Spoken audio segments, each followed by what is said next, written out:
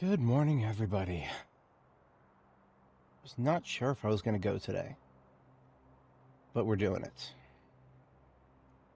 Yeah, we're doing the checkpoint today.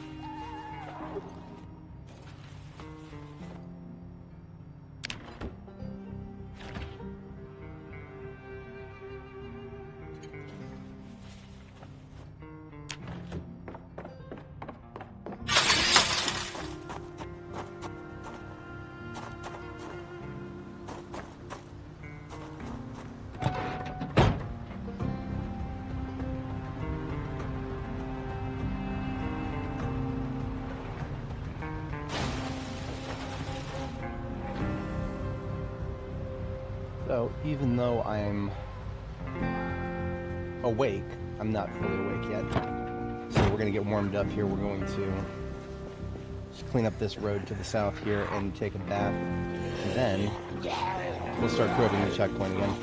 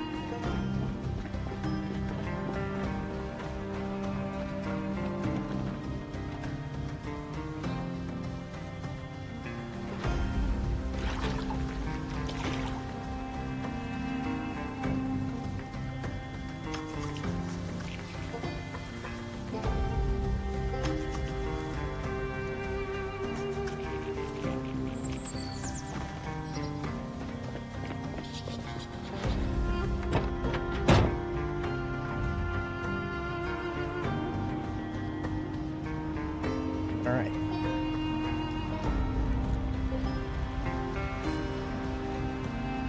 Still kind of feel like I need to warm up a little bit, but we're going to go ahead and move in the direction of the checkpoint. And there's probably some stragglers from what we cleared yesterday afternoon. Yesterday afternoon we cleared the warehouse just to the south of the checkpoint entrance. And we probably could use a sweep, especially behind that fence. So we will take a look at that before we get into the checkpoint. If nothing else, we don't want to get flanked. I also need to find out if they're actually going to be attacking all of the checkpoint fences now, because if they are, I won't be able to use the same strategy as I did last time. I'm not even close.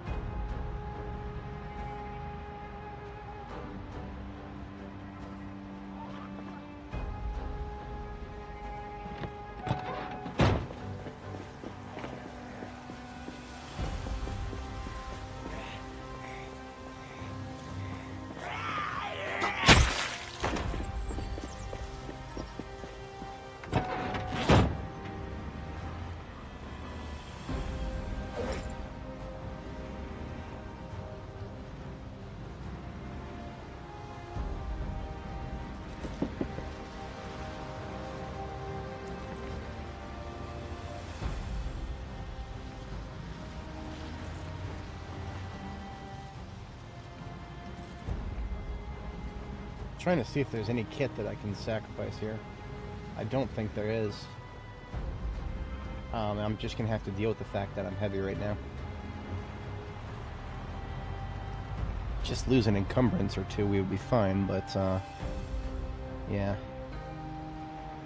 All right, so this is to the right there. That's the warehouse. The checkpoint is further up ahead here.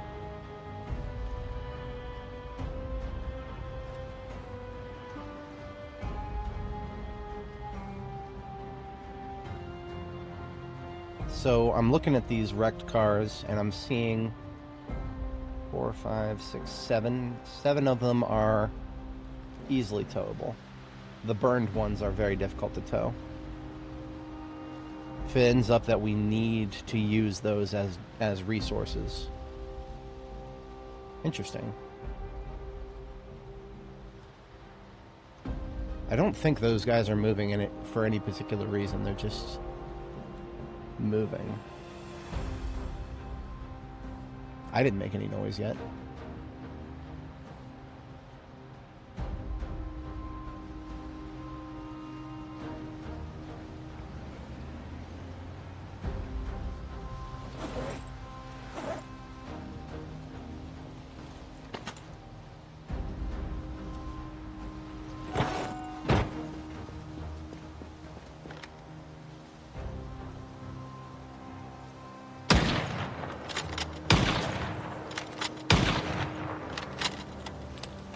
They want to make noise. I'll make noise.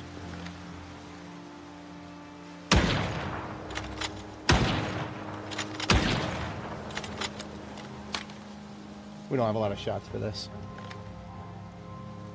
I don't mind using it as an opener, though.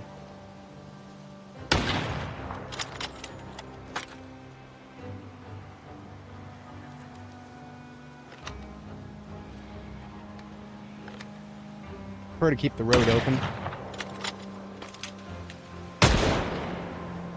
Probably not going to happen though.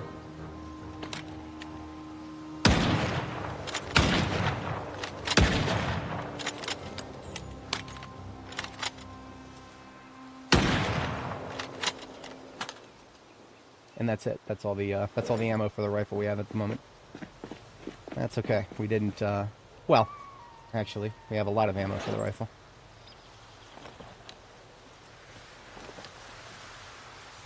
I don't know who... I thought I was fooling there. We have plenty of rifle for the ammo.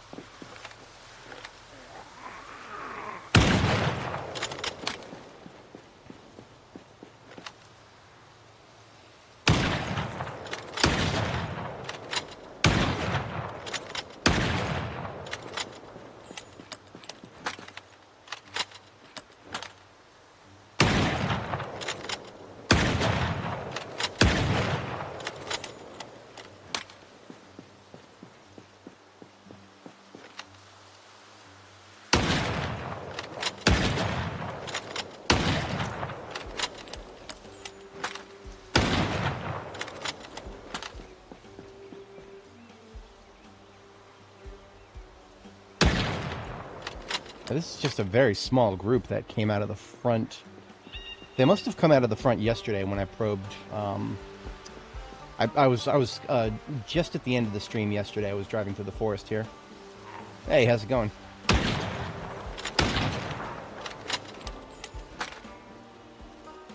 And I guess I might have made some noise, and they must have been coming this way the whole time. I don't have too much of an explanation for their behavior right now, because I didn't make any initial noise. Look at the gate isn't even open. The gate is not even open.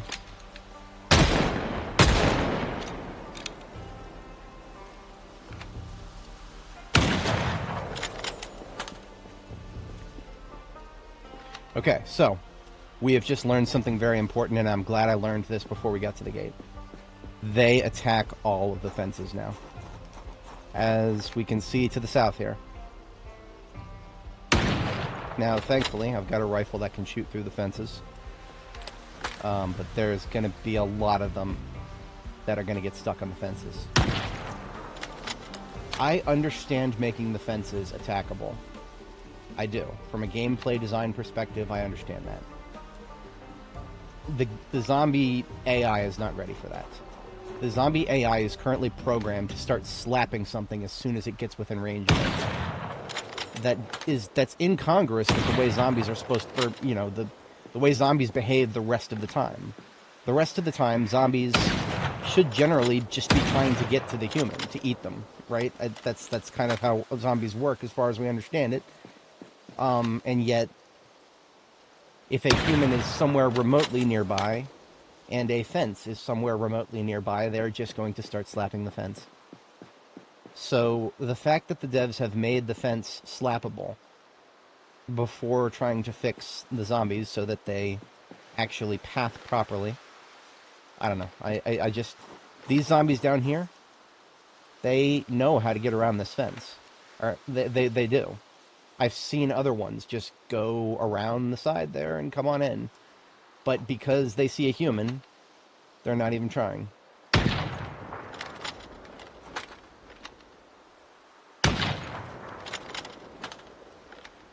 Look at that one. Look at that one. Look at that. Okay, so some of them are actually going to try to go around the fence, it seems. I don't understand the consistency. Good morning. How's it going?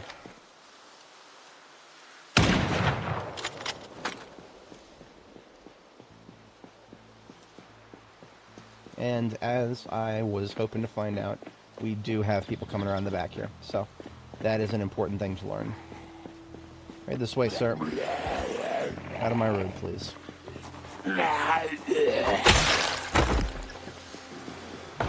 Well, I mean, so... I hate glazing 7 Days to Die because it's not exactly a good example of zombie AI. But at least 7 Days to Die zombies will focus on trying to get to the player, and if they can't, they'll focus on breaking what they have to break in order to get to the player, as opposed to just breaking everything. Now, of course, that also should be said that 7 Days to Die zombies do have a fallback behavior where if they can't get to the player and they can't figure out how to get to the player, they just start breaking shit. And I'm noticing a very unfortunate similarity here in Project Zomboid now. But yeah, this is going to make the checkpoint that we did on Annie is going to be so unbelievably different from this one now, because this one, the zombies are not going to be able to. So many of them are going to get stuck on the fences and just stand there and slap them.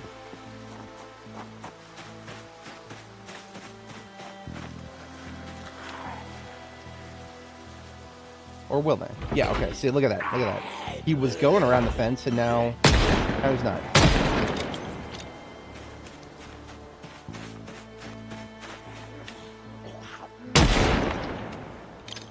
See, what this entails, on Annie, what I did was I just broke a hole in this fence further down on this side, and forced all the zombies on that side of the fence to just path over there, so that I had all the zombies coming at me from one direction.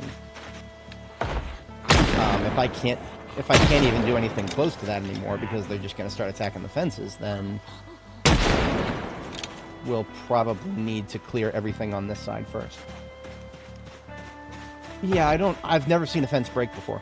I've seen low fences break. The fences that zombies can flip over. I've seen those break. I have never seen a tall fence that the zombies start slapping. I've never seen one of those break before. I'm sure it's possible, I've just never seen it.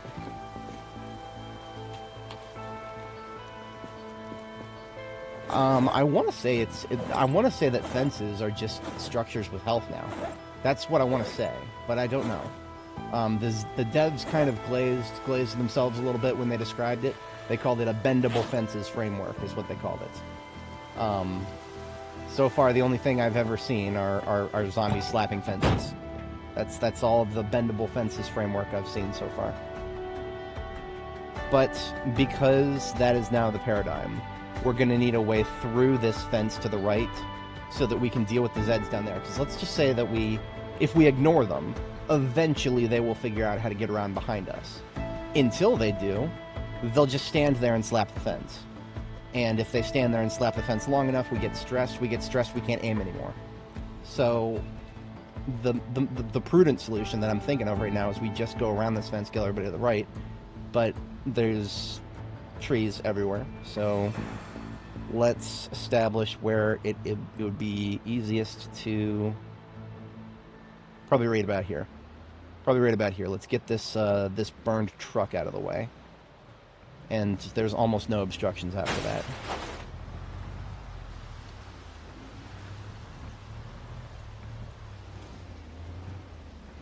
Dawn of the Dead mall strategy. Oh, man. Dawn of the Dead 2009. That was the first zombie movie I actually saw. I was a teenager at the time. I always wondered why the people in that movie did such stupid things. That was before I understood that horror movies are made scarier when the people in them are incompetent.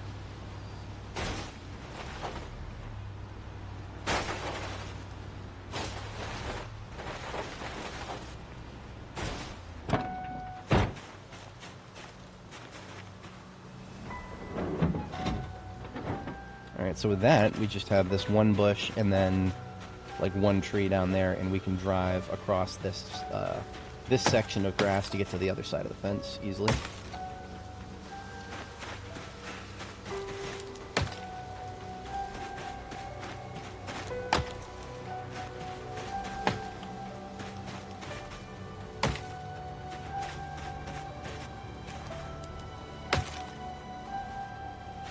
Just slightly above freezing, and of course, still too warm to be wearing a hoodie right now.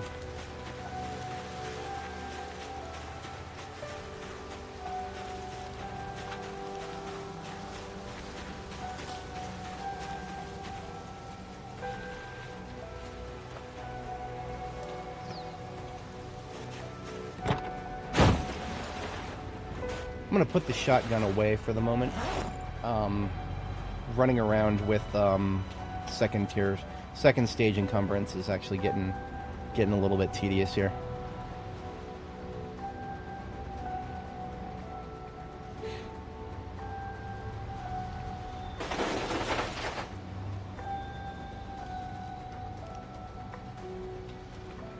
And cutting trees is going to make it worse, so hoodie's coming off too. Alright, so here is this is now our road. I'm gonna mark it with something here. I always like marking my marking an easy path through. All this grassy area looks the same.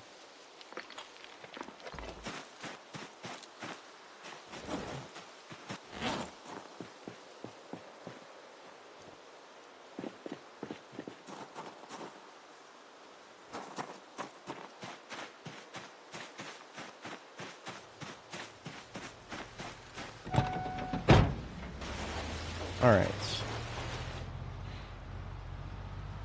Now this building over here, I actually don't remember exactly what it is. I think it's, was it the Rail Authority building? The Railroad Authority building? I genuinely can't remember. We'll find out. I think if it is the Rail Authority building, then it would be right next to the tracks over here. Yeah, okay. I know where this place is. So there were a lot of zombies here on Annie. Maybe that was random spawn mapping that gave her a lot more. Because I would expect this place to be swarming due to its proximity to the checkpoint.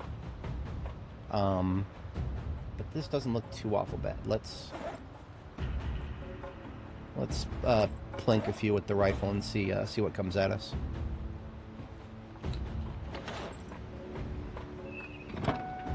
They might be hiding in the building or something, so.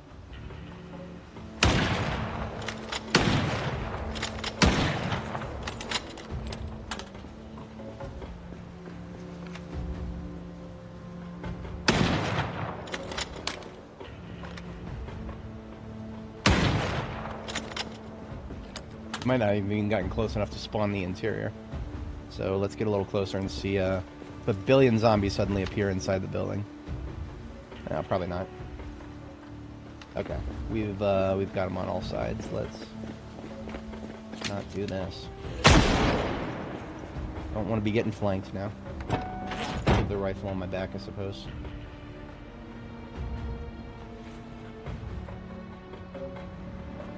See, if I fall back too much farther, we lose good line of sight next to the silly trees.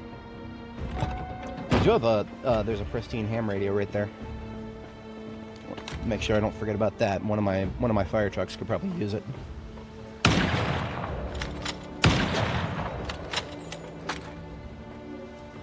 If anybody did not catch it yesterday, we found Aiming Level 5, the book. So we are now, we're now gaining 8 times as much experience for every kill with a gun. So we're basically just going weapons free with guns now.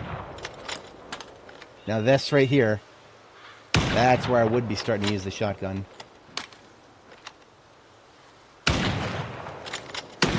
Starting to get those line up.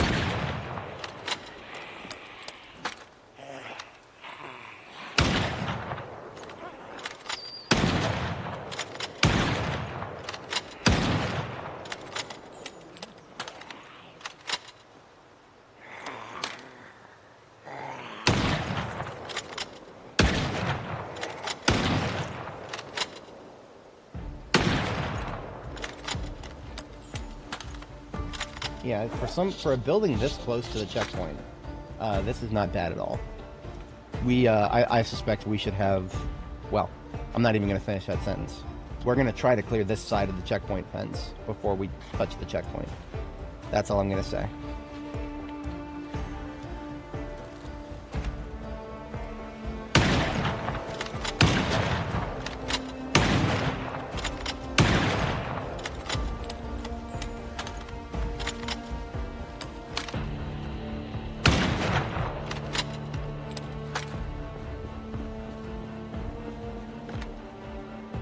Oh, thank you. I guess it kind of makes me sad that other people don't take as much of a strategic approach. I don't usually, I actually have not watched any other Zomboid streamers, because I figure if I do anything similar to others, then it should just be an accident. Not that I'm opposed to learning from other folks, but yeah. Now, these slow shamblers, honestly, shooting them with a rifle is not that good of a use of a bullet. Even though we're trying to get experience, we only have so many bullets. We might have a whole carton, but if I start shooting slow shamblers with a rifle, yeah, we'll piss it all. We'll piss it all away. I think. Glad to know that I'm showing some strategy here.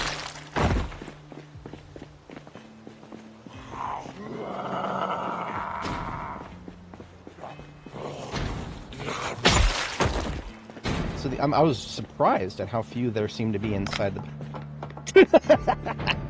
Fucking little... Just had to pop up like a thought bubble to counter my point there, huh?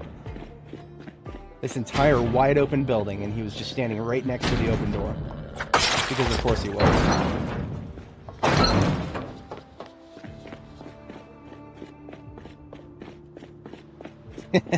Yeah. That's actually part of the reason I was late today. I should not have gone so long yesterday. I ended up, I didn't necessarily oversleep, but when I woke up this morning, I was just completely brain dead for the first 2 or 3 hours.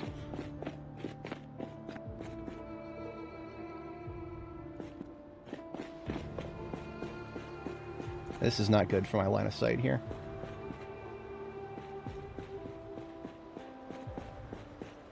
What kind of loot do we have here? We got a railroad spike puller. I've actually never seen one of those before.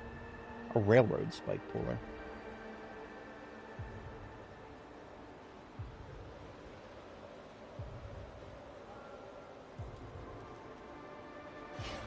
Looks like most likely it's a long blunt weapon, but you're probably supposed to. It has the same swing pattern as a sledgehammer. Ah, welding rods. Yes. Okay, so this entire building must be a loot table where we have a shot at metalworking stuff. I guess that tracks. But that's really good because I could really use some more welding rods, baby. Hell yeah. Yeah. Okay. So we've got an entire building. We got to look at this real quick. Hey, I mean, if the zombies are after brains, I don't have a lot of brains to offer this morning. I don't know. I'm more or less awake at this point, more or less.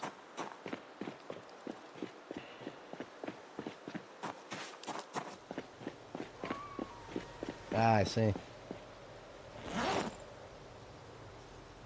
When I first started streaming, I was doing the overnight shift for my day job, and that was so that led me to doing like really late night shifts.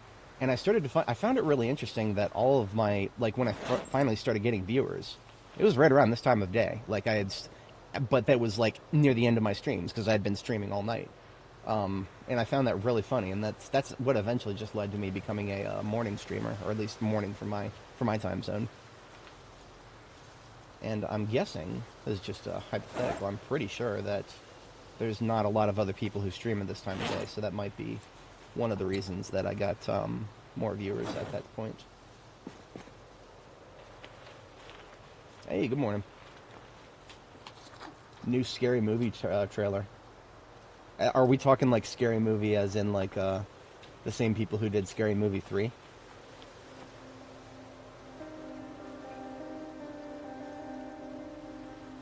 Now that's interesting. That right there, that is very interesting. That's a good thing. I think a lot of people could use guidance on how to play this game, like direct guidance, like actually like somebody looking at their stuff and telling them what they might be able to do better. Because Zomboid's one of those games where it's an accumulation of lots of really subtle knowledge. Like there are people who will stop by and ask me, what do you think I could do better as a new player? And I'm like, oh man, should I answer alphabetically or chronologically? Right? There's like so many different little things, and they just all kind of get shoved into my brain. And actually trying to pull them all out and put them together in a useful fashion for new players without overwhelming them with an information dump. Targeted improvement. I learned this when I was teaching my team for my day job. When I was teaching my team how to do stuff, I realized that just throwing everything at them is almost a waste of time. Throwing them into the pool, watching them swim, and then telling them, okay, you can do this, this, and this better. What I do IT. I'm not a swimmer, but it's a similar kind of concept. Oh, this is one of those radios that doesn't exist. I hate these. Yeah, so it's not letting us pick up the radio. Custom name equals custom name. Okay. So that's not actually a ham radio. Whatever. I love Scary Movie 3 so much. That is one of my favorite movies of all time. It's just the sheer number of references. The fact that they just went they went from Signs to 8 Mile. Oh man, that I could not tell you how hard I laughed when I first saw that movie. I had trouble breathing for most of the time.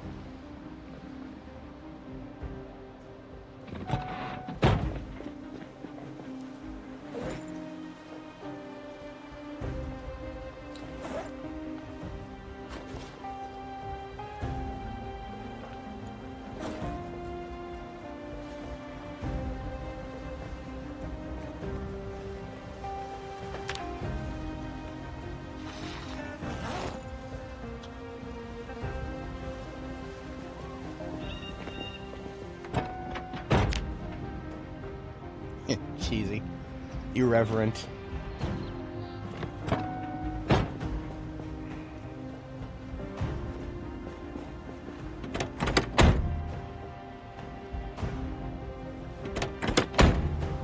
Let's shut the vehicle off. We'll take a look through this building.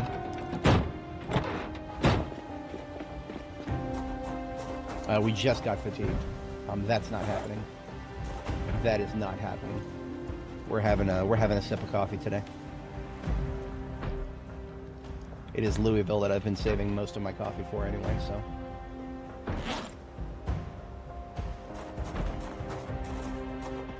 Let's see if this is a real ham radio right here. No, it's not. I don't understand. It's like the people who designed Louisville didn't put the right objects down for certain things, and this is one of them. The other one is one of the other one is the other radios. The what are they called? There's some premium tech regular radios.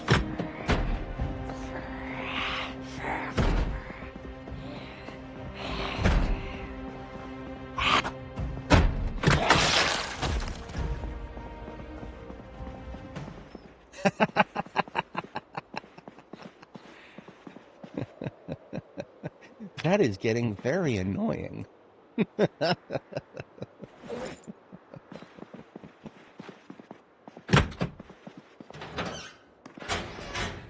When the architect was really just reading off a thesaurus.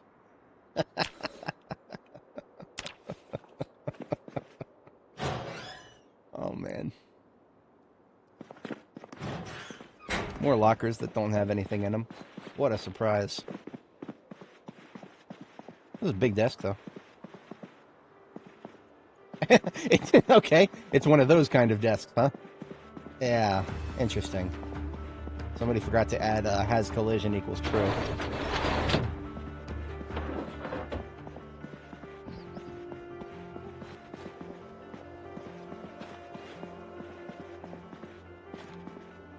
Yeah, cereal.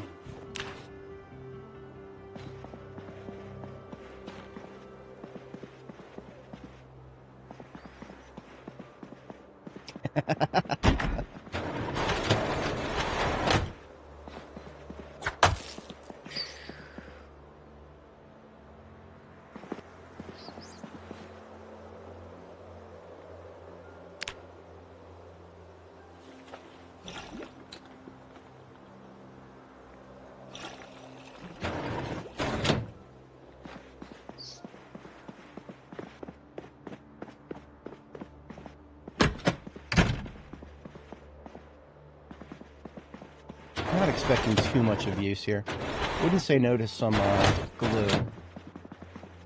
But more than anything, I'm trying to see if there's any isolated pockets of zombies. Maybe when we get to the second floor.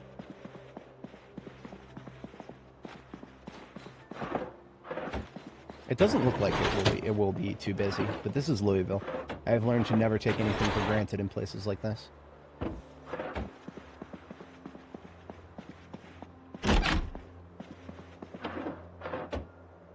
So we just put a Minolta camera in the trash there. That's tragic.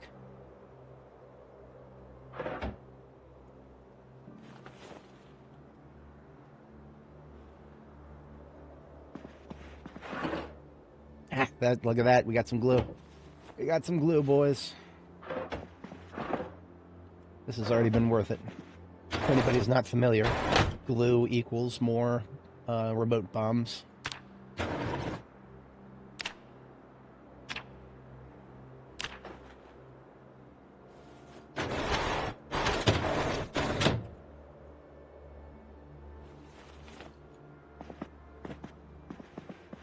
Break room, or dining room.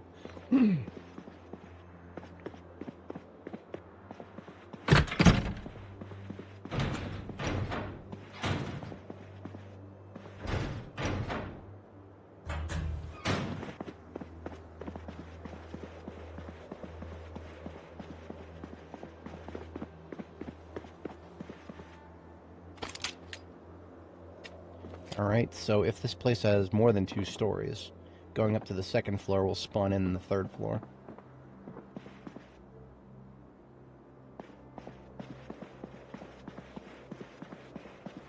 Now look at that, we got a rat outside, and it's not running around. That tells me there's no zombies within quite a substantial distance around it.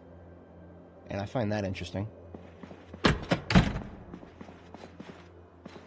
Again, we're really close to the checkpoint. The checkpoint is just right to the north of us here.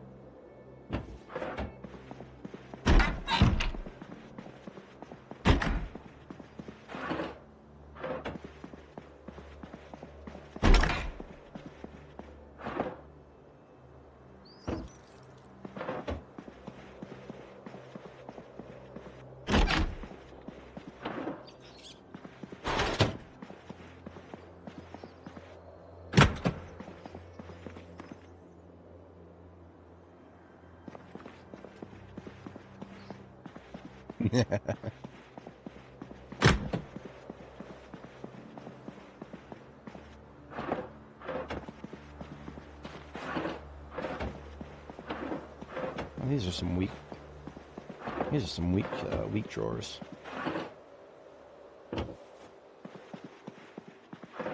Probably hotel desks.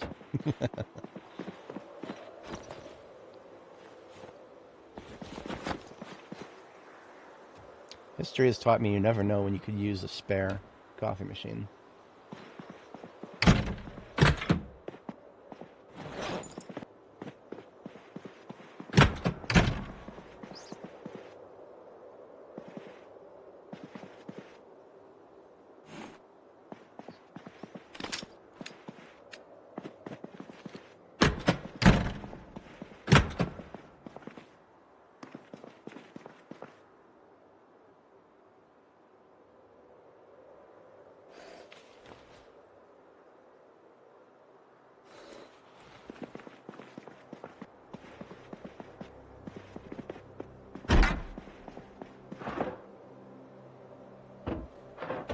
A lot of lunch.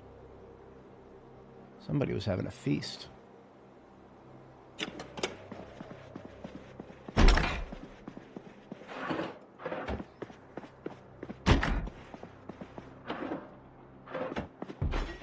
Hello.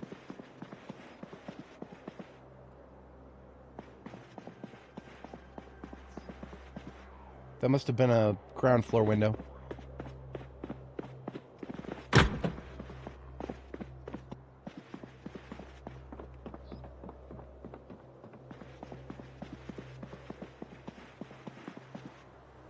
Yeah, okay. There it is, bottom left. May not be the only one, though. I thought I heard something to the center there.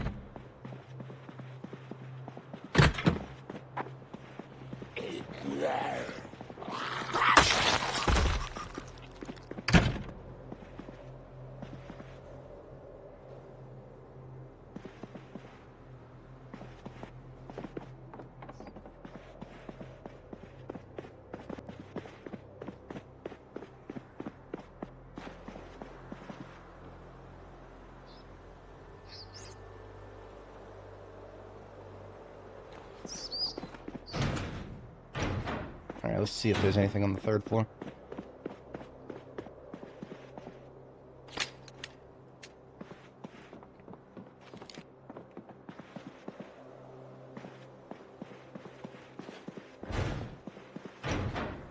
Now, there is nothing particularly stopping me from turning this into a sniper nest. It all depends on how many zombies I could reach from here.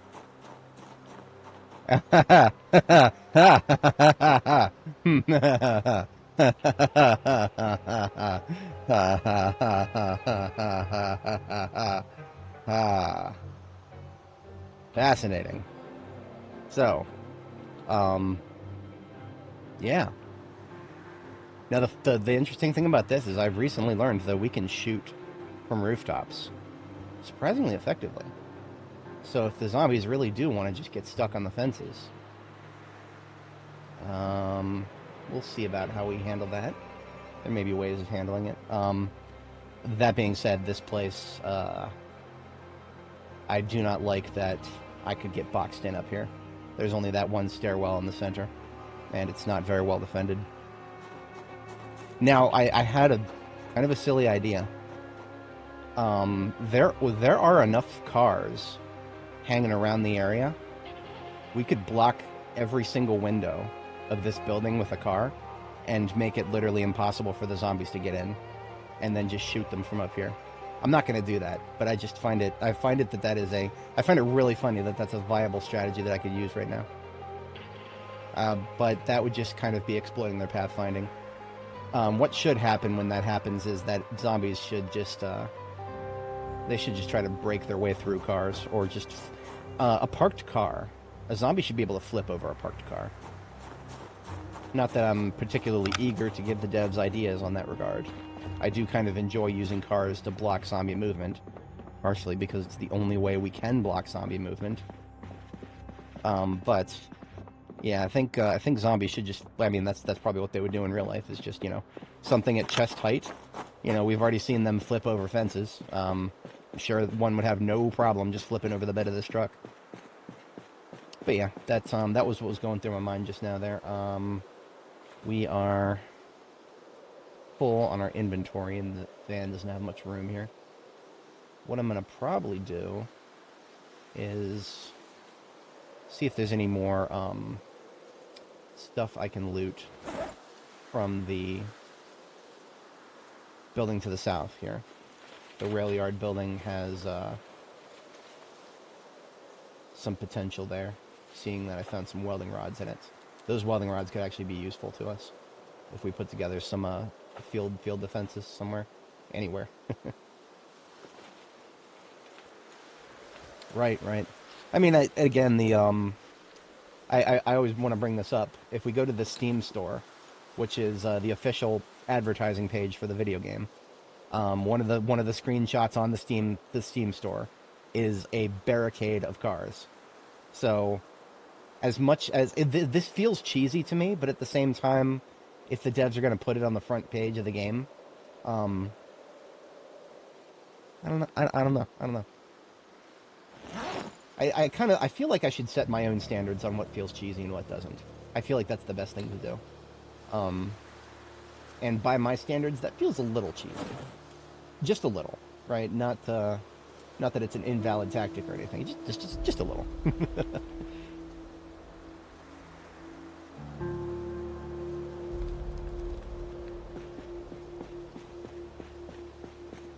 Yeah, the crawl under mechanic is basically a meme. Sure, they can crawl under, but it's so highly situational. It just doesn't amount to being a threat most of the time. Why am I so... It's all the ammo I'm carrying, really. I'm carrying a little too much ammo.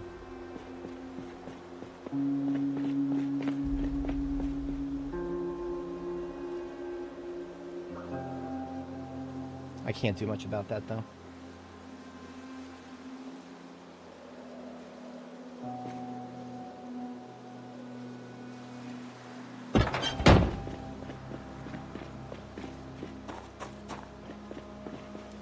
Let me get out a should get out one of my backpacks. I don't know what I'm fretting about. I still have my satchel.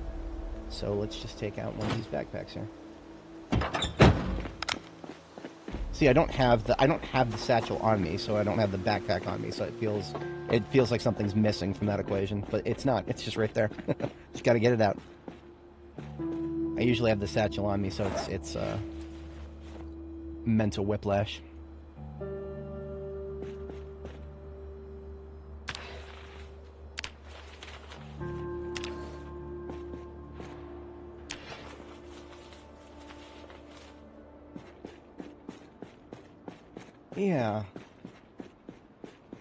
Yeah. Ooh. All these shelves. Hey, glue in here.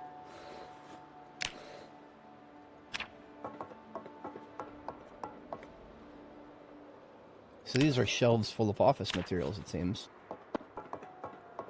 So I was hoping for a lot of chances of welding rods in here, but I'll take glue. I will happily take glue.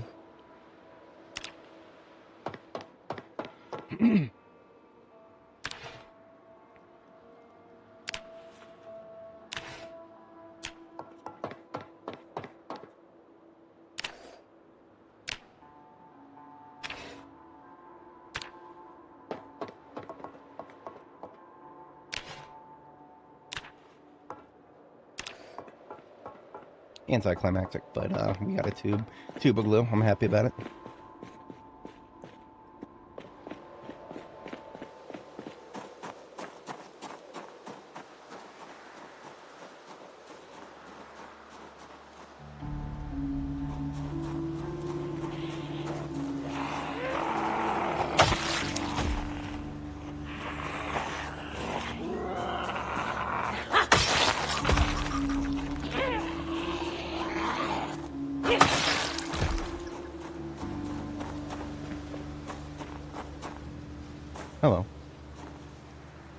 Froze for a second.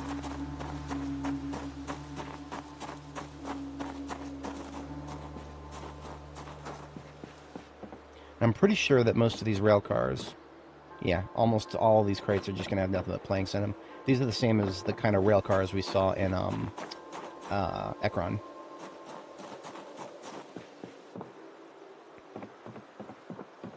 Yep, okay. We don't need to sweep every single one of those then.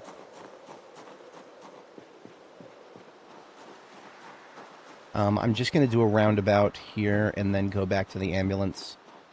And we'll head back for the evening.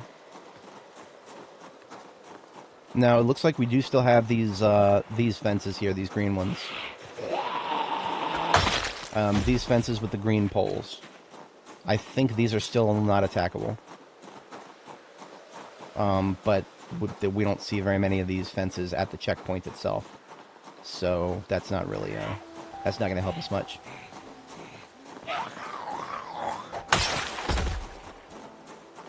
You found a dead body in a trunk. Nice. I did actually find a, it was one of the, of all the vehicles, it was one of the Lady Delight vans. That was the one that I actually saw a corpse in the driver's seat. I can't remember which character that was. It was a long time ago. I want to say that might have been Barb.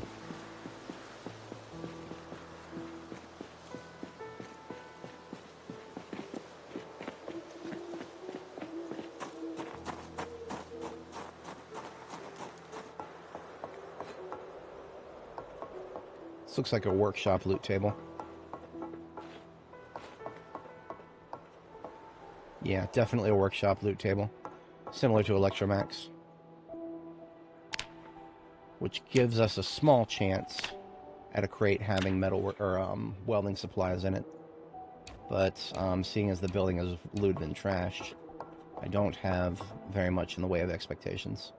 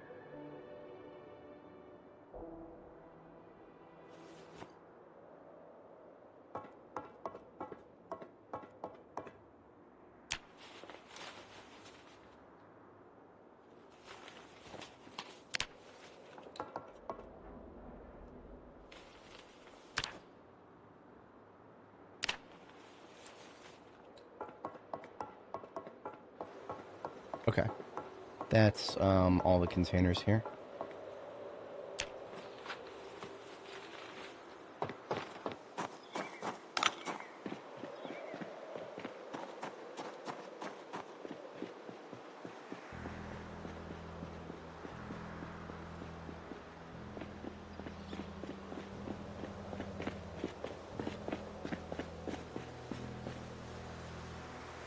Trunk in this truck is not bad. It's a 130.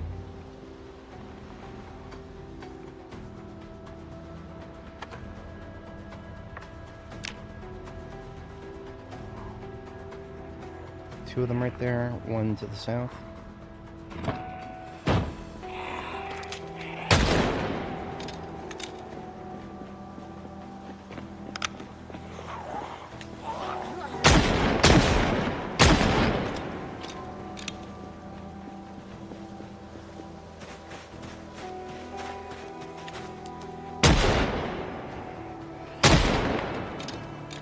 I saw one to the right. There you are. Alright. Just wanted to check, make sure neither of these... Yeah, we actually already checked these. Yeah, we already checked these. This one also has a good trunk. It'd be a shame to just use them as throwaways, but... Mobile vehicles from nearby I am going to hold on to, probably.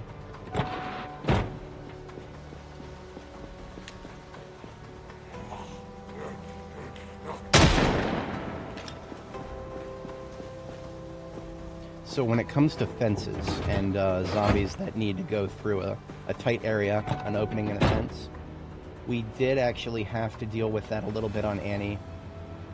It was when we were hitting we were going towards LSU. So it was after the checkpoint because the checkpoint fences were not attackable. But the fences around the football field at LSU were attackable, and we wanted to stop them from attacking the fences. So what we actually did is we ended up putting cars next to the parts of the fence that the zombies were most likely to get stuck on when we were leading them back through the like a gauntlet of sorts. It almost ended up feeling like an obstacle course after a certain point. I don't know if I'm going to recreate something like that in its entirety, because that was a lot of work for not too much payoff. But we'll see. We'll see. I'll leave this one here for today, and we'll head back to our outpost here, and we will assess what the weather wants to do tomorrow. When dead bodies were able to be in containers at one point before the mechanic to put them in and out of containers were there, which is weird. But I think they only more recently added the animations for that, for taking corpses in and out of containers, like vehicle trunks.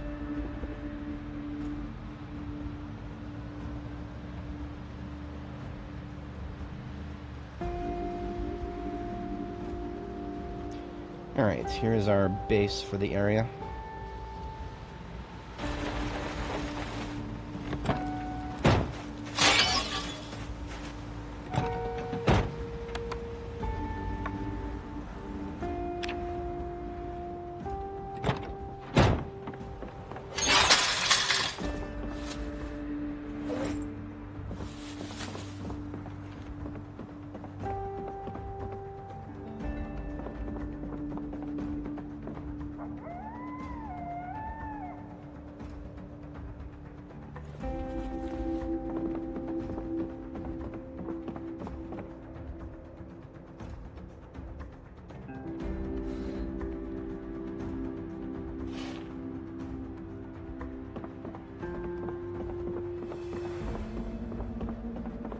I think all the electronics I picked up are scrappable.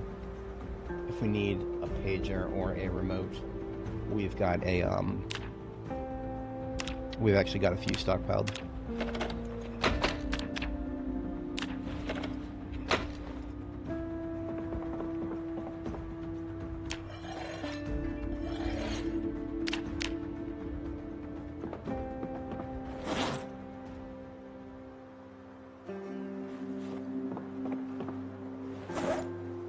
Claw hammer I've been using for a very long time has taken a little bit of condition damage, so I'll probably leave this one here as a decoration and use a fresh one that I picked up.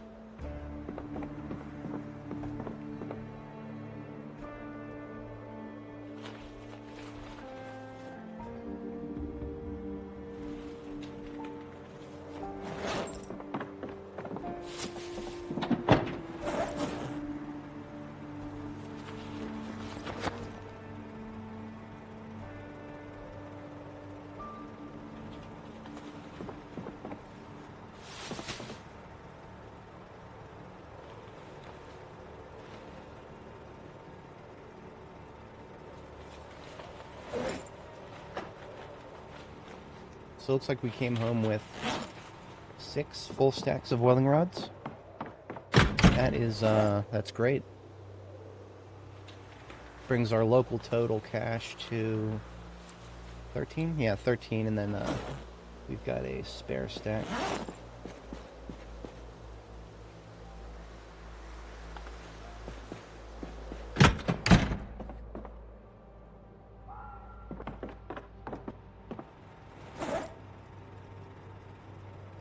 Glue is one of those odd materials that you feel like you have a lot until you need it.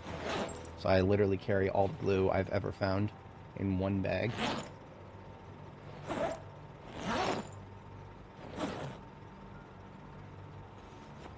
.2 tubes here. Yeah, 7.2.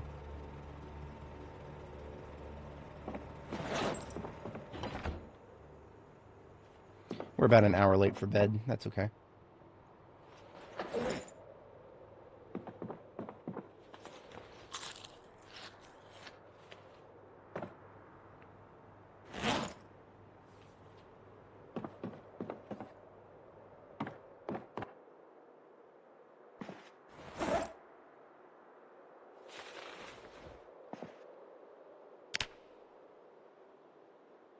Ooh, patch next week.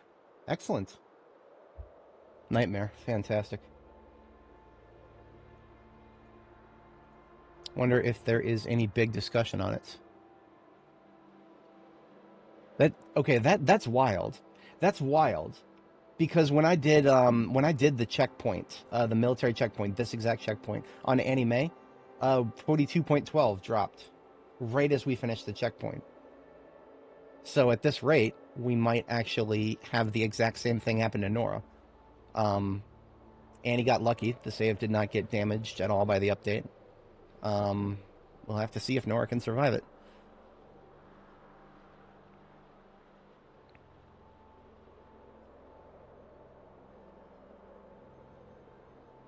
Mobile aiming. Oh, okay.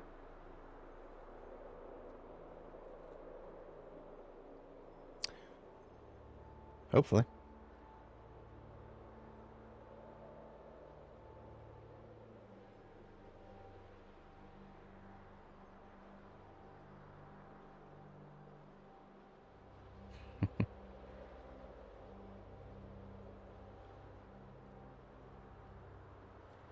Not seeing any chatter on it. Maybe it only just dropped.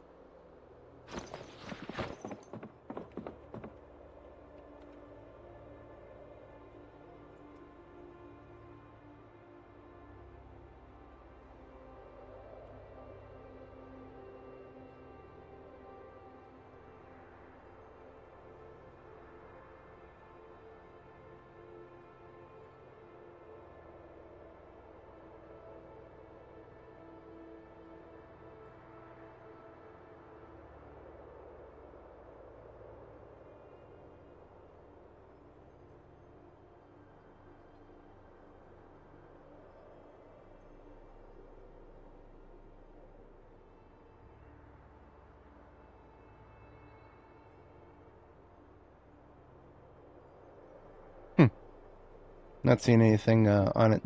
What's the thread title?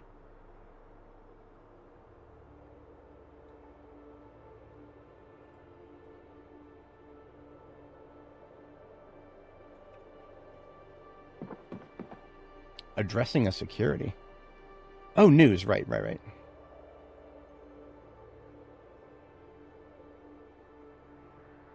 Oh, okay.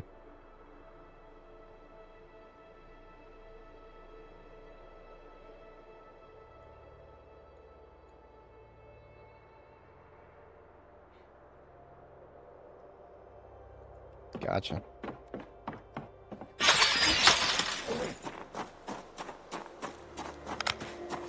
Something I wanted to do when we had a spare moment was fix the floors of my base. I didn't really like the ugly floors.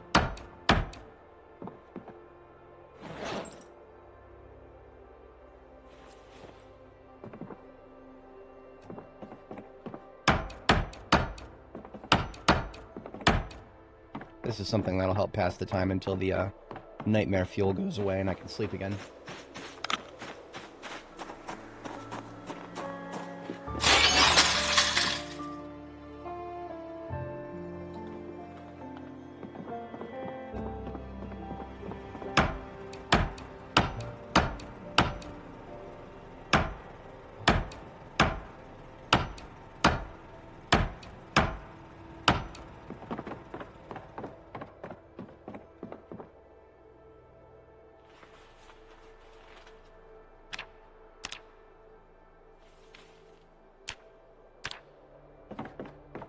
We have to get the ambulance out now that we've emptied it.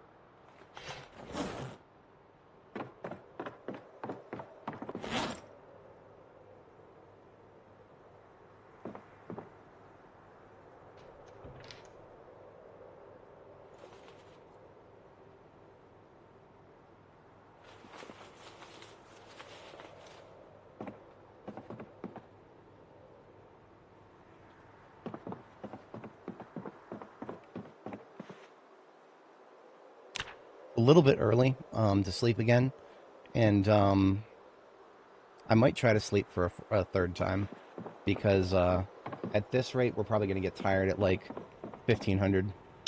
So what I'm going to do is upgrade the floors and then try to sleep again. And if I can't sleep again, I'll probably just drink coffee.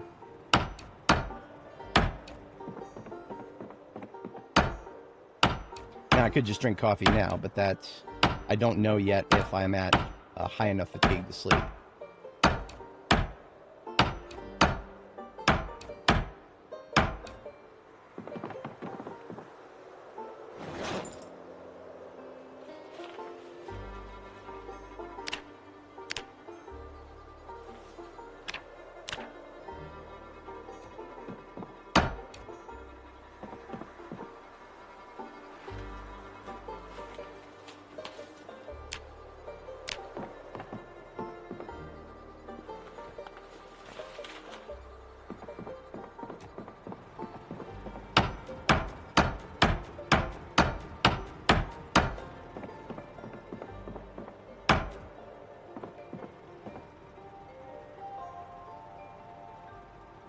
The big light for the contest.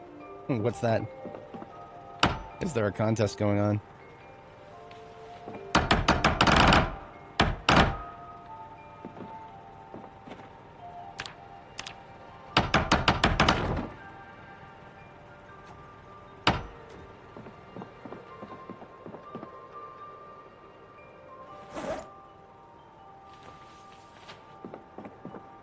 Oh man, we're gonna have fog today, aren't we?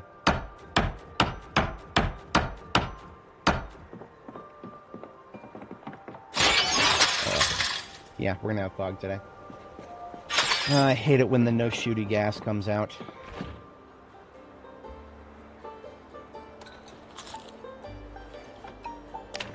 Still in weight gain.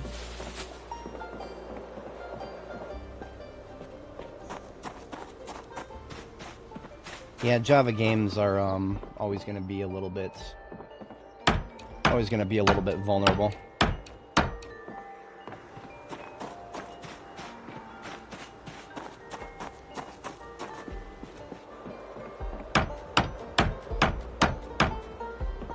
Looks like we got 2 tiles that are messed up.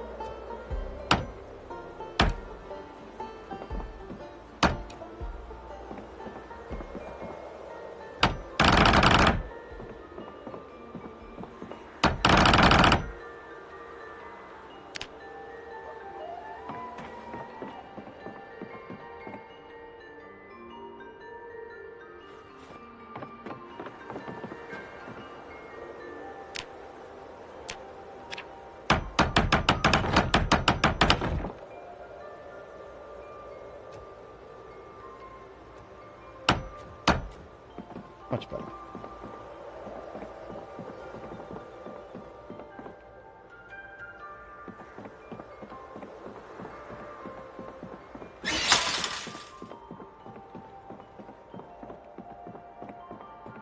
I do not use mods here. Some of the folks in my chat do. I'm not...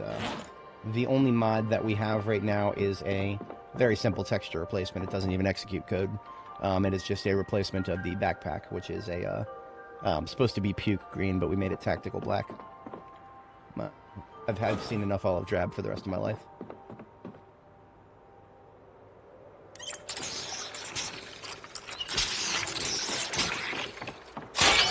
So unfortunately, for anybody joining, we cannot hit the military checkpoint in this fog. We're just going to have to do something else for today. I am not going to be fogged out of shooting.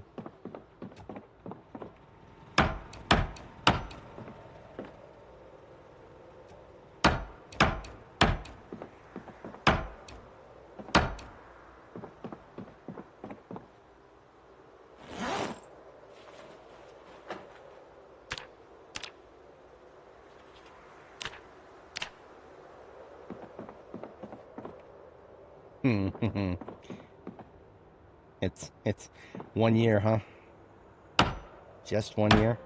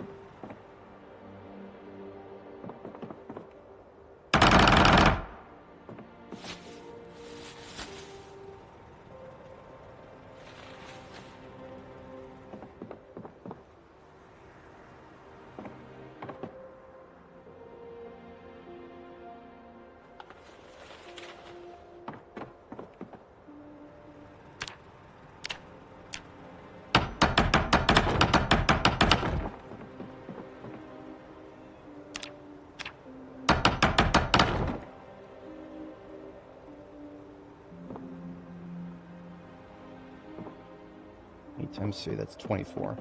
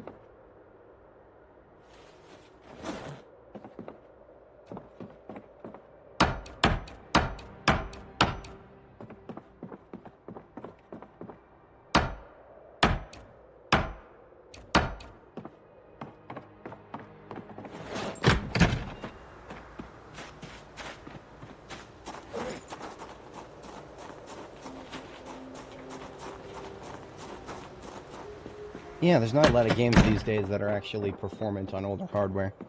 And that is a tragedy in and of itself.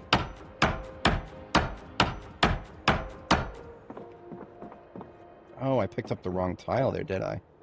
Okay. It's this one that needed to be replaced.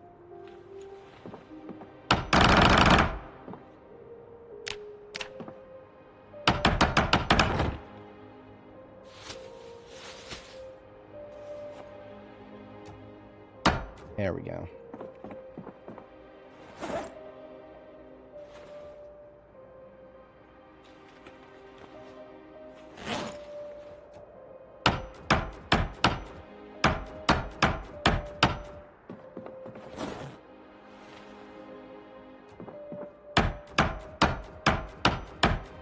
Much better. Fog is not even showing the slightest sign of lifting, so that means it won't be gone by 11. We'll check again in 1 hour, see if maybe it'll be 12 p.m. fog. This is not how fog works. You don't get fog like this in 35-degree weather. Almost freezing outside. Whatever. Gotta have your Silent Hill moments.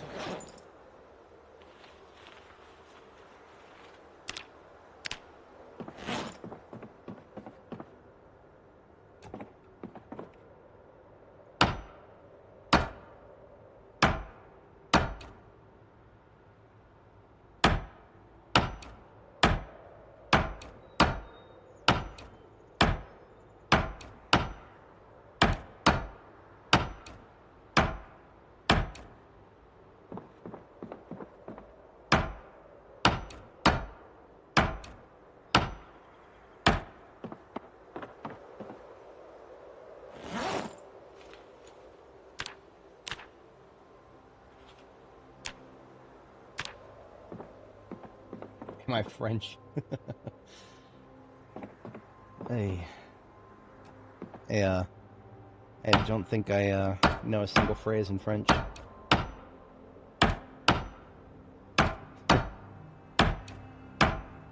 J'ai un croissant.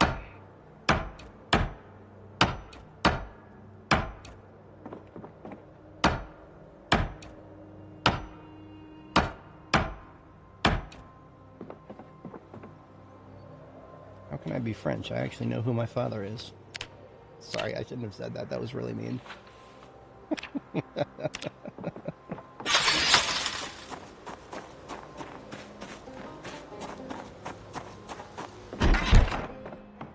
Do we have anything other than these white and beige tiles here? Let me check the second floor of this building. See, if I have to choose between rosewood and white and beige, I'll probably just choose rosewood.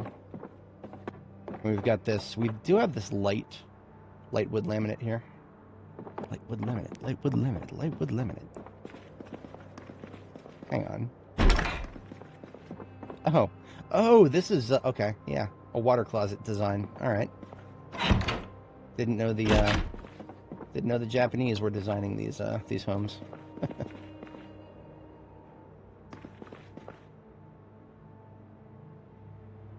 More sleeping pills. I didn't even notice this. We wanted sleeping pills before, and we didn't have them. Now that we don't necessarily need them, they're all over the place. Basque country.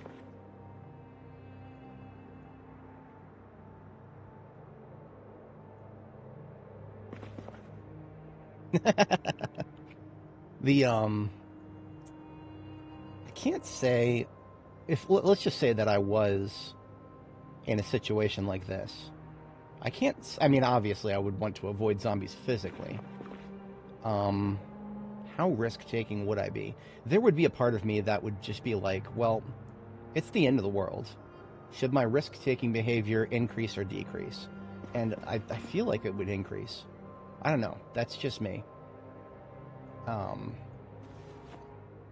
But I mean, it's all hypotheticals. I've never been in a scenario anywhere even remotely comparable to this, so all I can do is predict.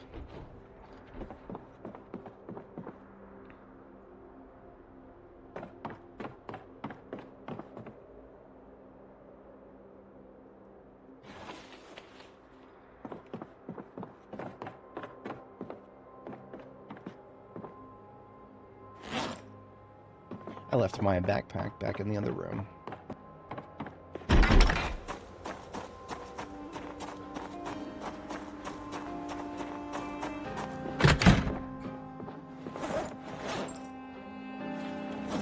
Right, it is 11:30, and the fog shows no sign of easing up. So that tells me that, well, it's 11:50 now, no sign.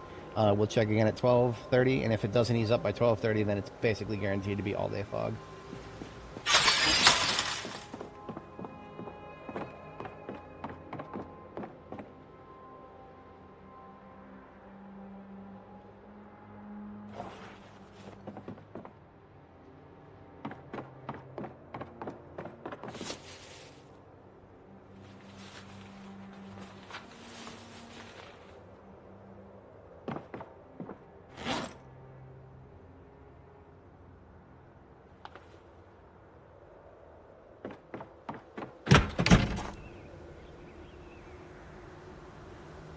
You know, I actually should not be... There's no point in carrying around my massive supplies of ammo right now. I'm going to go ahead and leave my combat backpack on the floor and just take one of the spare backpacks for regular use.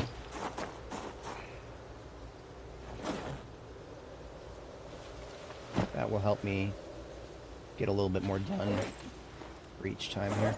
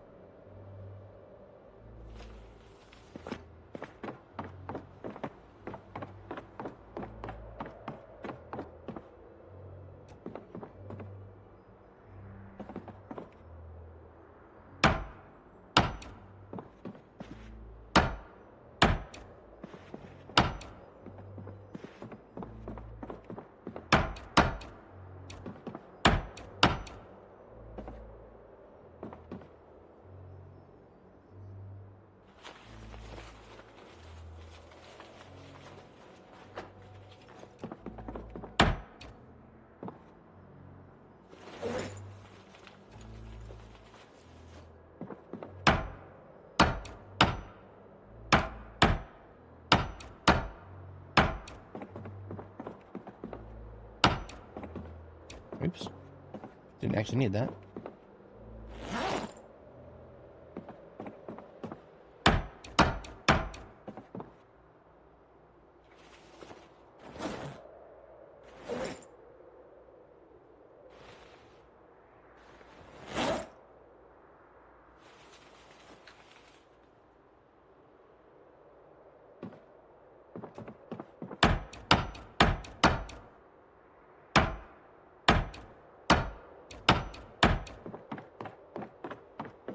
That's another 24 floors right there.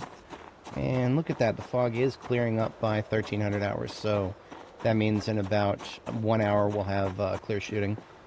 So we can still get a little bit done today, probably.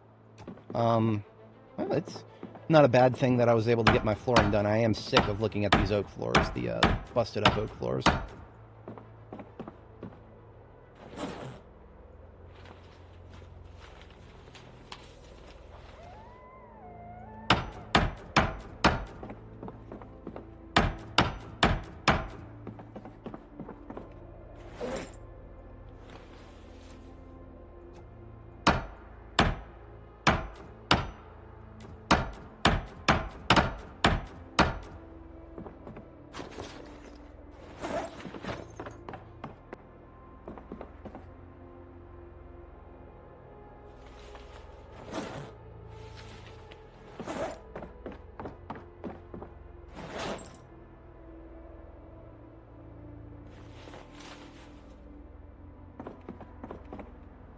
Only one of these floors really got messed up, or I guess these two.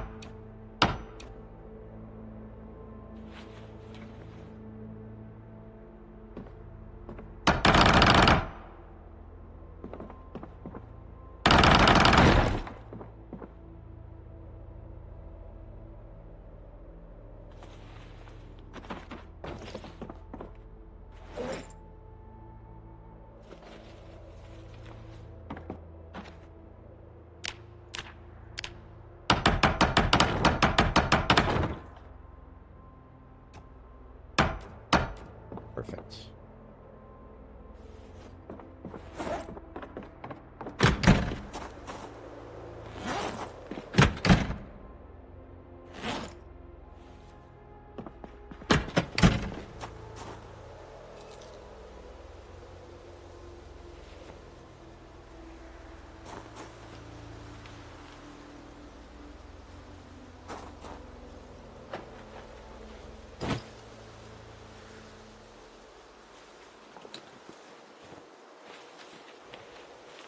Alright, geared back up here, putting away the spare backpacks, and we are going to grab some food, and then we're deploying.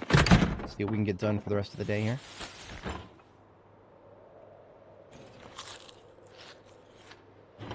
Still in weight gain? Yeah.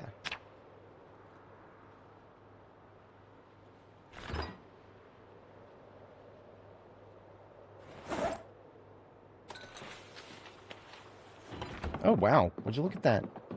We actually had the rabbit meat that was in here go straight rotten. Okay. Into the trash it goes. When it's a prime cut, even when it's stale, there's still, like, tons left. But when it goes rotten, it is done. I don't care that I can technically use rotten stuff. Nah, I don't care. I won't. It's the thing I don't do on principle. The ability to do so doesn't mean I should.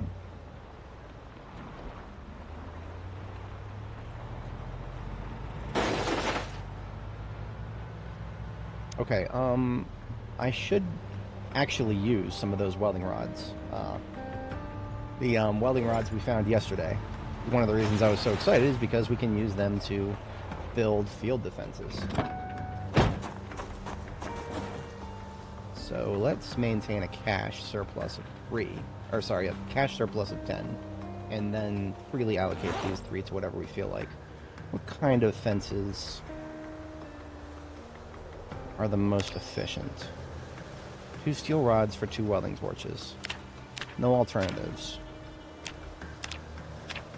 I will literally never make one of those. 3 iron pipes for a low fence. Ah! It's a funny joke. Tell me another one. Again, a metal wire fence. Now, metal wire fence, the one saving grace to this... never mind. There is none. I mean, they're basically the same kind of concept. The fences that low fences that you can see through. I don't have any low fences to use it as an example right now, but let's say that this fence was a low fence. If I was fighting from this direction and the zombie flipped over it and landed right here, the low fence would draw over top of it, and I wouldn't see its head. So when I would shoot at it, it would be a blind shot, kind of. Like I would be, you know, correlationally guessing where its head is. And that's why I end up, sometimes in my defensive positions, I actually end up wasting some shots because of that. So that is something I'm thinking about. I think at the end of the day, those steel rod fences are probably the most efficient. So we'll take, let's allocate 6 torches and 3 rods.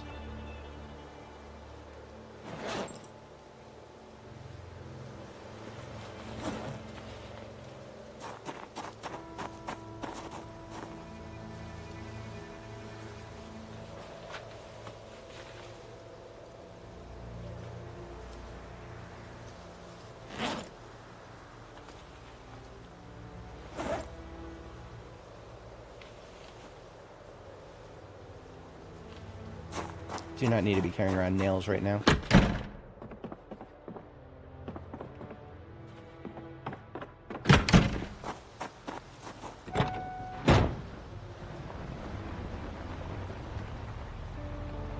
Something that I didn't even really consider. I should just have a welding trailer. I really should. That would be the smart thing to do. I might establish a welding trailer this evening. We're just going to go ahead and use what we have right now. But, yeah, it may be more efficient to put together a welding trailer later.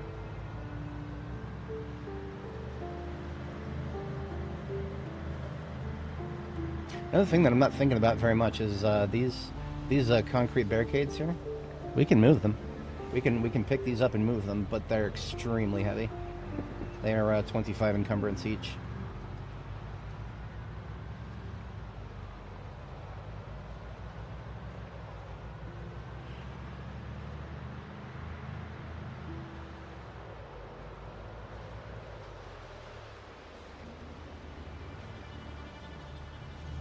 So now what we do, since we have all those torches and rods, or torches and welding rods, we actually look for steel rods.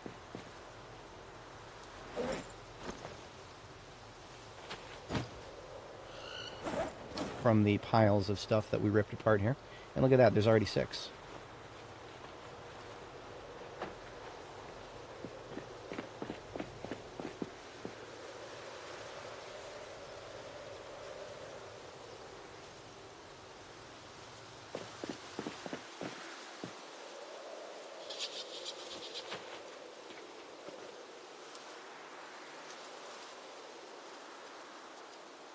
Now that's interesting. I didn't consider this. There is one metal structure I can build that doesn't cost any rods. A window frame. The fact that that doesn't cost any rods at all. Welding rods, specifically. There are very few recipes that don't cost welding rods. And welding rods are the single most annoying thing about welding in general. Because you can't make them. There is no welding rods and that you can actually make yourself. If you want to weld in this game, you have to go loot the welding rods. I have always hated that. But we work with it as best we can. And of course, I get tired at 1600 hours. It's 2 hours earlier than I was supposed to. I love this game so much.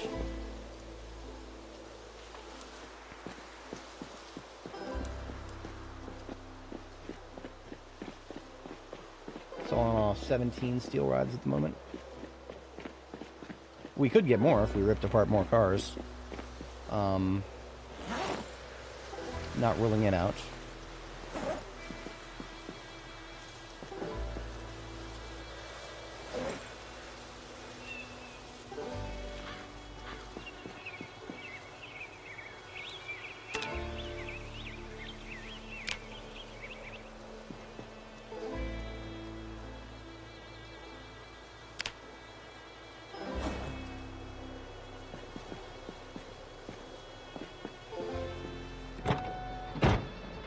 The question of where I would actually build them is not yet answered.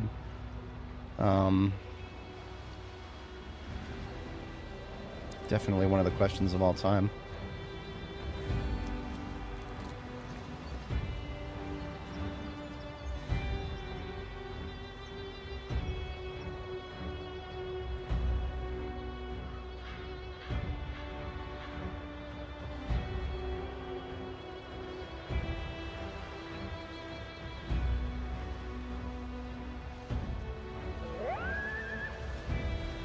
Hey there.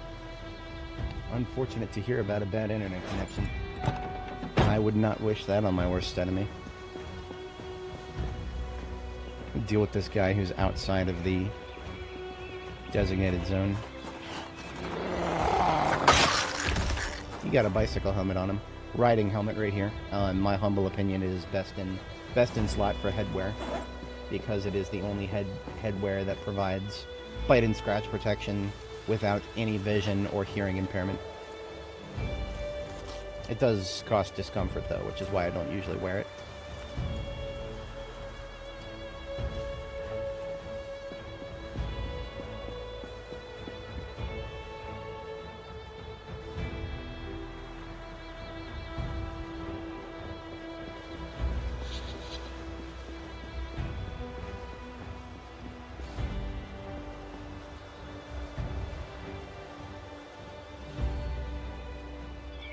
So one of the worst parts about the military checkpoints in this area are actually, it used to be these shuttered windows here. These shuttered windows here, sometimes you'll get like 50 zombies on the same tile slapping that one stupid shutter. And those are invincible. They never break. I've never seen one of those shutters break before.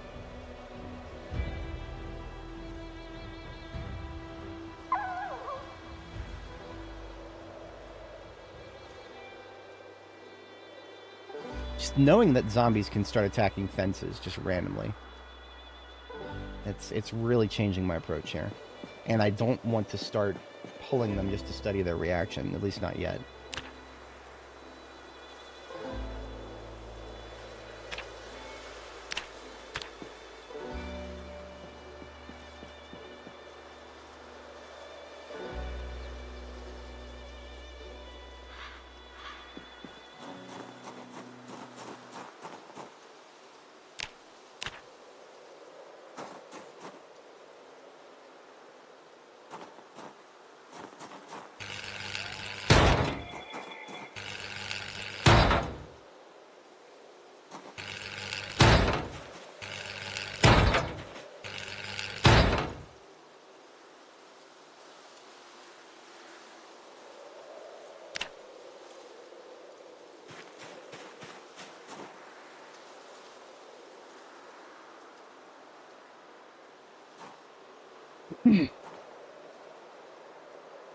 I have an idea here.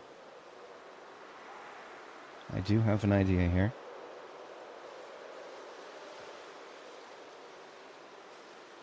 Yes, okay.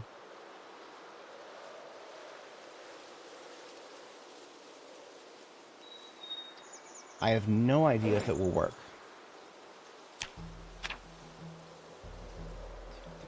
4. We can only make 4 more.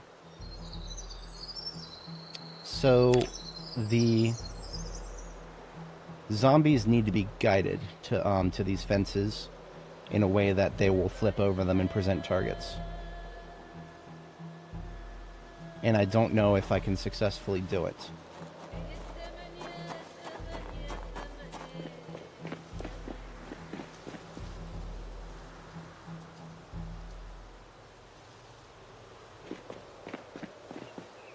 Oh yeah, the wooden slapping noise, absolutely. I would, if it was up to me, I'd probably just delete that noise entirely. Get away from my fucking ambulance.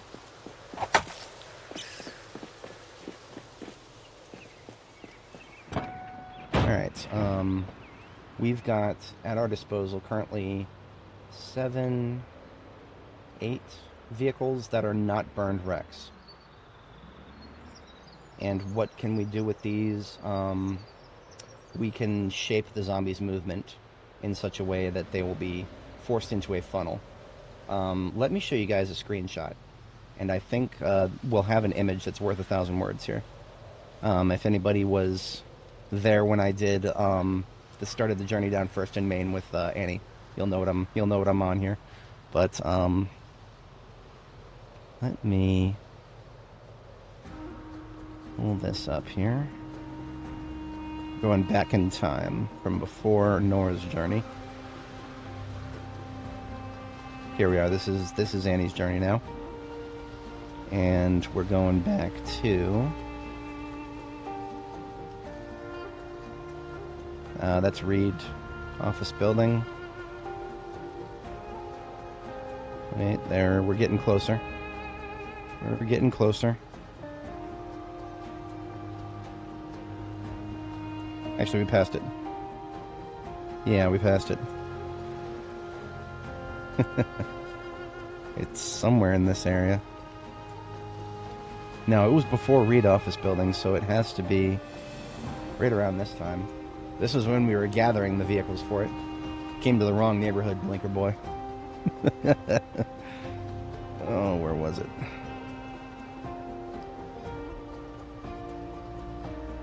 Damn. I might not have taken any good screenshots of it. That would be tragic. That would be truly tragic. This is the area where I did it. This is the area where I did it right here. This is where we built the funnel. And yet, I don't have any screenshots of the damn thing.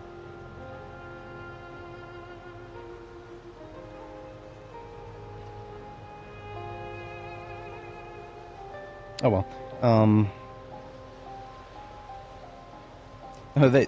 As we've gone far enough back, this is what the military checkpoint looked like for Annie. We will not be so lucky. But you do see the usage of some of my fences.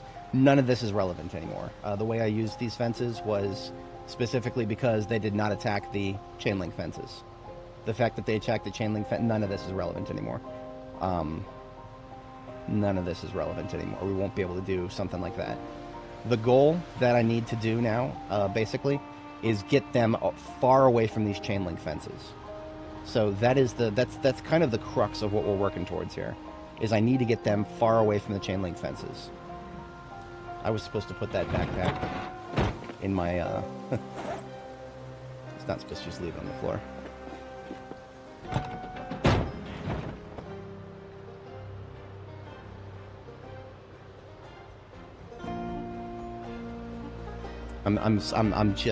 I'm still trying to process this. Yeah, this is going to take a minute to process. Something I might do in the meantime. In the meantime, I'm going to harvest a few batteries here, so that I will be capable of moving these vehicles. Honestly, let's just do one heavy-duty battery and one standard battery. And we don't have to take the batteries from these, because these will have absolutely garbage batteries. I think there are intact copies of each type of vehicle in the lots over here.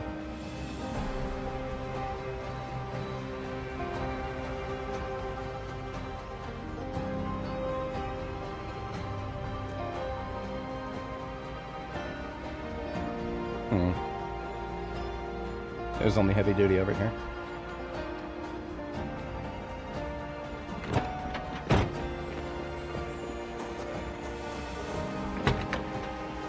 So, if anybody is not familiar, we are getting close to 2 years. So that means every vehicle we come across, its battery is completely dead and needs to be slapped onto a battery charger.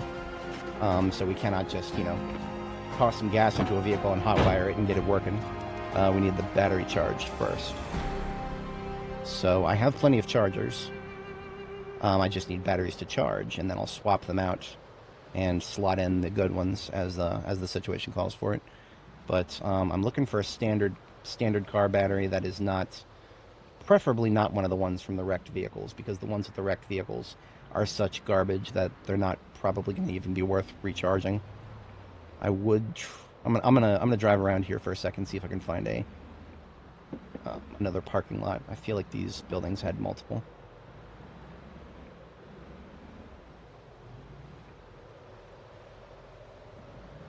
I'm gonna dodge zombies for now. We are fatigued, and I'm not gonna allocate a coffee to non-combat ops at the moment.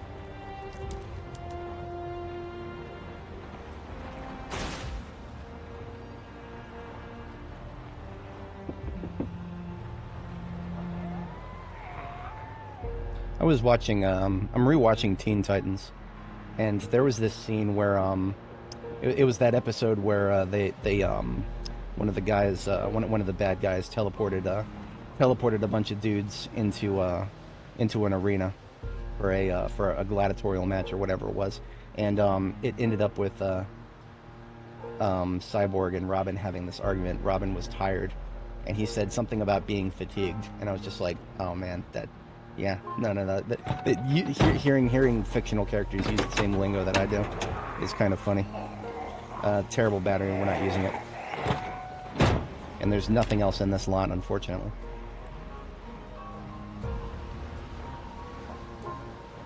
The, whatchamacallit, the French are actually, some pretty, hardcore conquerors. They just didn't really do so well in World War II. If anybody's ever heard of Napoleon, he did some pretty good work in that field. Until he got to Russia, but, you know, that's usually how they go.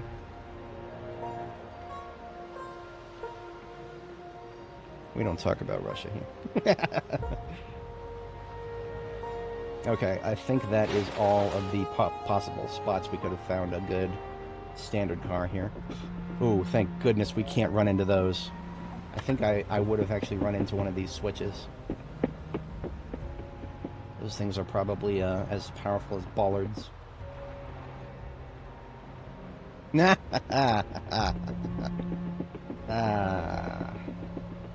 was terrible.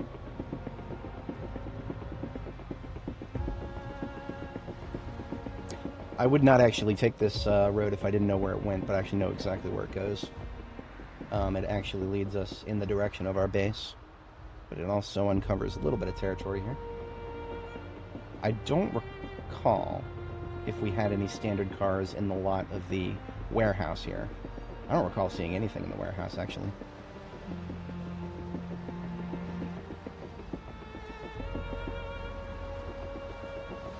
So yeah, this intersection with the 31 West right here, that could have taken us straight back to our base.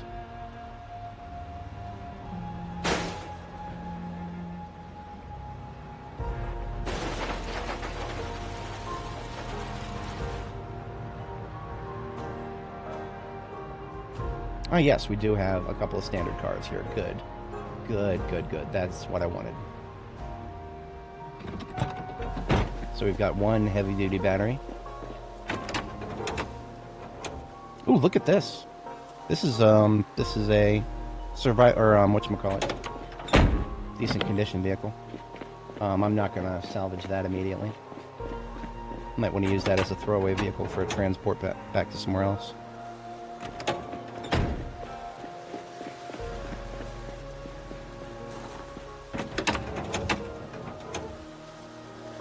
.76 versus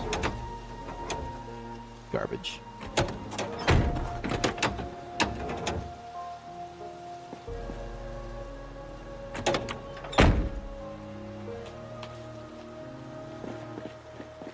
Okay, so we've got one battery of each type, and I'm going to tow the taxi back with me because it's actually, the battery doesn't need to be charged. It's everything's in good order. We do need to key it. I don't think any of these guys are going to have a key to it. No. I have mostly given up on trying to key vehicles anymore. I know you can probably find it through foraging or whatever. I don't. Too much work.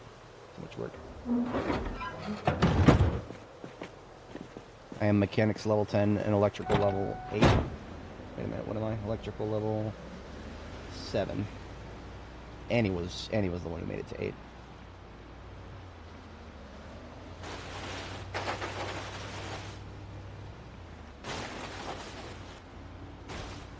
Really? Thought this would be a breeze.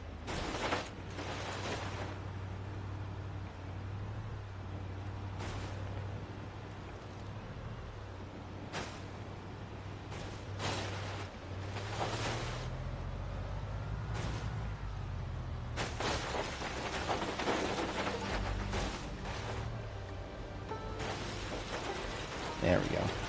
Out of the bushes.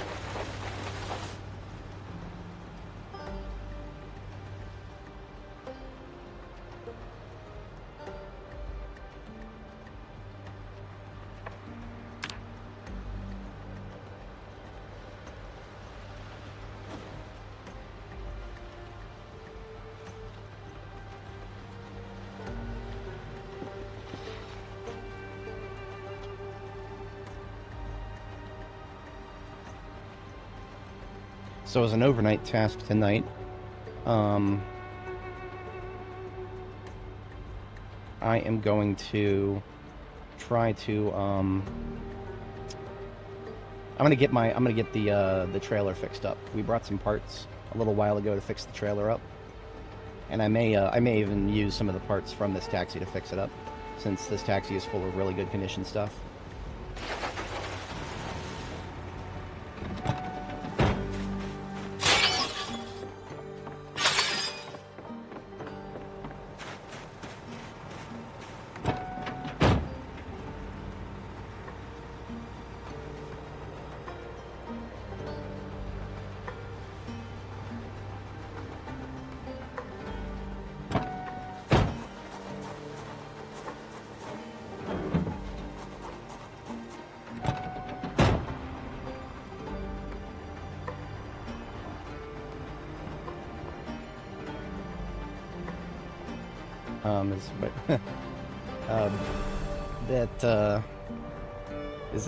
Is there a D, none of the above?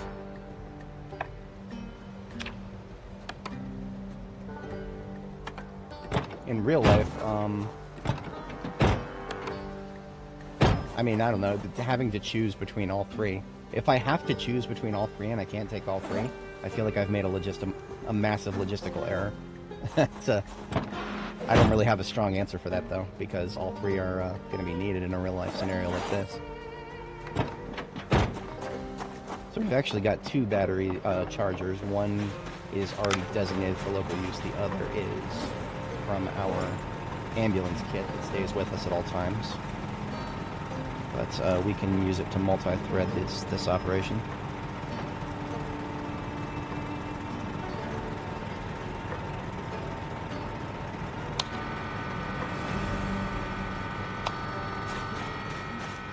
Generally, letting it go all night should be more than enough to get it charged back up.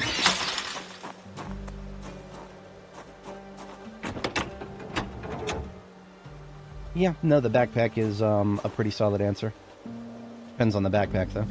Is it a external frame backpack or one of those frameless rucksacks? I'm a big advocate of external frame backpacks, mostly because it's what I got used to and never got used to anything else. So it's actually kind of a personal problem. Let's smash the least useful window here.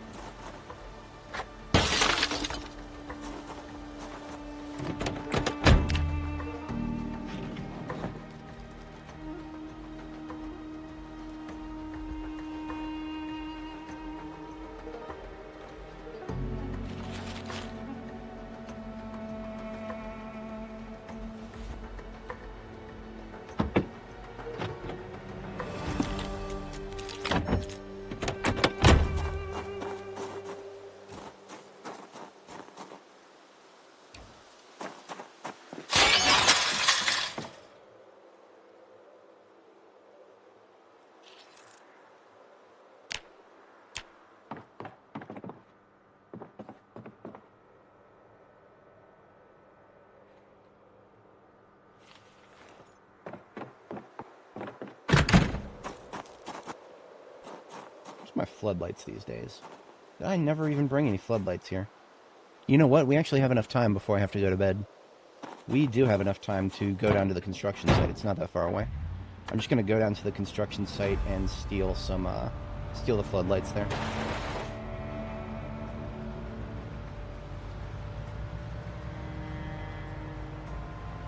I'm gonna laugh if there's like 500 respawns between us and the construction site.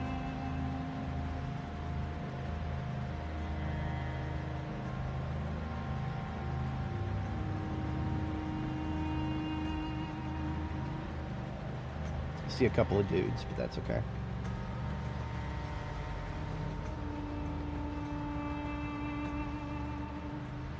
That's the other rest stop.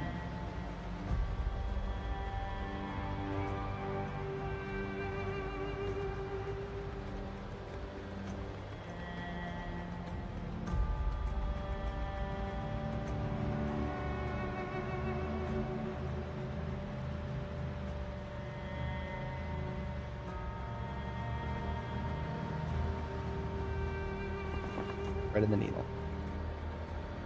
Alright, here we are. Hold the phone. Did I gaslight myself into thinking we had construction lights here when we really didn't? Or did I already take them somewhere? Oh, I've done an oopsie. I've done an oopsie. Well, I'm gonna take some of these steel sheets then. Always have a secondary target if you somehow fuck up your primary target.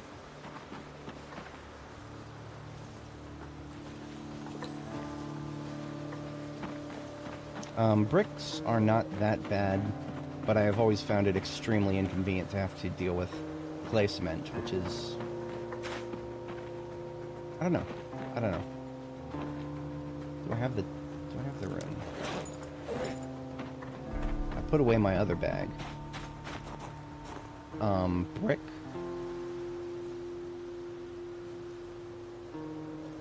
Short brick wall. Only 2 bricks. It's the one use of the bucket of clay cement that is... If the Ohio River had more clay, but it does. It does have clay right next to where we would consider building it. So this would not be the worst thing. I may actually steal these bricks. I would need my backpack here. So these pallets of bricks right here. If you right-click on them and hit Take Bricks, you get... The pallet weighs 30, but the bricks that you get only weigh 6. So I think we can fit all these pallets of bricks in a military backpack, as silly as that may sound.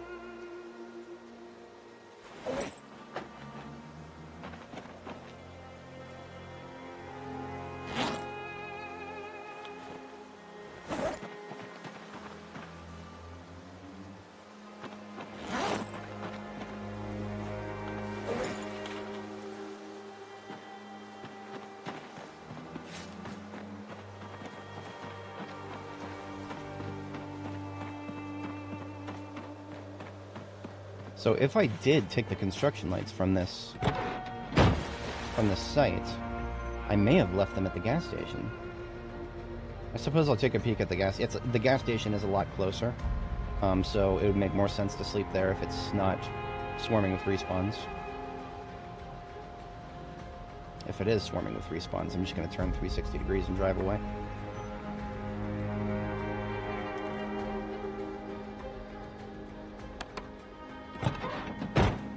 Now that's not swarming. I'm a little uncomfortable about it though. I'm at stage 3 fatigue. I am not combat effective at all. So I'm just gonna stealth this.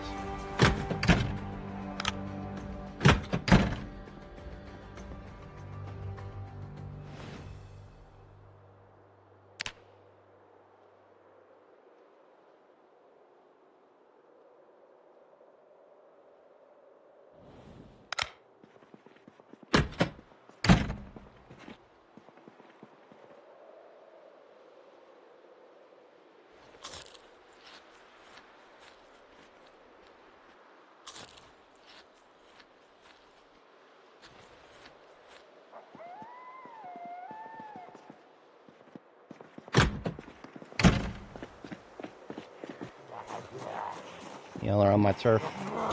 I'll appreciate that.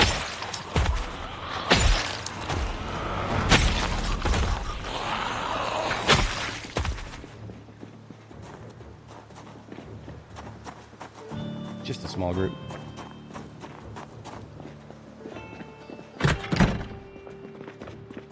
No, so one thing that I'm gonna be doing a lot of towing. Even though I do plan to have some batteries so that I can move cars around, it is inevitable that we're going to want to do a fair bit of towing. There is one vehicle here that can tow better than a Corvette. And that is a... I'm sorry, I already gave it away. There's one vehicle here that can tow better than an ambulance, and that's a Corvette. And this is not a Corvette, but there is a Corvette that doesn't have, that's missing a few parts on the road. So what I'm probably going to do now, since, oh, you know what, the construction light that I was talking about, I know exactly what I did with it. It's where it needs to be. Okay, so my initial task tonight was a bust, so we have a replacement task now. Game mode, Apocalypse. We do everything, whatchamacallit, we do everything default here, all default settings. There are no functional mods, but we are using just we're using a fashion mod to replace our backpack texture with a tactical black one. Everything else is standard. So I'm gonna take this Hermione that's been sitting around here for a while, and we're gonna bring it up to where the Corvette is parked, and we're gonna use parts from the Hermione to fix the Corvette. And we're probably not gonna be able to tow it forward, are we? Nope, we're bottoming out in second. I should have known better.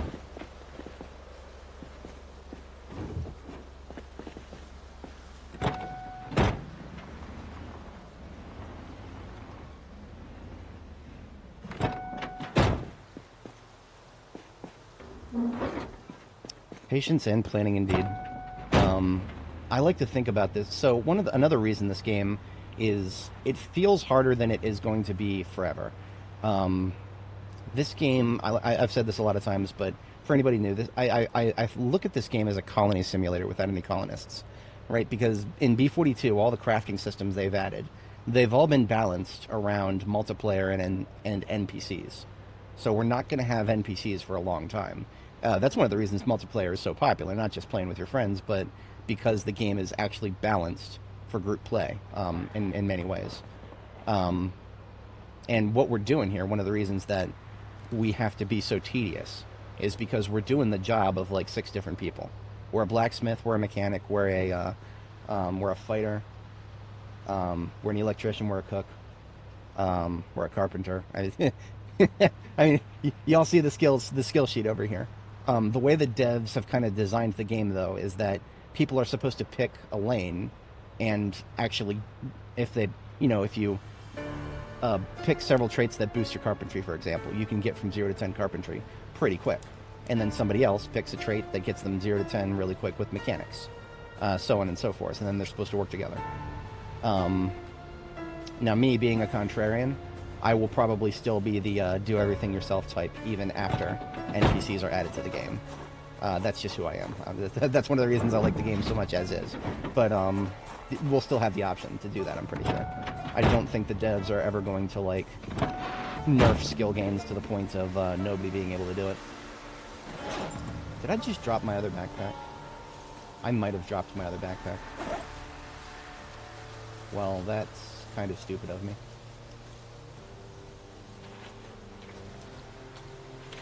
That's actually really stupid of me. Let me double check. It would not be the first stupid I've done today. Yep, I dropped my backpack. So, false alarm. What I'm going to do is leave these 4 steel sheets we picked up. I'm going to leave them here, because we're going to use them for the repairs. And we're just going to drive back to the gas station and sleep for a second time.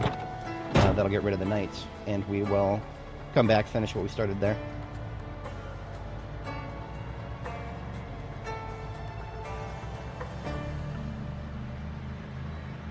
I very eagerly, very, very, very eagerly await the day where we have a Preston Garvey in our ear. Another survivor needs your help. I mean, the Fallout 4, I don't think it was ever meant to be a full-on colony simulator, but I think it kind of evolved into that. But I don't know, I wasn't there during development. And that game did not do the early access thing for years and years and years. Bethesda just threw it out there and let all the players deal with the bugs. That's what they do.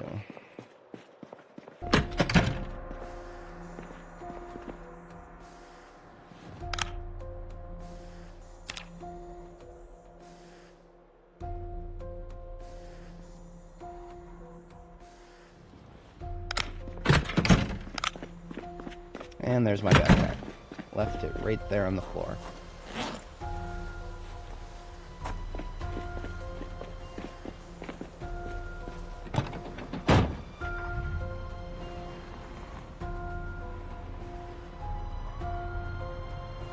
So without those construction lights, that actually leaves us at a bit of a dearth of construction lights.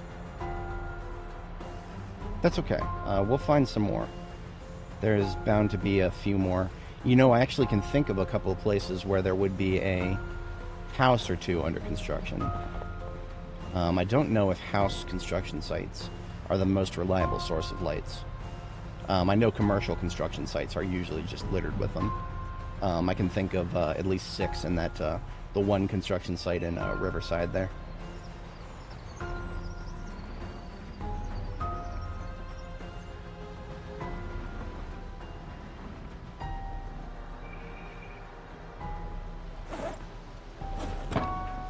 Now the reason we dropped our backpack in the first place because it's full of bricks. That's okay. But we can't be carrying it around if we're going to do vehicle work.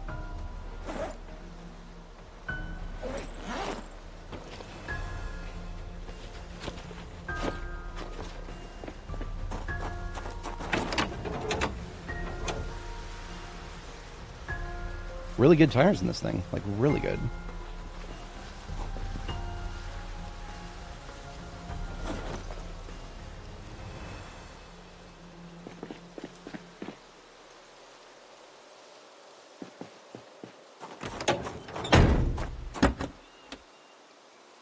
Also performance in this one, and it is of course missing a tire, and that's okay.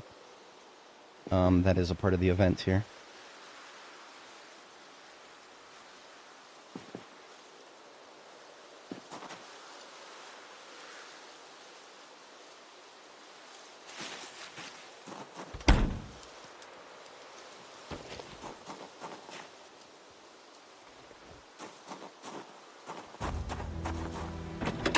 $77 on the floor there, so we can take this 82 and have most everything close to the 80s.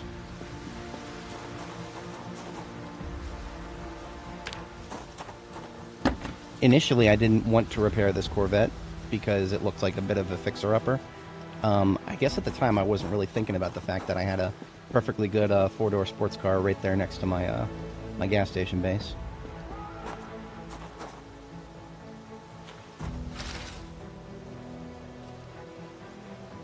So the brakes are only regular, and only one out of the 4 suspensions are good.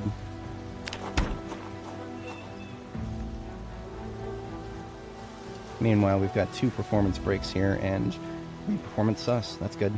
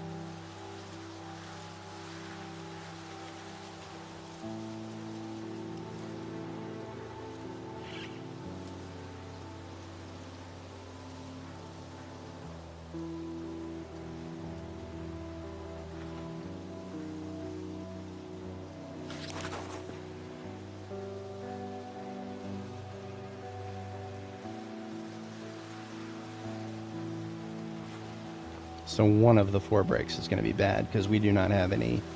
I don't think we have any other good brakes. I think, actually, maybe there may have been one in the 60s. Let's take another look real quick. 40s. You know what? A performance in the 40s is a lot better than a regular in the 20s. Just gotta take what we can get here.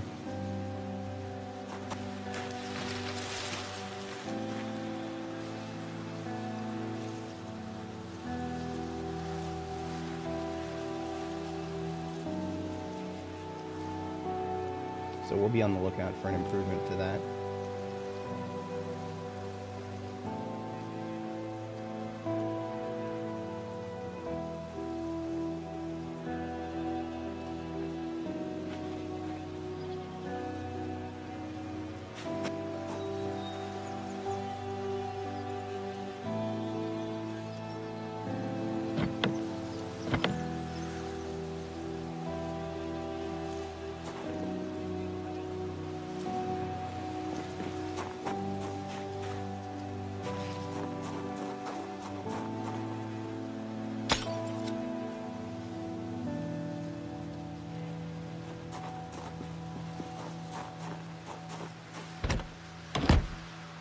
Get the key.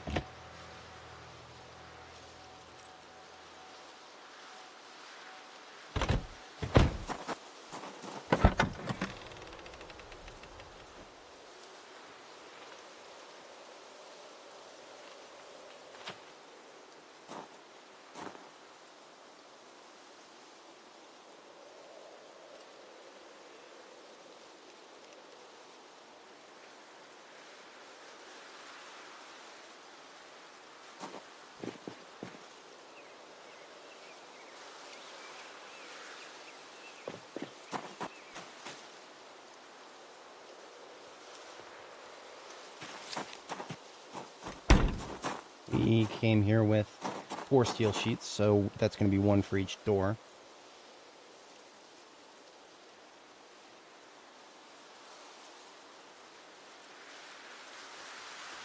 Hey Richard, how's it going?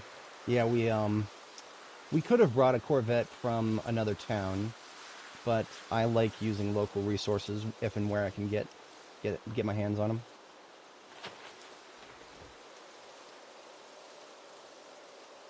So there's some perfect doors for it.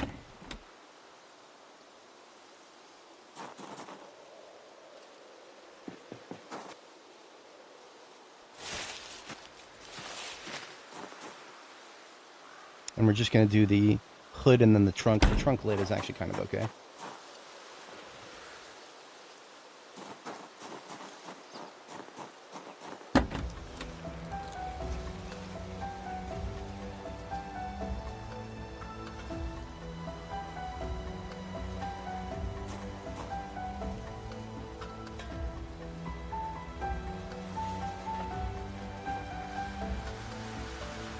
Alright, and then we just gotta steal some windows. We will repair the engine later.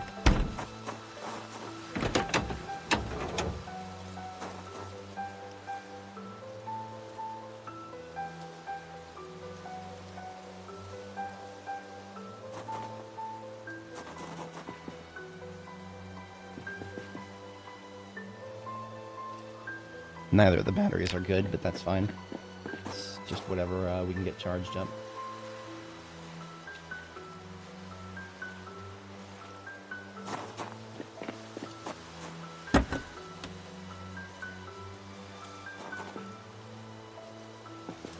Alright, never would have guessed we found it as a wreck.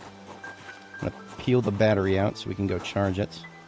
The gas tank is small, and because of that I am tempted to see if the other one has a bigger one.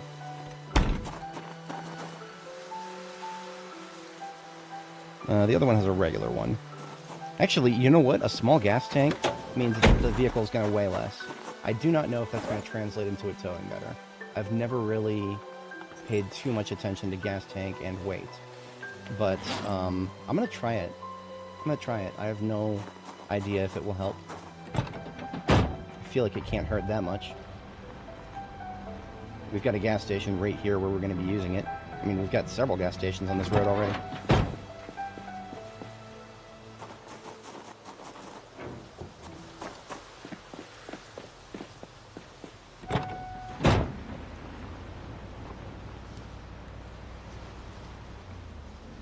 Last but not least, now that we're ready to leave, scrapping engine parts.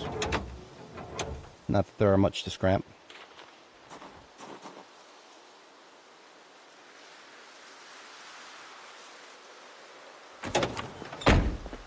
Yeah, we got 4 parts from that. We have a huge backpack full of engine parts back at our destination.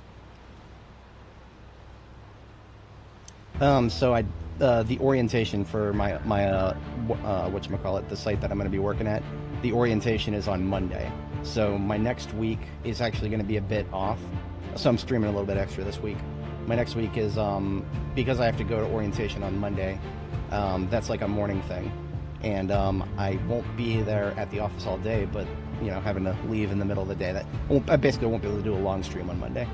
And then Tuesday, Wednesday, Thursday are actual on-site work days. So basically next week I'm going to be Monday through Thursday. I will not be able to stream. So I'll do a little bit extra this week. Ride the tide of the algorithm while I can, because YouTube starts to punish you when you don't do content daily.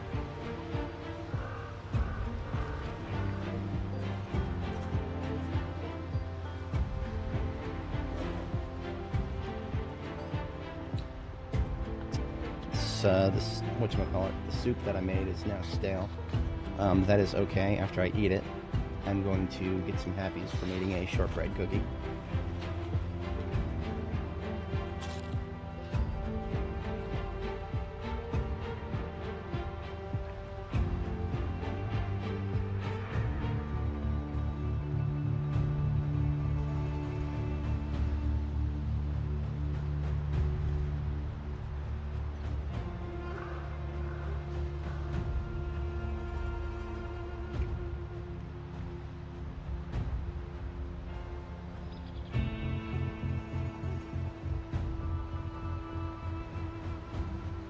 The batteries we left on the charger the other night should be totally 100% charged. So we'll toss the one for the Corvette on the charger there.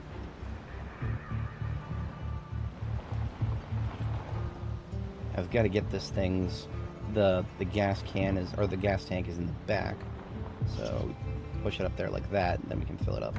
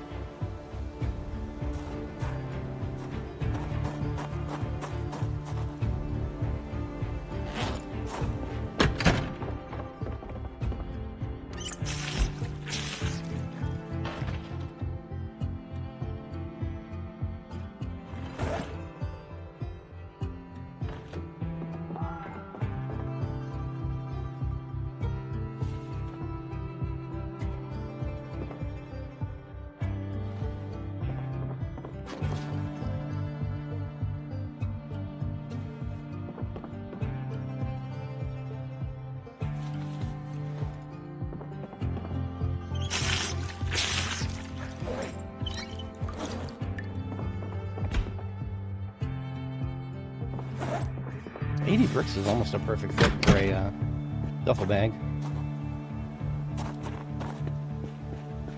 Should have a spare one in one of these vehicles. Duffel bag of bags. Absolutely.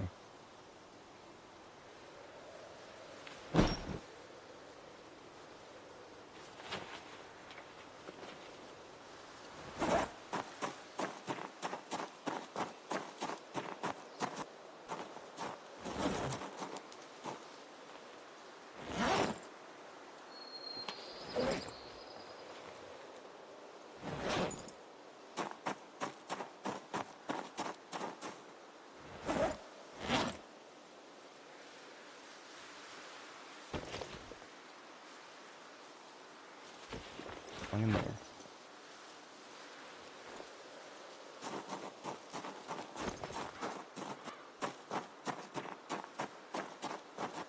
Before we fill up the tank of the Corvette, I would like to fix it. We still have a good torch. Probably the last charge, and then we'll refill it. One steel sheet from the pile.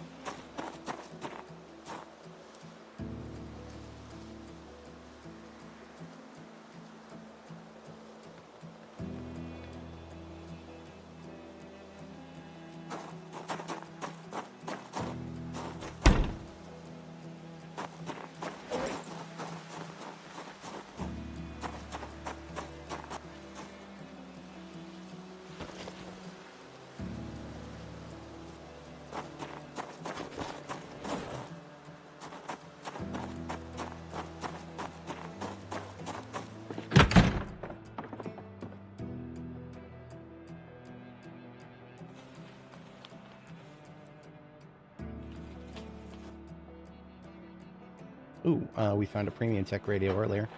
That is going straight into the Corvette.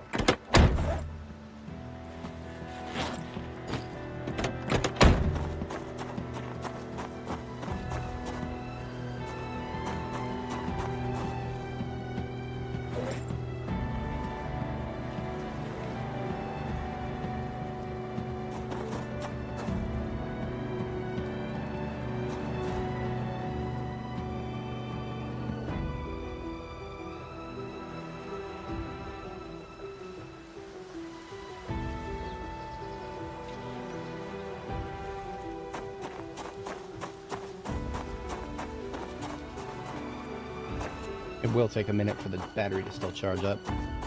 Oh, thank you. One of our many bases. This is a smaller outpost, but it definitely gets the job done. I'm most particularly enjoyed it that we got the floor upgraded finally. The floor in here used to be a really ugly wood. So we upgraded with some rosewood here. Yeah, it's only 26. We'll let it charge for the rest of the afternoon.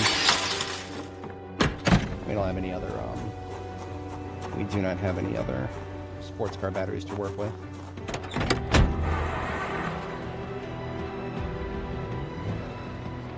TBA on this one. This one may end up being a transport that we'll take just to get back to West Point or something, if we need to. Definitely feels like its tires could use a hit. Oh wow, we fell below half on fuel. That's probably because I'm a doofus who didn't plan properly with his freezers.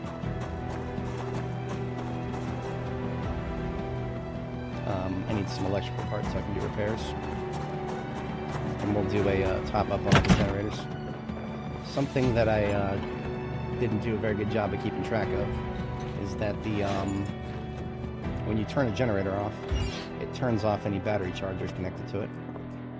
So this time, get ahead of that.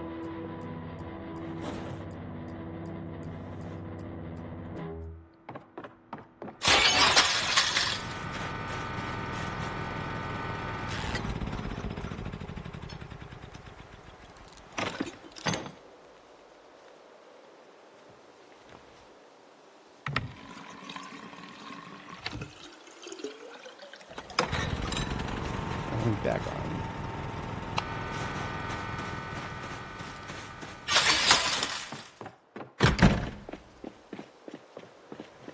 Yeah, I mean, I've basically been working from home for well over a month, beyond what I was supposed to be working from home on, and I'm perfectly okay with that.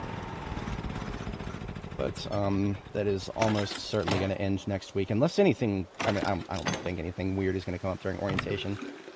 One of the things about my shift that has always been a question mark has been the fact that I start at 5 a.m.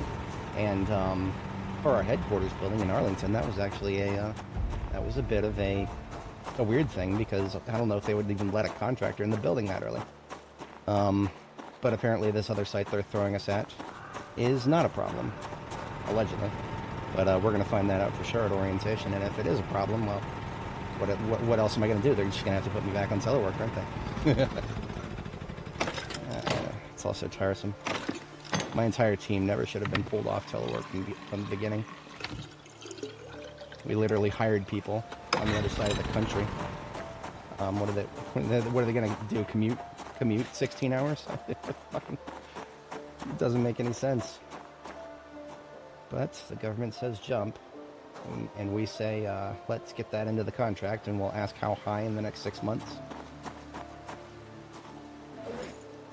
I think that's all we needed to do to get the generators. Yeah, okay. We haven't had rain in several days. I'm very glad I got those rain barrels up when I did. We still got, we've got nice number of liters left here.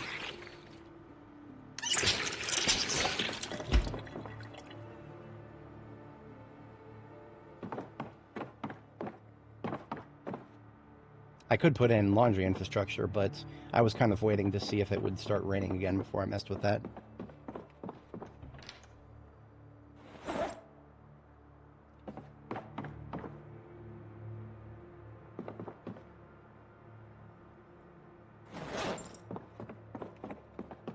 This damn hoodie, man. This damn hoodie. The protection levels are great, but I'm sweating all the time.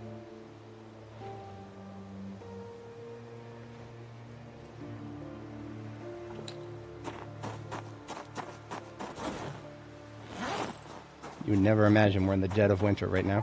It's December 14th.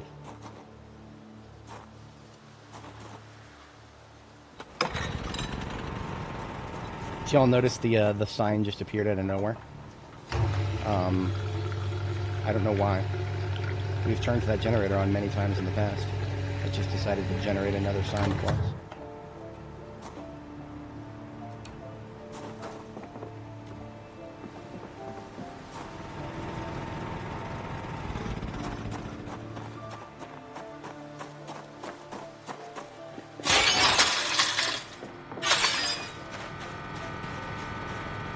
Alright, 50%, that's good enough for me.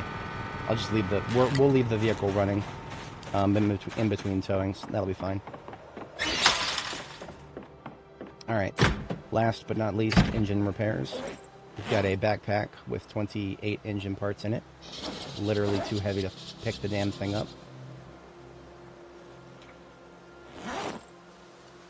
Come on. That's the battery.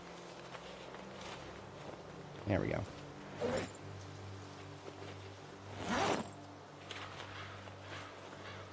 Let's see how far we get with this. We should have no problem bringing it straight to 100. I recently learned that at mechanics level 10, each engine part constitutes about 3% engine integrity.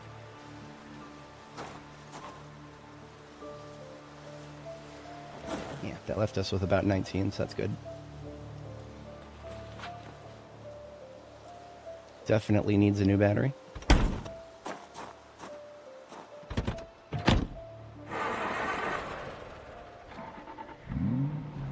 Alright, it shall now charge itself. Parked too close. That's why I have the cones there. The cones there remind me that the gates open outwards. At least that's what they're supposed to do.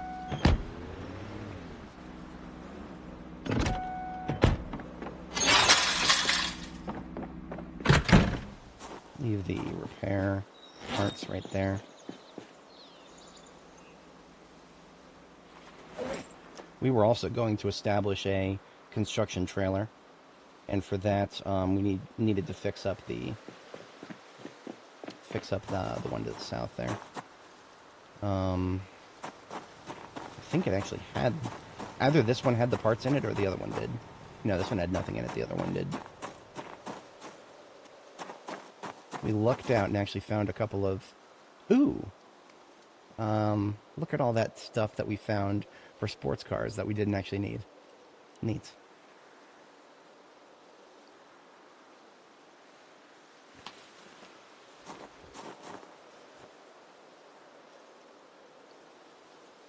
But we got 2 performance suspensions for standard and 2 perfect condition tires for standard.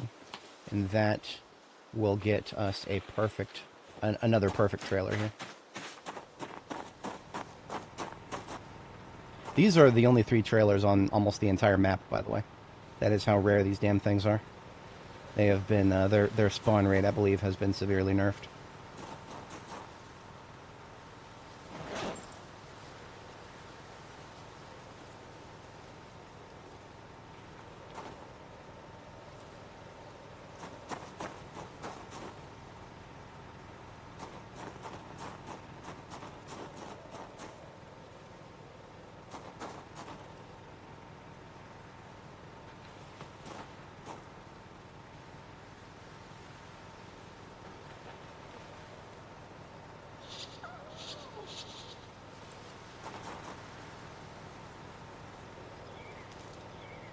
Alright, now we just need to pump the tires up. For that, we have a pump somewhere here. We have several pumps scattered throughout the base, I believe.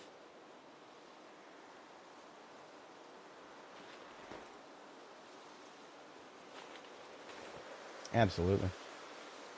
I would, well, semi-trucks would be my biggest wish, but yeah.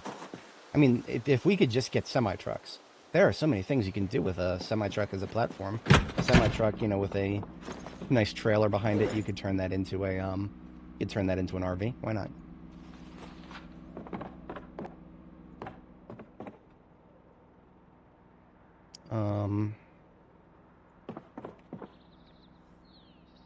Tire pump. I have no idea what I would have done with it. I know I have some spares. I swear I had one locally sourced, though. And it always drives me nuts when I swear that I have something locally sourced and then I forget what I did with it.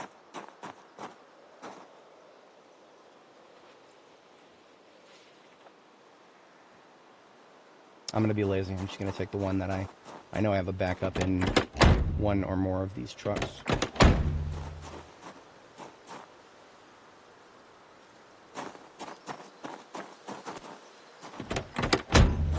There it is.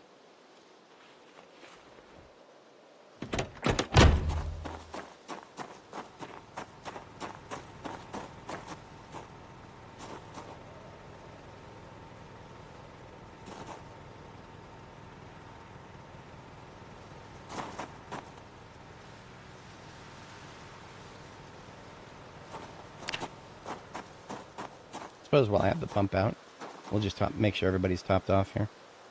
Oh, that's fun. That is really fun.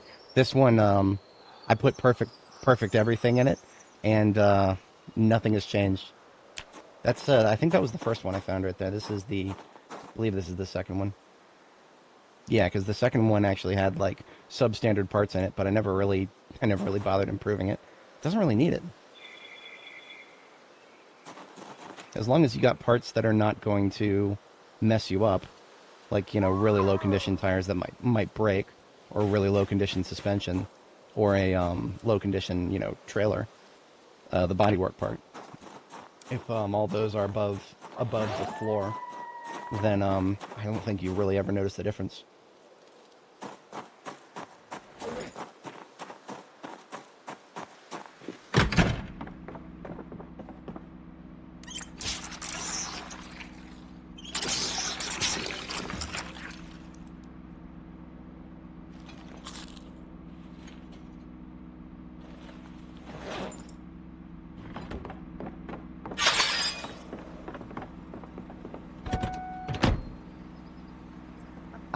I never even bothered to look at this, but this car has had a 1911 in it the whole time. A perfect condition 1911.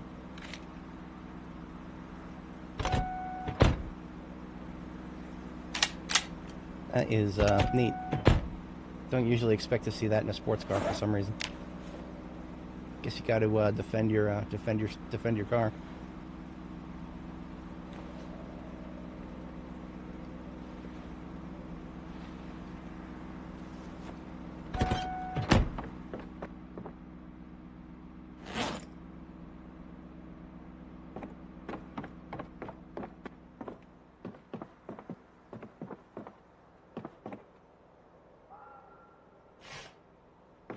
Guns, so the spare ammo goes in the ambulance with the rest of the guns here, but we don't need the actual gun itself. That goes in the secondary vehicle here. I like to think of this one as my second wave vehicle. This is just stuff that I don't really think about until after I've set up somewhere.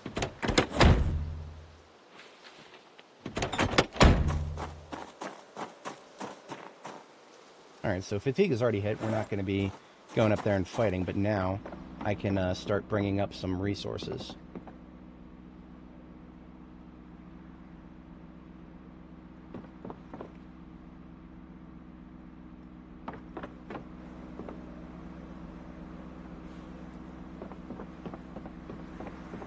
Resources including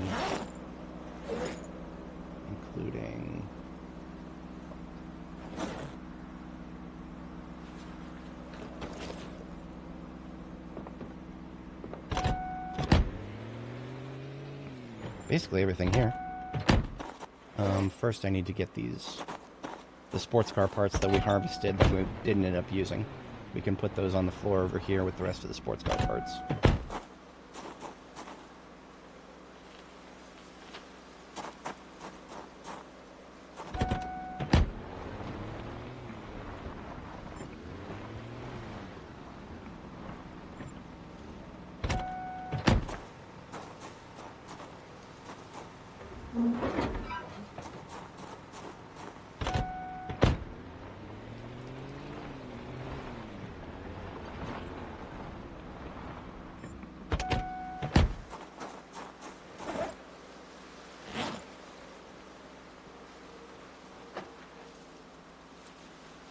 So the trailer is going to be welding supplies that we find on the road after dismantling the burned vehicles. Which means I should get some torches in there. We will refill any torches over here that need it. This will probably exhaust this tank.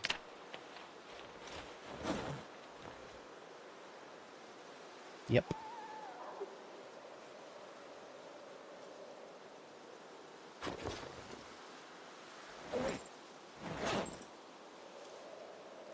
We are putting empty tanks by the dumpster. Next one up for use. Doesn't matter, they're all full. Okay.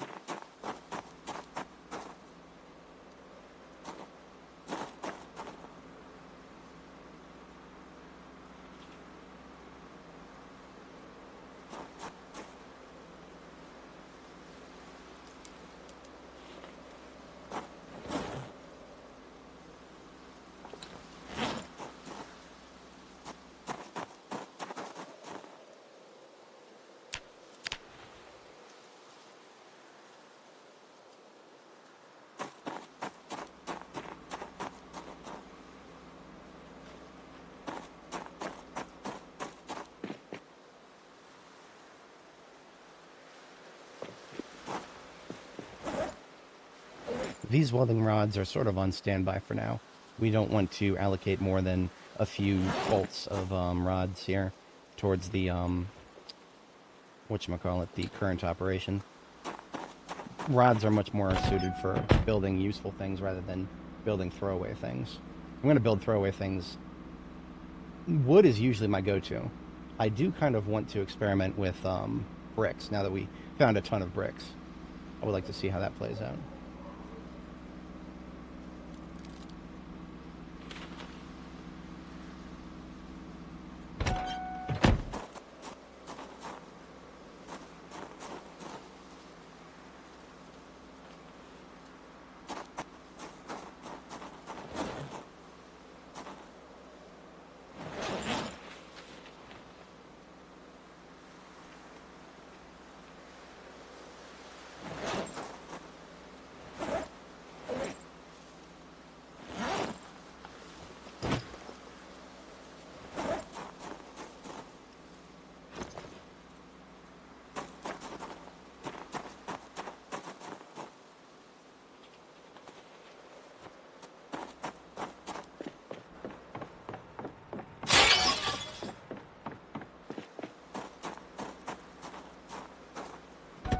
I don't think did we ever put lights into this thing? I think that's one of the last things we need to do. We need a new radio and new lights. So we actually did find a perfect premium tech radio there, and an electrical bin. We should have some lights, apparently, not all. I am going to steal some bulbs. I'm going to go steal some bulbs from the outdoor lights here.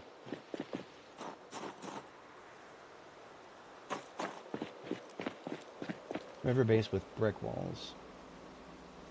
Yeah, you see, if you're right next to the river, that is that's a pretty good move right there, because the amount of water you need for the clay cement and the fact that you'll have plenty of clay next to the river, those two factors will work in your favor a lot.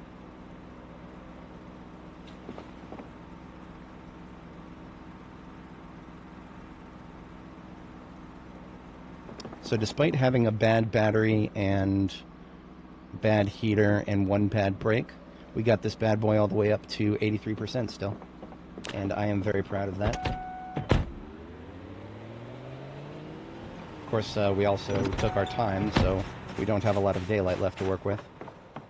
That is okay, kind of. I'm not too mad about it.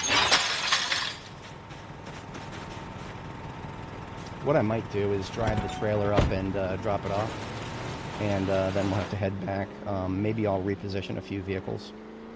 One of the biggest reasons we picked up the Corvette here is so we can tow things around.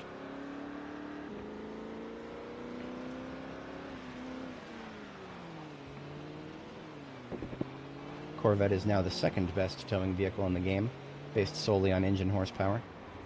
There are other factors. Engine horsepower, I think, is one of the most relevant.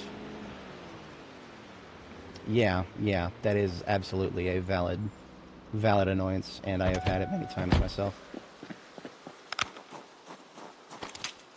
We are at stage 2 fatigue. That's not going to stop that guy's head from getting blown off. Just hoping there aren't any more large groups waiting in the trees for us.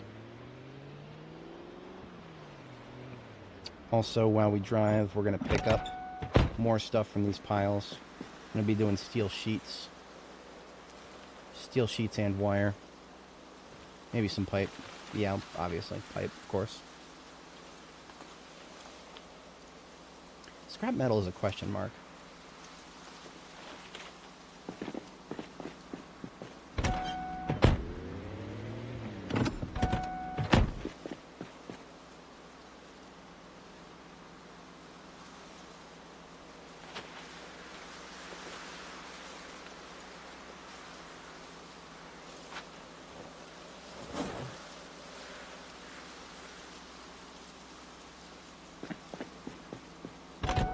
Perhaps I'll do scrap metal on the passenger seat.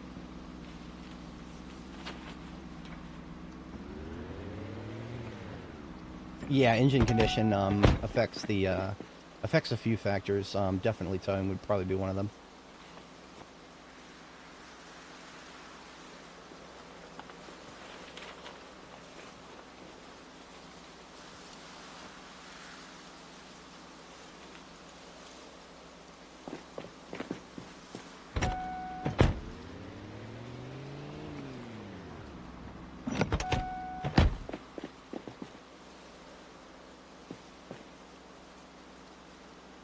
One of the reasons that I'm thinking steel sheets are actually more valuable than I initially thought is because we can make window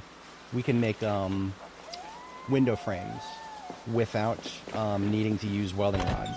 It's one of the very, very few recipes that we actually have for welding, to build something with welding that doesn't cost welding rods. In fact, I think it might be one of the only ones. Yeah, it is one of the only ones for sure.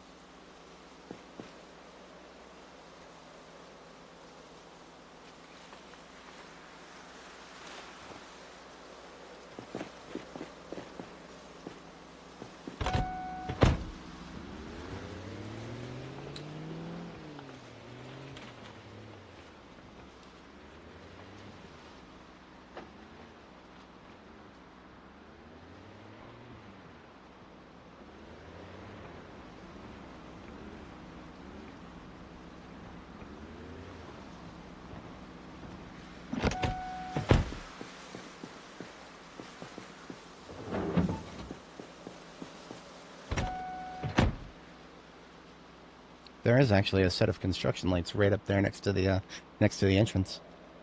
Neat. I'll keep that in mind.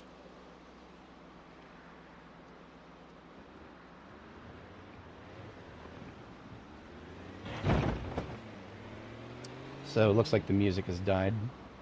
That is a shame. I actually have to step away briefly IRL. What I might do is after we get our first sleep tonight, I will I'm just gonna close and reopen the game. I'm gonna close and reopen the game and see if that's. I mean, that'll definitely give the music a kick. But I'm also gonna turn down our zoom radius a little bit so that we can also have a little bit more stability once we start pulling all these Zeds. Having done the military research facility, I've seen how things can start getting stuttery very fast once you start pulling lots of Zeds at once. I don't remember it particularly being a problem on Annie, but yeah. Okay. Yeah, let's go ahead and head back now.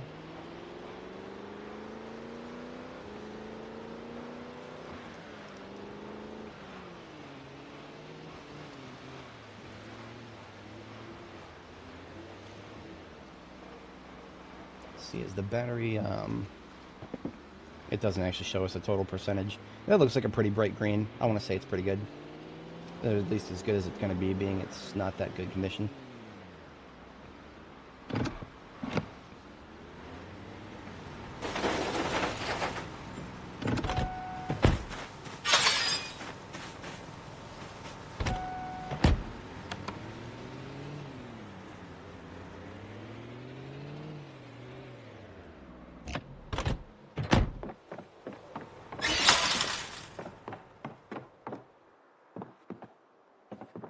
Alright, let's catch our first sleep.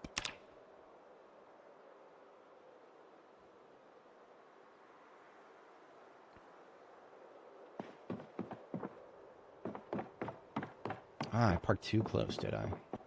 That looks like I should be able to get through it. Part of the problem is the counter is kind of blocking us there.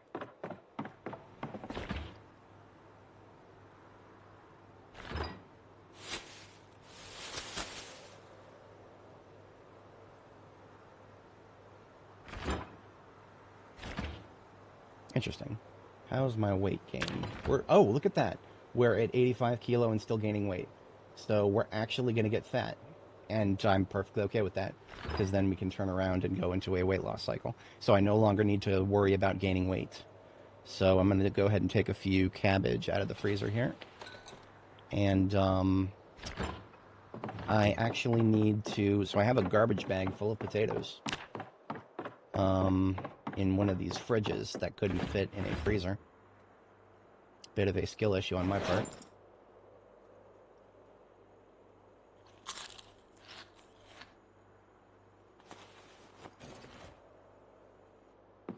I am just going to put all 129 of these potatoes into, well, it should be going into a freezer.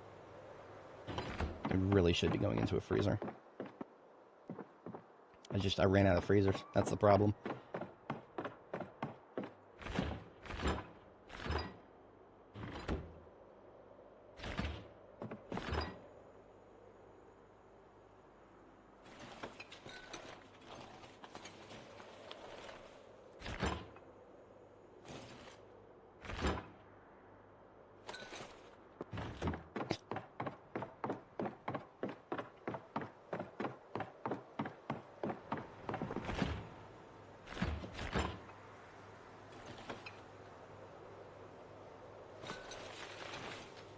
At least this way I'll start making use of them.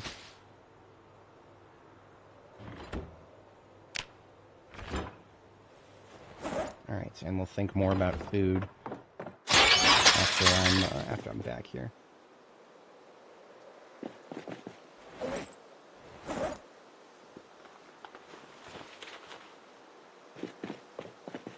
I almost completely forgot, we've also got literal billions of welding materials in the mail van here. Not as much of the relevant stuff, though.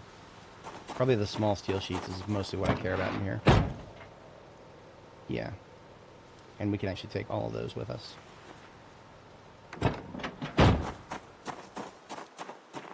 Okay, I'm going to close and reopen the game to give the music a kick.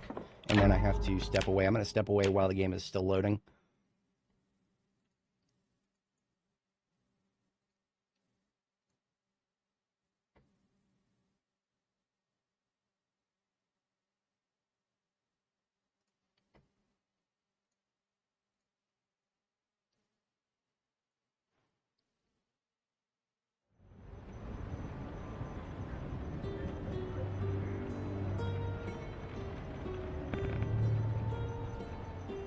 I'll be right back, folks.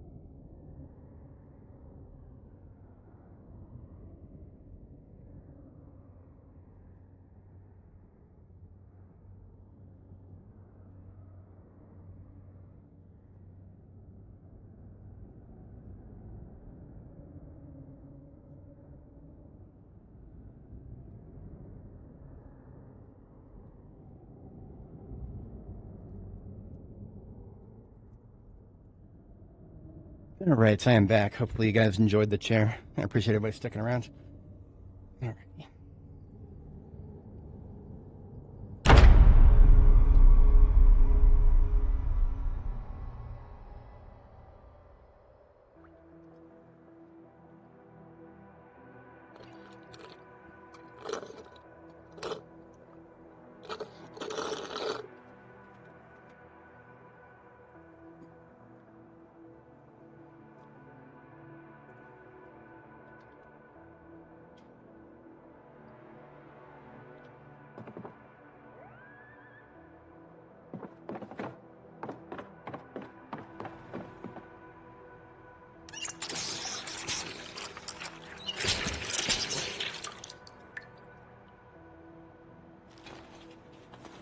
You need to make sure that I'm using the stale potatoes instead of the fresh ones.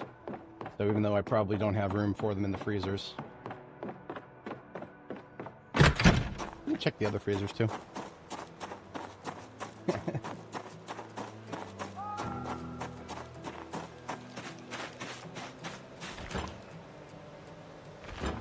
We have a teeny bit of room out here.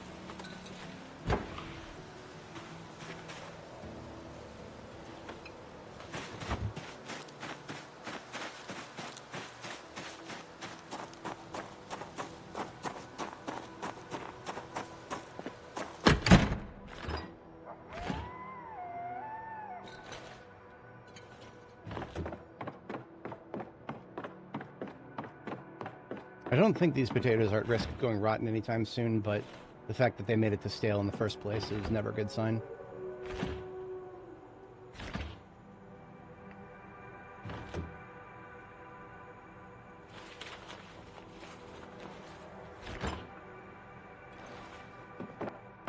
Potato and cabbage seems like a good idea.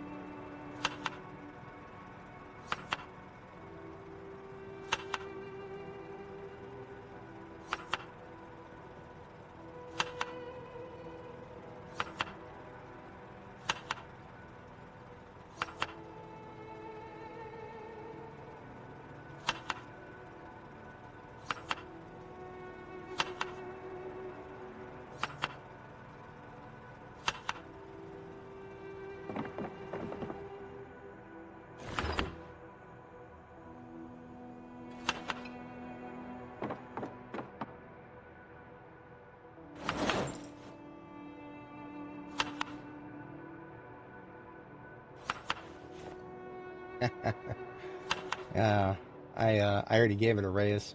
It's literally raised up off the ground by about a foot.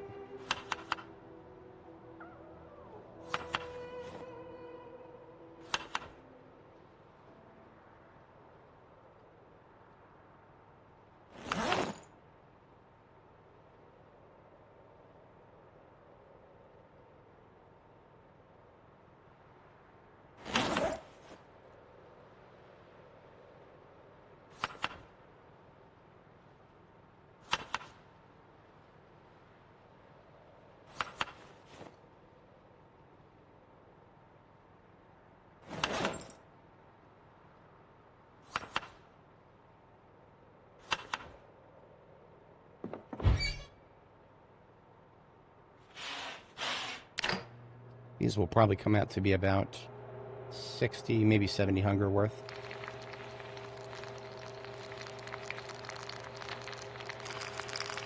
Yep, 65.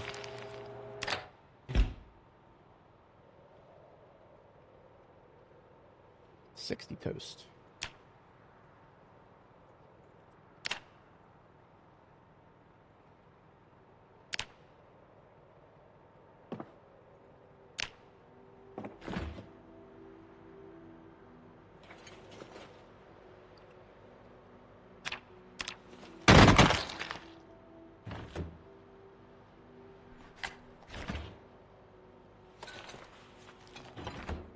All right, it's bedtime.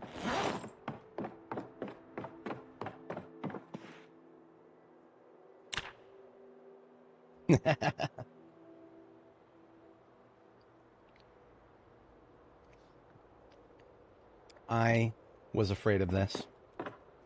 We had a clear day yesterday, and I chose to do vehicle work, like the moron that I am. And now today we have fog again.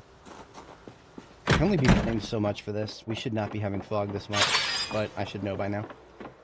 Anyway, we'll make the best of it.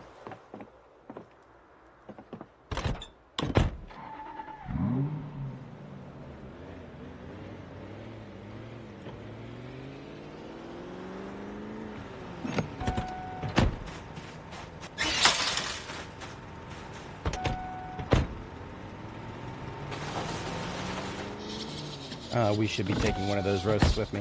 Don't know what I was, bit of a silly move on my part.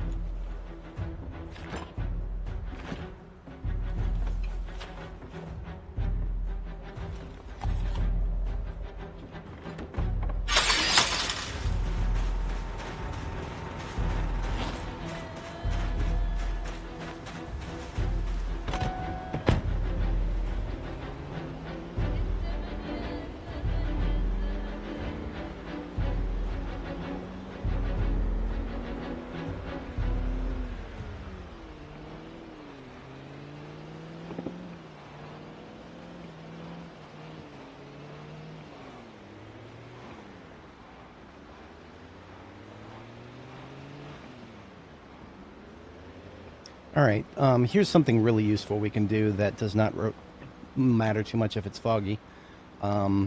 We can go inside the warehouse area here that we, I've been kind of disregarding it because it was looted and trashed.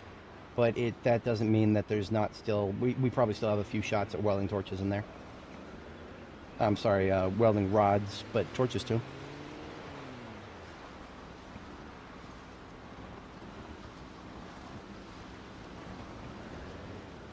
I mentioned this before, but this place was also looted and trashed for Annie. So I am in the phase of wondering whether there is even anything, whether this place even does appear not looted and trashed ever.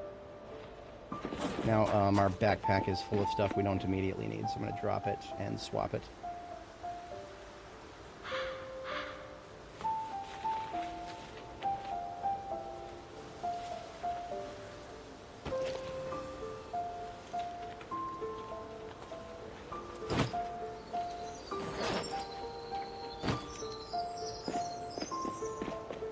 I just felt like I'm not going anywhere near the military checkpoint without my weapons, even if I don't plan on using them immediately. Now, even though this place has been looted and trashed, I'm still going to do my standard warehouse clearing procedure here, where I empty out all the crates. Empty the crates and then get the crates out of the way.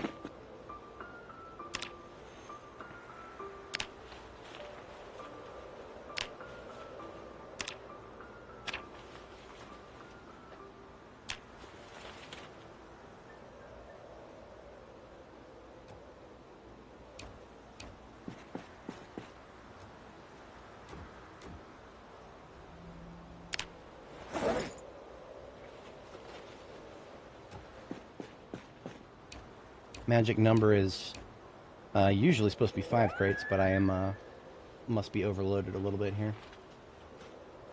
I suppose I can live without my guns at the moment. Or actually, the satchel. I don't need it. I don't need the satchel right now either. That should leave me with enough room to pick up 5 at a time. Being able to pick up 5 at a time will make this whole process much faster. Really? Still? Alright, it must be the guns then. Oh well.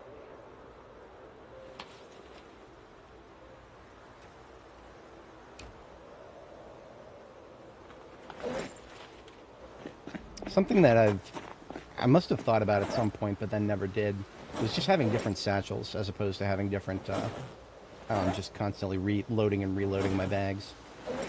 Just have a satchel with firearms in it, carry that around, and actually equip them when I need them, as opposed to always having them on my belt. But there's also the factor of having them on my belt means I can actually use them when I need them immediately, without any delay whatsoever.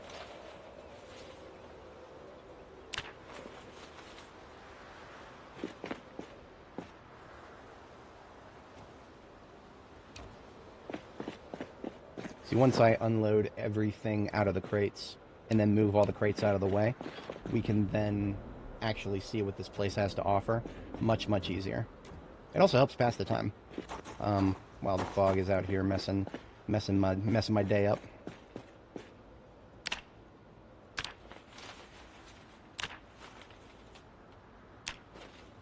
Seed packet with tobacco in it. That's just mean. I'm not going to give my, I'm not going to do my tobacco rant today. If you know, you know. If you don't, suffice to say, tobacco is a meme. An absolute meme.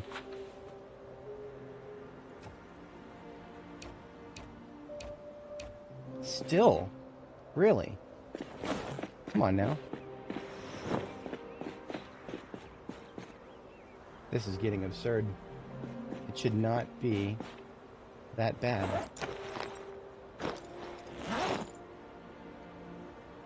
It's literally 0.5 encumbrance. Alright, fine.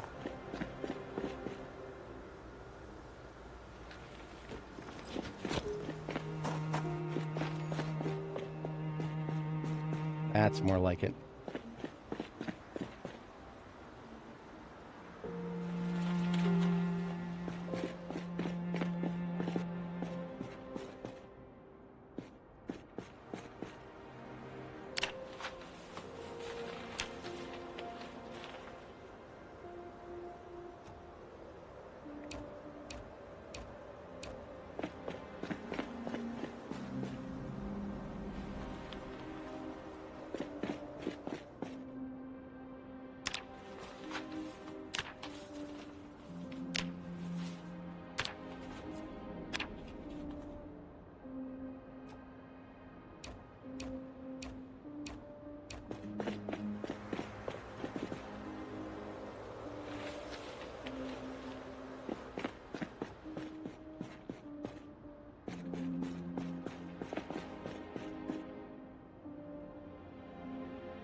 Pickaxe. All the things. We actually brought a pickaxe with us. Could never have relied on finding one here, though. That is a very lucky fluke. Pickaxes are one of those things that you don't often think of where you specifically need them, because there's only one thing they can do that nothing else can do, and that's remove stumps. So sometimes when I'm building custom roads, and there's a stump sticking out of where I've already put down gravel, it makes me wish I had one.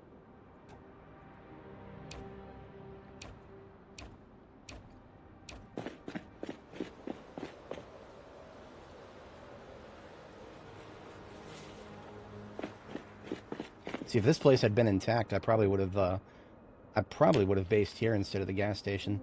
As much as I enjoy having gas station bases, this place has basically, I imagine, again, I've never seen it intact, but I imagine it is basically just like Mass Gen Fatco if it is intact. The loot tables definitely feel the same. or at least what's left of them.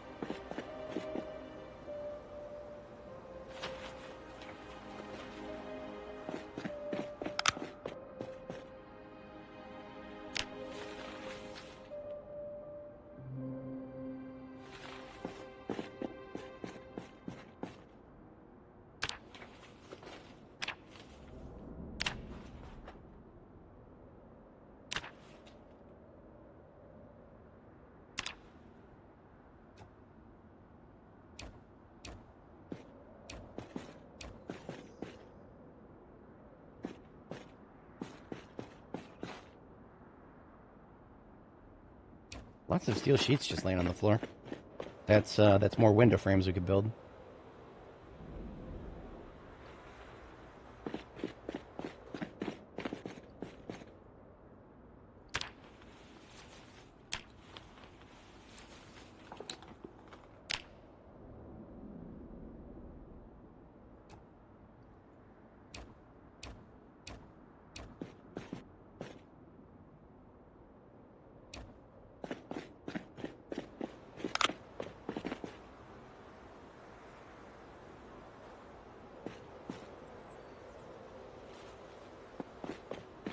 Fog is not clearing up by noon, and that is tragic.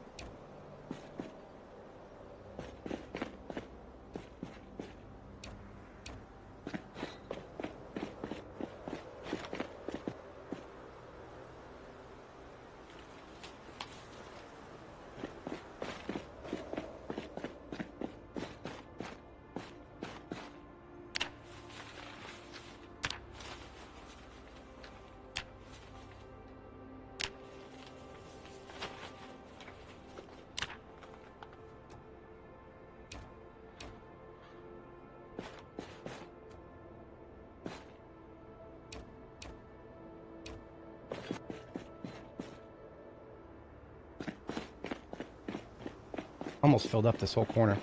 We'll start a new stack on the next corner once this one's full.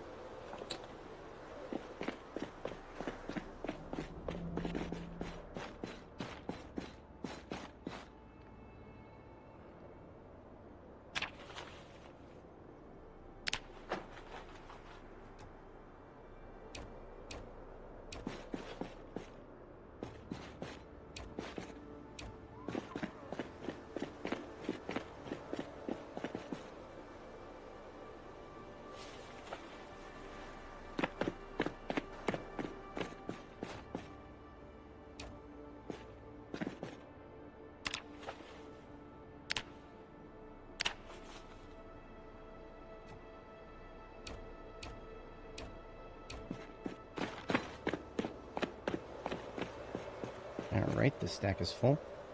That is, we have 90 crates in this corner.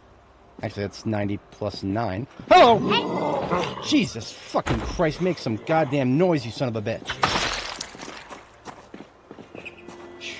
That got the blood flowing. Hey, he, oh, you know what? You know what? That guy was just coming in there to let us know the fog had finally gone away. Thanks, pal. Okay. Yeah, heart rate's well over 120.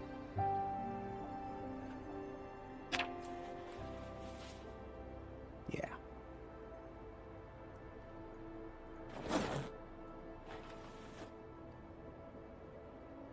All right, so we're not going to continue this while we got good weather outside. We're just going to grab some of the stuff that immediately looks useful and get back to work here. I'm going to need to take a minute to catch myself here. Nice. I went through a couple of online identities before I settled into Sunderbraze. That Ginfidel was never actually supposed to be an online identity. I just started live streaming. This was my secondary channel. I came up with this name as a reference to a YTP character from Guanam from Faces of Evil.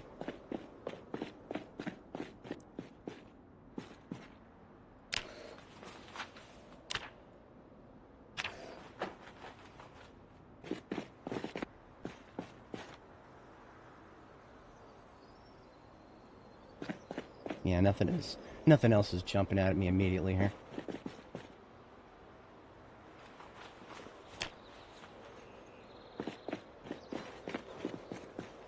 There were some more steel sheets somewhere. I think I see one on the floor right here. Yeah, there's a couple steel sheets on the floor here. And that is about it. Okay, moving on up. This little mini stack of almost empty welding rods is all we found so far. That was, in terms of welding rods, which is kind of what I was hoping to find, this has been quite disappointing.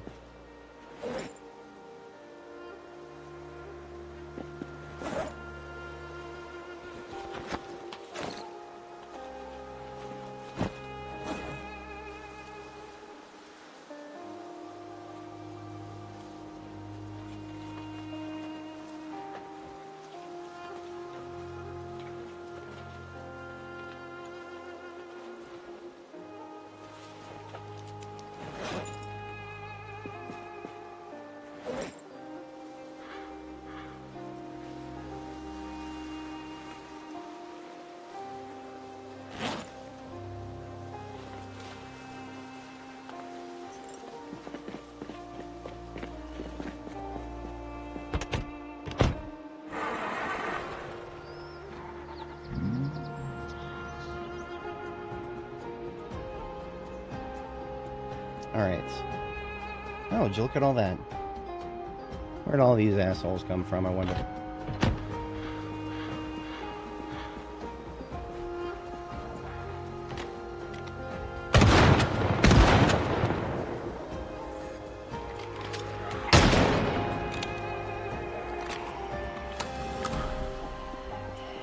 North, incoming.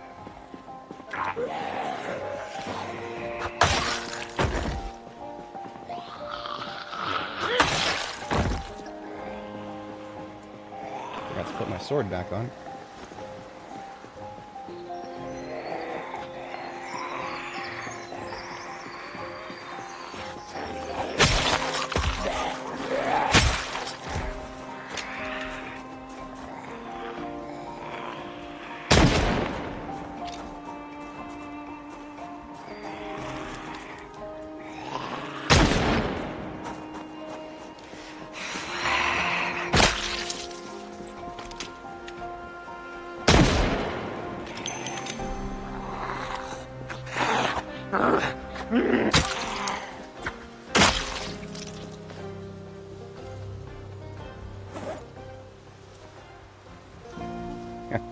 Well, there's the key to the taxi. The one that we hot-wired earlier, a little while ago.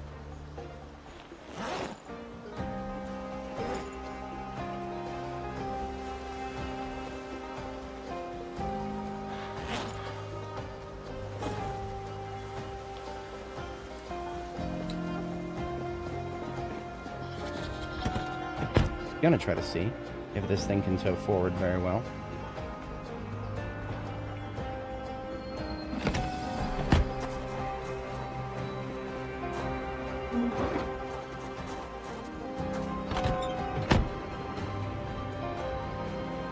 I think we're gonna make it out a second. Yeah. This is what we have the Corvette for. Not having to tow backwards every single time.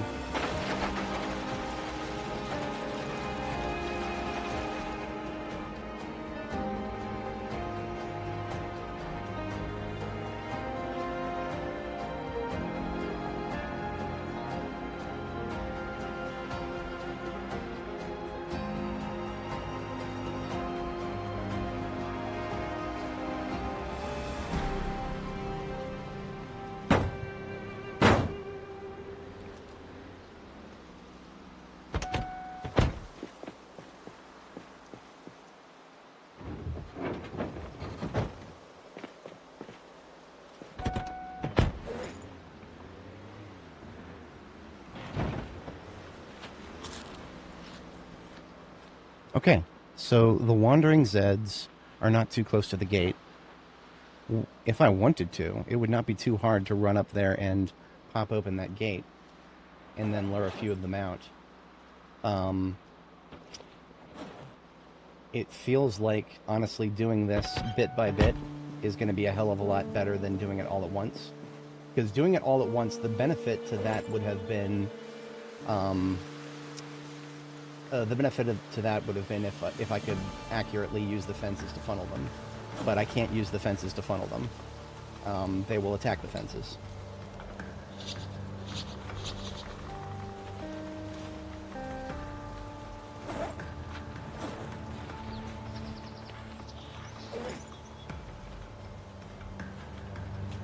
And I find something very curious.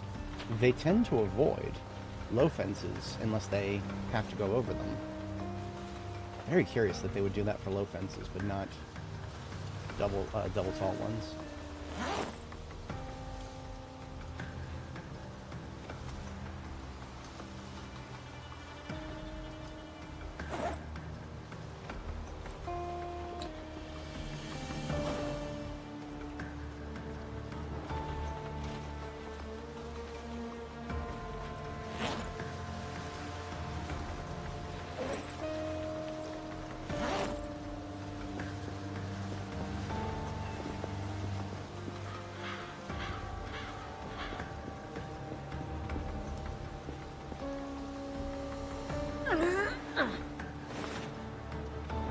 My corpse discipline for keeping at least the center lanes open got a little weak there.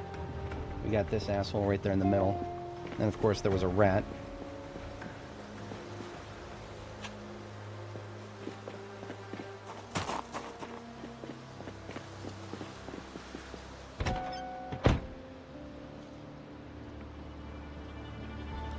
Oh, look at that. There's like, okay, there's one that's stuck.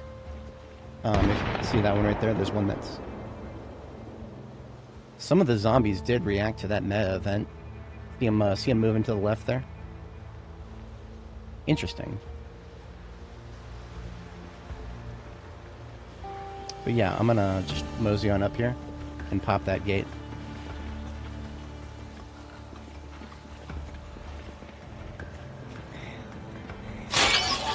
And even steel dust.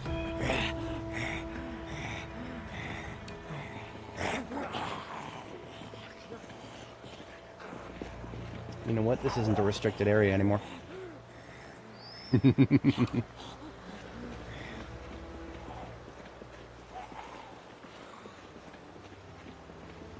Now, because I did that, I do think some of the Zeds will just wander out here now.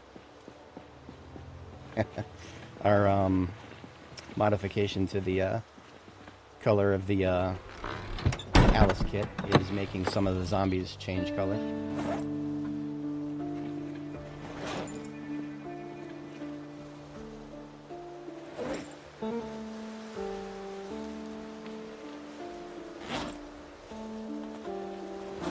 Scythe is actually useful for road building, so I'm going to leave that in the glove here. I think I have one back at base. Observe this zombie's behavior. I'm gonna make her lunge at me. And I'm gonna bring her up here, and then I'm gonna lose her... Give her a second to lose lunge. Okay, she's lost lunge. Now I'm going to see if I can make her flip over this fence without lunging at me.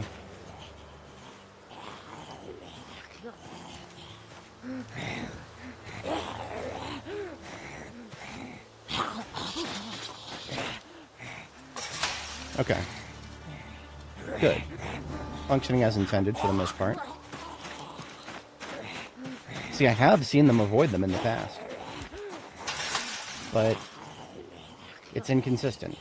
It's definitely inconsistent. See, in Riverside, like shortly after I started this character, I studied their behavior in Riverside. They seemed to be avoiding the picket fences. And like they would go all the way to the corner of the picket fence and then flip over only at the corner for some reason, and I never did figure out why.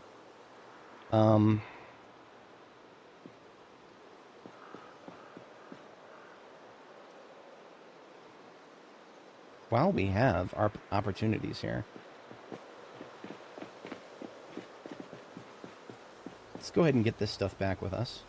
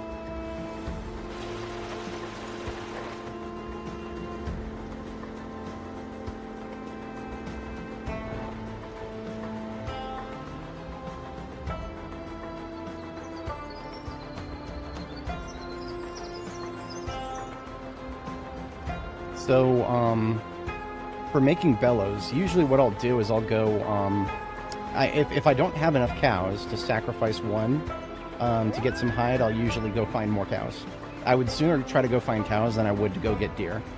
Deer are theoretically an option, but killing a deer if you don't have a rifle. If you have a rifle, you can drive along a road and wait until you see a pack of deer somewhere near the road, and then just pop out of the vehicle and loose a few shots, see if you can get lucky and nail one.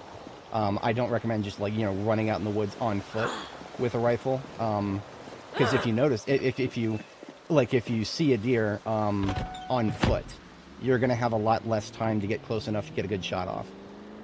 Especially if you start. I mean, it doesn't matter if you're in early game.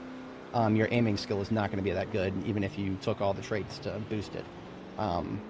Your long distance shooting is never going to be good early game, no matter what you do. So I personally would recommend. I would sooner go out, find a cow somewhere else that I don't have. That would be the first thing I do. If that's not an option, the second thing I'd be doing is trying to go out and get a trying to find a rifle and drive along the road till I see a deer and shoot it. But yeah, there's cows all over the map, especially if you're still in the first couple of months. Even if you're past the first couple of months when you first spawn in like a farm, for example, if it's been looted and trashed, there'll be a bunch of dead cows. Carry around a, assuming you're at least carpentry level 2, carry around a large hook. You can find these in garages, and 2 planks and 2 nails. so that you can build a butcher hook wherever you need it, and then butcher a cow whenever you find one, as opposed to having to transport the cow somewhere and butcher it. Because having to transport the cow somewhere and then butcher it, that's a lot harder than just building a butcher hook where you need to.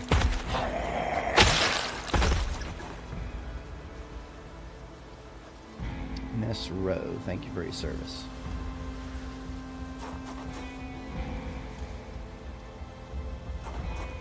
I don't think I need a military helmet in desert camo. I almost feel compelled to take it though.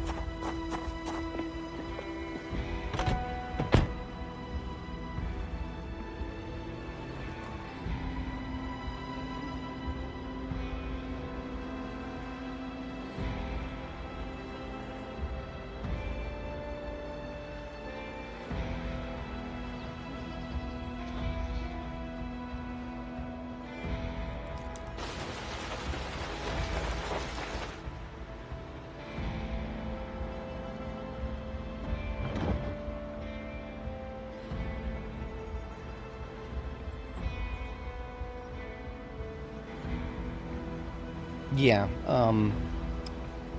so now that you're at month 2, basically you're going to have about a 50-50 chance whenever you load up a ranch, just like in any zone where they could spawn. About a 50-50 chance of any POI you uncover to be looted and trashed. And whenever a POI is looted and trashed, all the animals will already be dead. Like, let's just say that you see, you come across a field full of dead pigs. We actually had that happen here when we went to Brandenburg. Field full of dead pigs. When you first spawn them in, the corpses will be fresh. So you can take those dead pigs that you find and just string them up on a butcher hook and get medium leather, one from two of them. That'll get you a medium leather each, and you'll be able to build your 2 bellows with that. So remember, you'll need a medium leather for the bellows for the furnace, and then a medium leather for the bellows for the advanced forge, assuming you're doing full-on blacksmithing. I made a flowchart, actually, if you are interested. I'm always happy to share this one. It was made during 42.12, though I think everything is still relevant. I don't think anything has changed. So I'll just link this. This is just a massive, massive, massive flowchart. But it will get you straight to an advanced furnace and an advanced forge, assuming you have the recipes. If you don't, then you'll need to find the magazines. Without even really thinking about it, I started towing this backwards. I'm just so used to not being able to tow forwards.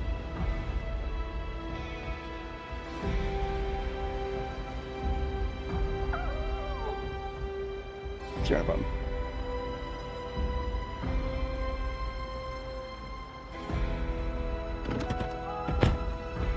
So all these cars we've got here, they're going to be disincentivizing things to prevent the zombies from getting too stuck on the fences, hopefully. Hopefully.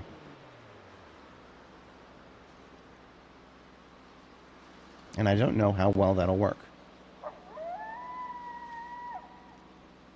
Now, the next thing I want to do is I want to eliminate that silly window with the shutters on it. The shutters are attackable, and if a zombie gets stuck on the shutters, they'll just sit there and slap the shutters forever. Can I just straight up disassemble these fences? I can. So that is a silver lining. Even though these fences are now attackable by zombies, we can straight up disassemble them. That is good to know. That gives a whole other purpose to all the welding torches that we have available to us here.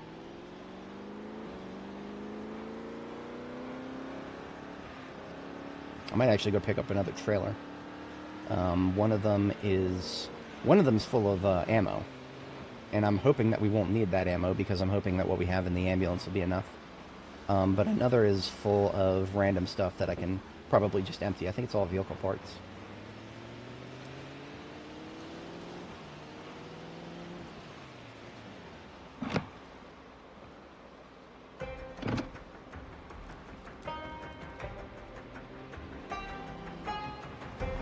I should have brought that. No, I have it. I do have it.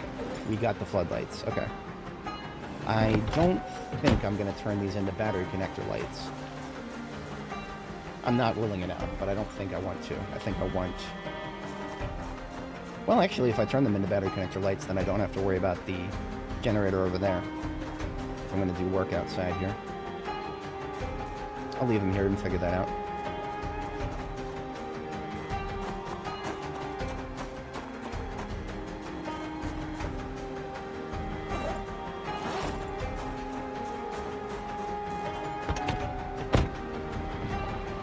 This trailer, I believe, is the one that had the vehicular parts in it. Yeah, it's all vehicle parts. It's a perfect performance muffler for a sports car.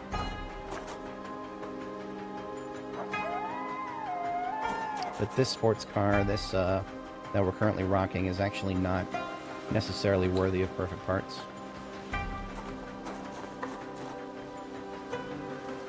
It is only engine quality 95. Okay, there's another trailer we can load stuff up into.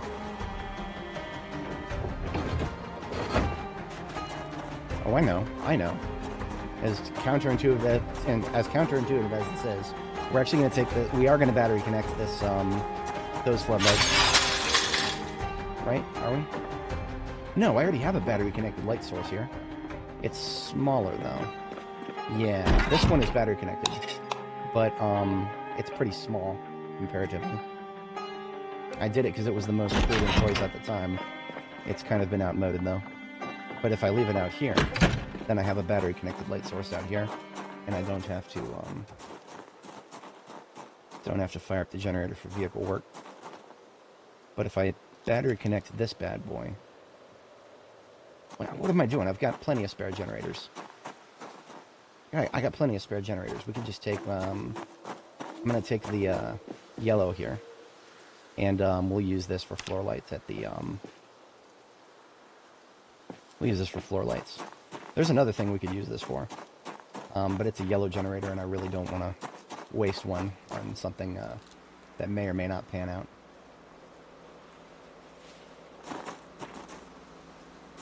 There are red generators that we could steal at the military checkpoint, but those we have to kill a lot of zombies before we can get to them. And the thing attached already. Whoops. Let's also get a can of gas to so that we can siphon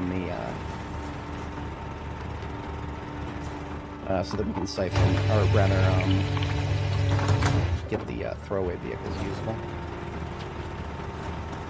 For that, we have these batteries too.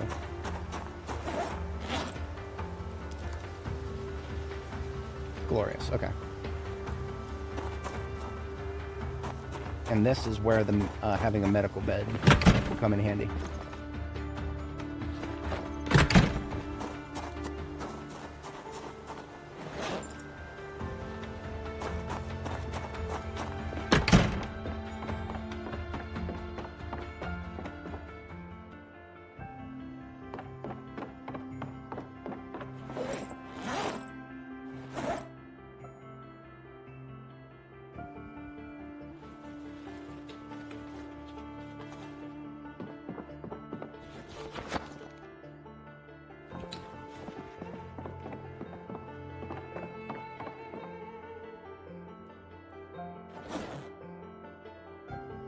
We should have no problem finding some nails at our destination.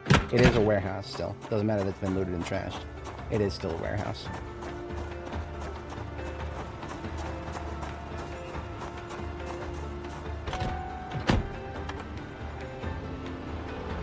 So in essence, what we're doing is we're just getting a, we're going to convert the warehouse into a place that we can sleep, because it's closer. That will just make it easier to handle the military research facility without having to come all the way back here.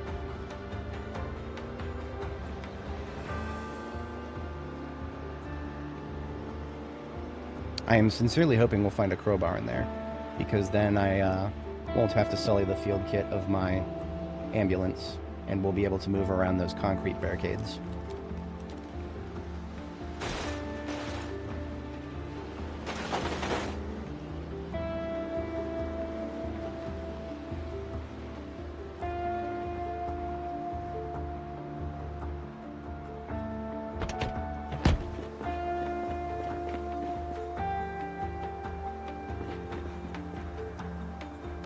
Now I'm going to put the generator all the way up here, because all I want is the floor lights. Don't really care about anything in there specifically other than the lights. But I do want, if it's going to attract any zombies, I would prefer that they congregate up here. Powering 7 lights, and none of them are interior lights. So I don't care about exterior lights. We shut those off.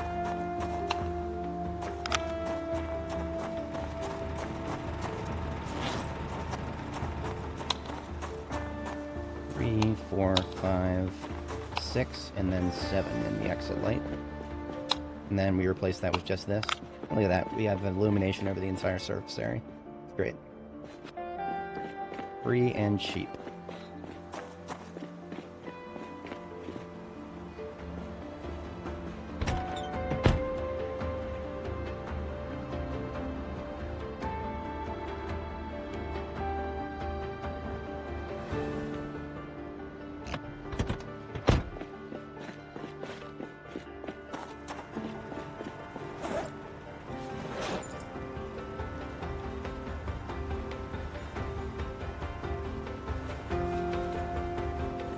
Now, there's not going to be a very safe place to sleep in here.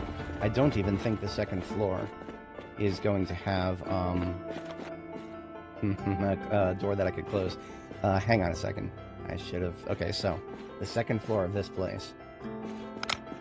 As soon as we go up these stairs, the little room in the roof area is liable to spawn in any zombies that it hasn't yet. This actually almost got us killed in Muldraugh. Because the Mass Gen Fat Code in Muldraugh technically has 3 floors. It has the base floor, it has a little catwalk, that's the second floor, and then it has a little room in the 3rd floor. Only the first 2 floors of the building will spawn in until you go up the stairs. So right now I go up the stairs, the 3rd floor, if there were any zombies to spawn up there, they will have just now spawned. Regardless of how much noise we made downstairs earlier, they never would have come downstairs, because they never would have existed. There's nobody up here. That's okay. As it should be. But that was not the case in Muldraugh. We had a warehouse just like this one in Muldraugh. We ran up the stairs after, like, spending several days downstairs. And I ran straight past a fucking zombie after coming upstairs like this. Like, there was one kind of standing around like this, and we just ran right past him on our way. Like, I had no fucking idea it could possibly have been up there. So, just weird little minutia that can happen in this game. Very weird minutia. Yo, today we are getting ready to hit the military checkpoint. The meta has changed for the military checkpoint because all of the fences at the checkpoint are attackable now. So if we go up there and start shooting right now, for example, the zombies will just gather on the fences and start slapping the fences.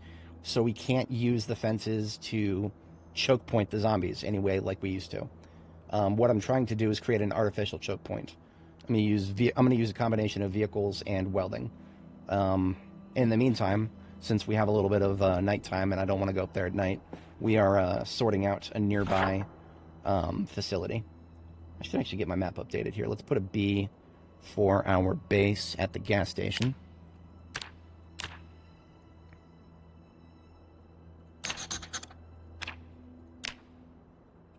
So this is our nearest actual proper base. That's where we've got the generators running, keeping our perishable foods going. And this is the warehouse. I'm just going to give this a dub. This is the warehouse here. I'll give it a circle once we actually get it protected. And this is where the checkpoint begins, right here. The little structure there on 31 West. So we're right on the cusp of the event horizon, as it were. Yeah. Yeah, it's very, the spawning in this game is, there's rules behind it. I would be lying if I said I fully understood it.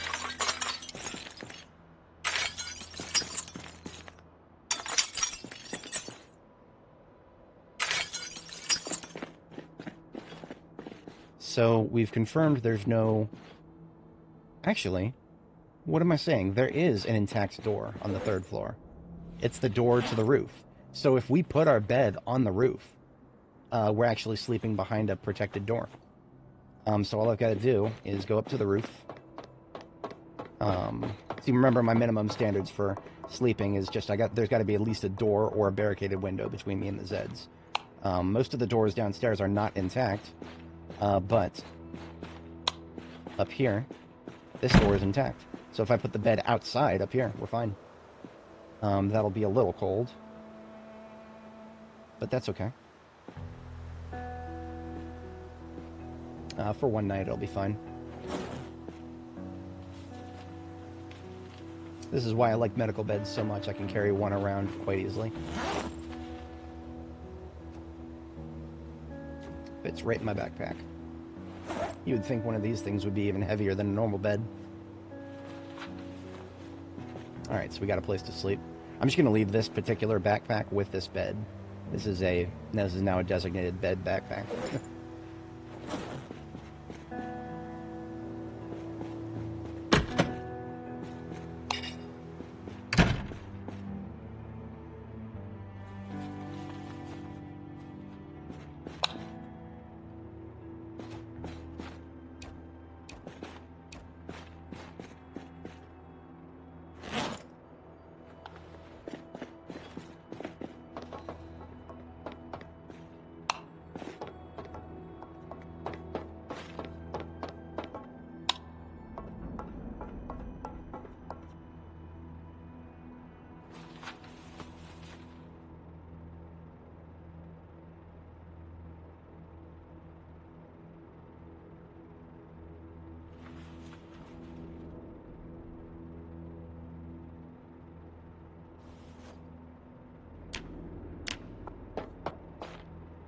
Hey, there's another torch.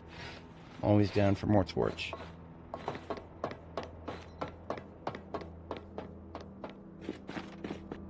I'm going to leave the batteries here along with the pump. This is for fixing up vehicles to make them mobile so I can put them in more precise positions. We'll go ahead and leave those there. Any relevant metalworking stuff needs to go in its own pile. So I'll just start a pile of that right here.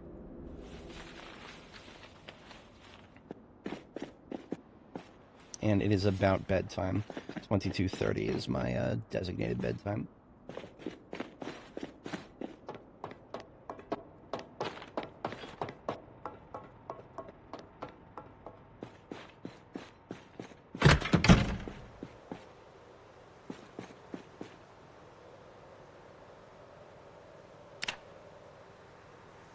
Yeah, got a little cold. Not entirely unexpected. It is below freezing now.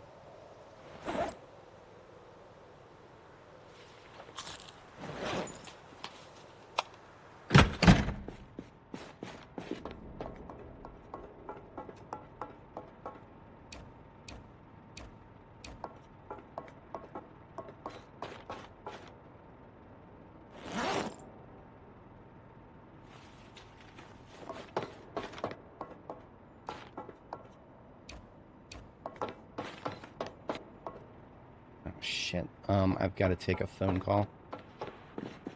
Stand by just a minute.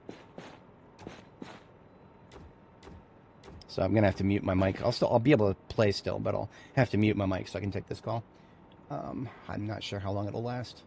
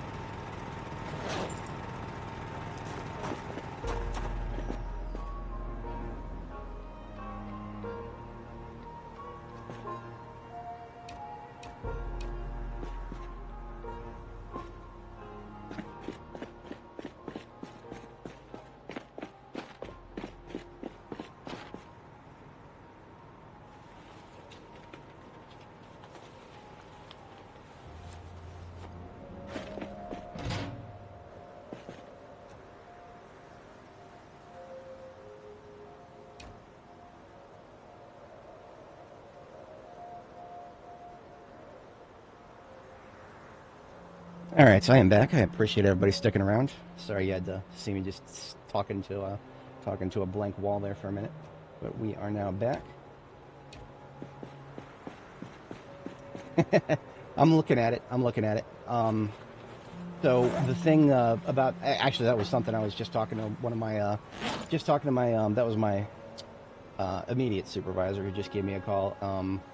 Couple of scheduling related things, including orientation starts on Monday next week, and then Tuesday, Wednesday, Thursday. Those are my first days working on site those weeks. So for all my folks who are watching Zomboid, I won't be able to stream in the mornings starting Monday, Tuesday, Wednesday, Thursday of next week. Going forward, Mondays I should generally be available, as well as Fridays, Saturdays, Sundays. I should almost always be doing Zomboid. Zomboid is, I'm trying to build my channel, and Zomboid does get me the best numbers. So, pragmatically speaking, weekends, Fridays, Saturdays, Sundays, I probably always do Zomboid. But during the week, we're still kind of in a flux position here, trying to figure all that out. But leaning towards. But what that all means, though, is a game like 7 days where I can play, even if I'm not at the top of my game. Probably would not be. I might actually start a new 7 days series on Monday. Possibly. I can't make that a promise, but I'm leaning towards. I'm actually. That wouldn't be a bad idea, because I wouldn't be able to start in the morning on that day, but I would have after I get back from orientation. Wouldn't have much else to do for the rest of the day. Gaming related. So as long as nothing else comes up Monday, that could definitely be on the agenda.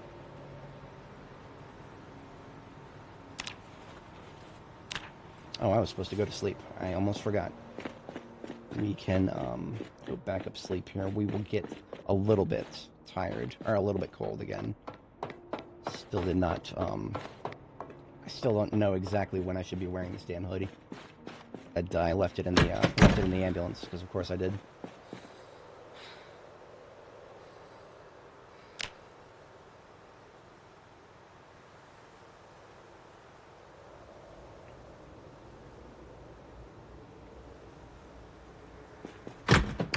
Alrighty. Oh, God bless the fog, man.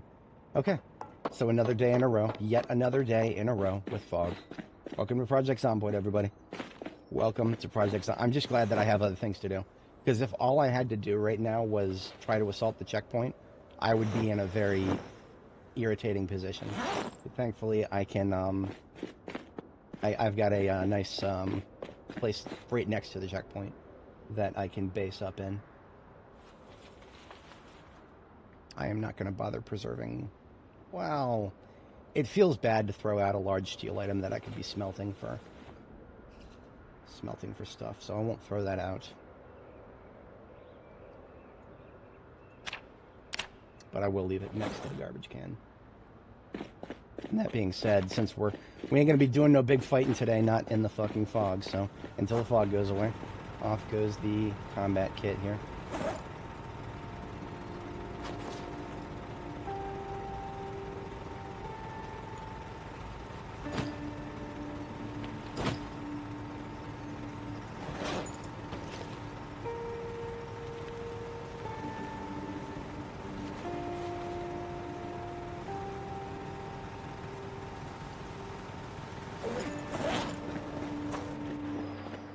Wonder if we have a fridge here. No, not even a mini fridge. Damn.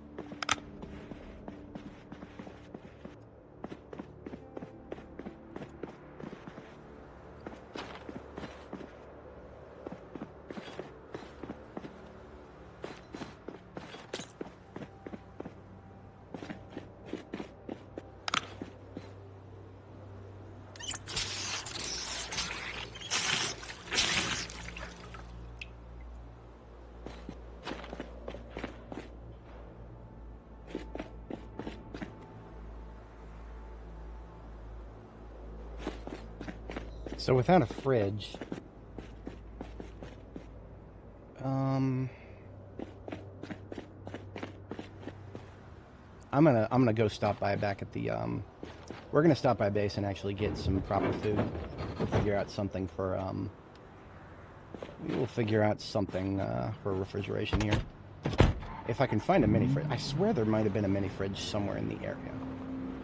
I mean, there's definitely somewhere in the area there's a mini fridge. But until we get that installed, this is only here for the lights.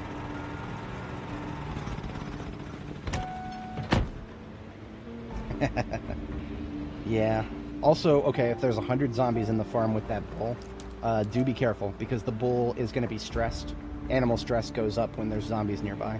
So if there's a bunch of zombies there, the bull is most likely going to be stressed. If a bull is stressed, there's a small possibility it will attack you if you try to like if you try to rope it, for example. I don't know if there's a good answer to how to deal with that. If I ever have a stressed bull, I usually just leave it alone. But if that's not an option, if you need to get that leather now, you could always try to shoot it. I actually got I got nabbed by a bull once a long time ago. I think that was a very early game on Annie. One of the few times I've ever had a character get their blood drawn, and I ended up shooting the damn thing. Nobody makes me bleed my own blood.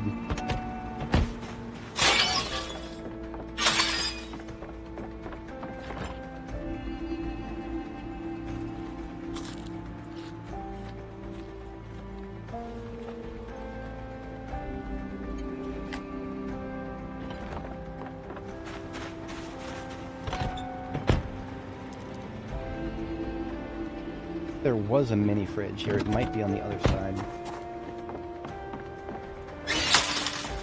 We put all of our spare furniture back here. I don't know if I would say it's a fair chance to die. We only got a scratch. But I remember seeing videos on Reddit of people getting knocked down. And I guess if it knocks you down, that could be more serious. And of course, even if it only scratches you, if let's say it's a scratch on the thigh, for example, suddenly you're wobbling everywhere. So even if the scratch doesn't kill you, randomly getting scratched on the thigh can make you go hobble, hobble, hobble everywhere, and suddenly you're not able to outrun a fast shambler. Well, actually, I think even with a fractured foot, I was able to outrun zombies still. But just something to think about.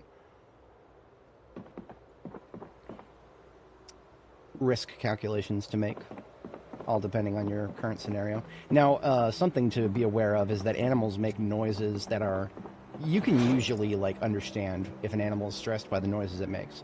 Bulls will make a uniquely, it's kind of hard to describe, the cadence will go from low to high, a little bit more so than it normally would. But it's one of those things you'll kind of have to train yourself to recognize. When you're higher level animal care, you can just look at an animal and tell if it's stressed or not.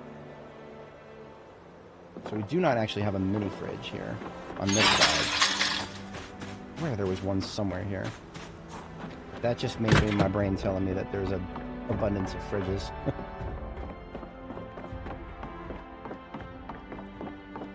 And this does not count, this double fridge back here. That thing is way too heavy.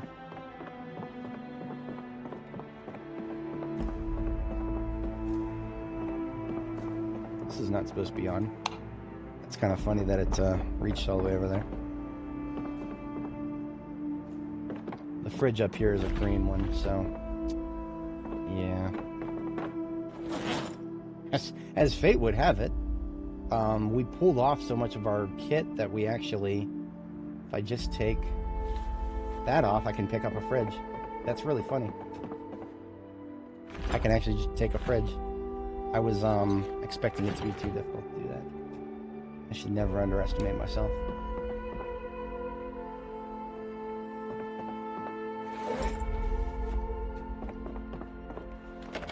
Now again, I'm not looking to make like a super long-term, reliable, do-everything base over there. It's just a place to stay while I'm hitting the checkpoint, which is still going to take a few days. Also a place to stay while I'm getting things sorted in there when it's foggy outside and I can't do too much else.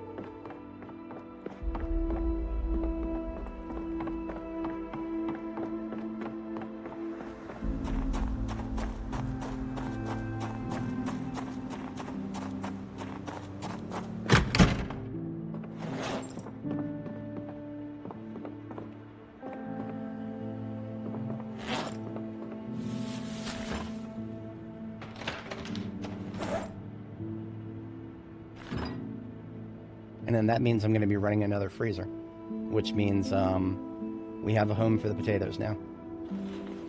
Glorious. These potatoes, all 100 of them, only a fraction of those should be not, only a fraction of these potatoes should be in the fridge. The rest should be in a freezer of some kind.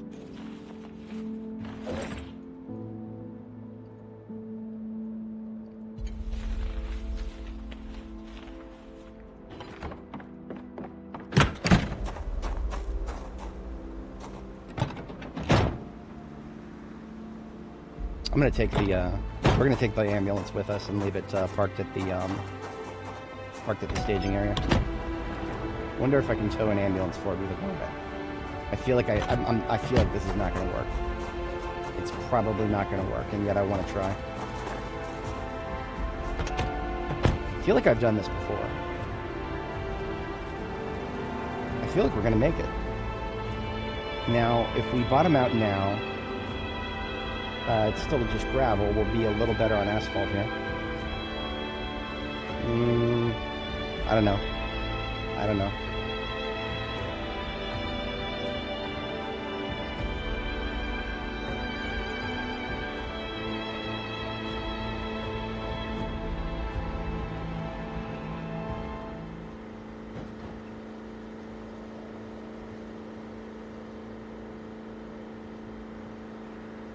Yeah, we could be going faster backwards at this point. Oh well. I gave it my try. I bet a race car can do it.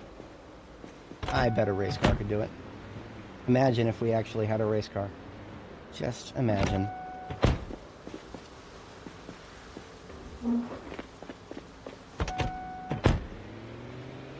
I might actually add Valley Station to my early map exploration phase, because if I had explored all the way up here, maybe we could have nailed that warehouse before it got looted and trashed, or at least improved our chances. I have and I was talking to KTO about this. There's only about there's less than 20 points. There's less than 20 areas where a race car can spawn on the map. There's like most of them are corrugated at the Irvington Speedway. We went there first. No race car spawns. The second place, there are a grand total of 3 spots at the drag strip where a race car can spawn. And of course, we went there just earlier on this character's run and nada. So it is possible, and in fact, nay, I would say it is guaranteed almost, that we are in a world with no race cars at all, ever. And that is a depressing thought.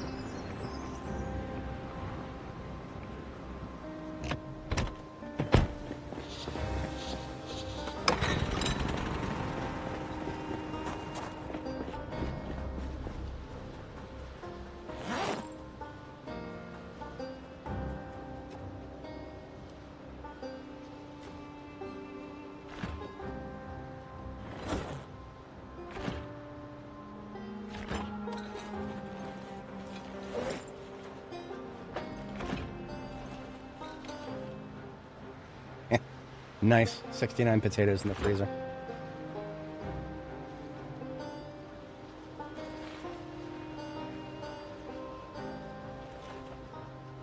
There we go. All but 10.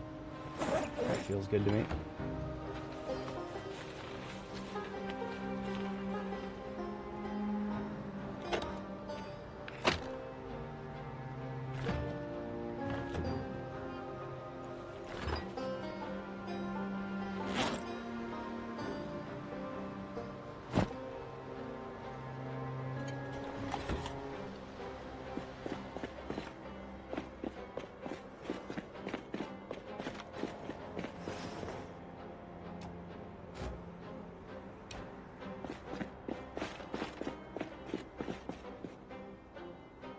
all this crap on the floor, and I think I only actually recall seeing a grand total of one paintbrush.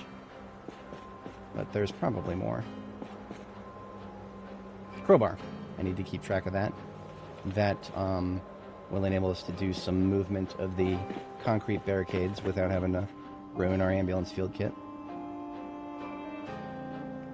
The field kit is there to be used, but I hate having to pull something out of the field kit for an extended period of time, because then I know I'm going to forget to put it back in there.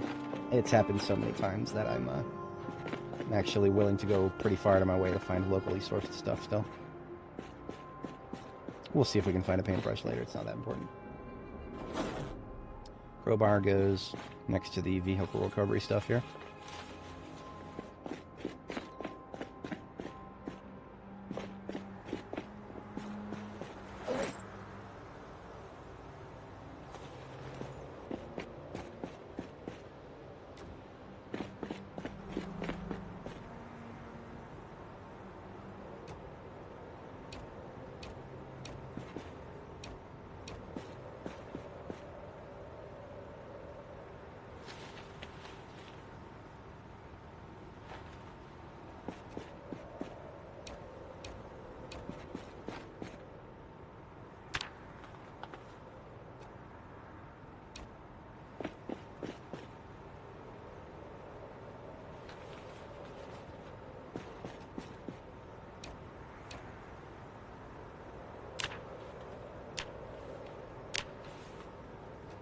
Go.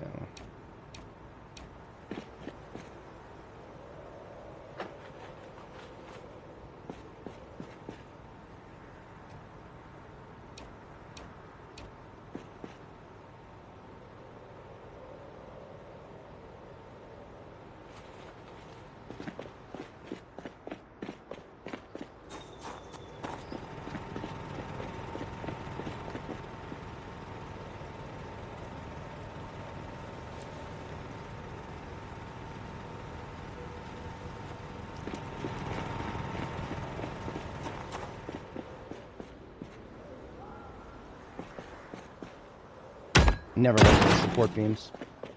Is that the support beam to the house? What's a support beam?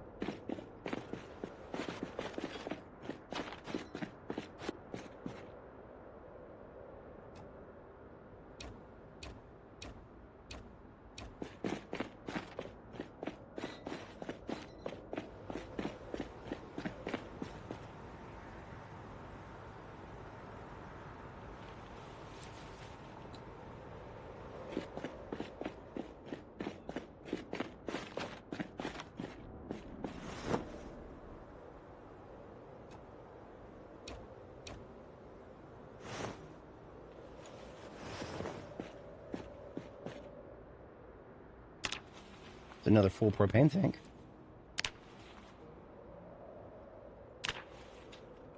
Hey, dub rods. Thank you, thank you, thank you. That is 2 so far. 2 full packs of welding rods.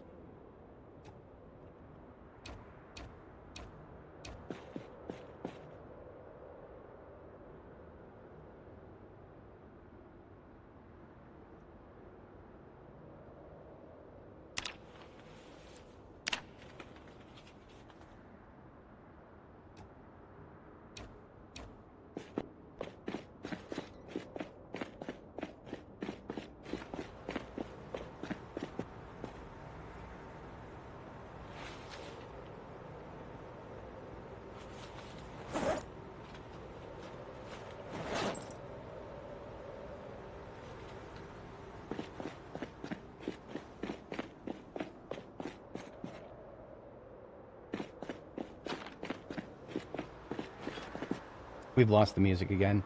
I'm not giving it another kick. We're just gonna listen to the game's music another way.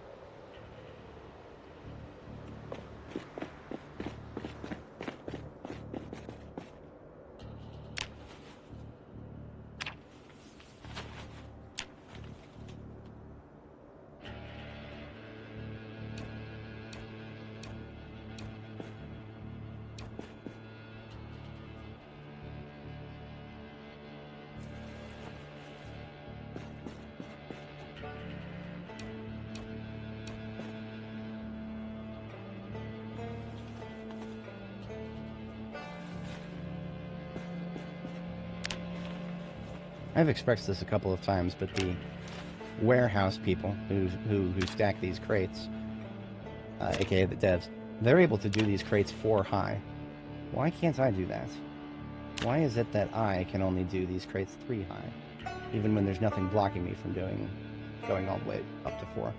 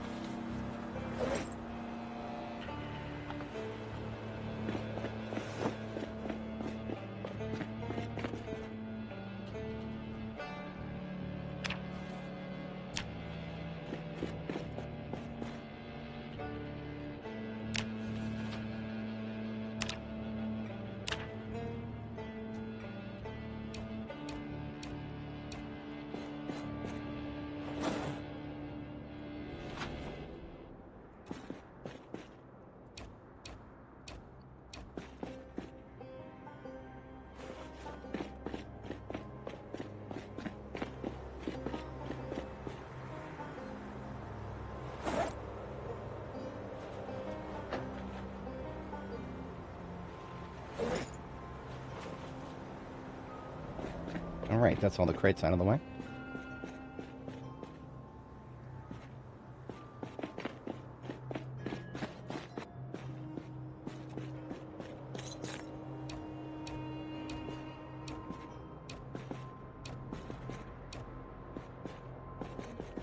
We've got all-day fog again. It's already 1400 hours, and the fog is still just as thick as it was this morning. It's truly cursed. Truly, truly cursed. To have this many days in a row of fog that lasts for so long while we're trying to get set up for the Louisville checkpoint, that's mean. It really is. But that's what happens.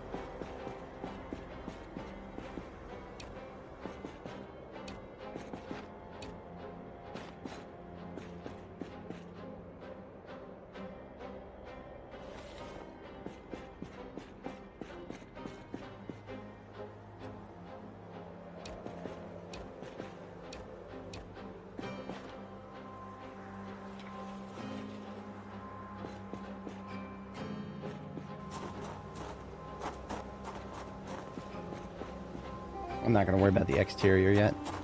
Interior first, exterior later.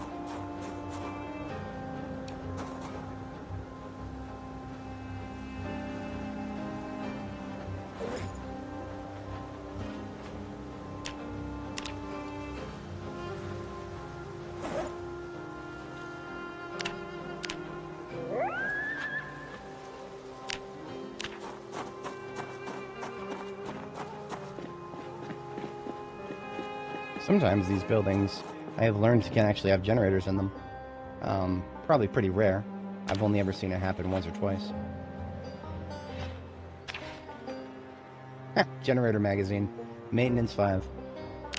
It's rare, but it's there.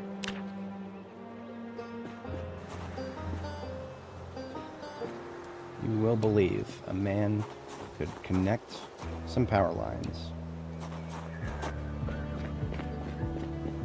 Oh, would you look at that? The game's music came back.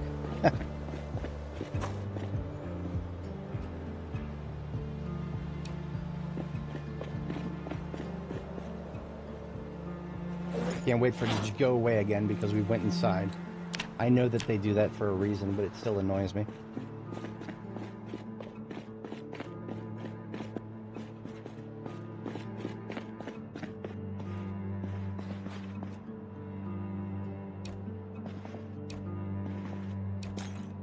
See, the fog has finally gone away, but now it's 1700 hours, which means we're going to get tired any minute now.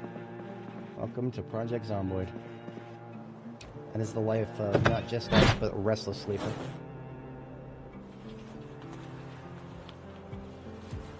I forgot, we can actually give the music a kick by jumping through something. It actually picks up when you do things like that. Why? I don't know. You can hear it just went to the high variant.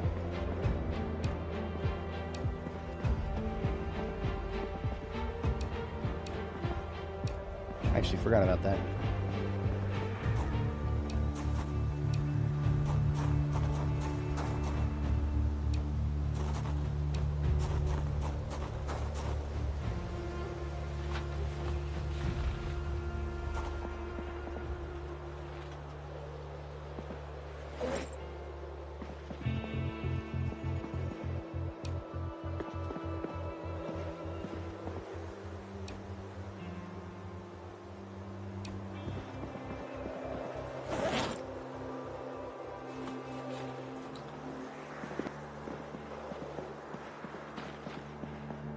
Dumpster around here. No, we've only got trash cans. There's a part of me that wonders if it's actually faster. I talked about this before, but I never actually did it. I'm curious if it's actually faster to delete trash if you just use it as fuel for a campfire. I've never actually tried just, using a campfire as trash disposal. And that's what I would do in real life. I just went into a building like that, and there was a bunch of shit on the floor, but there was a bunch of useless stuff. I would toss the useless stuff in the garbage. So we got an absolute ton of burnable trash here. So if I click trash 18, we'll get 4 hours of fuel from 18 units of trash. Wait a minute. She stopped. Why did she stop? Is it because we fast forwarded? Possibly. Yeah, okay, so this is not faster in the slightest.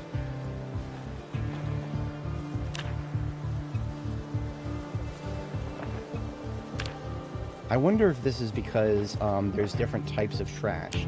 That's probably why. Because sometimes she's doing it, sometimes she's adding 2, and then sometimes she's only adding 1. But even if she was adding, like, all that trash at once, it would be just as much time as it would be to just transfer it all into a garbage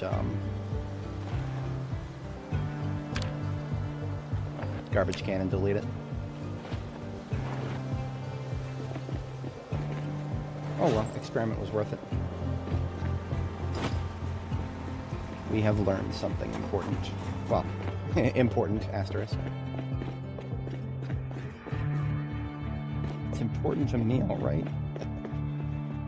Important to me.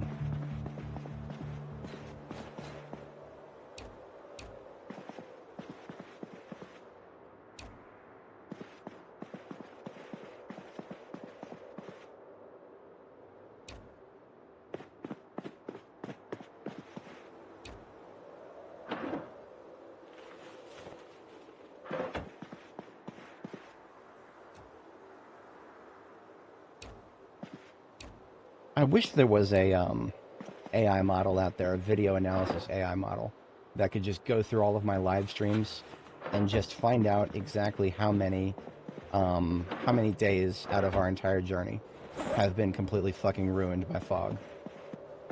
because I would hazard a guess that it was at least 1 out of 10. At least 1 out of 10 days we have had fog come up when I would have much preferred to do something else. Oh, really? That's, wow. I feel like that's extremely unlucky.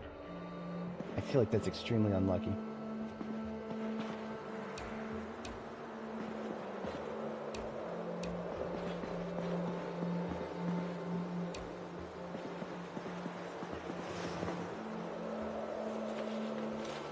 Who throws out an almost full can of vinegar? Somebody was an absolute doofus. No wonder this place ended up getting trashed.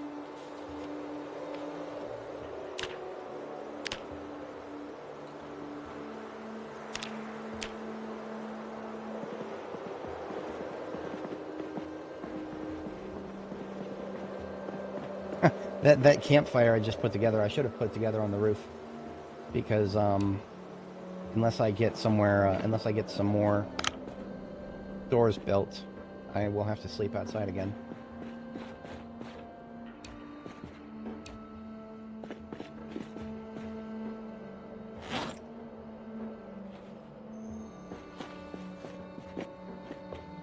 I've done a pretty good job, though. Everything left on the floor is not entirely garbage, just slightly.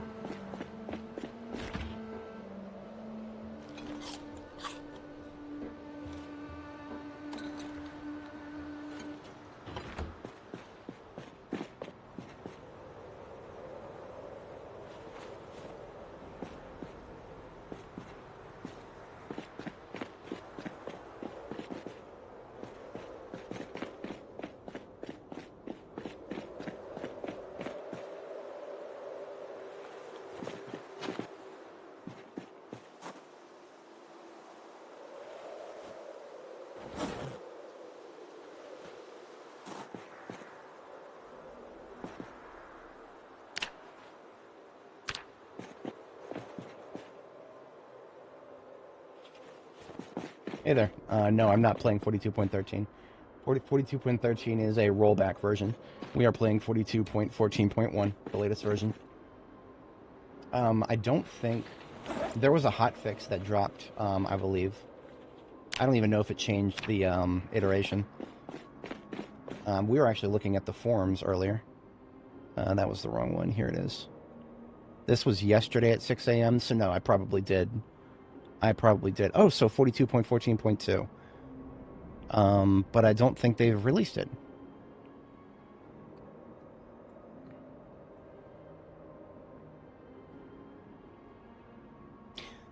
Oh, look at that. Since we are putting the final touches on 42.15 and intend to release that to unstable next week, barring any unexpected issues. It would be much more beneficial to focus on getting... So 42.15 is coming out next week, then. Good to know. Good to know.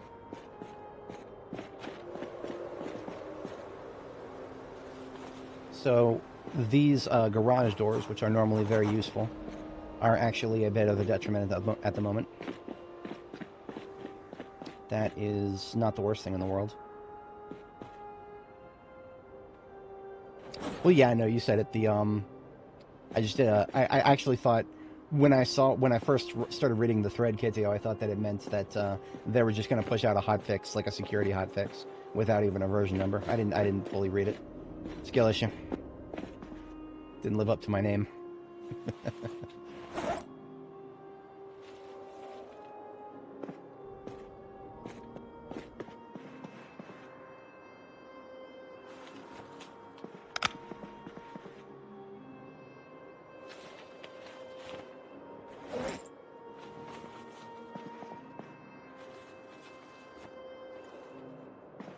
So if I wanted to build a couple of doors, I would only need a 3 steel sheets and one of those welding rods. Would not be hard at all. And I don't even, I'm a little obsessed with doing metal doors, just because I hate the sound and appearance of the wooden doors.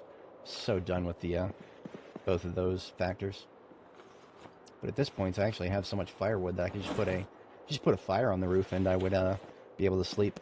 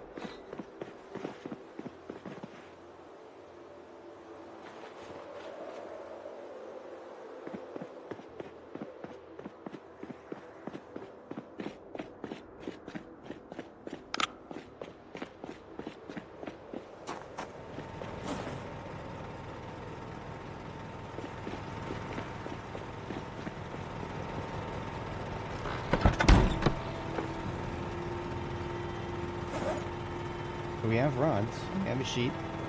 Let's just take a torch or two.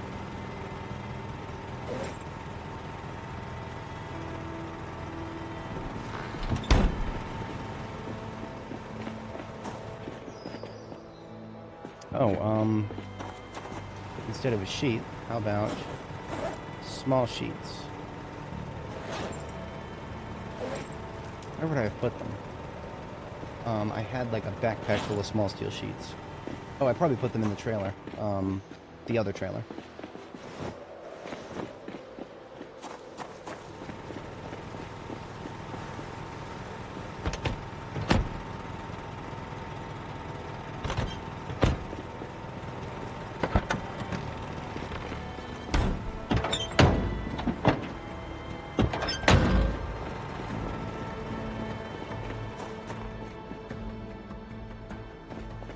Could just weld a large sheet into small, but that feels wrong when I have a huge cache.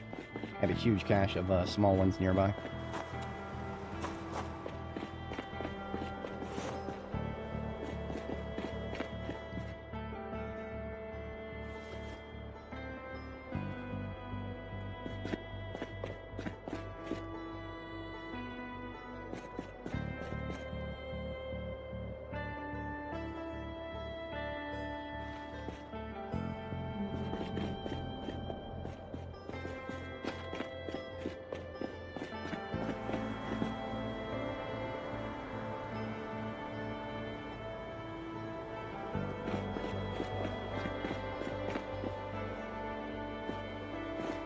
Well, I can now at least make one metal door.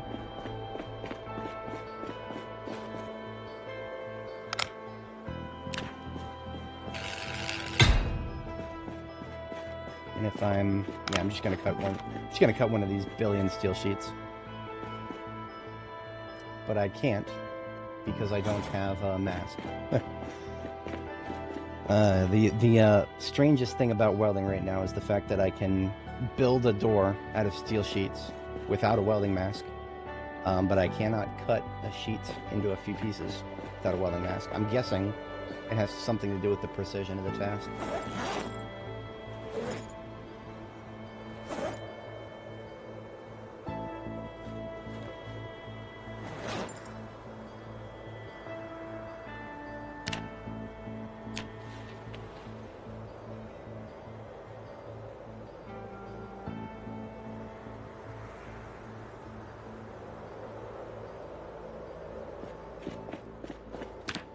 So now I've got this side room right here, and this is now a protected room.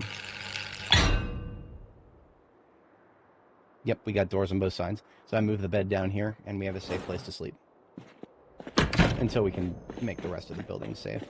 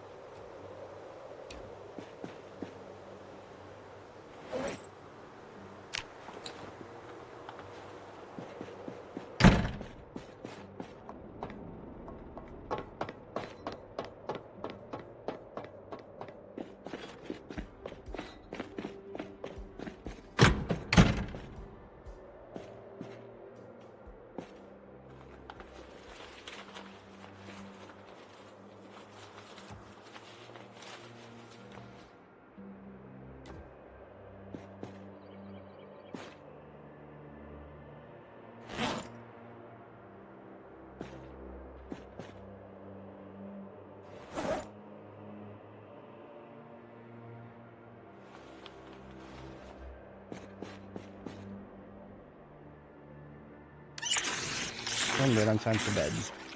Perfecto.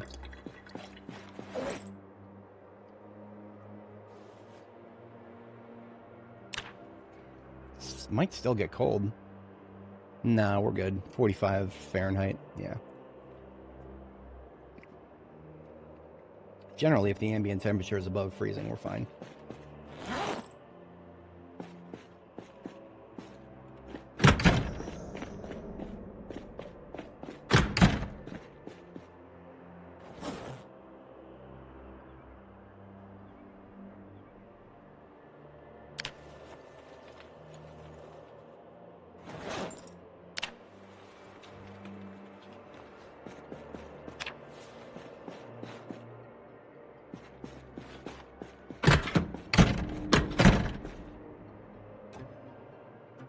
Nothing else on the floor.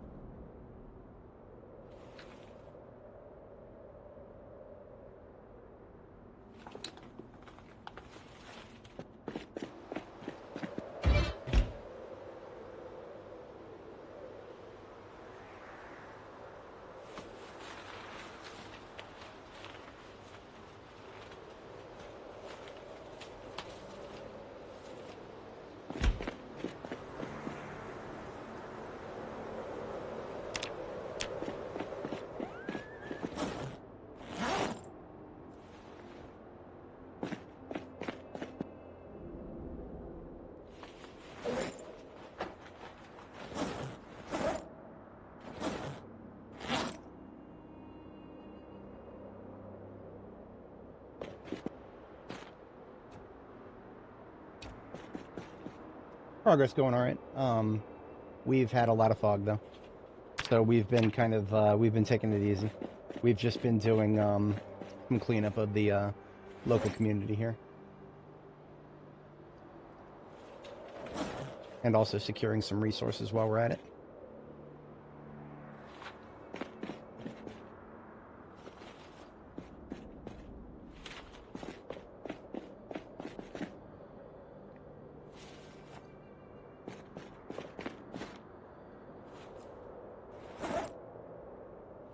Hey, there's a paintbrush. Hell yeah. Do I really need one? No, but it annoys me that I have to use a plain wooden crate as a cabinet when I've got a green fridge and a green stove and a bunch of green paint on the floor. The logical thing, of course, is to paint the crate green.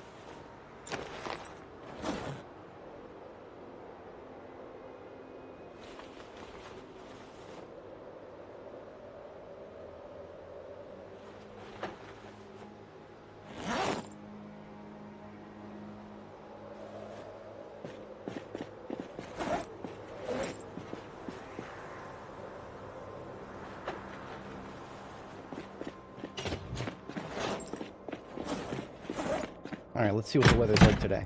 Will I actually be able to go get started, or are we going to have fog for a 4th day in a row? Weather, tell me what is up. No fog. Oh, thank goodness. Okay. Let's see what we can get done today.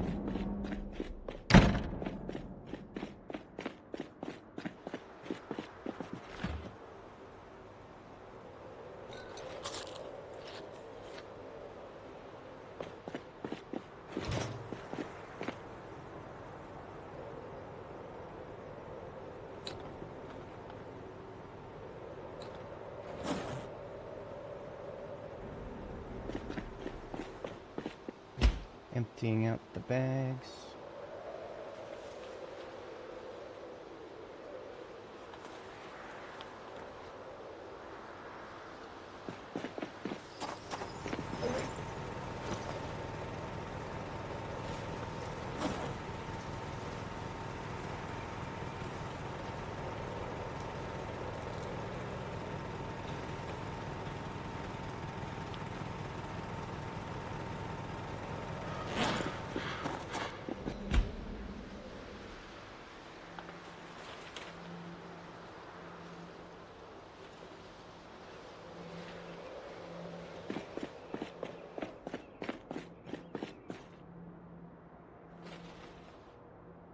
Right, there's my rods. Can get these torches filled. At least we should be able to. There is a can of propane here, right over here.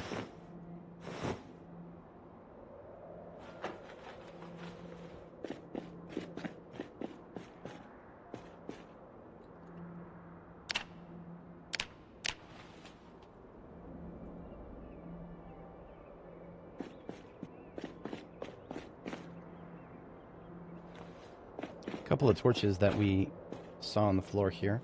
Some of them were already full. Some of them, like this one, are like almost empty. All of them can be refilled. Now that we found that can over there, the propane tank. And the propane torches have a very distinctive red handle, so they're pretty easy to spot.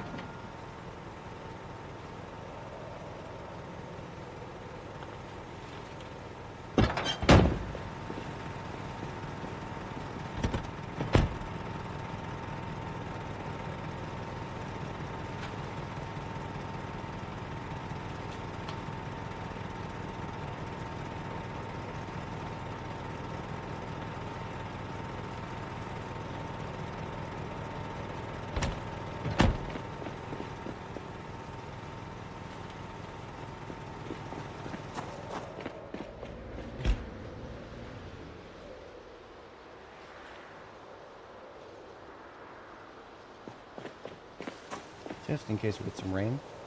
Buckets always go outside. Let's gear back up.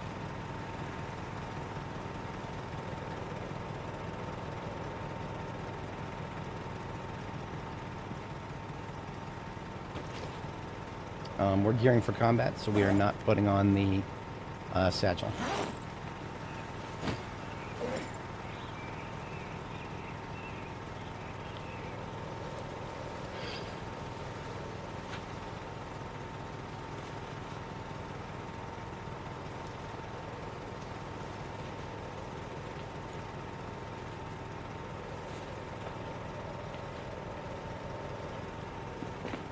All right.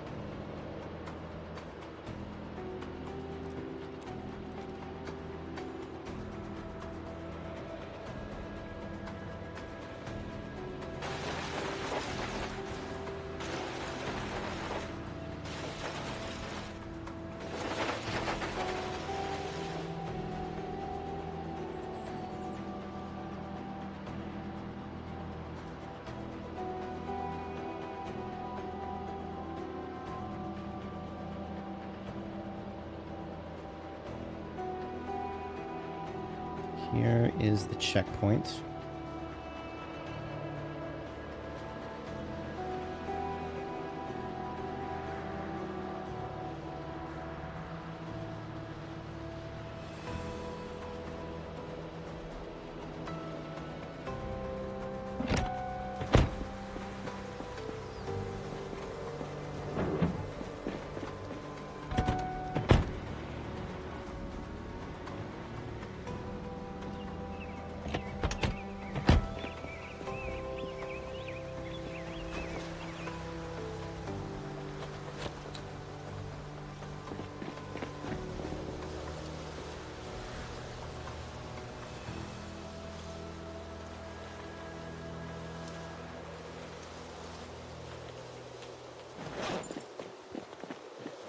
Shells into the bandolier.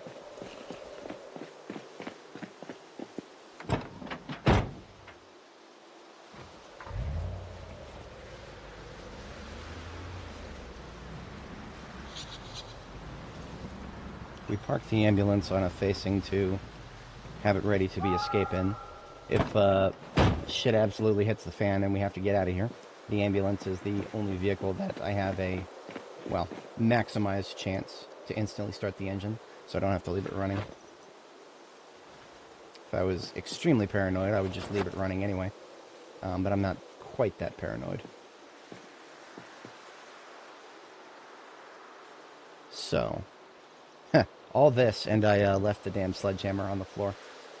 Yeah, so we're going to take a quick trip back and grab the sledgehammer, and we're going to need it. The sledgehammer is the only thing that can destroy these barricaded windows. We can destroy the fences with welding now, but the barricaded windows, the zombies cannot destroy them. I have seen 50 zombies all in that one tile before, just slapping that stupid window. It's much better off if they just flip through the window and then present a nice, easy target to shoot.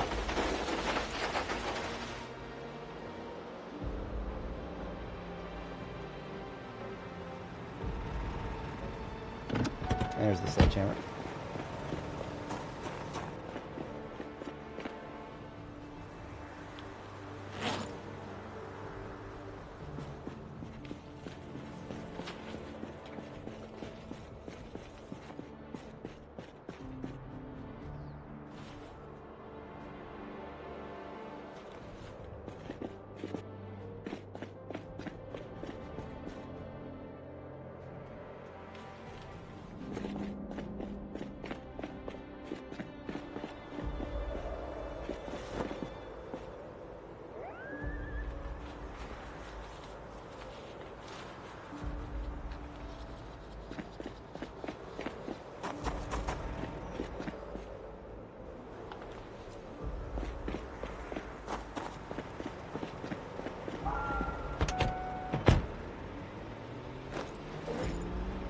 Wait a minute, I almost forgot a roast.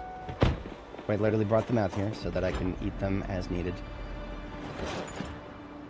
There we go. We got food now. Alright, up we move.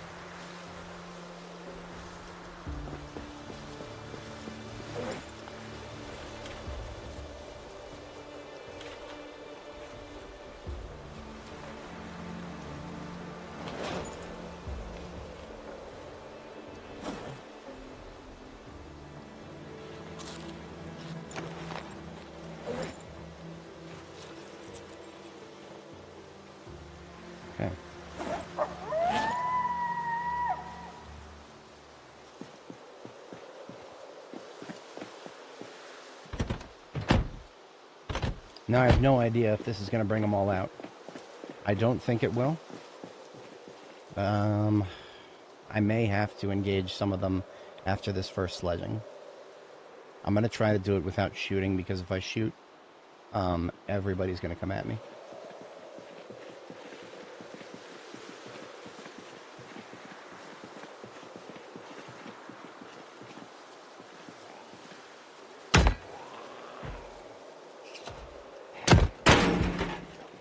We've just solved a massive problem.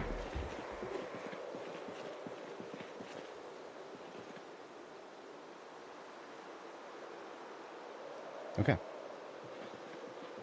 I cannot stress how annoying that one graded window right there. Absolutely annoying beyond any reasonable description.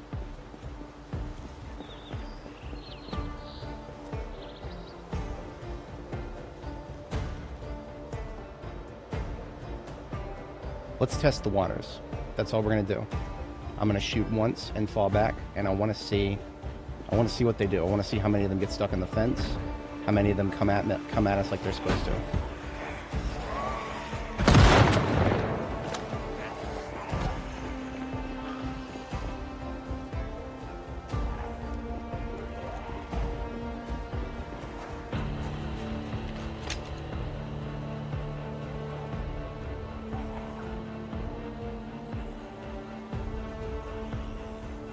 Can't wear the hoodie.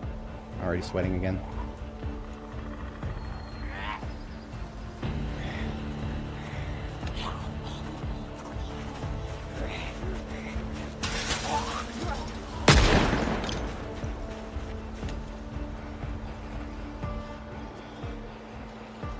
Okay. Hold on, am I going insane? Or are they not attacking that fence even though they could be?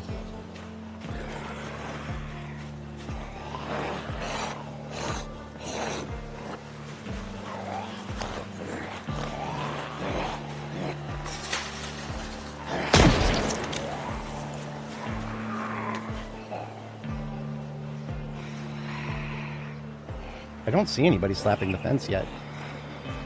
No, I do. Never mind. Yep, they're slapping the fence. Okay.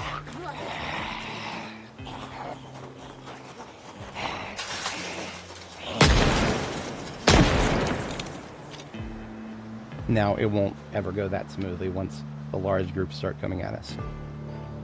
But, as you guys can see, there are several who would have been out here already that already got stuck, like this guy right here that I'm highlighting in the top right. He's already attacking the fence. All he has to do is go around like that. But no, he has to attack the fucking fence. It's also tiresome. But basically my worst fears have been confirmed. And I understand how they're going to move now.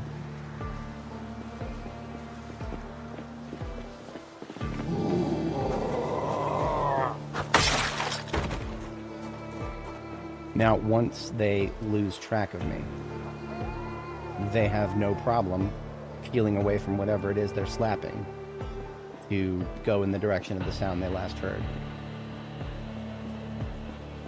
It's only while I'm near, if they detect that I'm near, they will start slapping things instead. But once I am not there, it's like they suddenly remember how to move.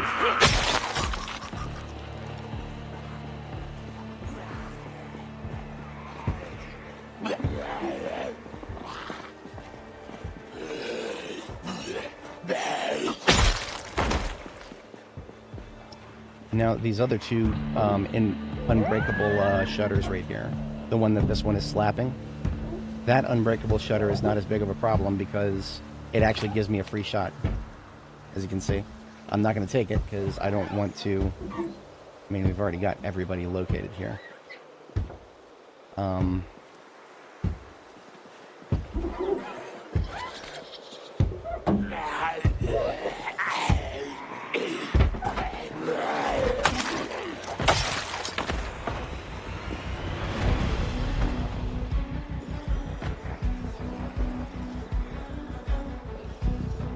Now, here's an interesting question.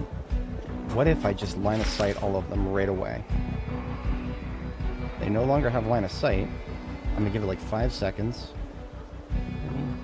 3, 2, 1. Okay, so they did not... They stopped attacking the fence, but they didn't start going around. Now, that actually is normal. Before they could attack this fence, their behavior used to be any of the ones that got caught in these corners would just do the thing where they just stand there and wave their head around because they have no idea how to get to the player. They just stand there and make impotent noises. So that tracks. That tracks. They don't know how to get out here. So if they don't see me, they'll just break aggro and just stand there. So if I want to get them out of the corners and not have them just stand there slapping the fence the whole time while I'm trying to do other things, I will have to make a hole in the fence somewhere. And that was always going to be the case. But, okay. Still kind of processing this. See, obviously they're like fish in a barrel right now. I could, if I get a clean shot like this, I could just start shooting them right now. I'm not getting a very good return on investment by shooting through fences. There's part of me that wants to just do it.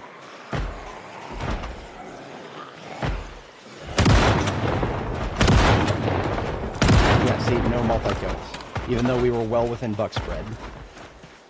So that is not... that is a waste of shotgun shells to do that.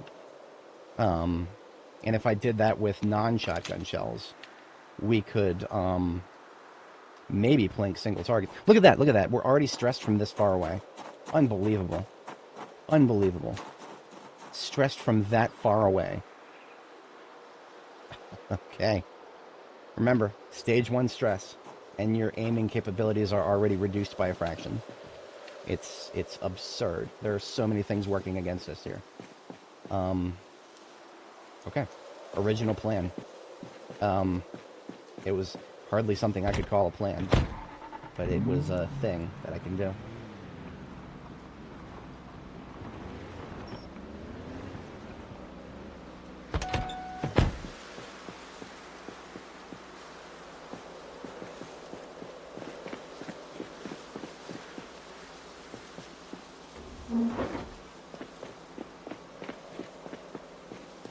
We're going to use these cars as blockers, movement blockers. The fence won't do it, cars will.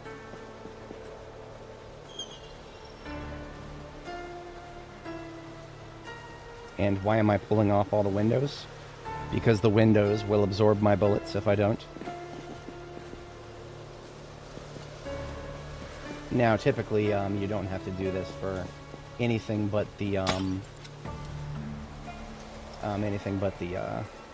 ones that you're going to be shooting in the direction of.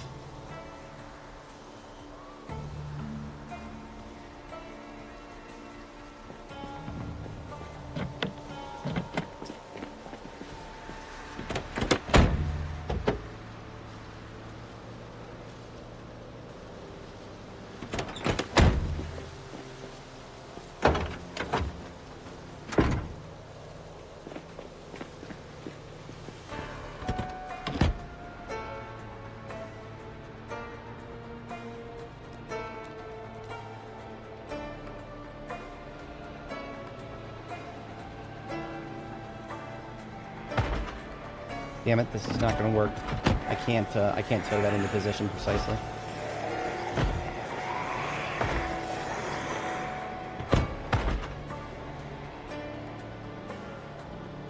I will have to use a vehicle that I can actually drive. We prepared for that, but it's going to be tricky because I'm going to have to reuse the battery. I've only got one battery for standard here. So we'll have to use the battery, get it into position, and then swap out.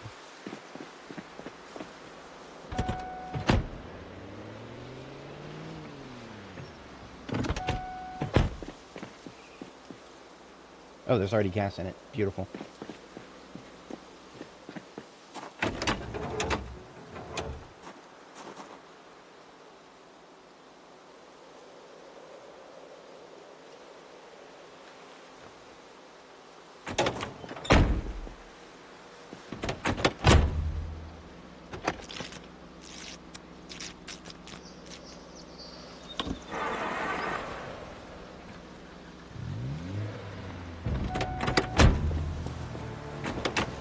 Alright, I need to do this a little faster.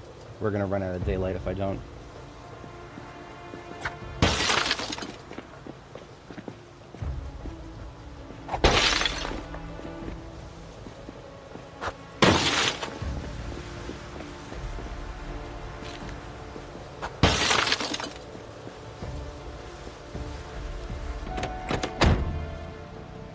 Like a dune buggy.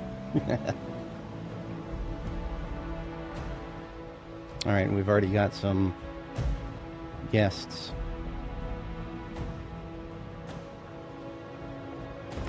I wonder if it actually would have been easier to do this while it was foggy.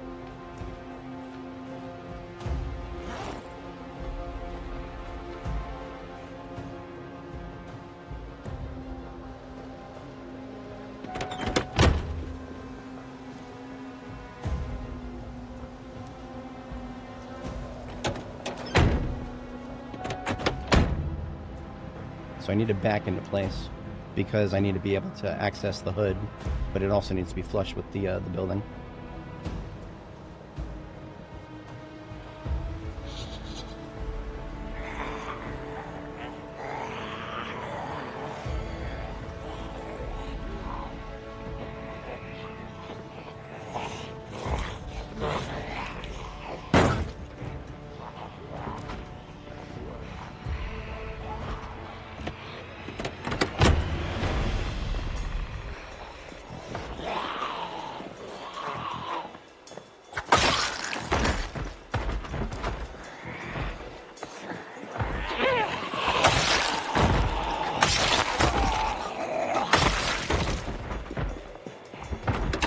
We're not going to be able to stop the, we're going to be stressed, we're not going to be able to stop it. Yeah, I should have given up on that a long time ago.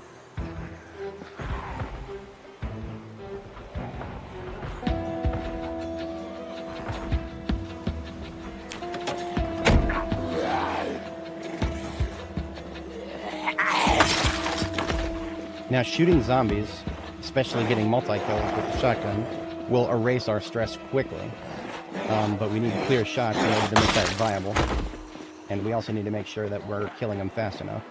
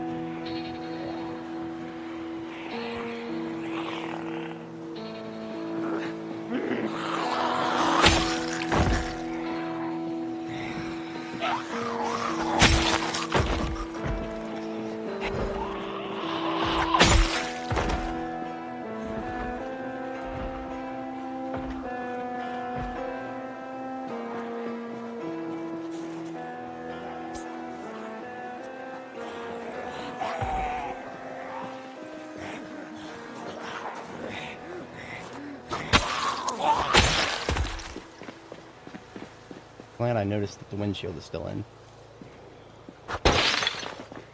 Have you noticed the shields are still up? I've actually got one inside.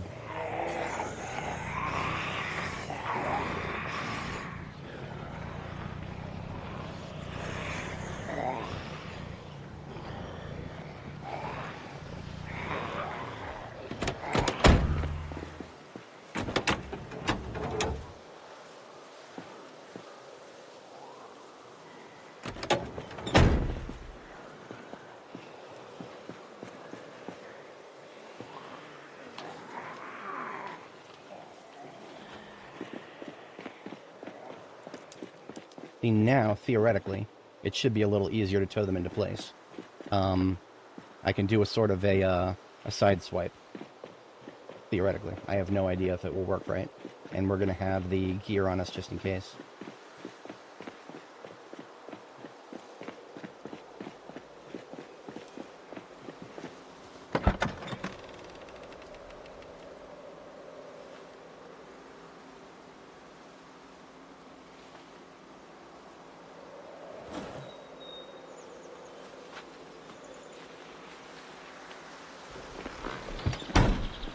Regardless, we will still need to remove the glasswork.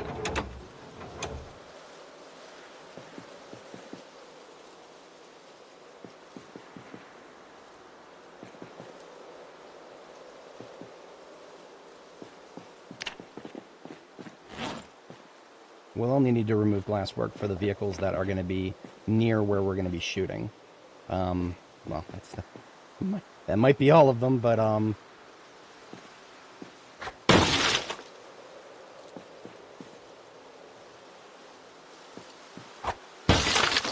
Alright, let's see if this works. This is where my, this is really where the challenge of my skill in reverse towing comes in. If I can pull this off the way I imagine I will be able to, then my confidence in my towing capabilities will be at an all-time high.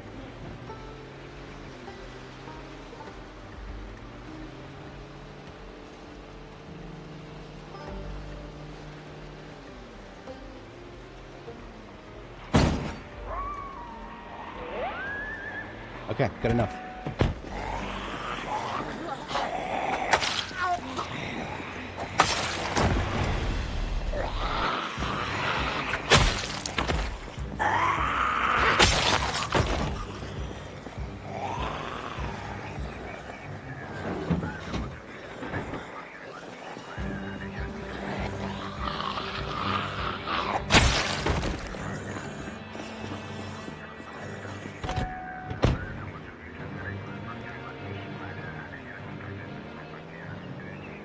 This is why we stockpiled cars. The oh shit! I gotta be careful with this thing. The effort of multiple streams is now coming to its conclusion.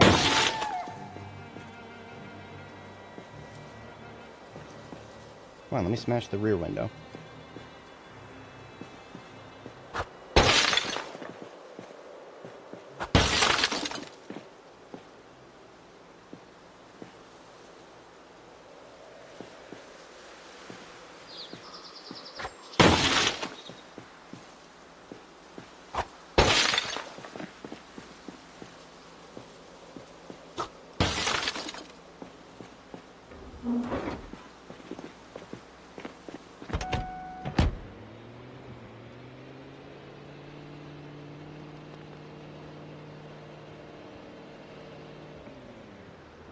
I'm a little bit off center here. Let's try like this.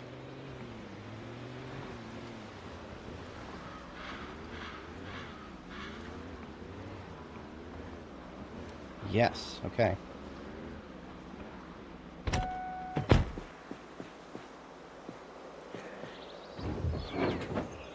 So right now, let's say I'm a zombie and I'm coming around this corner here and I want to go all the way over there.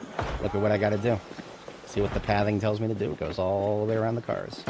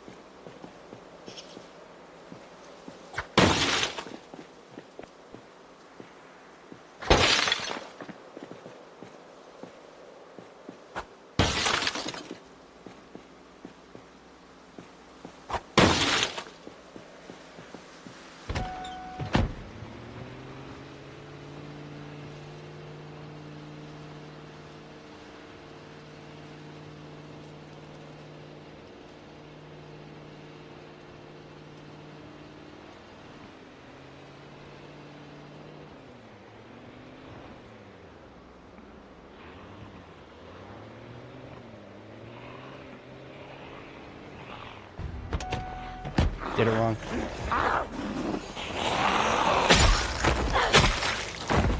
Notice how each time we come here, we're chipping away at them, but very slowly.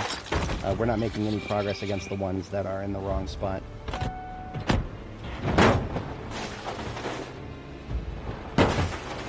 Let's try this.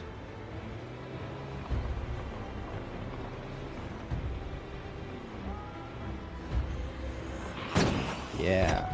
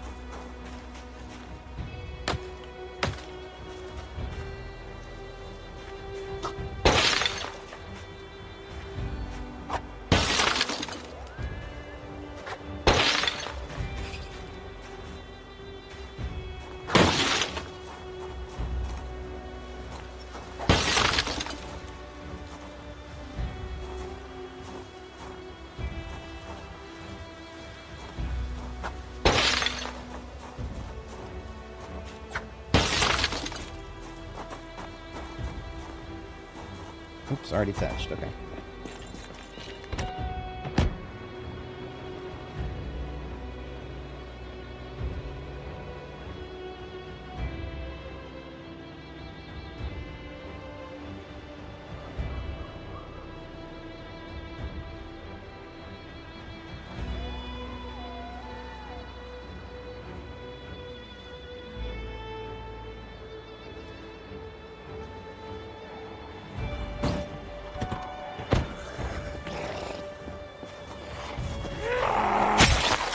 So observe.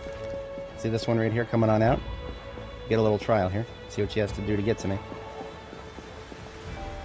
What's that? You want to get to me? Oh no. How are you going to do that? How are you going to do that? Do you know how to do that? Are you sure you know how to do that? Because I think you're going to have to go all the way around here, aren't you? Little bitch. Okay. They're confused too. She thinks she can get through these cars. Look at that. That's we're gonna exploit the ever-loving fuck out of that.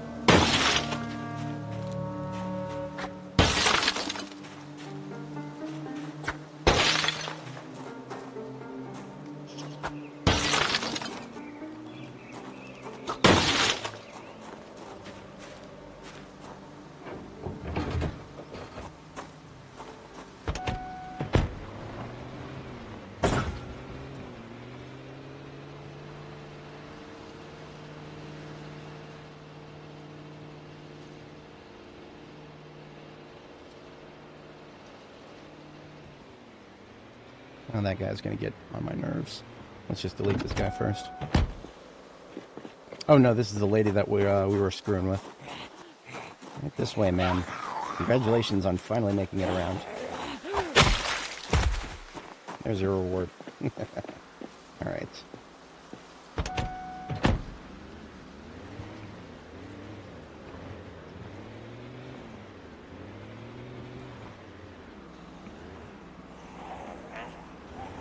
Failure.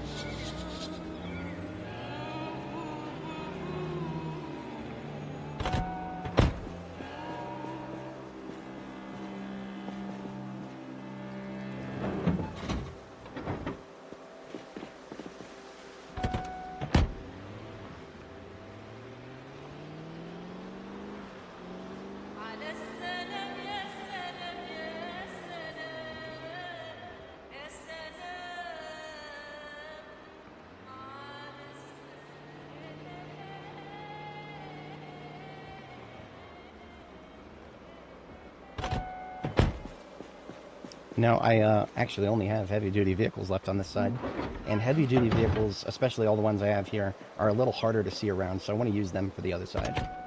I don't really care about anything. Oh, whoops. Well, we hooked up to the wrong one, but we can make use of this one.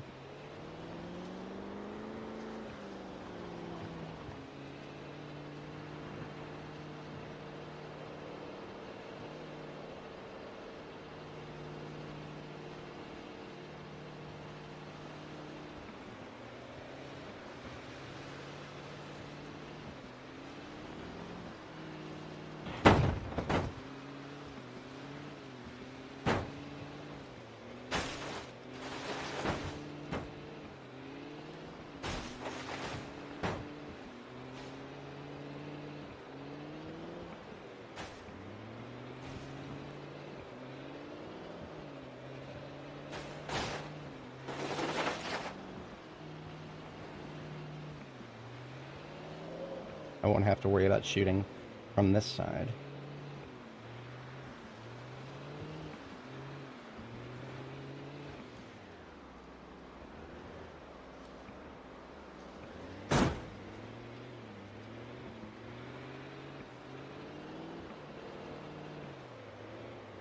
I don't know if that's going to be a perfect block, though. That's probably not going to be perfect. We're also going to need the axe to get a couple of these stupid trees out of the way.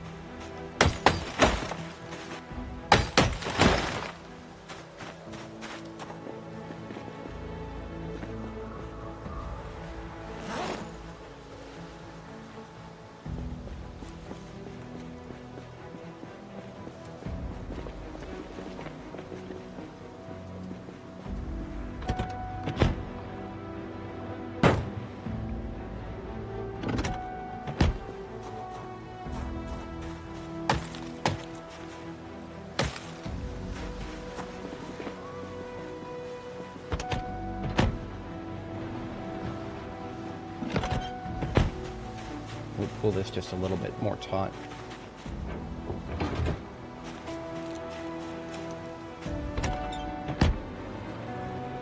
That's more like it. Yeah, try to get around that now.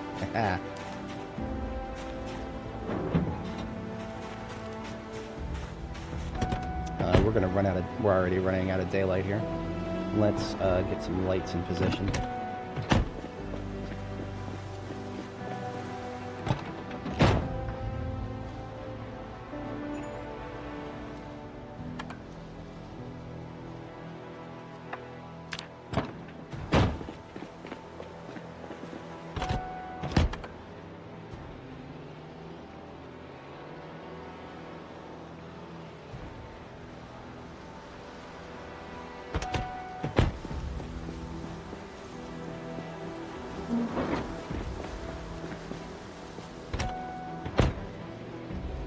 Appreciate everybody sticking around through the boring part. This is definitely not the most amusing part of what we're about to do, but it'll pay off, or at least I feel like it will. I could be wrong, and I hate to say it, but there is a small possibility that everything we're doing is not going to work. And if it doesn't, well, there's always the much more boring option of attack, fall back, and attack again. It is very boring, but it works.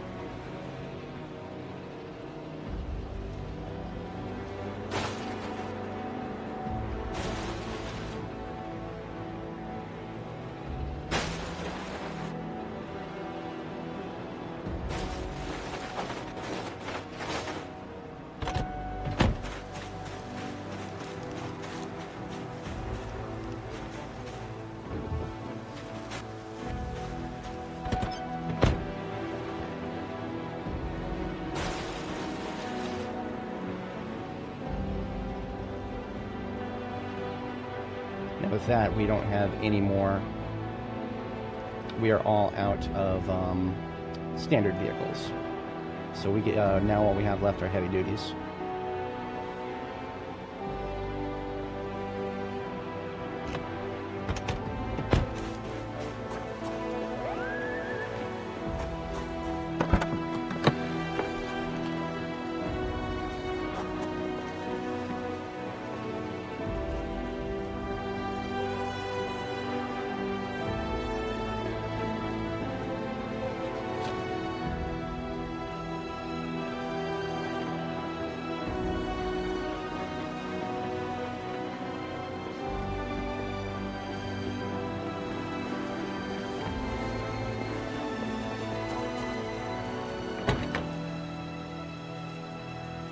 There's actually a little bit of gas in this one.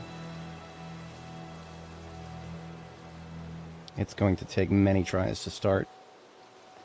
That's okay.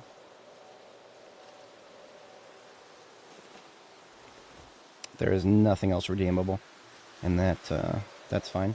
That just means we delete all of the windows. 100% of them.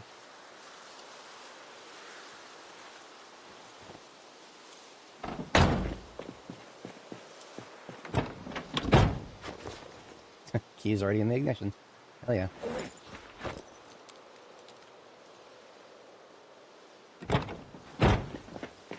Yeah, that's always the case with this song. This song is, the levels are wrong with it. The devs, it's always that particular song. I don't even remember the name of it. But yeah, it's not the case with most of the tracks. My fuck, there you are. Smash.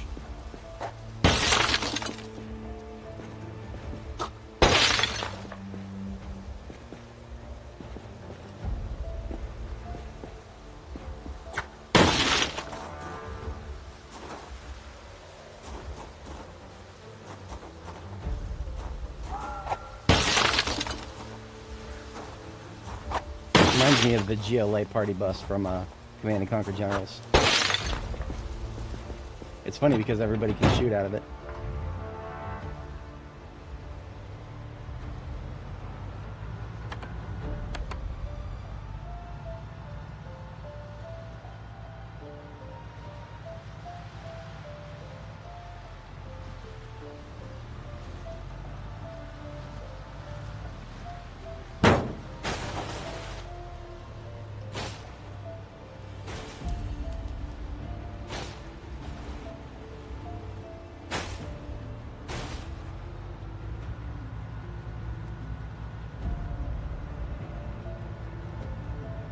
It looks like this thing is struggling to move its own weight. Yes, that's how bad Franklin Volians are. They literally struggle to move their own weight.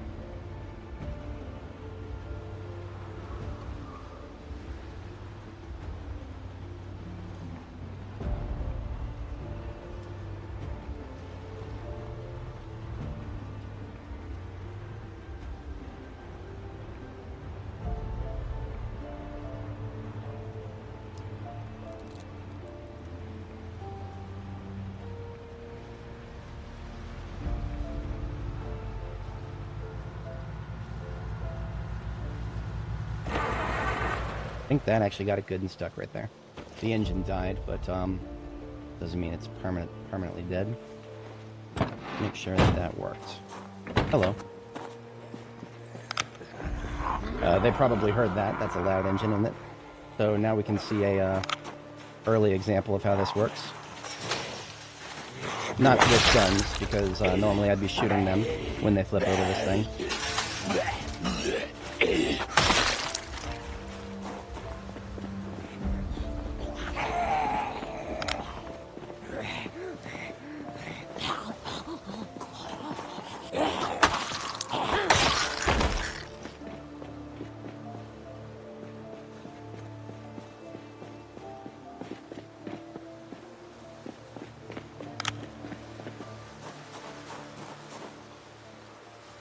Give me back my battery.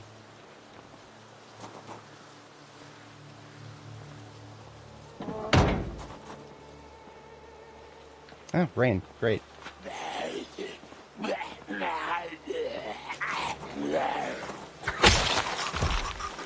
So, here's our test. If I use Wonk 2, fuck. Okay, that's not good. I can fix that, but that's going to be a little interesting. We're going to have to do something creative. And by something creative, I mean we're going to have to, I'm going to use the blue car for this.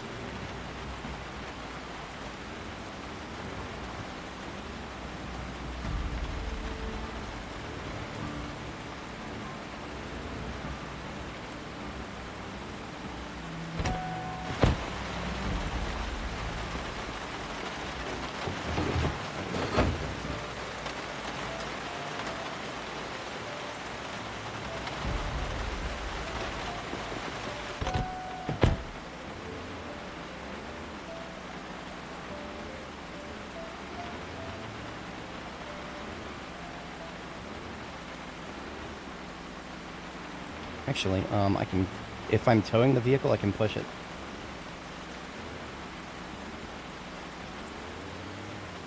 That might have done the trick. Let's use walk 2 and... Fuck! God damn it!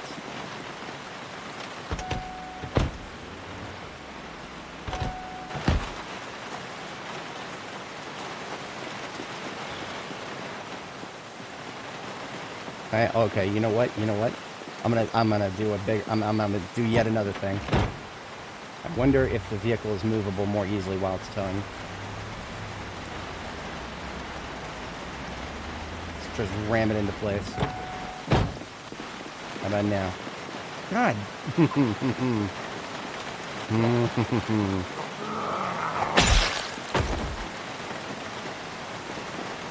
It's these tiny little minutia problems that make this whole situation a little bit more tedious than it probably has to be. With all of my skill in welding, why can't I just weld the cars together?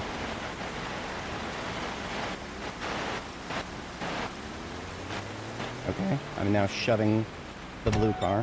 How about now? The Corvette might actually be blocking me. Okay, finally. And I think... Okay, good. We've got it. We've got it. So nobody can flank me. If they exit the main entrance, they cannot flank me to the left now. It's literally impossible. That's not to say that I will never get flanked from the left, but there's nowhere for them to come through. They have to go around and attack me from the right. And we've got a few cars left. We will make them attack us from the right. God damn it. Fucking fatigue. We're going to make them attack us from the right at a, whatchamacallit, a tighter angle with the remaining vehicles.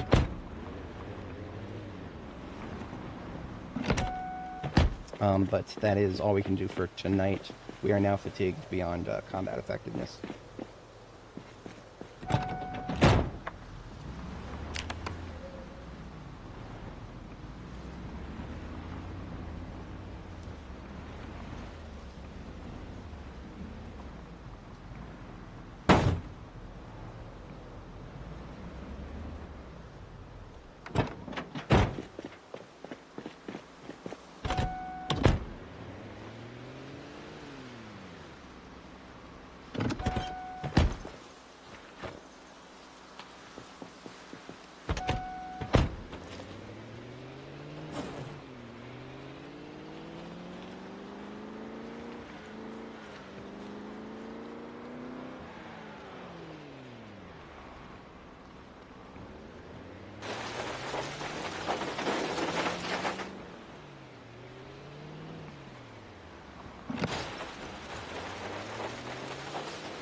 Wrong side. Forget that there's no way to the warehouse from that road. What the fuck? Stand by. Fucking call me. Oh, I normally block unlisted numbers, but I was waiting for somebody specific to call me, so that's not them. The world does not want to be on my side today. Alright.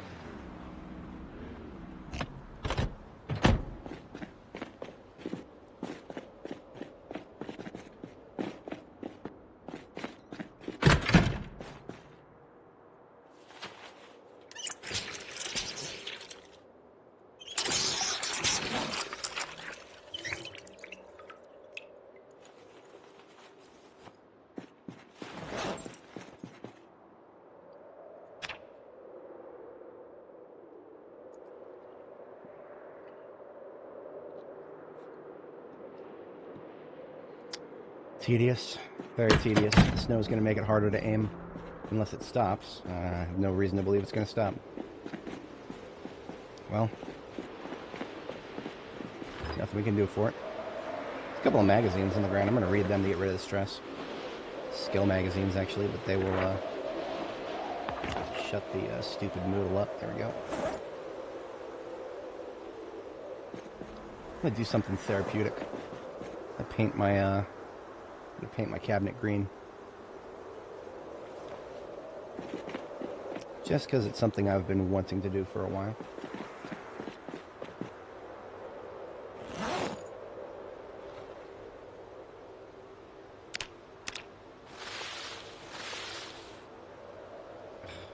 Look at that. Is that really the only green we've got? I feel like cyan or teal would be better. Turquoise might even be better. Let's try turquoise.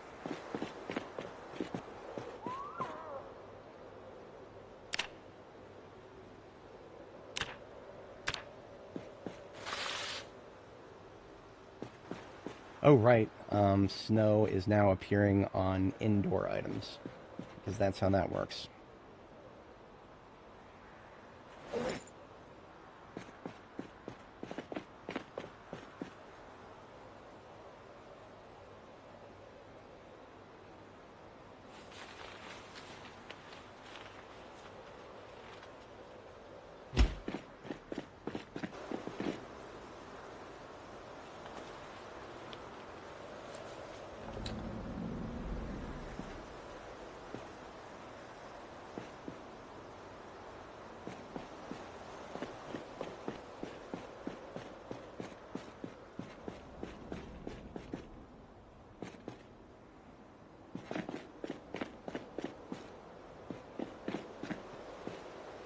Did clear out all of the steel sheets, I believe.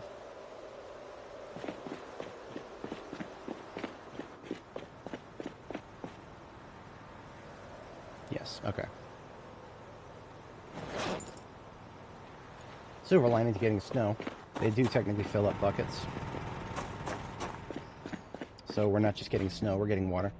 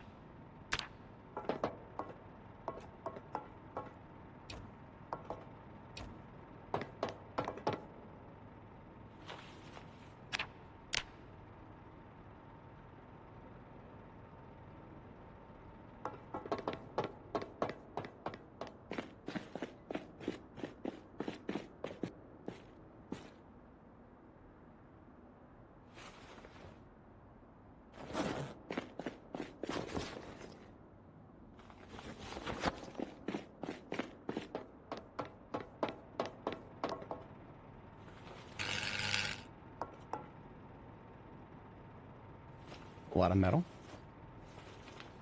Neat.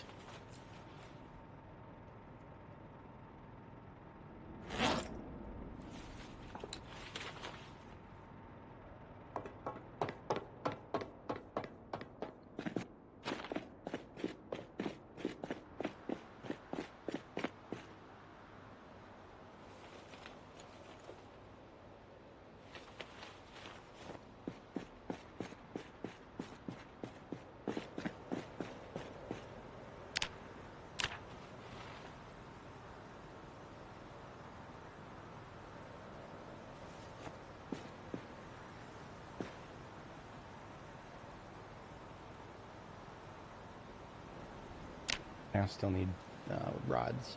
And of course I forgot rods because gotta leave everything in the same spot all the time. No, I've not tried the RV mod. I'm sure it's cool. I'm also sure it is quite unstable. I've actually heard some people talking about the couple of weird issues with it. But I imagine it would be, if I was going to try a mod like RV mod, it's probably more stable on B41. Probably. Just my guess there.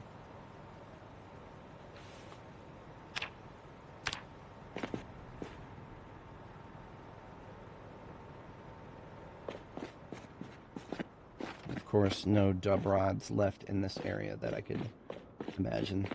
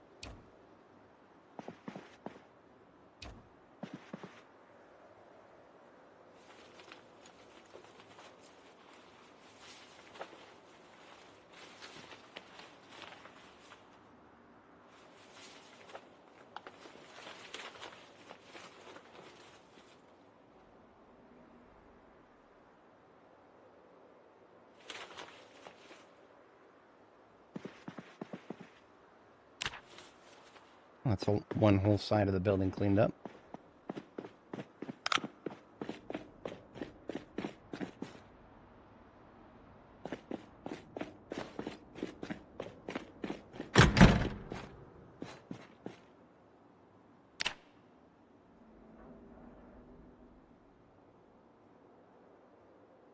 About halfway through aiming level 9. The snow lightened up a little bit, but there's no guarantees it's going to stop. See how bad the crosshair is. That's not bad. I think we can handle this. Yeah, we can handle that all right. Any amount of precipitation is technically enough to start screwing up your aim, but this is subtle enough that I don't think we're not gonna feel it as much, hopefully. We're not gonna know for sure until we start shooting zombies, because sometimes the crosshair is not always 100% reflective of your chances to damage. Sometimes you'll hit more often, but damage less often. Them's the breaks, as it were.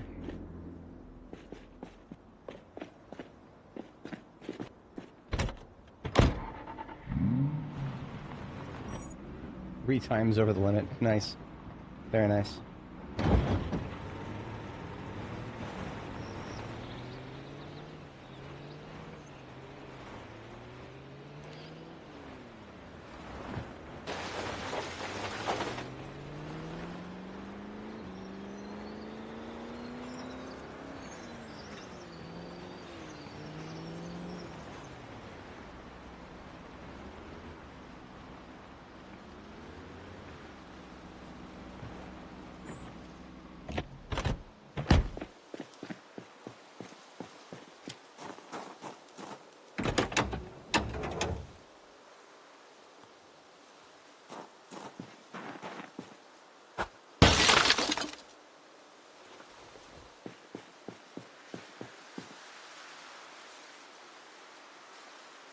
Heavy-duty glass work, I do not break if it is above 70. I don't know if I'll actually be able to take it with me, but I'll definitely not just shatter it because it's because I don't need it on the vehicle in question.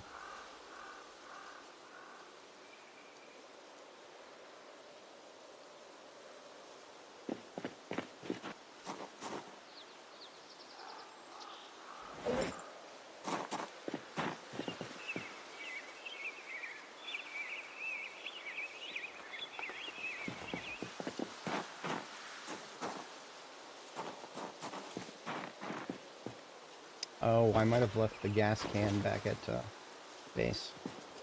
I either left it back at base or I left it on the floor up here. Either way. We're now down to siphoning. We got some good use out of it.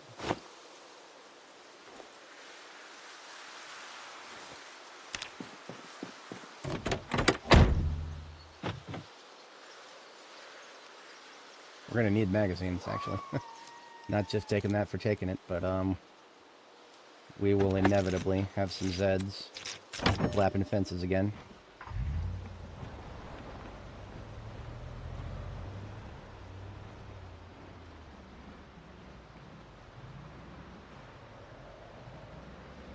This one we're going to use to start blocking the other side.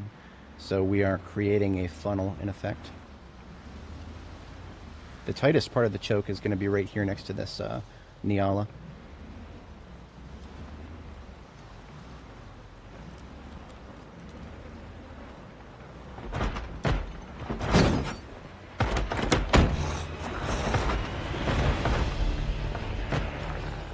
I need to recover the battery from that.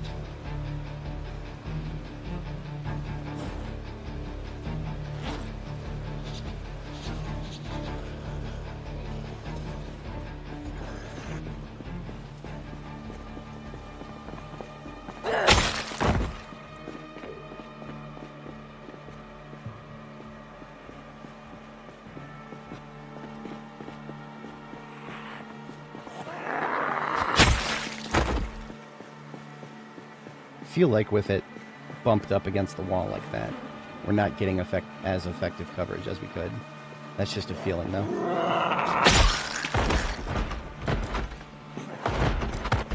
Jeez Louise, we're gonna go straight to the breaking point.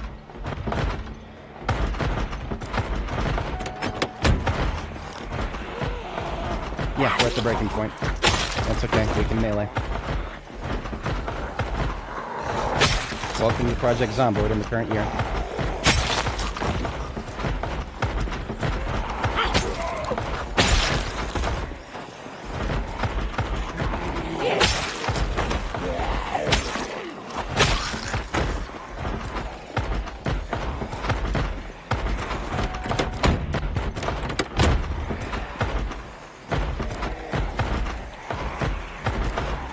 Just shut it out. Just shut it out. Not there. They are not there. They are not in that sufficient number. Everything is fine. We're fine. We're in our happy place. We're gonna need something more powerful than that book. I don't carry around de-stressing anything that de-stresses. For shame.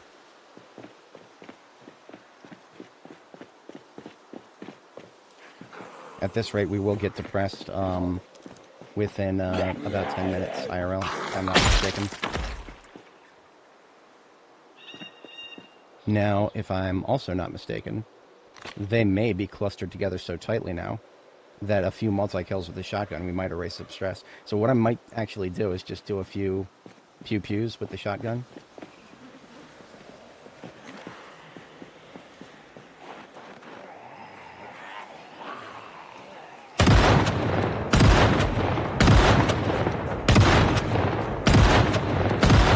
It's untenable. It's untenable. We're still at the breaking point. So that did erase some stress, but we got a level of light-footed. That's funny. There, this is we can't do that. But as you guys can see, by making noise and then falling back, we are getting them to come out and play. So our strategy in the long term is still valid, but in the short term, we're going to need some bigger books.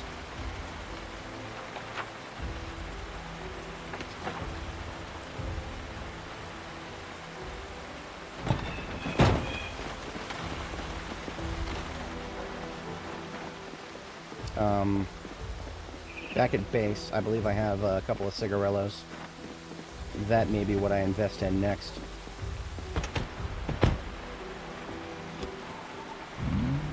Because remember, we can't shoot at all now. Stage 4 stress. There's no point in even releasing a bullet. Not even level 10 would make you combat effective at that point.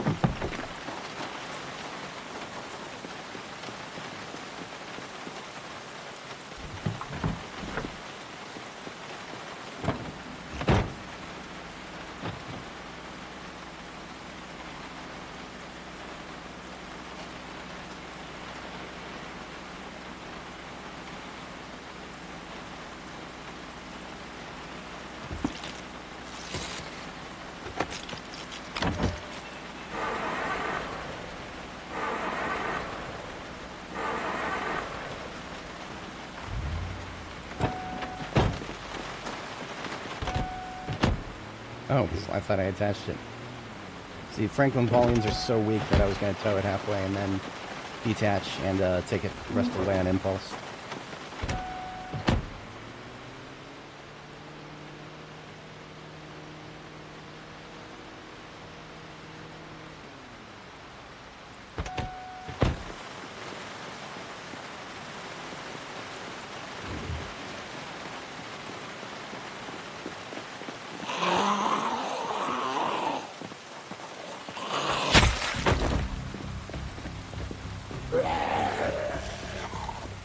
Okay, we managed to make the stress go down. It's gonna go right back up, but it's alright.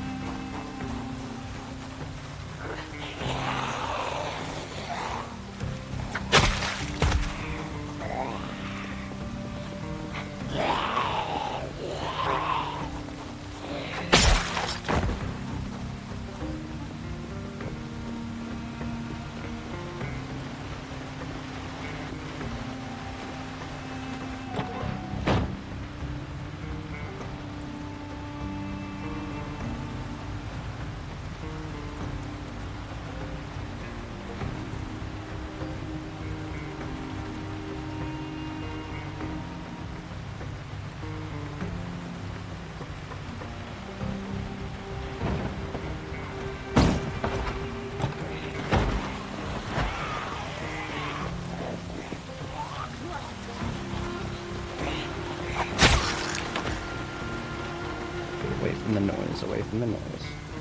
Break line of sight. Can't see me anymore. That means I don't exist, right? 3,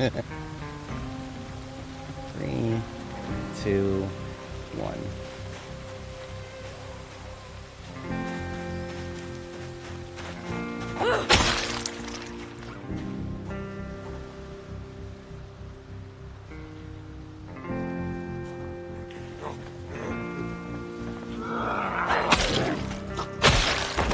just gotta get the battery back now.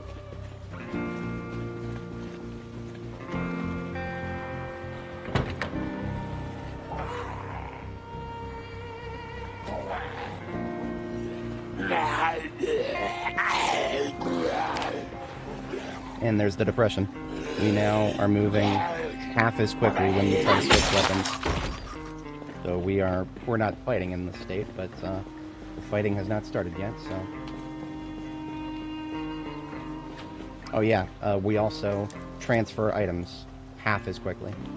I may be able to shut the sadness up if I eat a bite of this roast here a little preemptively. Yeah, that got us a little bit of happies back. That is one of many reasons we make our roasts nice and happy. What's up, Farmer John? Thank you for your service.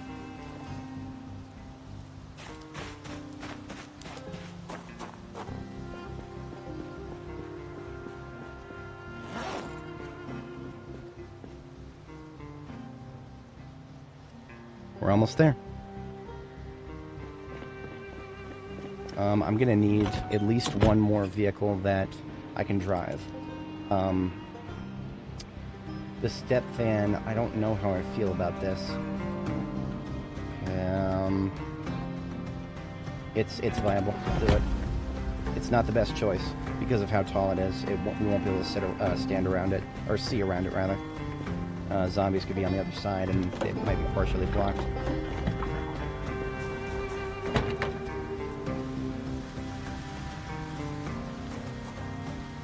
Engine quality 16. It'll take a few tries to get this fucking thing started.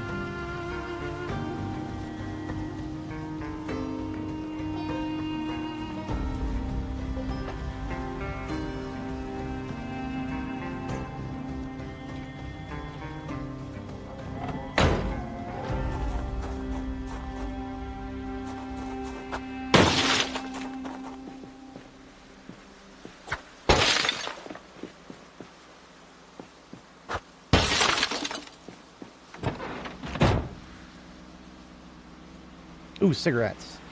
Yes. Thank you, step fan.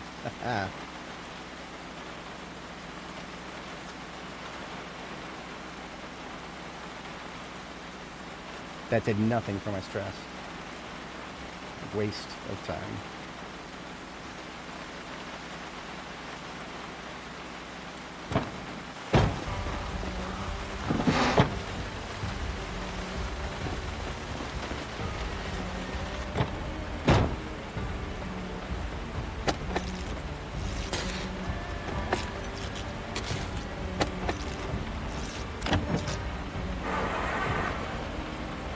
Like I said, we have a 84% chance to fail starting this engine.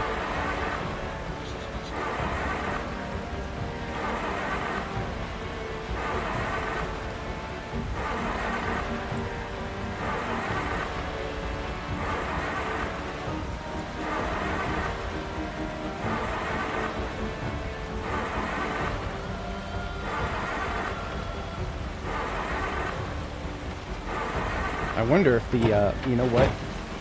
The engine being below 10%, that... Oh, what the hell is wrong with the fucking battery? This battery was fully charged. I don't know what happened there.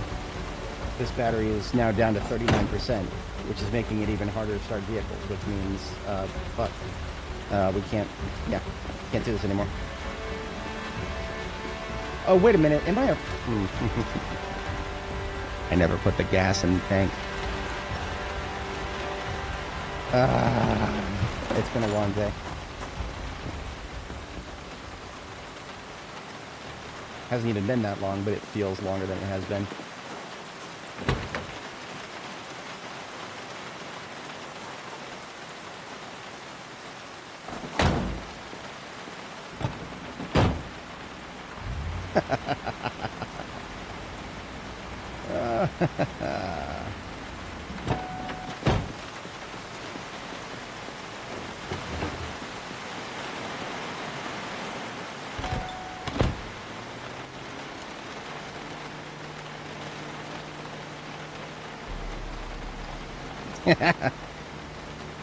No, by all means.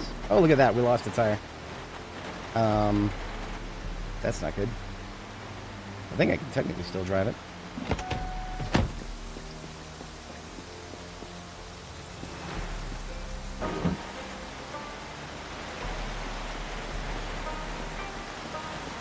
I can't use this. I cannot use this. I need to be able to see the zombies I'm trying to shoot. And this fucking thing is going to block my vision of them. Well, hang on. Hang on. I only need 3 tires. You only got 3 tires. I only need 3. Here's what I'm going to do. I'm going to put it, like, all the way at the edge here.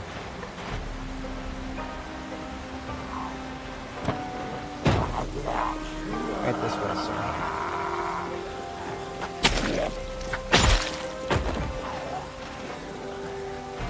Yeah, see, look at that. Those 2 fucks right there, I couldn't even see them.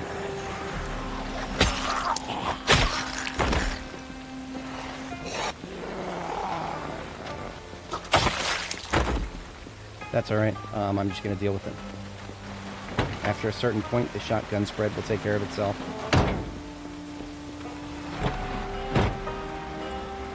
Perhaps if I angle it a little better.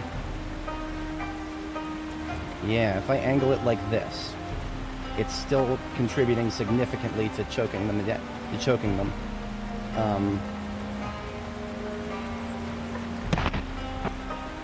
We just lost another tire, I think. And we just got sick. Okay. Bring back my battery.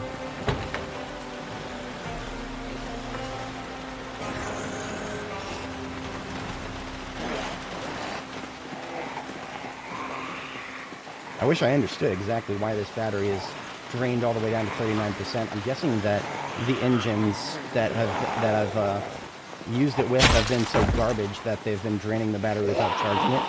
I don't know.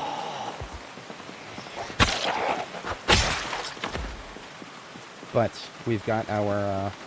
now we need something really thin and really flat. So we really do want to use a burned wreck for this next part.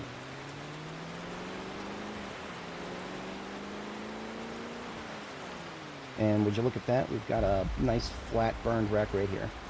We've actually got 2. We've got a Niala here and another Niala down there.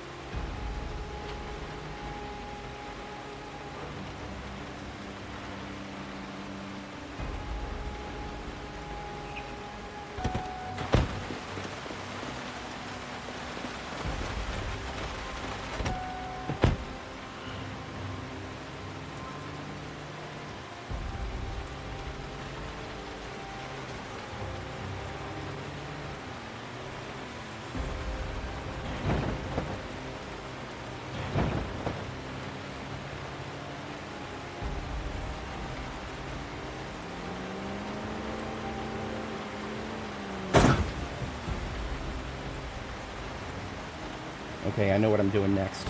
I know how to do this. Okay. So here's the deal. As long as you're attached to a vehicle, it will move much better than it will if you're not attached to it. So all we gotta do is literally push it. But we have to attach to it in order to push it. So we attach to it and then just go forward. We should be able to do that.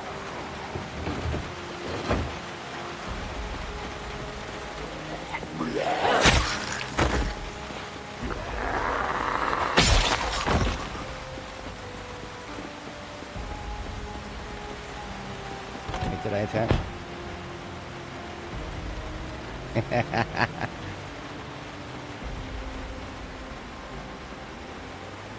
That is the power of a Corvette.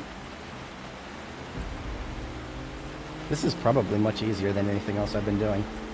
I don't know why I didn't think of this sooner. Oops. Well, that's a factor. That's a factor. You have to be very careful about it, otherwise it'll count as a collision.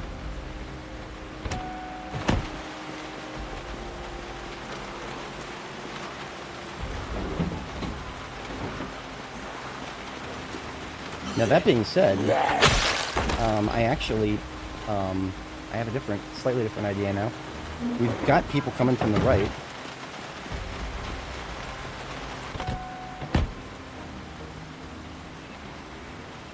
What if we make them join the party here?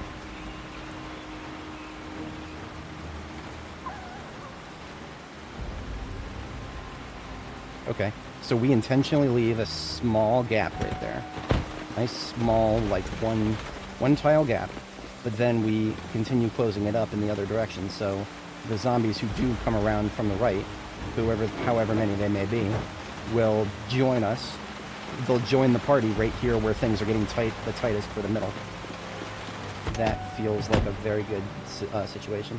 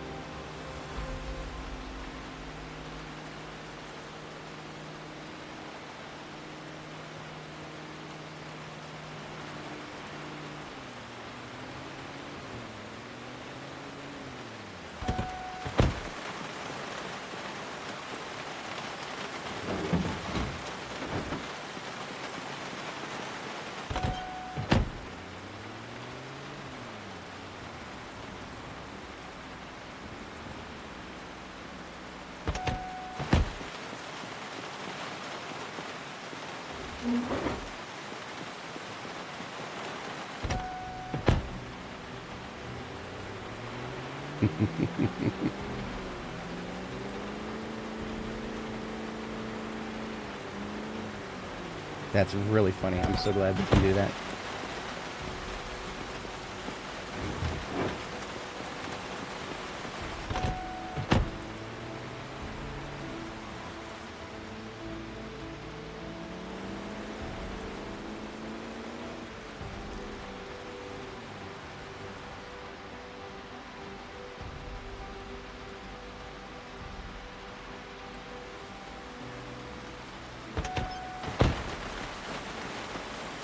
So we're looking specifically for smaller, flatter cars to use for this part of the barricade, so that we have as much visibility as we can to the other side.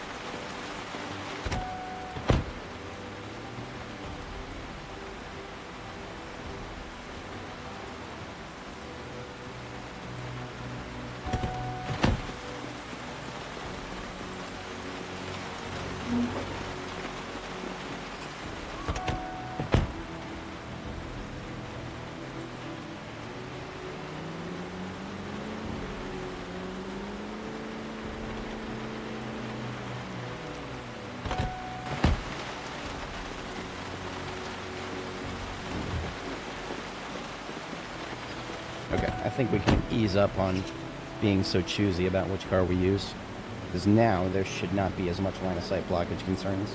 They should be veering. They should be veering to the upwards instead of closer to the ones we're putting in now. If I play my cards right.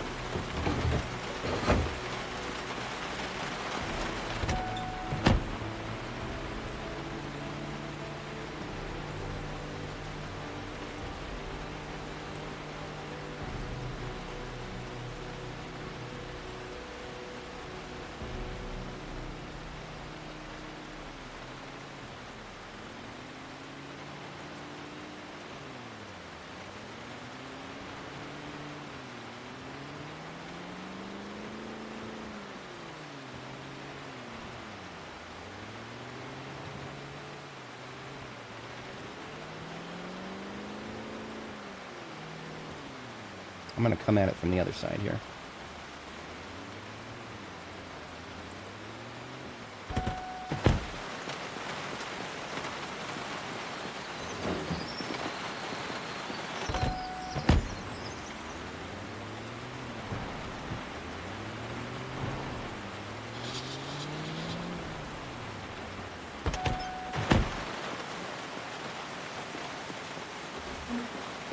Stage 2 sickness. It's alright, we'll deal with it.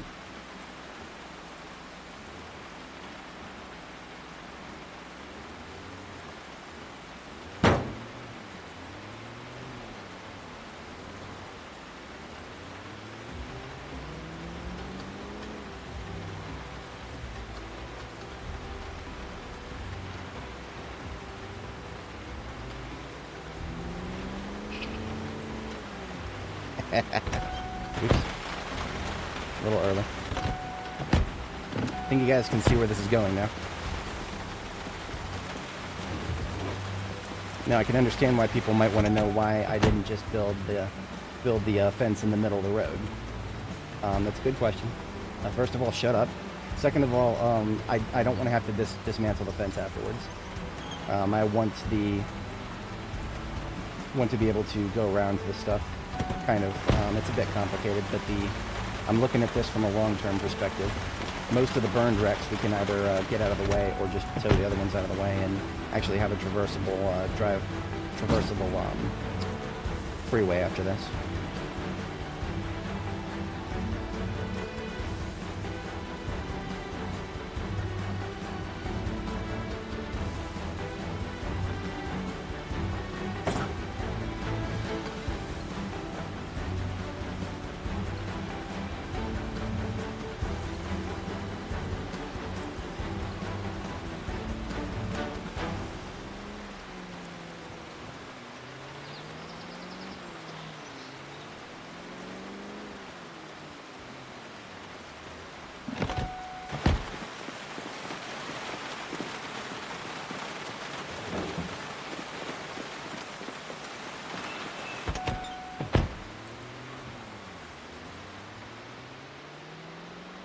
So you remember, we can just weld apart these fences now. These military erected fences here. These ones we can weld those apart when we're ready to actually open the road back up, and that is an important factor. That actually, this vehicle might be a little too small. This one ought to do the trick. It'd be quite cool if the rain actually stopped.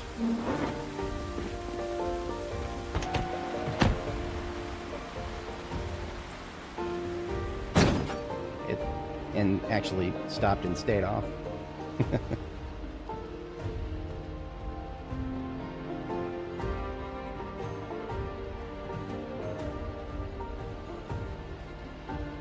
Now I need to move my tools, because my tools are going to get covered up by these cars, and yes, I will forget about them if I don't see them. I need to see them on the floor.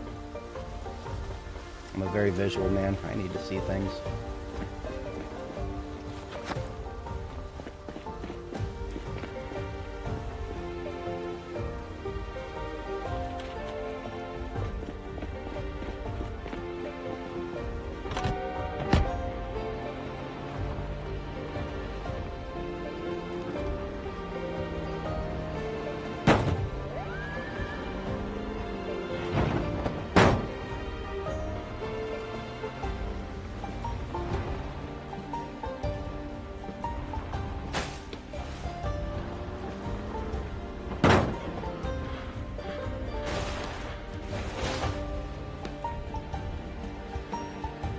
So glad this is not one of my good Corvettes. I'm gonna have to maneuver this a little bit. I didn't quite get it where I want it. It's too hard to do it in the grass at this point. Let's go around,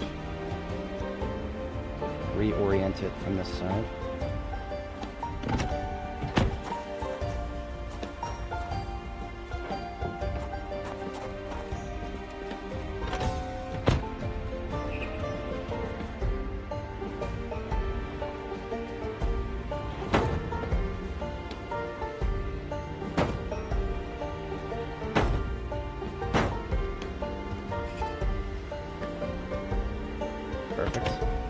now, we shove it from behind.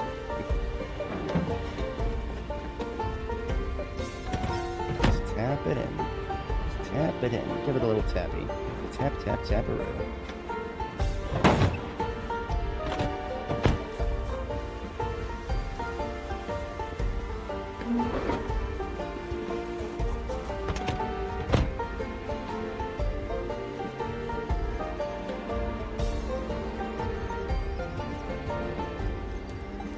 Ladies and gentlemen, we have a kill corridor. Oh, I didn't want to shut the car off.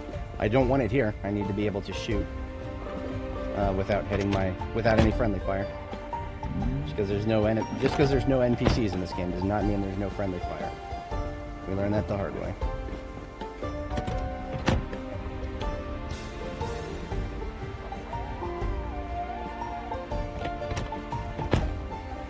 I'm gonna put on the mask. That will help with the sickness problem. Where the fuck is my mask? You gotta be kidding me. Passenger seat, surely. Why do I still have a gas mask? It needs to be a respirator. I thought I fixed this problem a long time ago. Okay, gas mask it is then.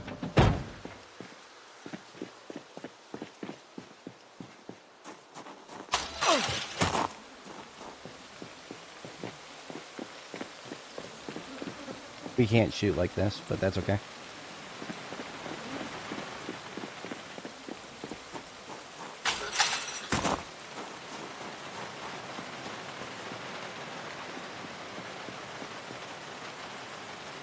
Now that the rain has come back, we're not gonna try to start the fight right now. I'm too sick. We are way too sick. We're gonna get out of here. We're gonna sleep off the sickness, and we are gonna come back with we're gonna need a respirator mask for this. Not a fucking gas mask. I don't know why I'm still carrying this around. The gas mask was only relevant while I was doing the military research facility.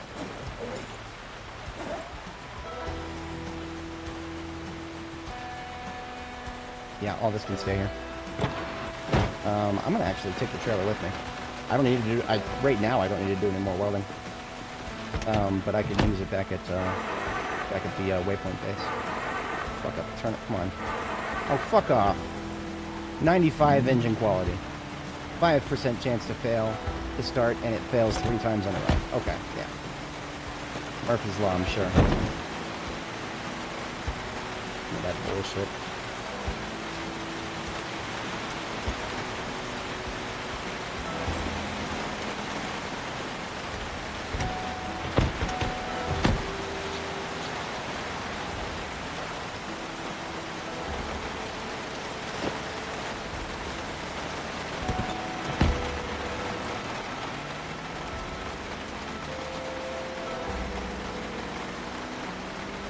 So I was going to make a lot more low fences. If this works right, I won't need to for a while. Now we're not going to be able to keep pulling them all the way back to this choke point. This choke point will be relevant for a solid maybe 900, anywhere between 900 to 1200 kills. But any more than that, and we'll have to go deeper into the checkpoint. It goes pretty hard, the checkpoint here. It goes pretty hard.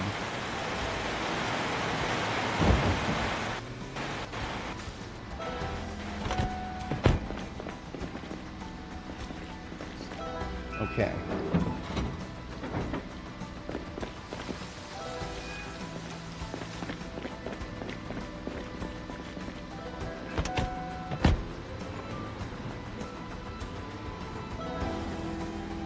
Park it somewhere where it won't block stuff on the floor.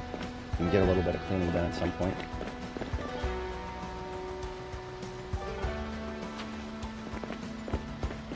All this shit we found here, and I don't know if I even saw a respirator anywhere.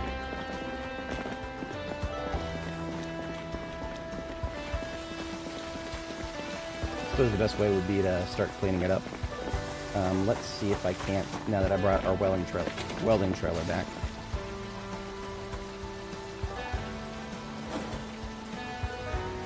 Get some doors put together.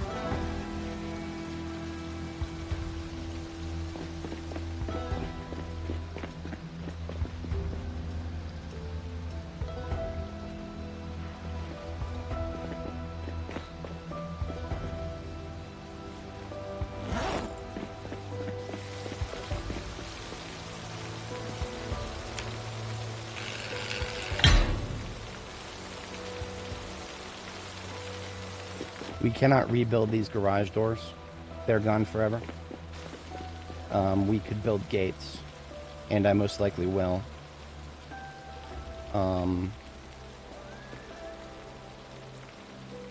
One gate, probably. I mean, we might have enough materials here to go ahead and make a gate with what we have on hand. Actually, we absolutely should be able to. We should be able to make as many gates as we want. I should be Bill Gates right now. 6, 7, 8 iron pipes.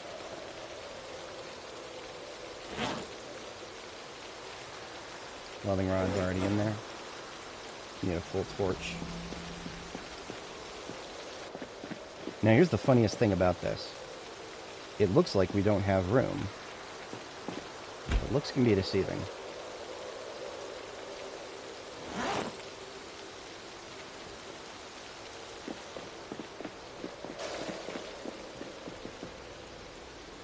Scrap metal. This is why I picked some up.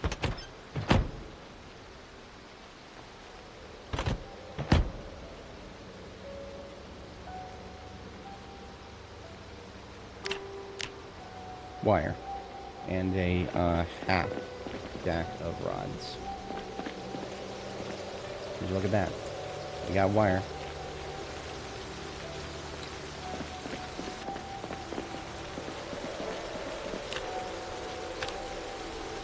Doesn't look like we can build it, but if you look at that.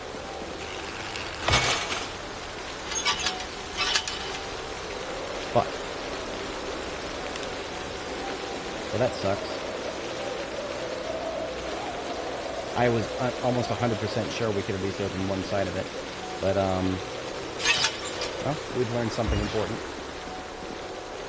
Rather anticlimactic, but, important to know.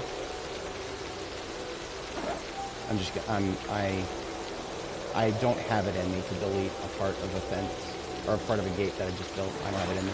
I am going to move the stove instead.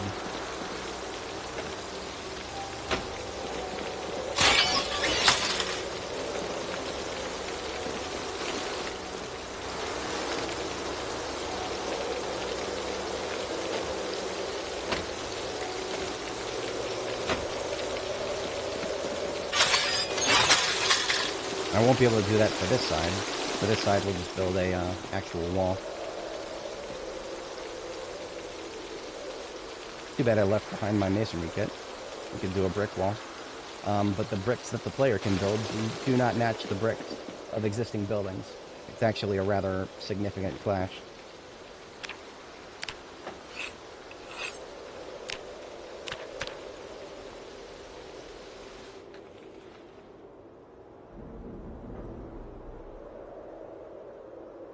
There we go, back from snow to rain to snow, rather. Which means water is going to be stuck on the ground forever. Tedious. Speaking of water. Speaking of tedious.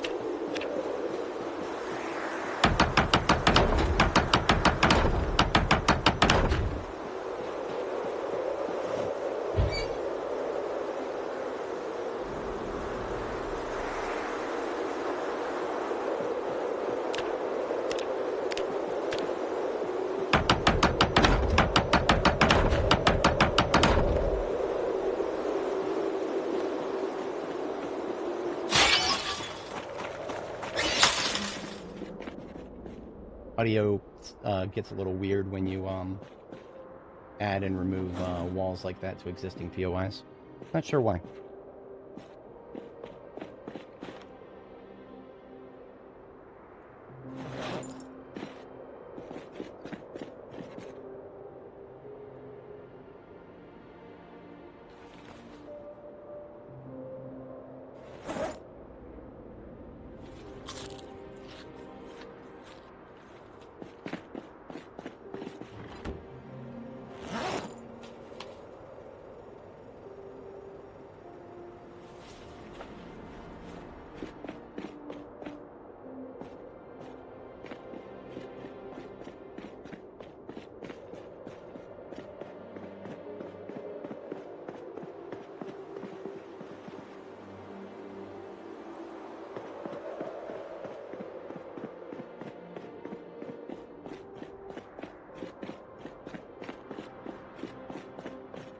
I'm pretty sure we cannot replace those broken doors.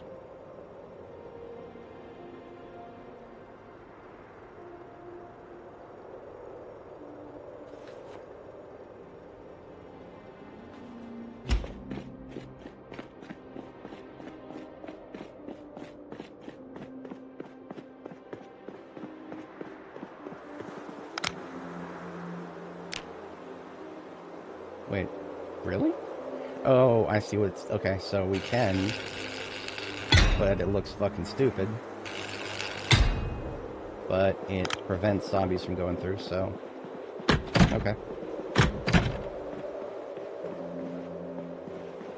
Where can you find an M16?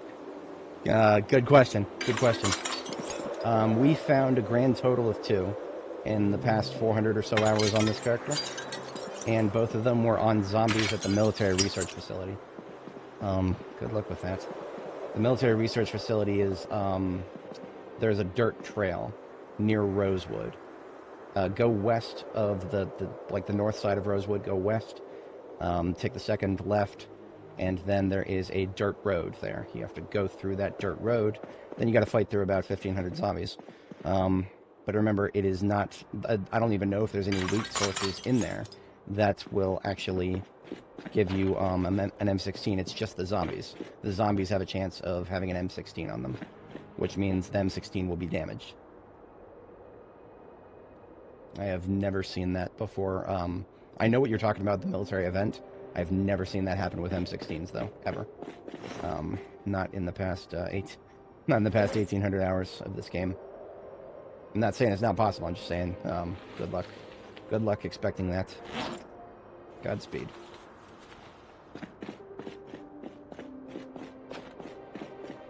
I've encountered many military bandits.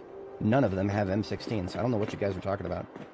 We have had many of those events, and I usually look forward to seeing them because we get a military backpack. The military backpack is a great thing to find from those. It's you're talking about the event where there's a bunch of military zombies and usually cops as well. Like there's cops and military zombies. Yeah, we've had that event many times. Not a single one of them has ever dropped an M16 for us. So I don't know. I'm like I said, I'm not saying it's not possible. I'm just saying. And I ain't never see it. I ain't ever see it. We need to build 2 more doors actually. Yeah, that's a lot of welding rods. I'm not expending welding rods on it anymore. We'll do plank doors.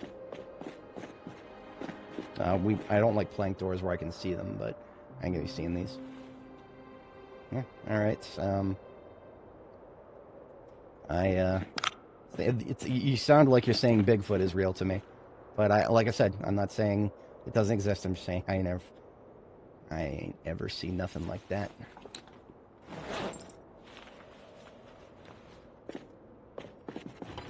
We just picked up 4, so we need a knob, 2 hinges. Yeah, that's...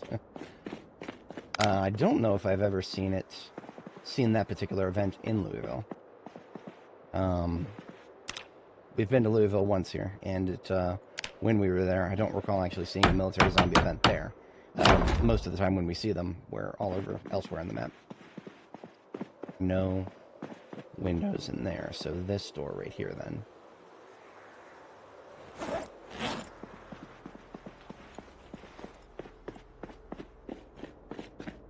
These buildings are actually kind of hard to secure.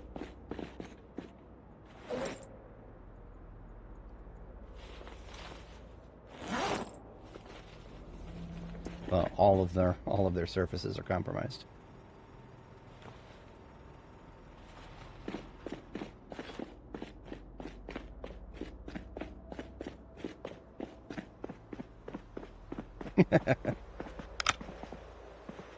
For my next trick.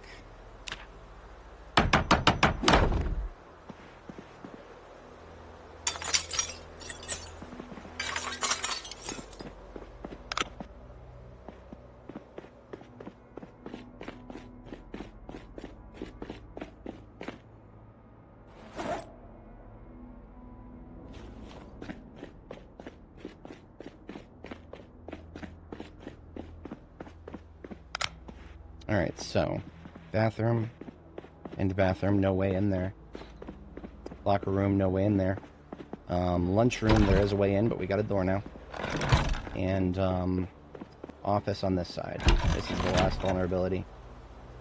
We're going to go ahead and board up these windows, and then we are clear.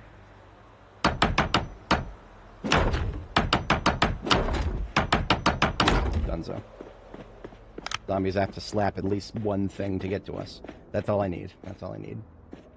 Make sure they got to slap at least something.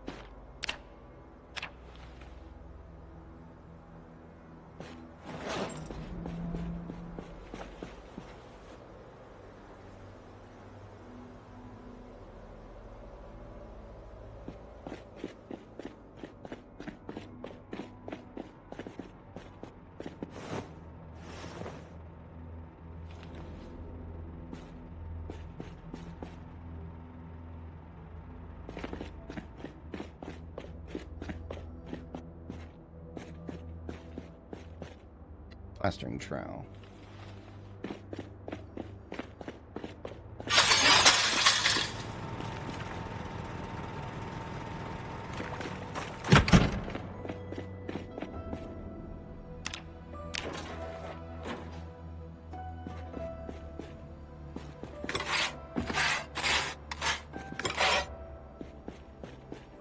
Did I have to? No.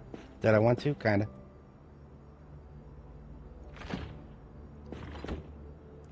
It's a story of everything I do in this game.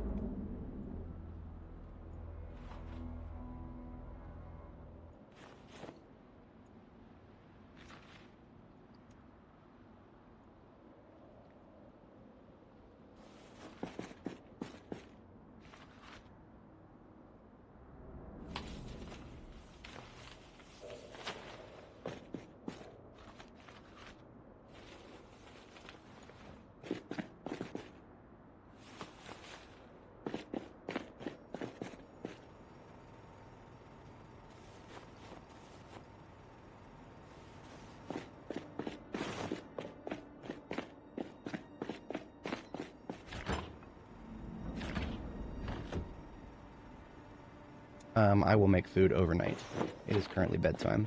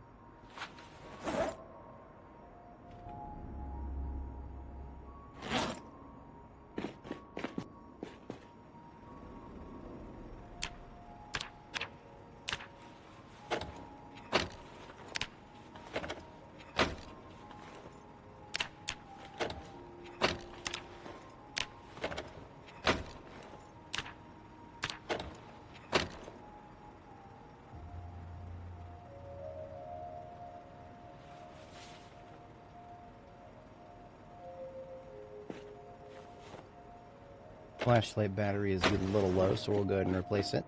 We have a lot of spares here.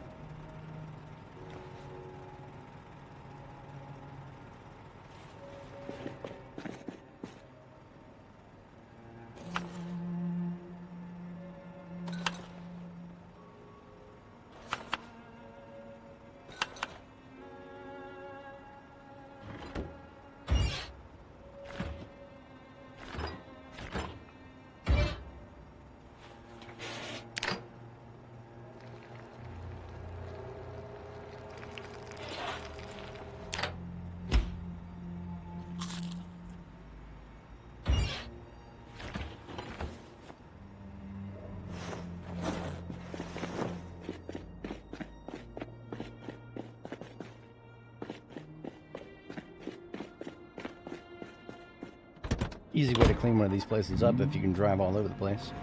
Get yourself a truck or a trailer with a nice wide bed that you can access from all directions.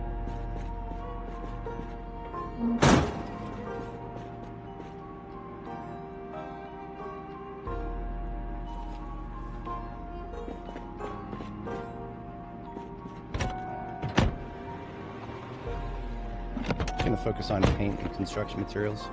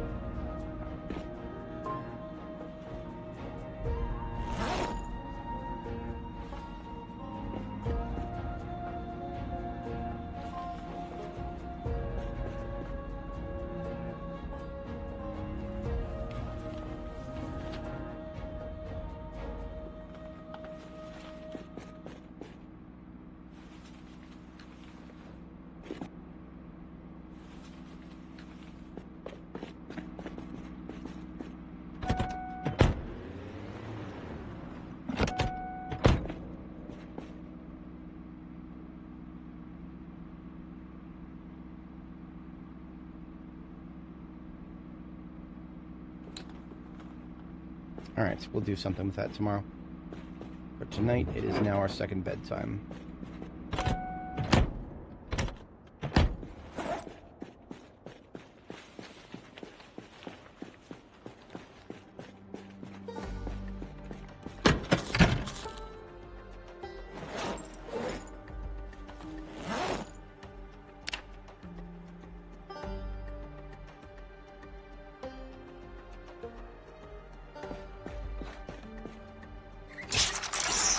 Tell me what we got.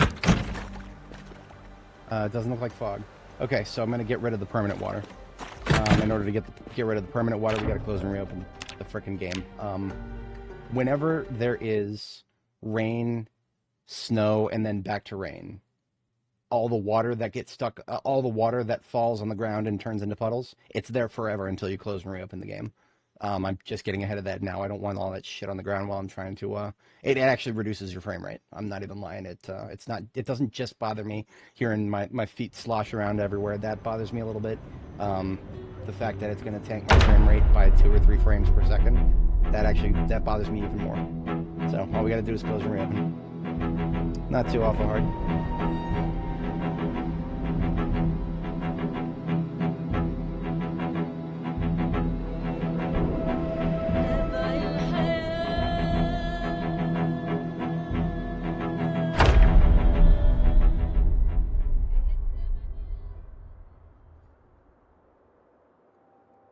And look at that, all the water is gone off the floor.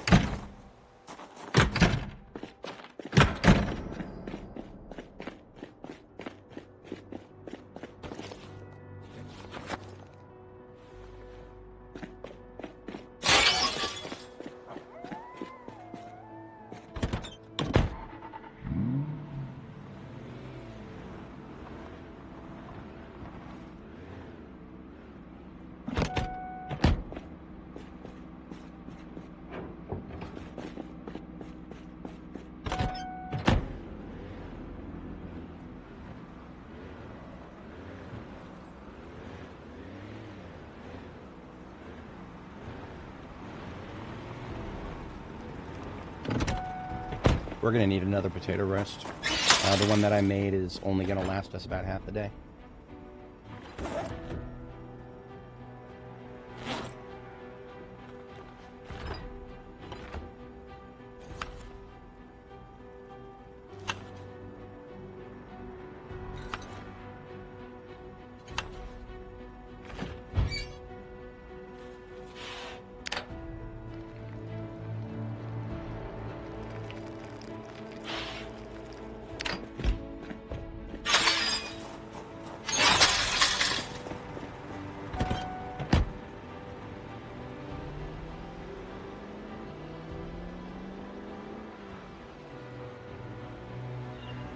hang on to the trailer, even though I should not. Theoretically, I shouldn't need it anymore. Not okay. I shouldn't need it for this particular leg of the journey anymore. We may need to build another defensive position depending on how things play out. If nothing else, I'll need the torches in it.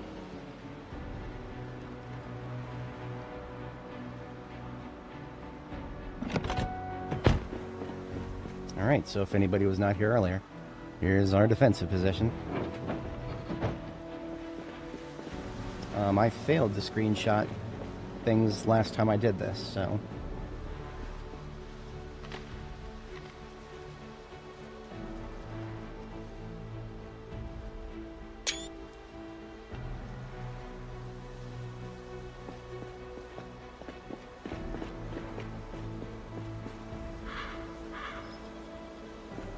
we never did find a dust mask, so we need to go find one, regrettably. Yeah, I can't do this without a dust mask. We are going to get sick again within a couple of in-game hours if I don't. Machete and sword are both in pretty good condition, so I don't need to worry about that.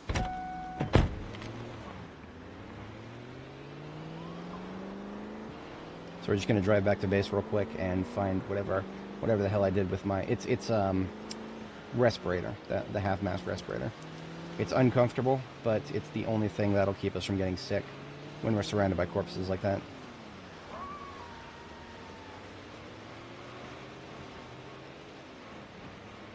Because we're going to be surrounded by a lot more once we get started.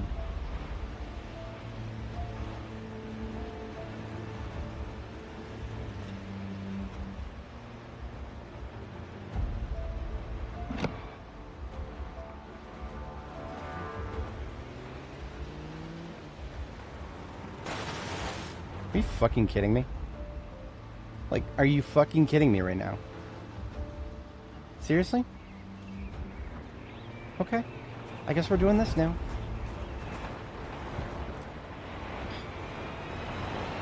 My actual literal fucking base. You guys ever wonder why I don't typically like to make permanent bases in existing POIs? Fucking unbelievable. About a dozen, maybe? I don't know.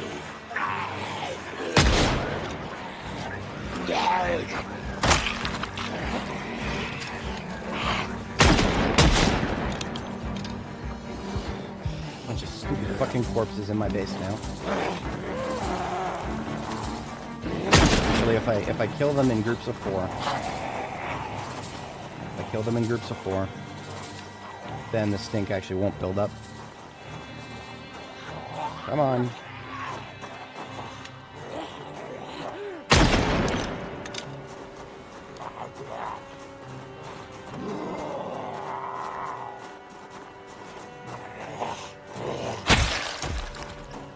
No, fence crate is, the devs got rid of that a long time ago. You just walk straight through anything you try to put in front of a fence or a window now. No clip just gets turned on.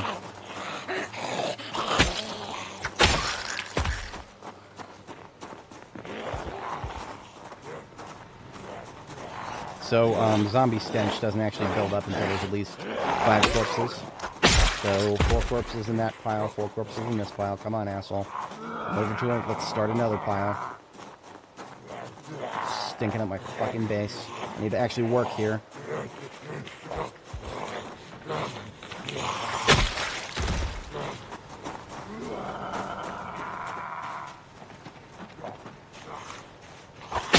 Alright. How do I fucking know that there aren't more back here? I don't. I have to do a full perimeter sweep now.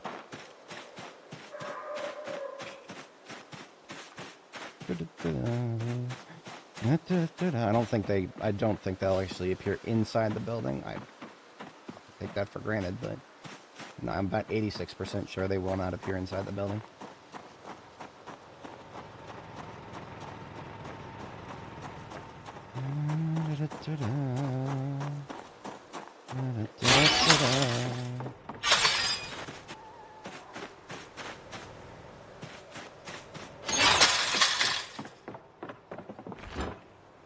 Well, while we're here, we'll drop off some frozen food.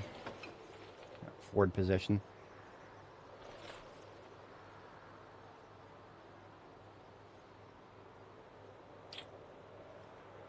About some ginseng tea. Okay. Where's my tea at? There's my half-mask respirators. Good filters.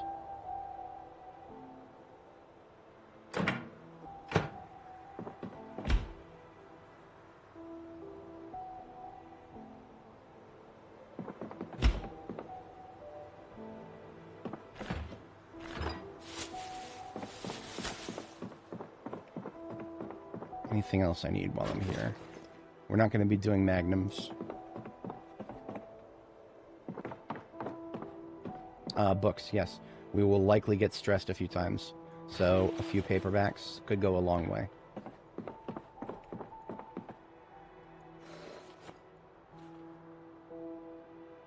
Cool, okay.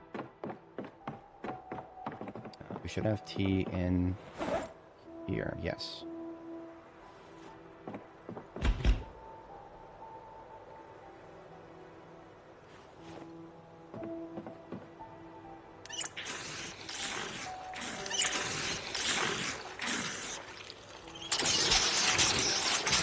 I will have to wait until the ginseng thaws before I can put it in the tea.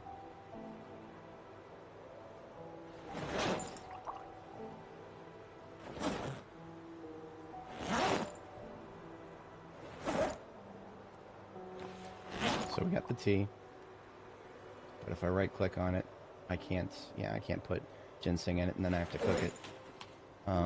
We're about to head to the over back to the warehouse now.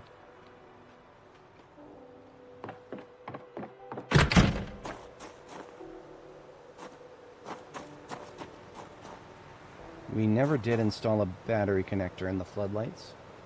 That is okay. We will install a battery connector in the floodlights when we get to our destination, because there is spare electrical stuff there.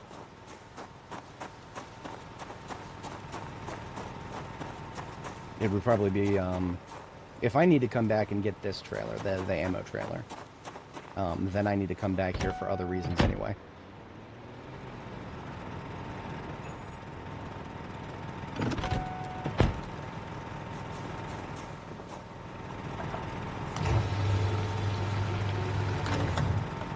Wow, I am getting zombie stench here. I didn't space them out far enough.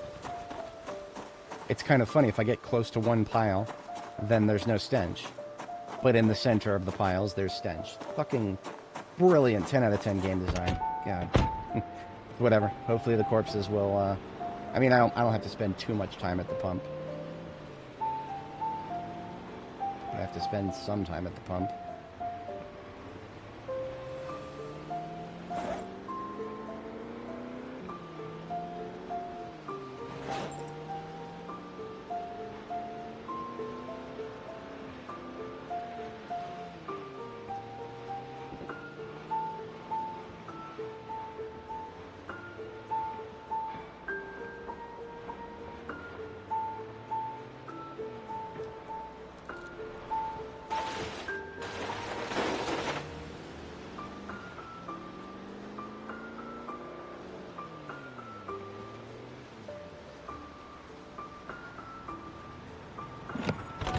Cabbages are not long for this world, so they're going straight back into the freezer.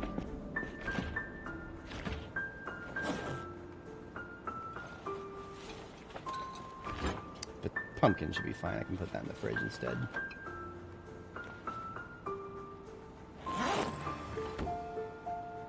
So over... Oh, that's the lights, right? I can't do anything about that.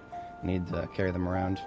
In fact, I need a scrap electronics and a battery.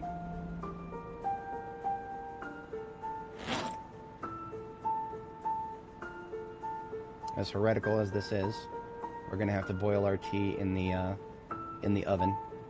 Desperate times, desperate measures, that kind of thing.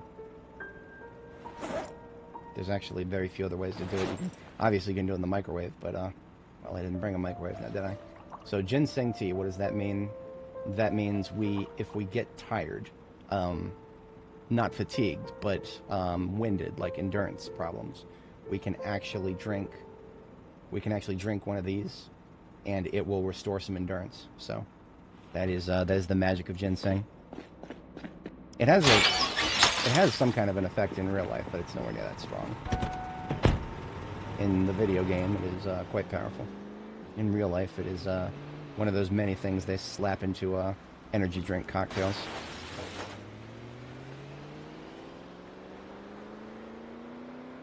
But otherwise, we have great weather today. I am going to be living the dream, hopefully.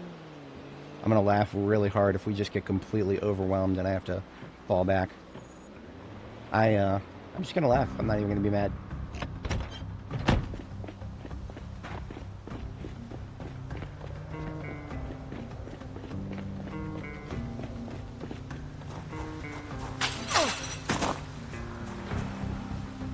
Mask on.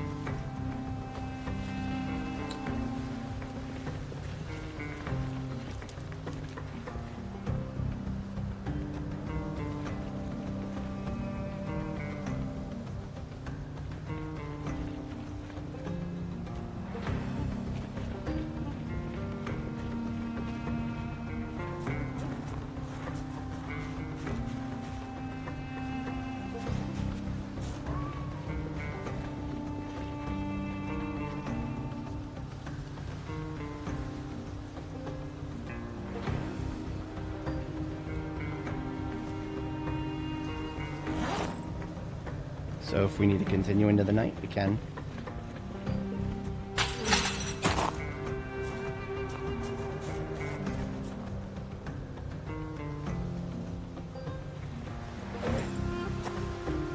Books are going to go in the ambulance. So if we do need to bail out, it's into the ambulance we will be going.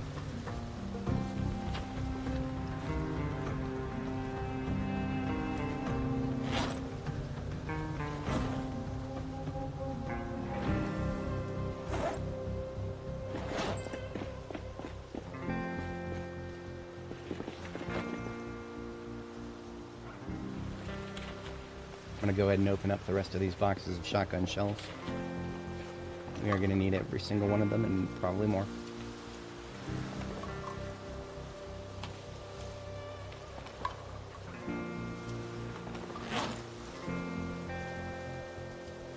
$160 shells.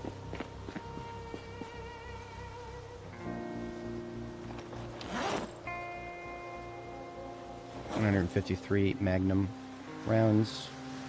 2 further boxes of, well, I actually don't have any more loose boxes of shotgun right now. I'm going to open up this carton. I'm going to put 10 back in there and then take 2 with me. That will keep the weight ratios about the same.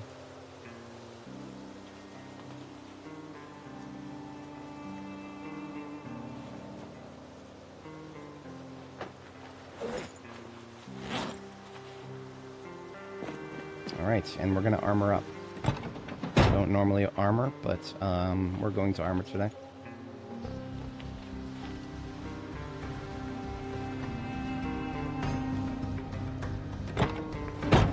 Protection levels are 50% or above on the entire body.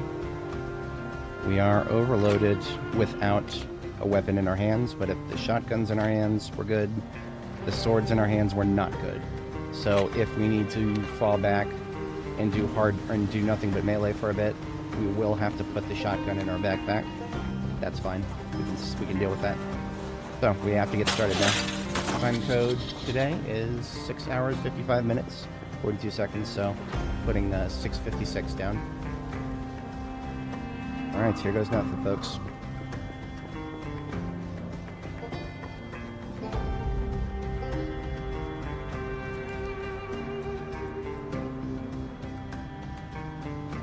Gonna need the sledgehammer. No, this armor is not modded. This is vanilla build 42. We have no mods that add anything, add any new items to the game.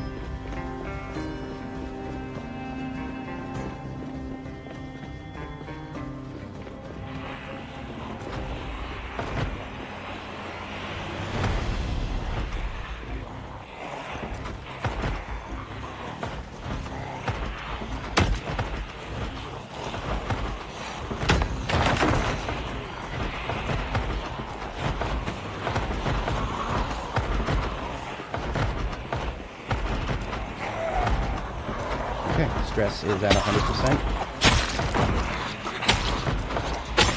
But observe what we do next. We fall back.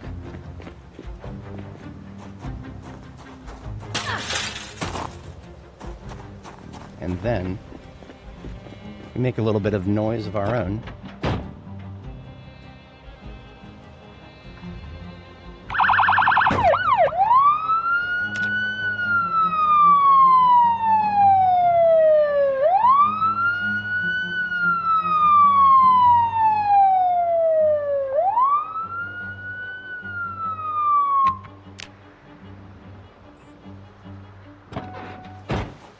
Okay, folks.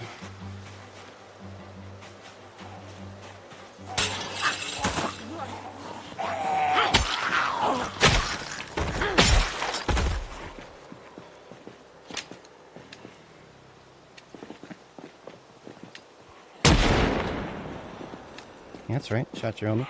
What you gonna do about it?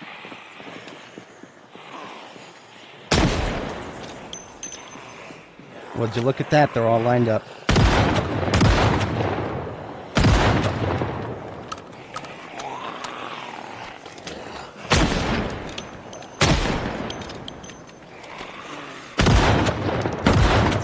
And would you look at that? The stress is already gone. Now that we're actually killing them with the shotgun. Okay. We do have to keep checking 6 frequently because it is possible that they will flank us, but otherwise we are in business.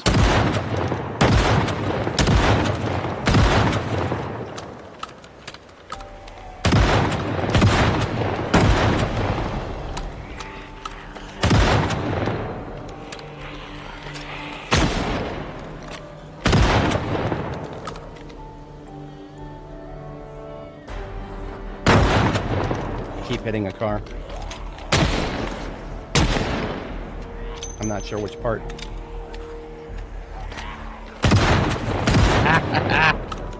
Oh, big glory.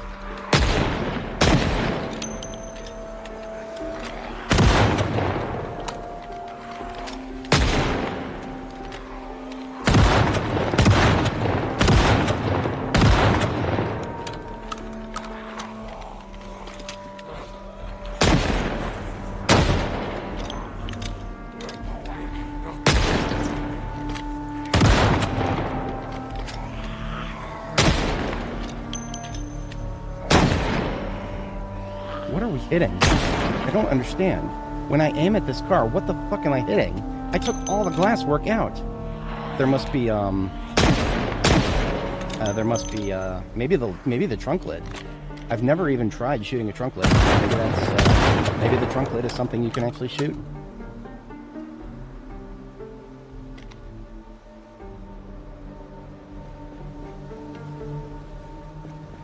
Now, if we fall back a little bit, we would have to line of sight them. Hey! Don't you fucking go that way. I should have known better than to leave a gap.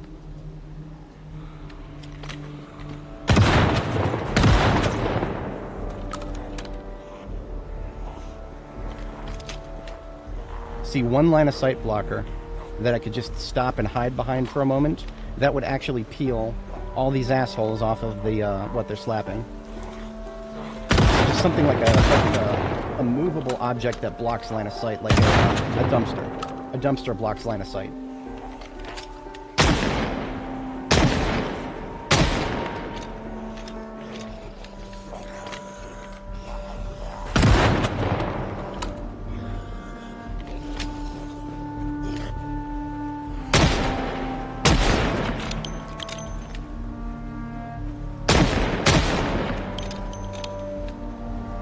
They're making their way out, nice and slow. But yeah, we're not done. We barely got started. Okay, we're good. Screenshot moment.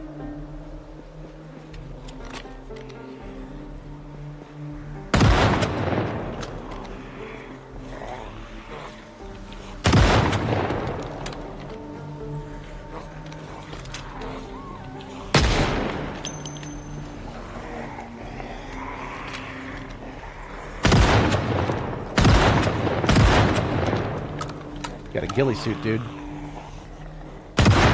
We've actually already got an intact ghillie suit back at Riverside.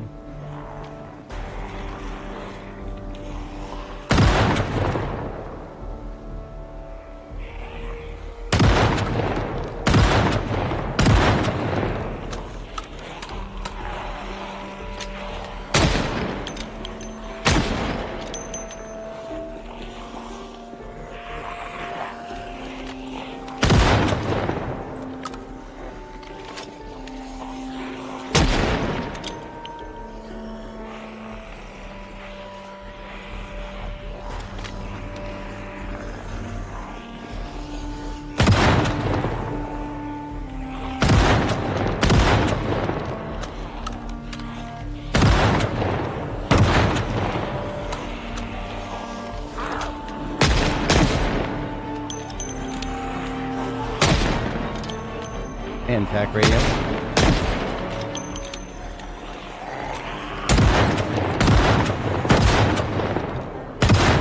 Cars, man.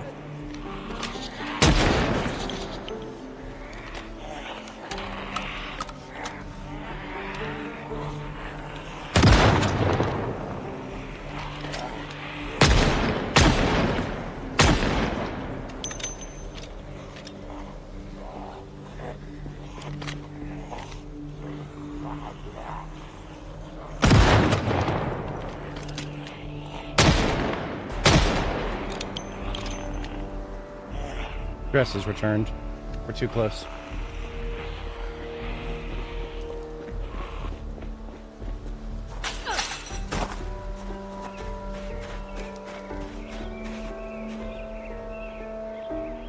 Out of line of sight for 5. Further out of line of sight. 5, 4, 3, 2, 1. That may be enough to detach them from the fences. Yeah, see how they're moving now? It's stupid that I have to do that. I really should have had the foresight to bring a dumpster or something that will block line of sight.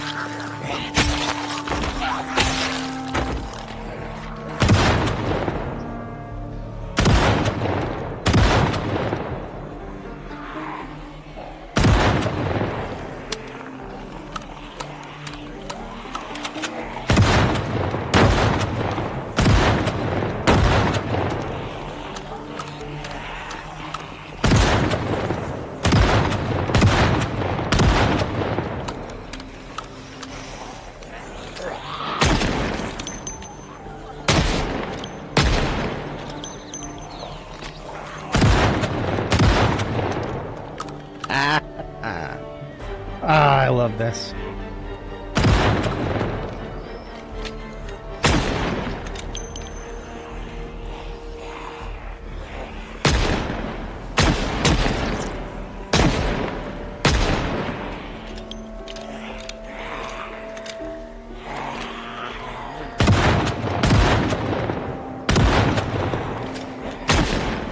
You're doing performance flanking maneuvers.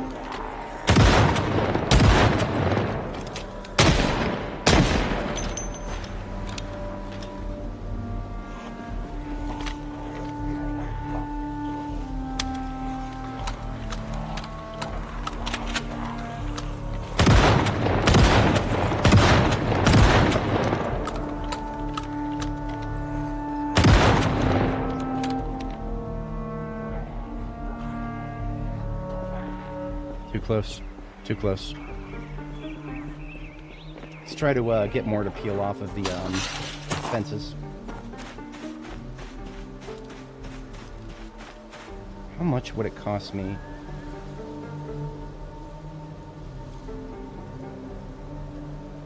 Metal frame, 3 steel rods, 4 steel sheets. I can make one. I can make a wall. Come on over that fence, would you? Give me an easy kill. Let's go, fuckwits.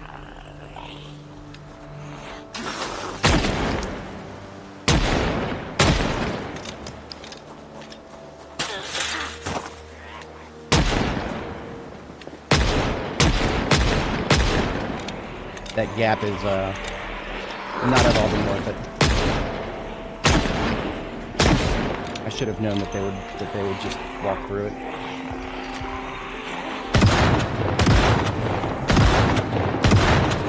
And now one of my six coming around now.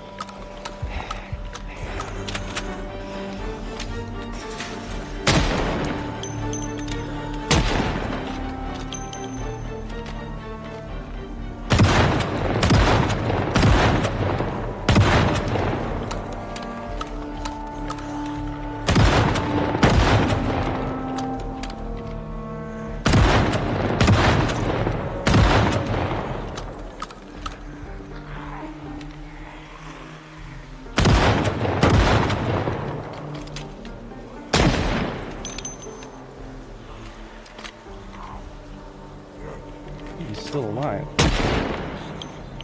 She's not alive. She's getting a false target because I'm actually, my crosshair is turning red because of something on the, no, I'm hearing something. What the fuck? I hear something to the south. I don't get it. A lot of these zombies that are in the ragdoll state are not actually fucking dead. Or the game doesn't, I mean, why are they disappearing when I look away? That also means that my character is going to get panicked when she looks in their direction. And that's going to fuck my aim up.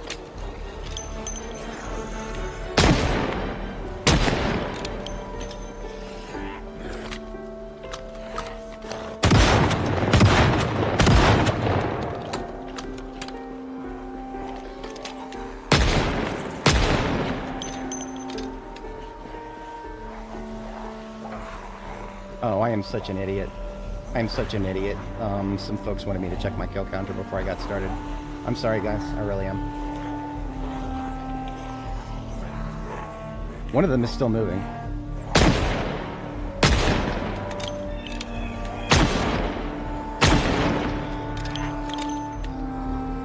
Yeah, we're not killing them fast enough for the ragdoll shit. Or for the stress problem. We need something to line of sight ourselves. Steel sheet, 2 torches. Give me a stack of rods.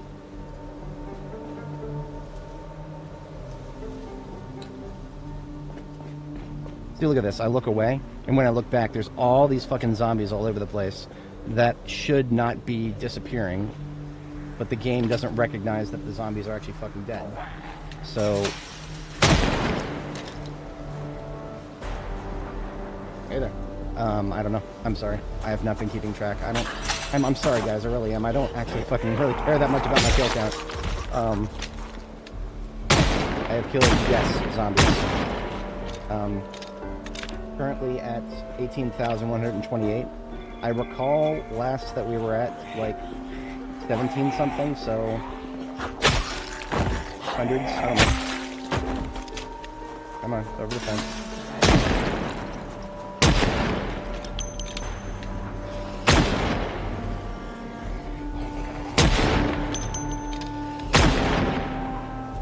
Still alive. Get back up.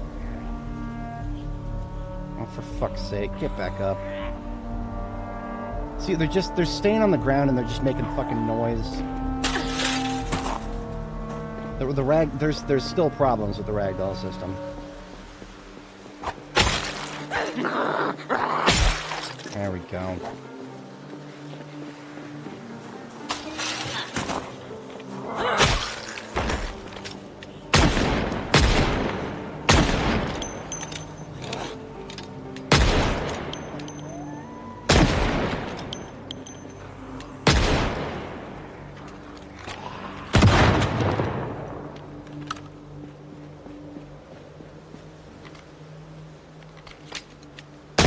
Some steel rods. That was the problem. Steel rods. Let's get 2. Let's get 4. Fuck it. Fuck it, we ball.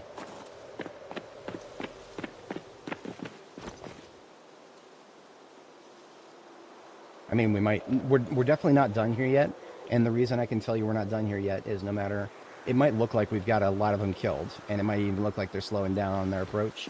That is not pertinent because they are, they're only coming from the right side so far.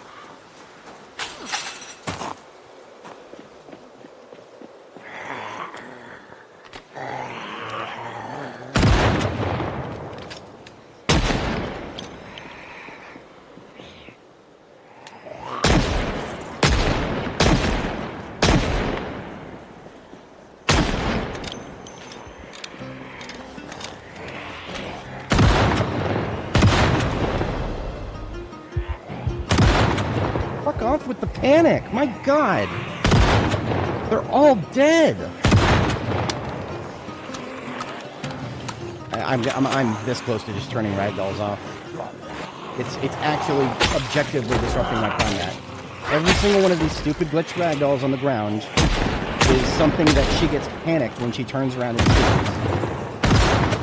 And that should not be happening.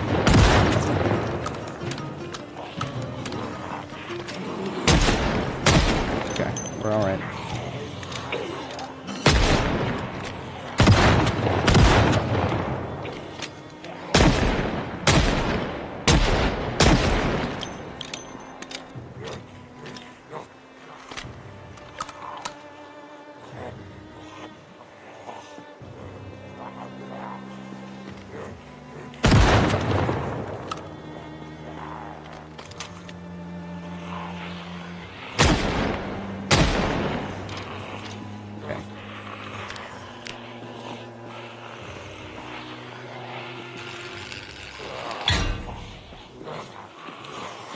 Ah, fuck, I needed 3 steel rods. Too late. We can at least build one. That'll take the edge off. So, why am I panicking to build a single wall right now? I need something to hide behind for like 5 seconds at a time, so that the stupid fucking zombies that get stuck slapping the stupid fucking fence, if they stop seeing me for about 5 seconds, then they will stop attacking the fence and start trying to go around it again. I need to play fucking peekaboo. It's so tiresome. What do I need for a wall? Sheets. Split a sheet. Why can't I split a sheet? No mask. Of course not. Okay. We're alright. We're alright. Just a little tedium, that's all.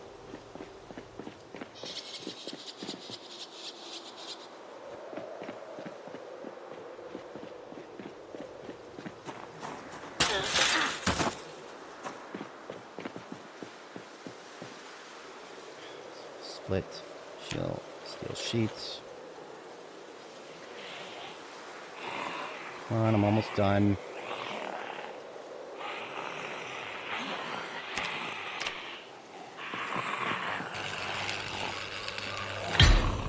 All right.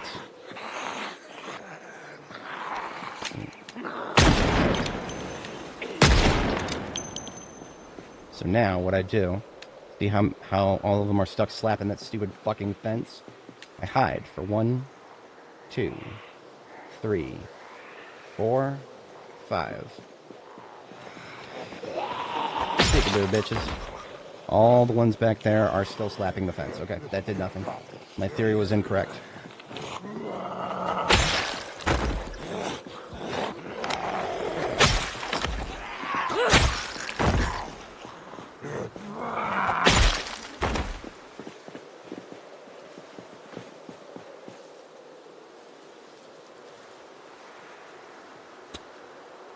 Fucking goddamn bugs. There's been a couple of bugs in my apartment lately. I'm gonna have to call the exterminator.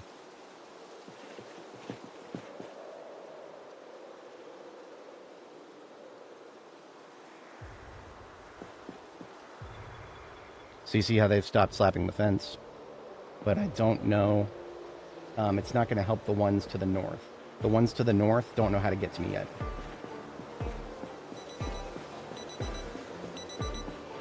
Now I can fix that. There's a sledgehammer right in here.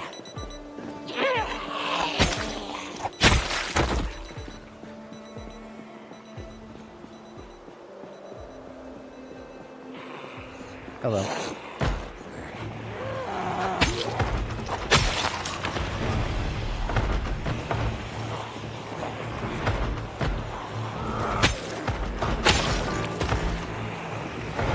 There's no fixing that.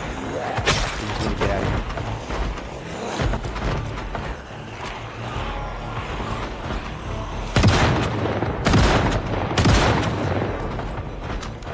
Yeah, there's no fixing that.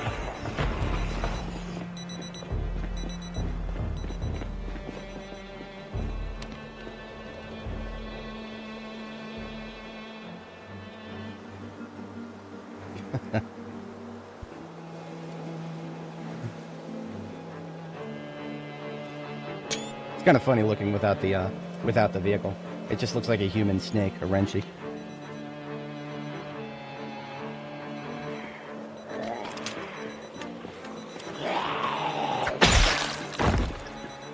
Now there's an effect happening now. I like to call it zombie camouflage.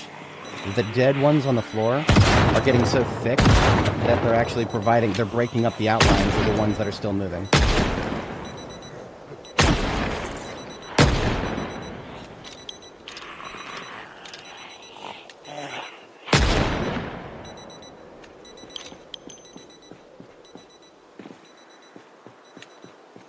We've got a medium shambler incoming. 1002, 1003, 1004, 1005, 1006, 1007.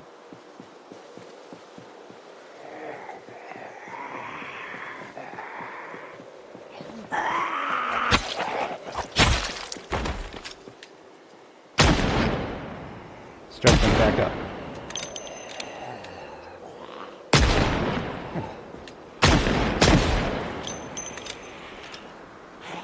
Yeah, stress went back up, and I don't know why. There's too many of them. There's just too many of them stuck in that fucking fence.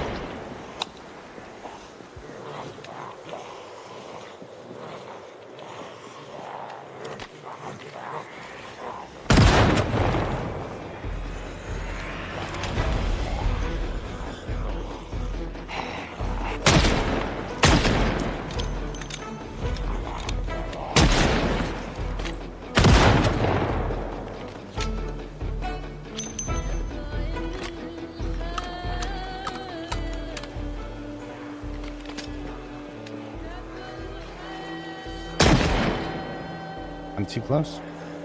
I'm too close. I cannot kill them fast enough. And we just got fatigued, just got stressed. I hate this game. Sorry, we just got fatigued, we just got depressed. Delete a couple of those noodles right now, but we're not gonna win this. We're not gonna win this if they keep slapping the fucking fence. It's like the zombies are playing a war drum or something. Like you know how for ancient battles sometimes they'd have somebody out there playing the drums.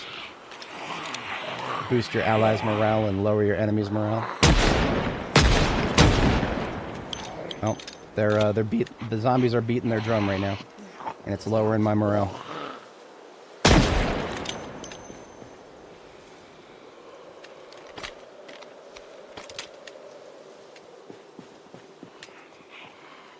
So much death. What can men do against such reckless hate? I'm gonna try to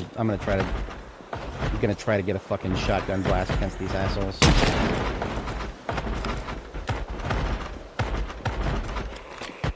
hate you fucking things so goddamn much. Now there's nothing I can do about the ones to the north. That's to be expected. The ones to the north, I literally can't do anything until I cut a hole in the fence. I can't cut a hole in the fence until I have it somewhat clear in the main street. And yet they keep somehow making their way out of there sporadically. So we've just got to keep going as best we can. I need to open more ammo.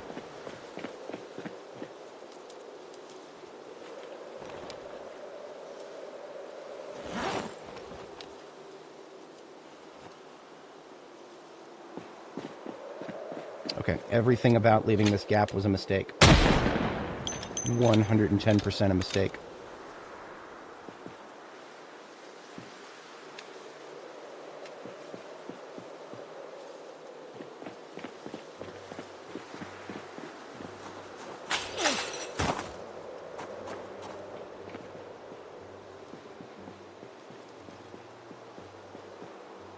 There's nothing I can do. It's too late.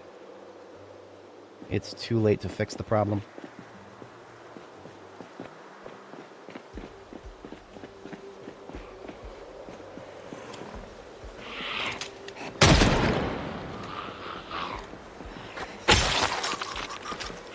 I suppose I could just use this as a choke point. Why not?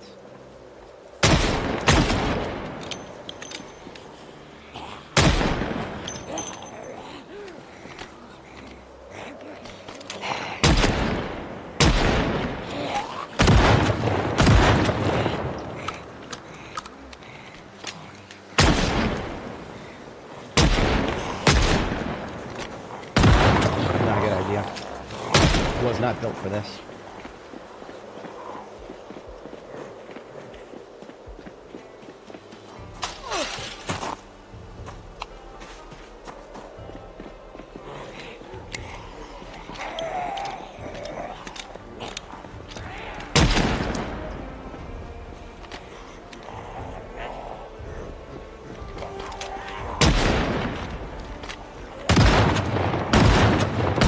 Oh, would you look at that? The combat music came back. I don't know why I bothered.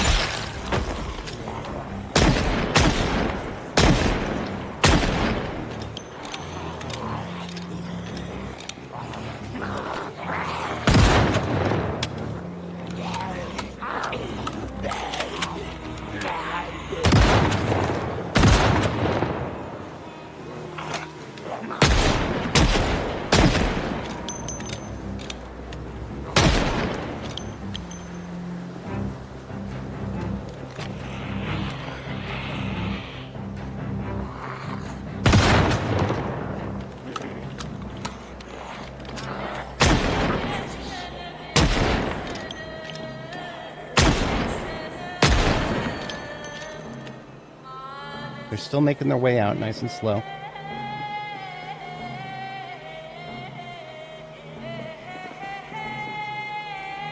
One 1,000, two 1,000, three 1,000, four 1,000, five 1,000.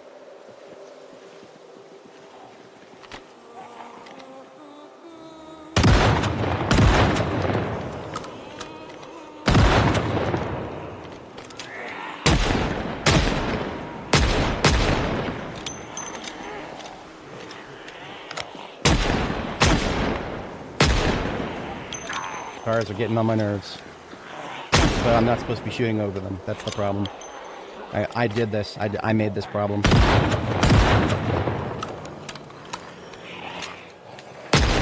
Just gotta wait for the sound of him flipping over my fence. Come on, asshole. I believe in you. You can make it.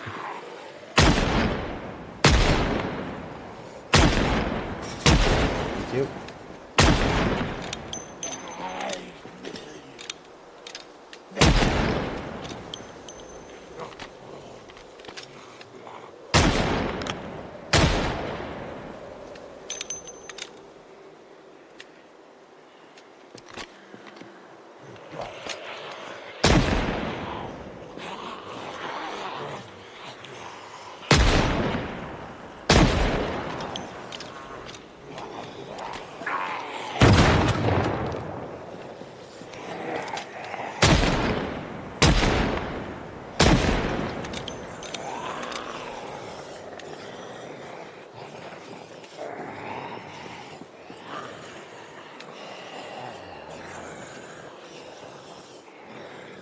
Don't know what I was thinking.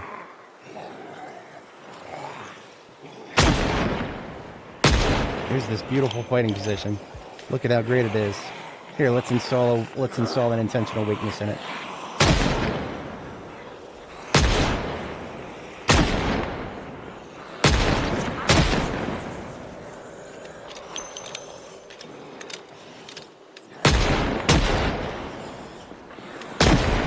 I don't know why I keep trying. I genuinely don't know why I keep trying. What the fuck? Why did you swing at the fucking ground? These ragdolls are... I'm about done with these fucking ragdolls. I am about fucking done with these ragdolls.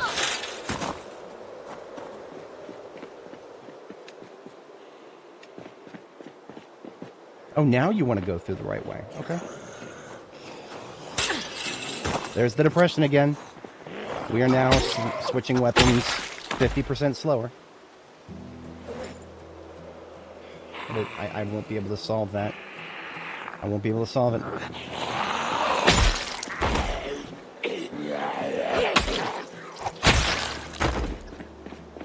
I don't have enough time to read a book.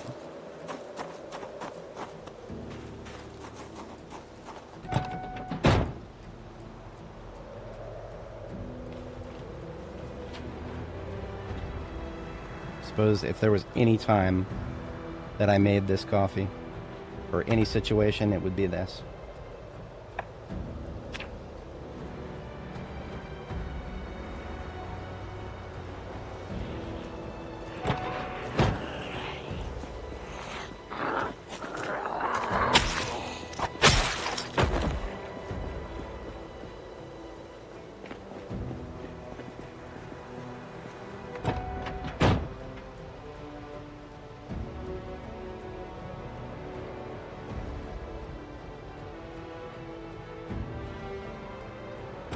I can't stop and read.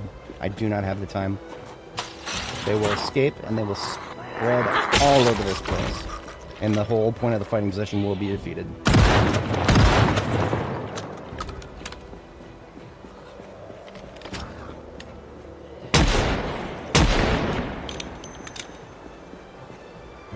One, 1,000, 2, 1,000, 3, 1,000, 4, 1,000, 5, 1,000.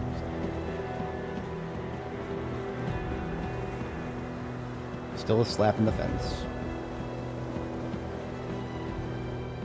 Is there literally anything that will make them stop slapping the fence? No, there is nothing. It's just not enough.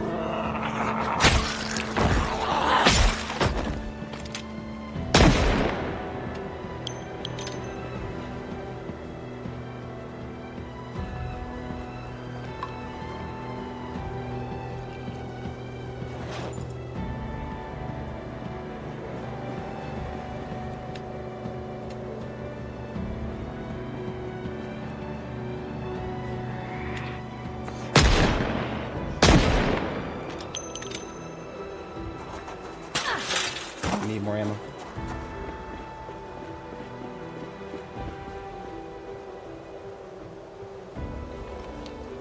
This is our last box at 357. Okay. Switching to 9mm after this. 6 magazines available.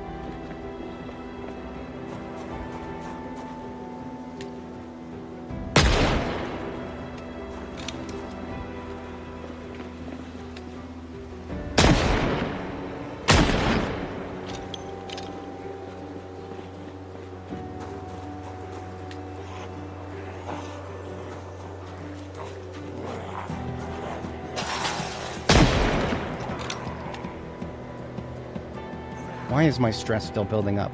I'm too far fucking away from the goddamn fences. It's gotta be the discomfort. It's gotta be the stupid fucking discomfort. Discomfort adds to stress now. That's as of the latest batch. One coming around on the 6. Come on, asshole. Bitch and bitch ass over here. Get away from my fucking ambulance! Oh my god. Let's leave a little hole in case they come around from the right. Man. Such a stupid decision. We were so close to perfecting it. I had to fuck it up.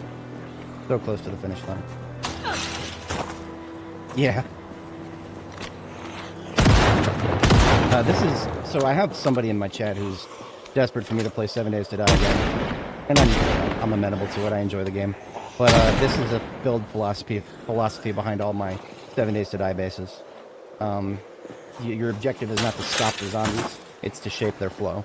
And this is one of the rare times in Project Zomboid where you're basically doing the same thing.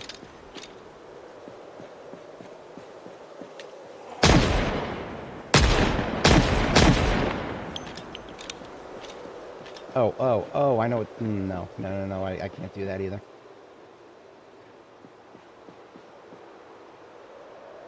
Actually, hang on. That might be most of the ones out of the middle. Okay, perfect. So I'm going to kill this one. This is one of the last ones in the middle. We're going to go and grab another vehicle and plug this fucking gap. That's all we got to do. We got to go grab a vehicle, plug the gap.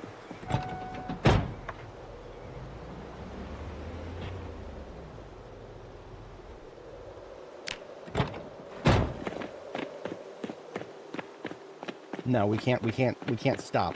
We have to keep going because if the moment we leave this area for longer than, I mean, even just leaving this area briefly to grab another vehicle, several of them are going to escape.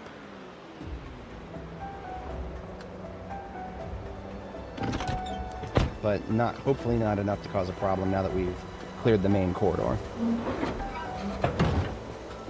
That's why I brought the floodlights so that I can continue through the night. Because I literally can't stop now that we've started. Otherwise, all of the effort that I put into this construction will be outmoded, more or less.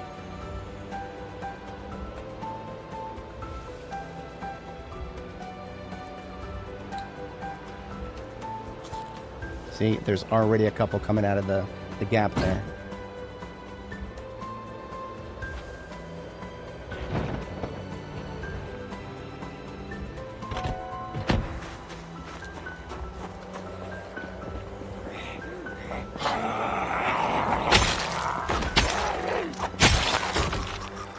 Fast Shamblers coming through now. Can't start. They won't fuck me up. Come on. Let's stop.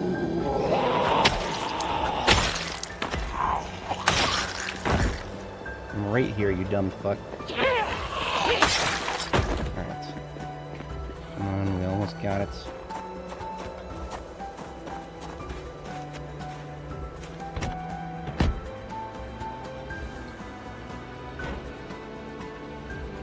Out of the grass. Don't stay in the grass. Come on.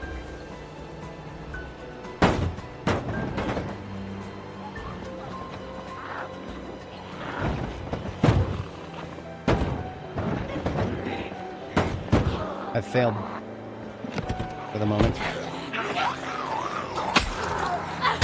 It's too late. The stress is now built up. Hang on. We're still in control here. I feel in charge. I'm still in charge here.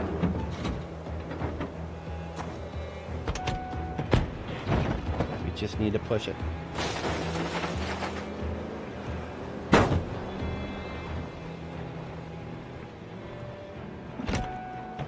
Sunk cost fallacy.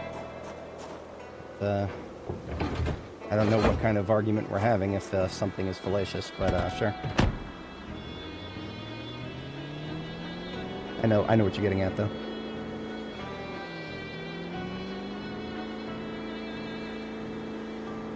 Okay. The gap is plugged. Yeah, that's right, bitch. Go on, try to come get to me now. What you gonna do, huh? What you gonna do? You're gonna have to fucking go around, huh? Sucks to be you. Nah, that's it. I can't blame the zombies for that. They're doing what they're supposed to do. It's me who made the error there. Alright, where were we?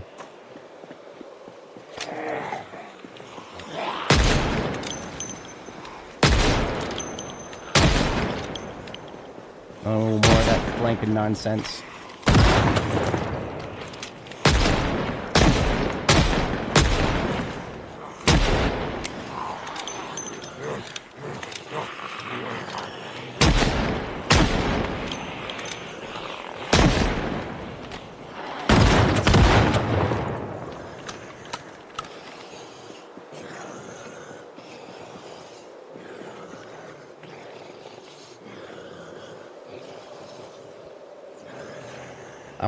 I'm really getting sick of this game right now.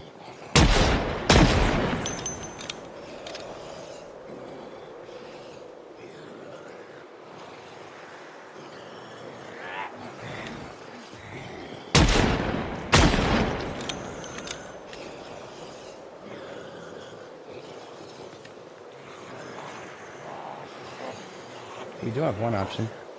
Not a very good option, but it's an option.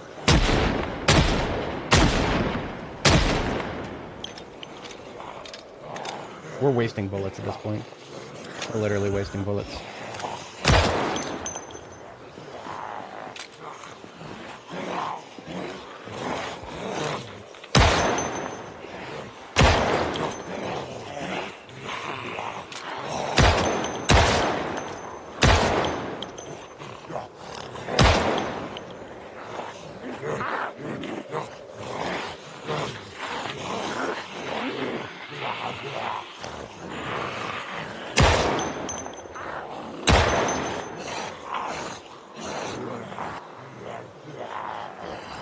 So, let me tell you guys a little something about chain link fences.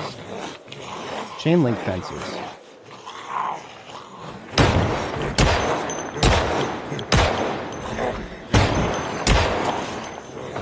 I hate this fucking game right now. I couldn't even finish my bit. I hate this game so much right now.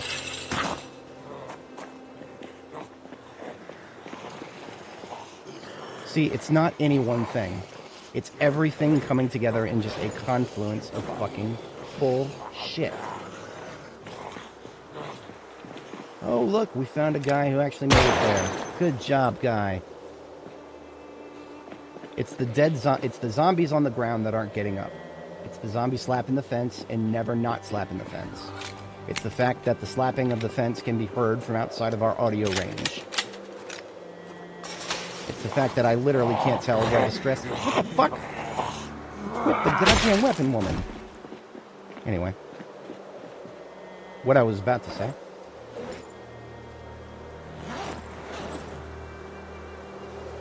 There was a tactic that I used to deal with zombies that were giving me problems with fences. And there was a part of me that did not want to do this. But at this point, you could not pay me $1,000 to care about whether or not they burn. Are you fucking kidding me right now? Okay, come flip over the fence, guys.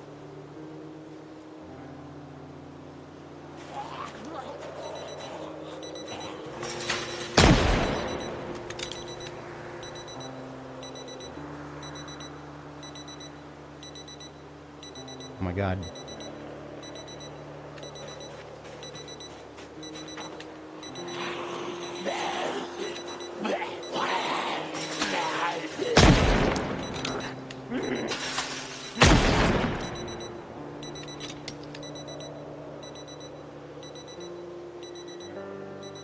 Okay.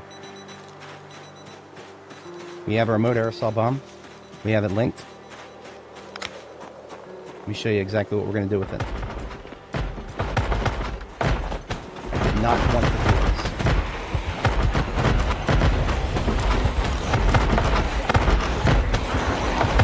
I did not want to do this. Because this is going to cause a lot of stuff to burn. But let the galaxy burn. That's what I think about you fucking fence slappers now.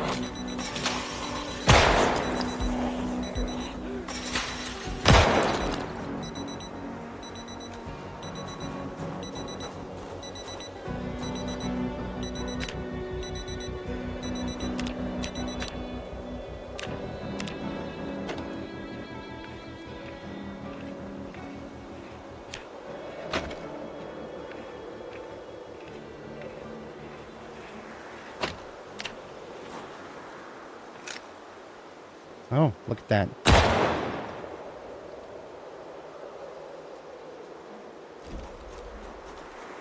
We're not going back in there again, ever. Yeah, that is it for our fighting position. Our fighting position is over, thanks to one zombie.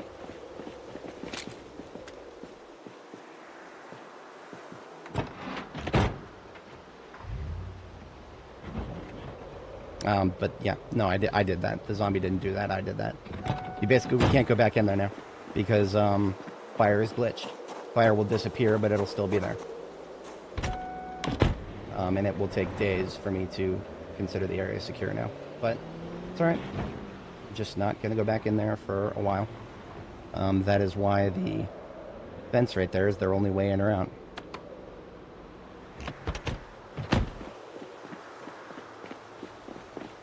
I actually do want the lights on, though. Hang on.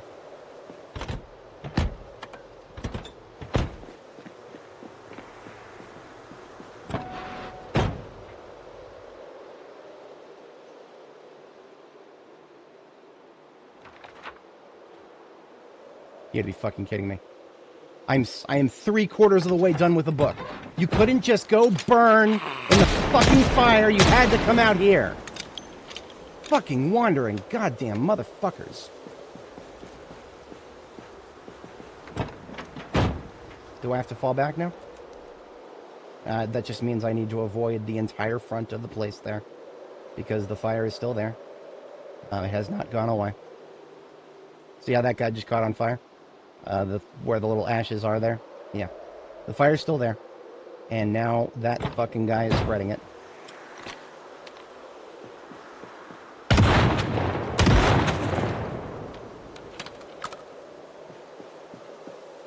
Like I said, everything is working against us now.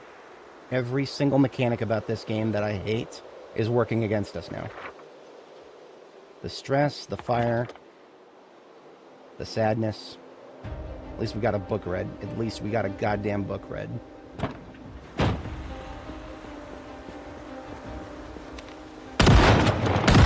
my god. What am I hitting? What in the actual literal fuck am I hitting?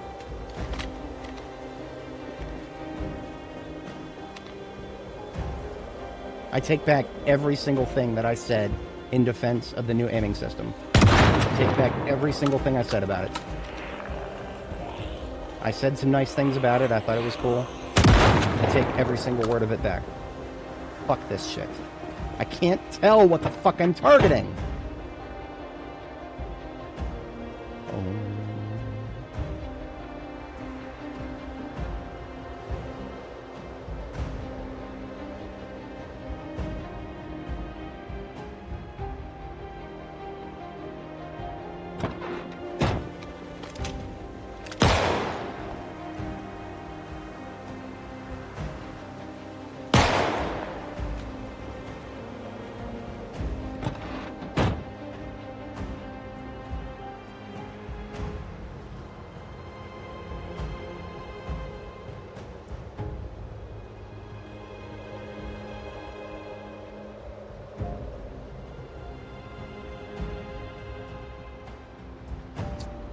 Fire kills me in 10 seconds. But no, it has to take 10 minutes to kill the zombie. Okay, that one's down. Now the fire can spread. Yes, the fire rises. I think the most insulting thing about this is that all this fire that we have to deal with, cool. All the fucking zombies back there never seem to have caught fire. So that may have been a waste of a bomb. It used to translate through fences. It always used to. I even have a meme video I was going to make about how it translated through fences. Maybe that only applies to other fences. These fences are different. Now, you know what? Well, while we're just going to fucking sit here and wait for the zombies to burn, because that's all we can do. I feel like I need to prove this. I need to show you guys that fire is supposed to go through fences. I'm not going insane here.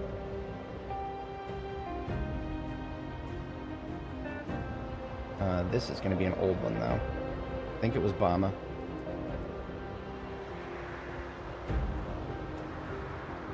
Yep, just waiting for him to cook.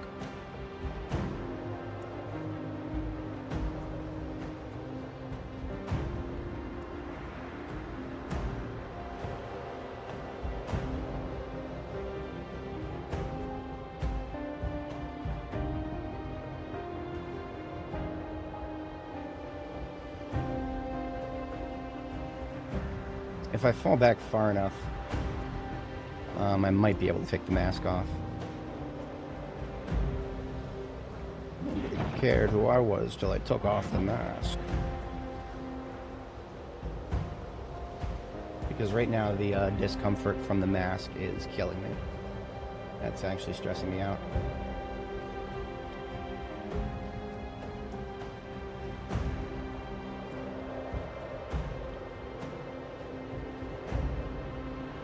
Yep. All we managed to do was burn a bunch of zombies. A bunch of dead ones, more like.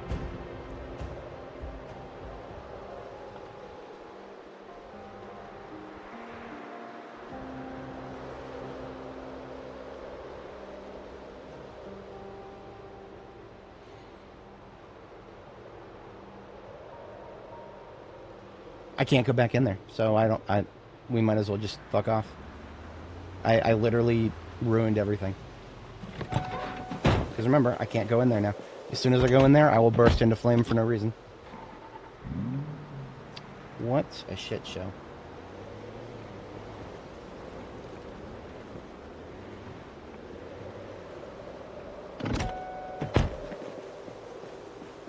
I might need to take a break from this game. Just a few days, probably. I mean, I'll be back on the weekend for sure. I'm always doing this game on the weekend, but that really fucking... I don't think this game has ever made me so mad. Usually I can take an L with this game. That was one too many L's that... and some of which are my fault, some of which I'm getting real tired of the shit.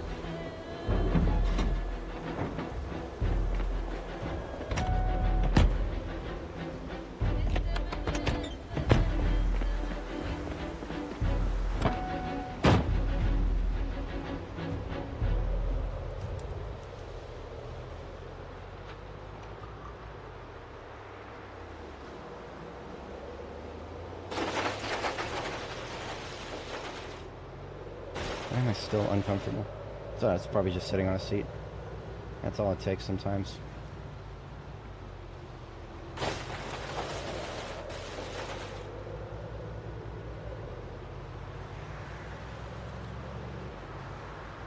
You see, one of the problems with falling back like this is the fire doesn't go away. We have to kind of hang around for it to all burn out, even if we can't see it. Highly disappointing. Highly disappointing.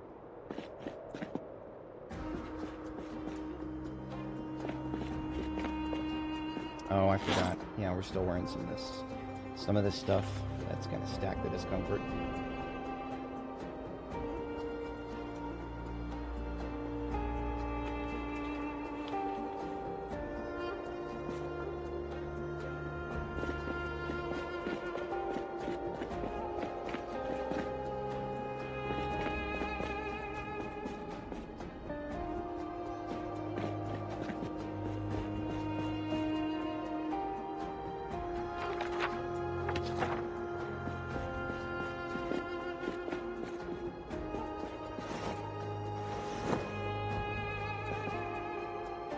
Hardcover would take a huge dent in the stress, but I'm pretty sure there's got to be another magazine here.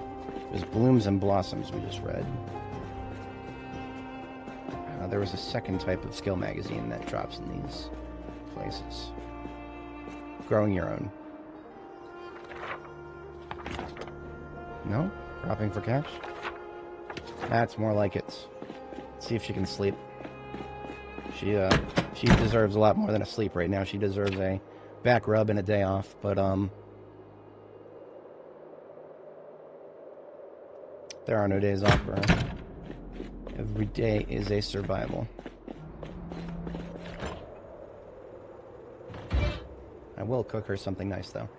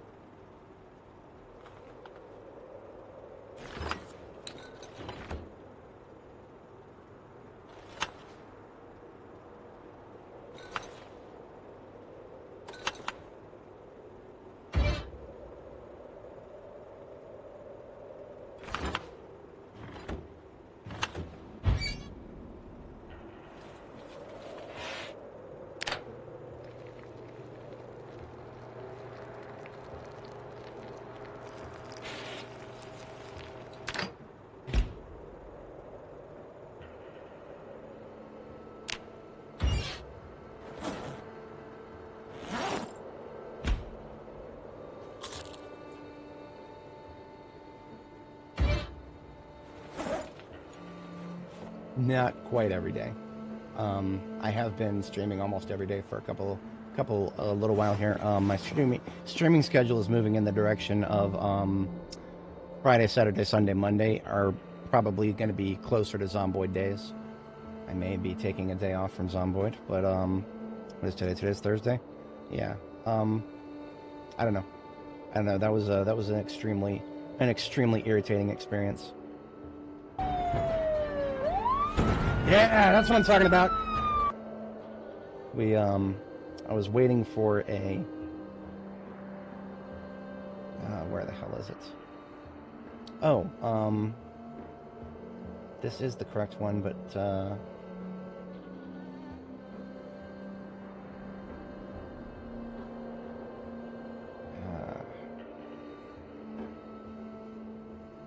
I can't remember which one of these.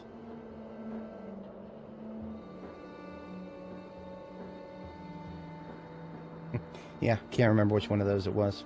So I had a video at one point of fire going straight through fences, but I can't find it. So yeah, Nora's fat again. We're 86 kilos, so we've actually gone back into a weight loss cycle. 18,351. So after checking our kill counter, we killed another everything. Just imagine everything, almost everything that I complain about when it comes to this game. Just imagine all of it at once. Zombies slapping fences, stress causing depression, that kind of shit. I've already been at this for 8 hours. I think I'm done today. That was that was a thing. Because, okay, here's what I'm going to do. I'm not going to go back and start fighting again. We need to let the fire burn out. That's what we need to do right now. The fire needs to burn out, and it won't burn out while we're not there. So, time is the only thing that'll let it burn out if it's not raining or... I mean, we do not have enough fire extinguishers.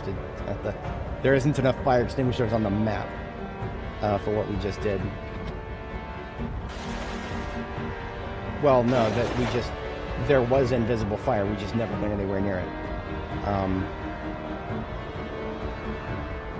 It's still there, in fact.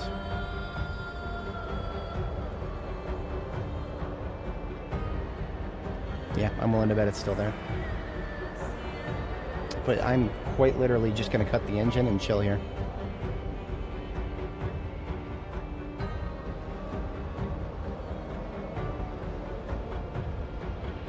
Because again, there is literally no way to know if the fire is out.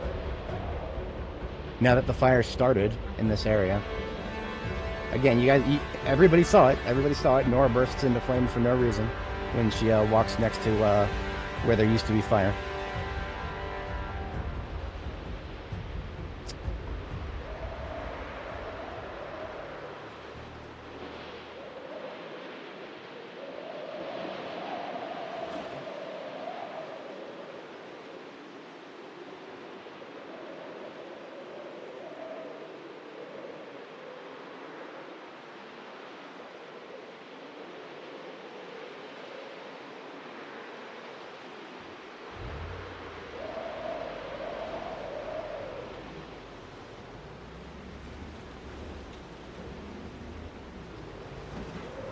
I've never caught fire in a vehicle before.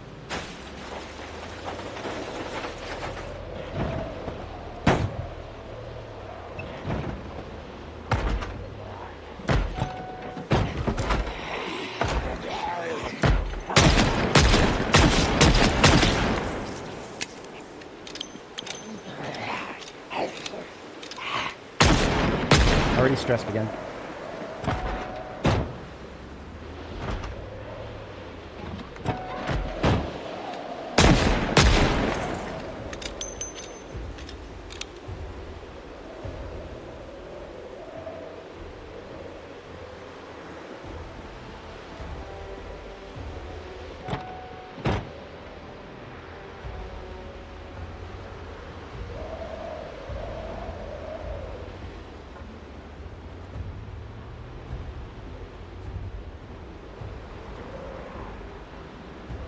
So here's our test. I'm not going to put Nora at risk by letting her walk through that. I'm going to let the zombie walk through that. Now that we've made some noise.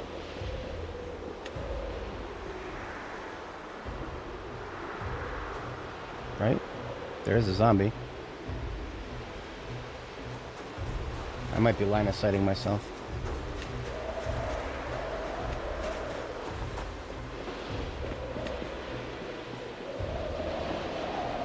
Okay, yeah, see? We got one upright zombie walking in our direction. He's walking over the coals. He's not catching on fire. That's cool. Flip on over that fence for me, pal.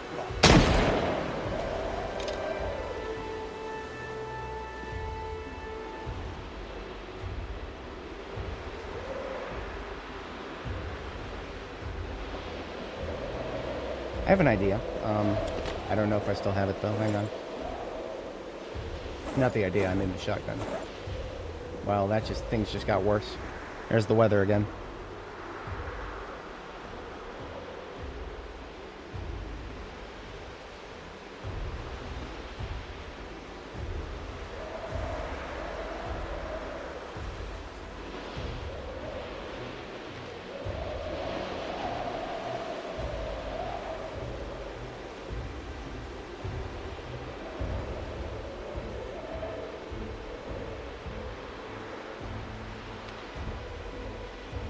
If I could just get in there. Oh, no, there's a way in. We do, we have a way in. We don't even have to walk over the, we don't even have to walk over the danger terrain. No, there's a way through. Okay. We're not quite done yet. We're getting close to it, though. I'm not doing another day. We're taking a, I need a break after today. But, I mean, I am going to try something here.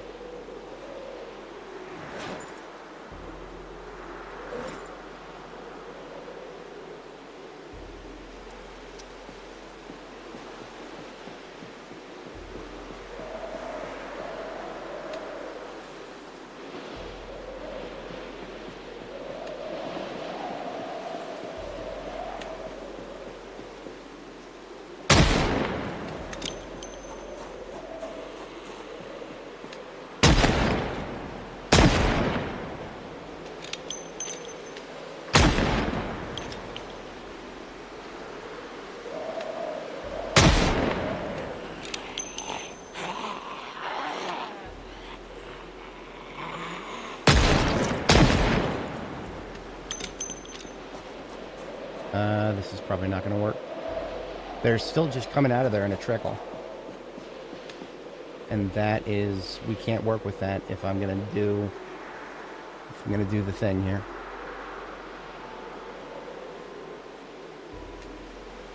How many, we've got 16 rounds of 357 left.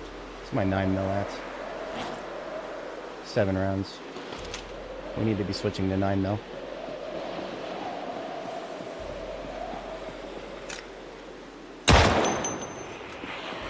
Not dead.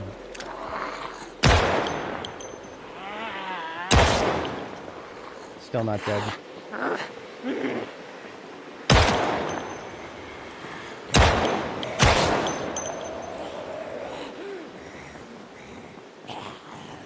We're in the stress zone now. I can't operate. No, I can't aim anymore. I can't aim anymore. Because of zombies that we can't see, slapping fences that we can't hear, we are now at the breaking point of stress.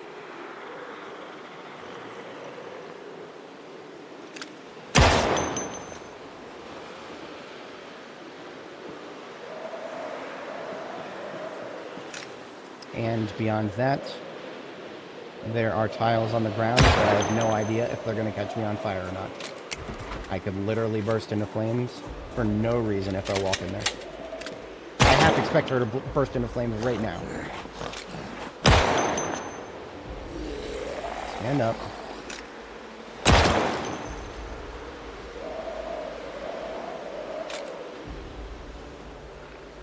How long until I start getting sad?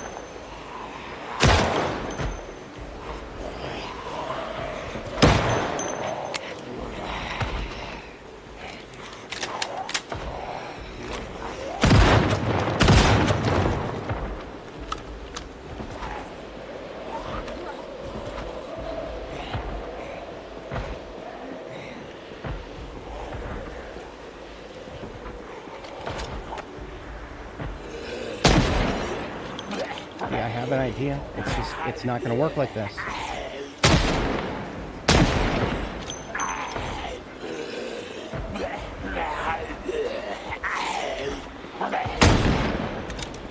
I told you I shouldn't have used heavy-duty vehicles, ever. I can't do anything here. Can I? Hang on.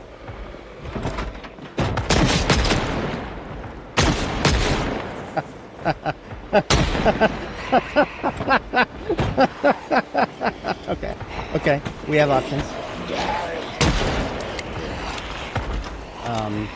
We have some of the stupidest options I've ever seen in this game, but we still have some options.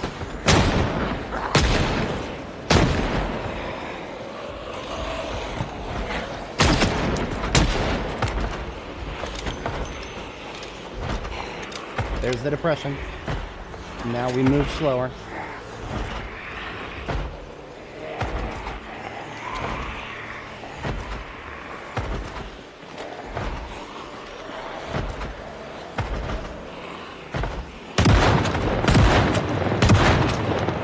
What did I hit? What did I hit? I didn't hit anything.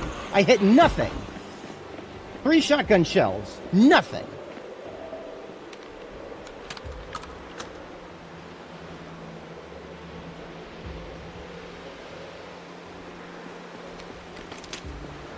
Oh, I just walked over a tile that could have been on fire.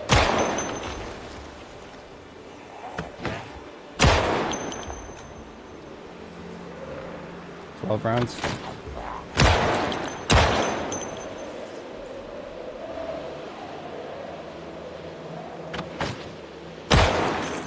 No, none of them are catching on fire. But how do I know that they're not catching on fire? How do I know that the fire just isn't fucking invisible?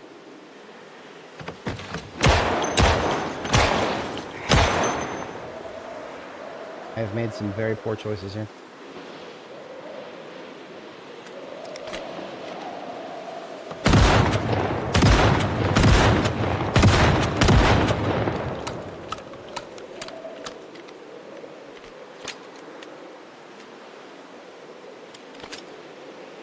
Three rounds in the current magazine.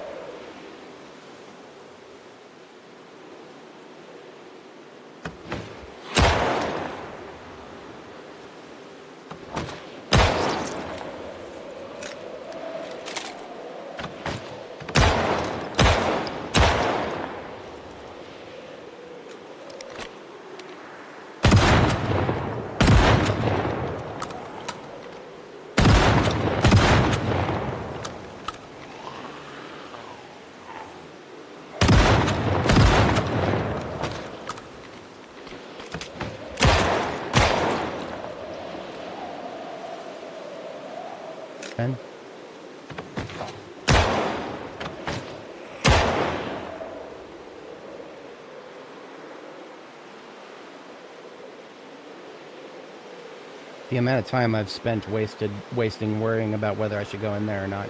By now I could have probably gone in there, caught fire, closed the game, reopened it in debug mode, turned off the fire, and reloaded the game by now. But what would that accomplish? That would just be a massive fucking waste of time is what that would be. That's all that would be. And I'd have to fix I'd have to fix my fitness again. So, yeah, we're not doing that. I'm not going in there.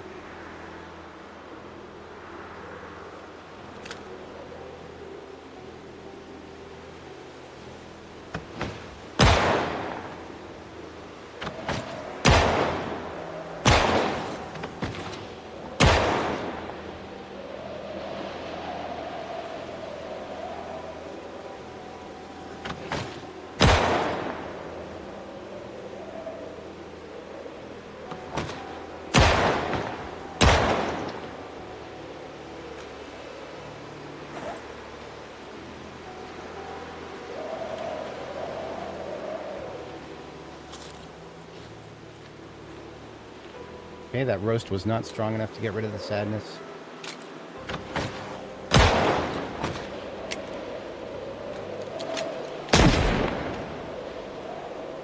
No more 357.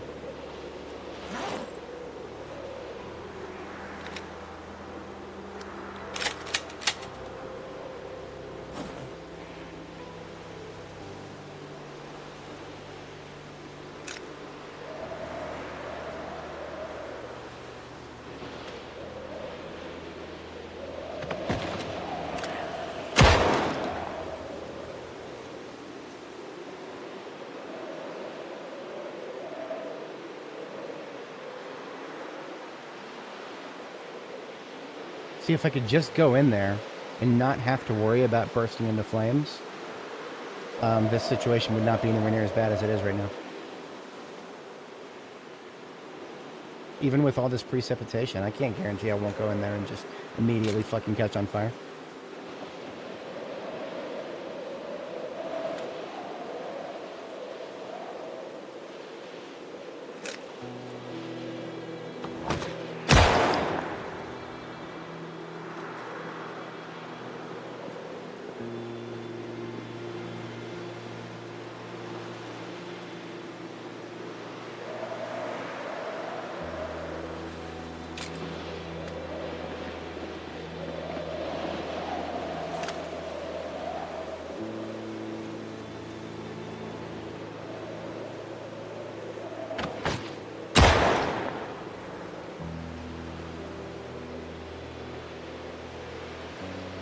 I mean, at least they're coming out and playing.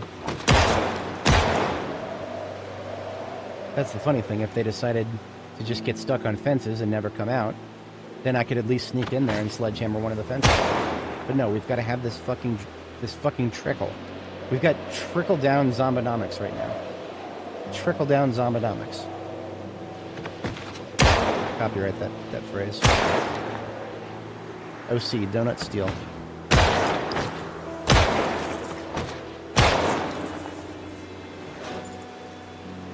3 rounds.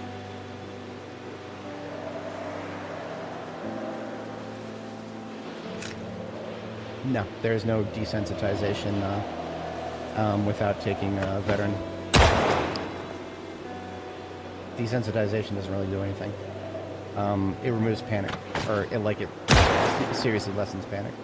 Panic is not the problem. It hasn't been for a very long time. You might as well be desensitized. I mean, a couple of months in, panic just naturally reduces. Wait a minute, is that... There are a few still mobile, but they're not actually, like, actively going towards us. I'm going to briefly fall back here and try to read a book. And just read a single book right now. That'll get the depression off. Got it. Okay. We are sort of in business.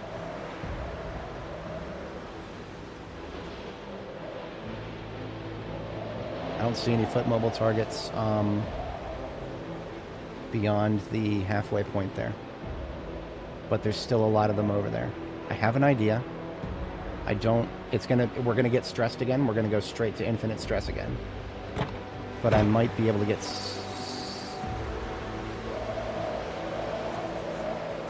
I don't know.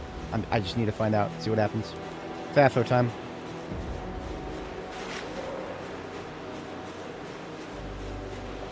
Ammo check for the shoddy. We are okay-ish.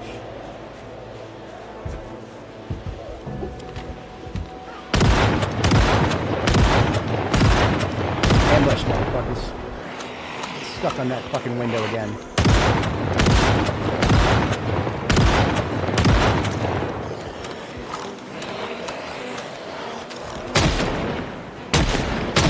Oh, right. Literally out of 357. That's it.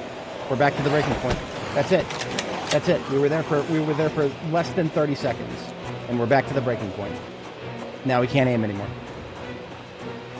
Are you guys having fun yet? Are you guys having fun? I'm not having fun right now. This is just so fucking tedious. No, you can't just look. You can't just ignore it if the zombie slaps the fence. You can't just ignore it if the zombie slaps the fence.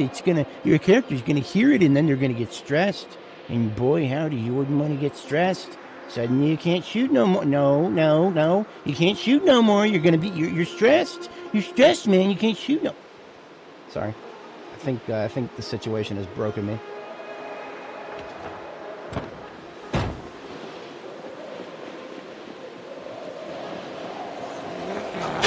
The Andy Stone isn't even fucking aware of this as being a problem. I don't think they play their own game enough to know that this is a massive fucking problem, what they're doing with this. I think they're just like, no, we need the fences to break. Except, do you guys see any broken fences? I don't see any broken fences. I just see zombies slapping fences and increasing my stress. That's all I see. I don't see any broken fences. Maybe I missed one. These don't count. We set these on fire. These 3 fences right here, those don't count. They burned. Those metal fences burned because of something stupid I did. And on top of all of it, somebody's alarm is going off.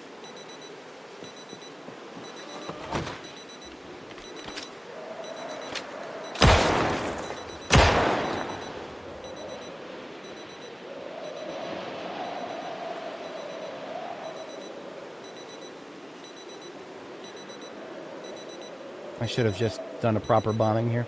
I should have just killed all of the trees in the entire field here and just set up a fucking bomb.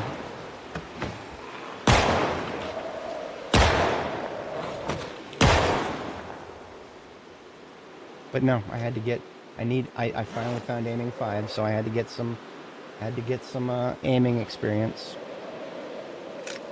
I did that. I can't blame anybody else for that. I mean, we're getting our aiming experience. We are. We're at 4,400. We've got well over 1,000 experience since we started this operation. 2 rounds. Boy, wouldn't it be amazing if I could just kill these 2 zombies with those 2 rounds. But no, my bullet just hit something. What did my bullet hit? I don't know. I don't know. Does the game know? No. It's just... there's a car in the way.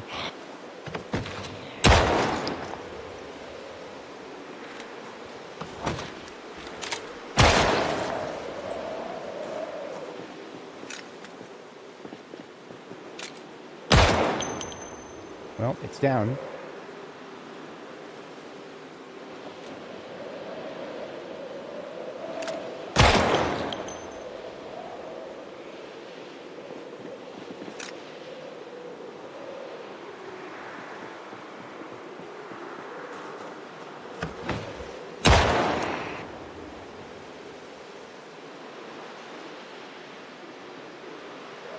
Wait a minute, are we clear? The main causeway. Is the main causeway clear? Hang on. Okay. Okay, we might be able to get something...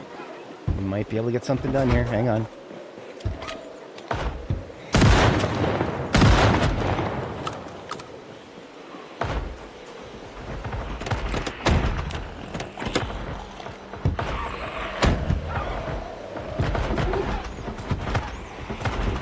Where I leave my sledgehammer? There you are.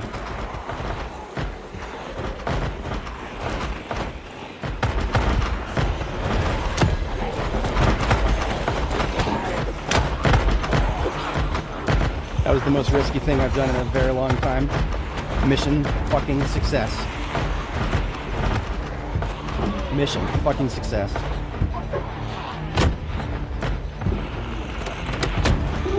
Okay, we're good. Yeah, we're good.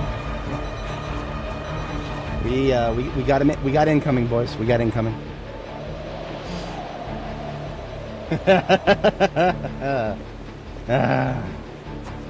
If I catch on fire, I'm just gonna quit the game and be done for today. It's been snowing for an entire fucking day. If I catch on fire right now, that's it. That's it. See, the problem is the fire is invisible. The fire should still generally obey rules. I need to stop pulling out the revolver because the revolver's done.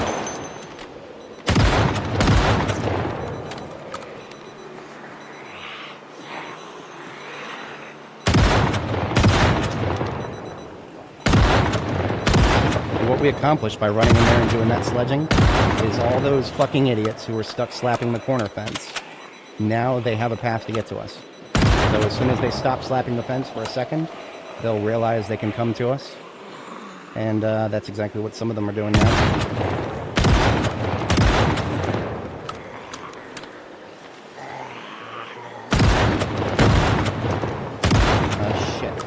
shotgun at. I don't know if I have enough shotgun for that. I should have opened another carton before I started.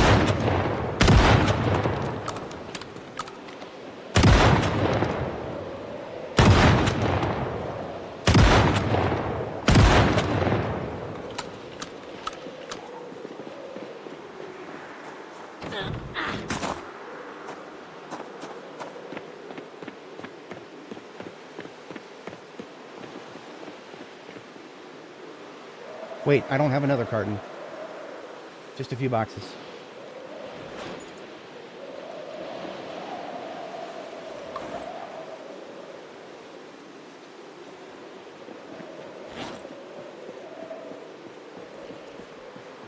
Okay. Okay, we're good. We'll have to fight our way back in. That's exactly what I designed this place for.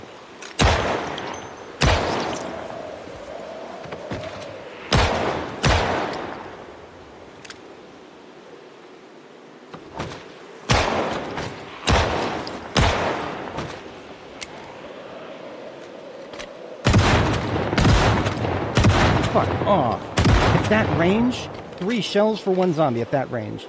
What is going wrong right now? It's obviously the fucking snow. It has to be the snow. That's the only other factor I can fucking consider right now. And on top of all that, the game thinks it's appropriate to play chill music right now. You know, I think we may have actually made... okay, so here's a fun little fact. Our fence should have broken a long time ago. But because we set it on fire, I think these burned fences might actually not break. So the zombies might continue falling over it forever.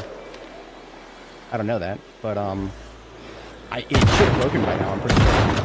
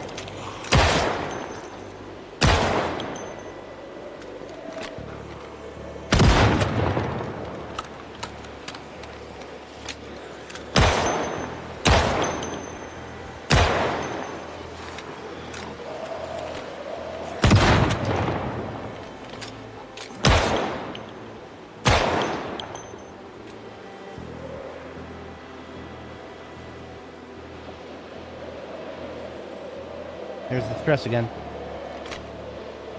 Can't stop shooting. Not for 30 seconds.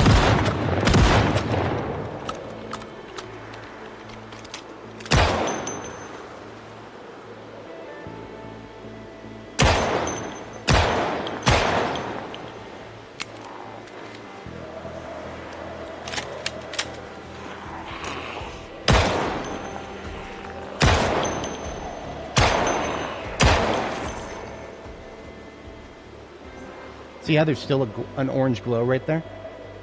Still. After all this fucking time, there's an orange glow up there.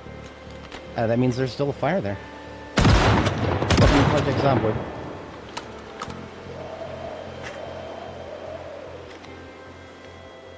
Yeah. Speaking thereof, back to the breaking point of stress again. Why? Because we took 30 more steps closer, and now we're within audio reach of the corner.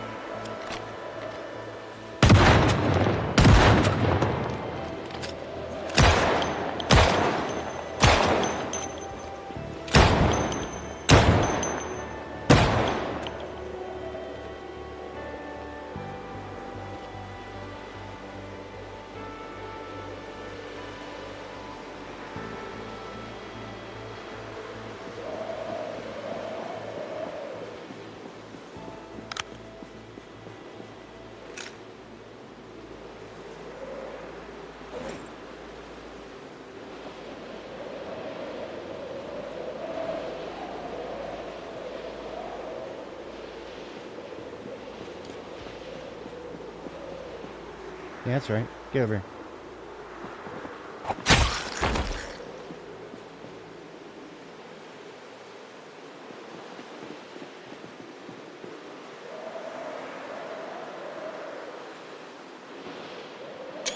It looks really funny without the cars.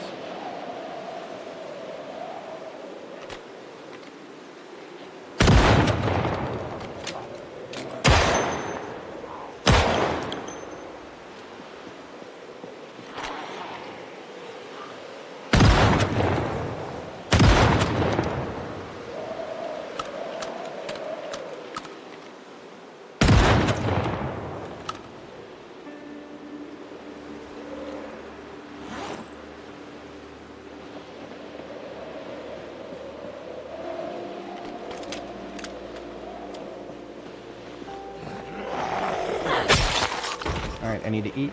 I need to get a little bit more ammo.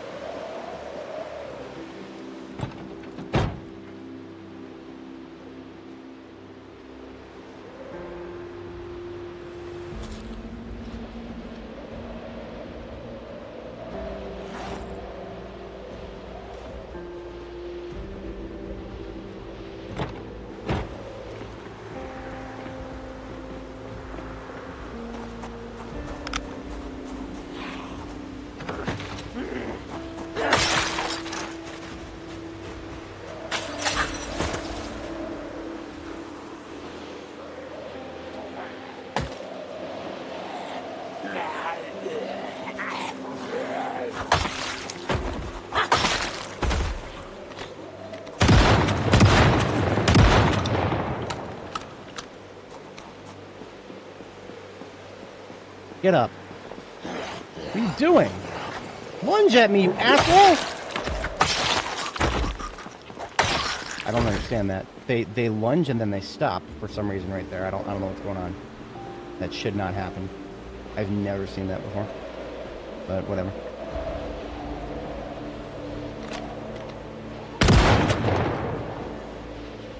I've gotten such a deep muscle memory understanding of what zombies do that when they do even something slightly, subtly different, it actually gets me really fucking heated. Oh, thanks. Okay, yeah. Don't.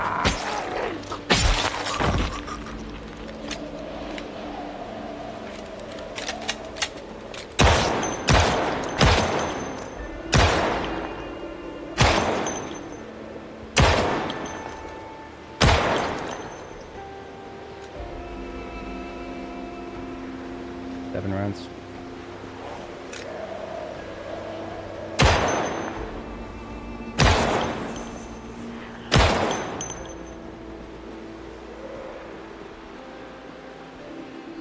Still glowing in that corner. Isn't that neat? Actually, it's not neat. It's fucking stupid, and I hate it.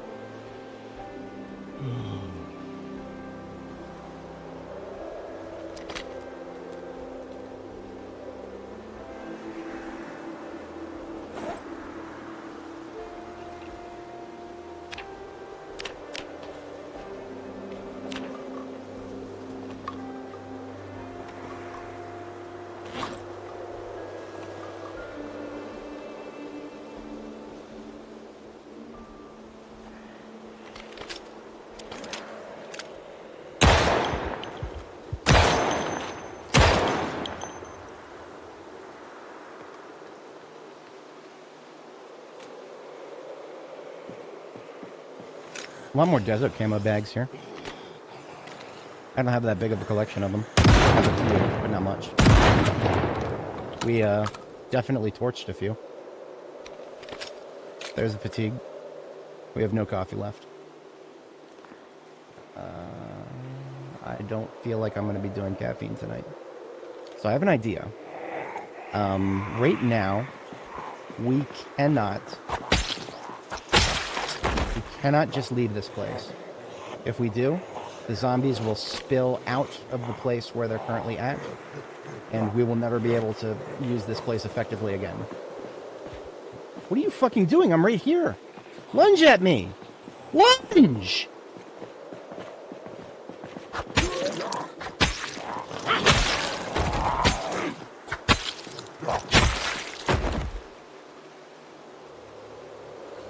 Wouldn't be a gamer moment if I didn't get a little heated.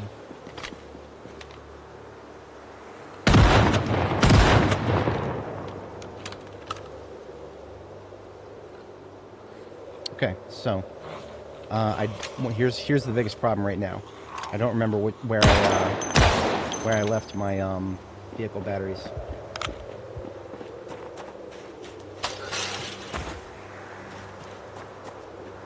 If I did pull them out of the vehicles that I was using, then they would be in the Corvette.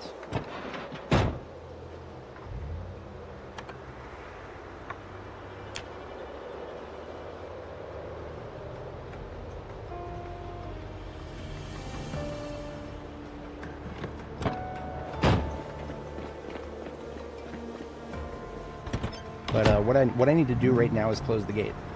That's what I needed to do. If I close the gate, then everything I just described about the zombies getting out of there and just spilling out all over the place, that won't be a problem if I can just close the gate. And I have an idea on how to do that. I think we can pull this off. Get it? Pull this off? Because I'm pulling it, right?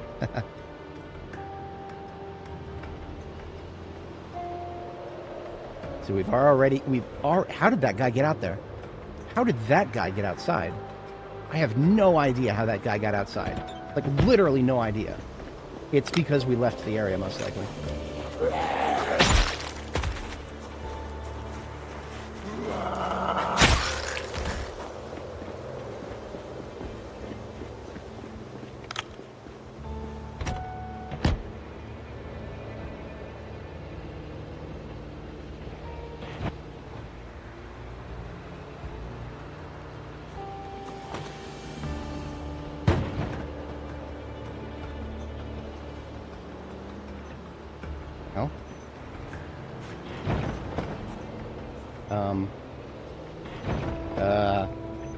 Hello.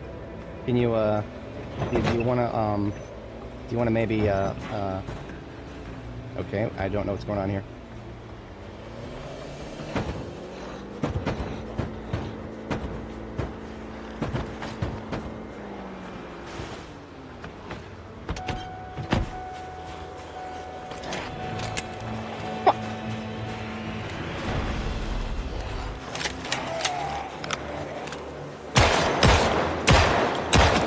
saying maybe reload your gun, maybe?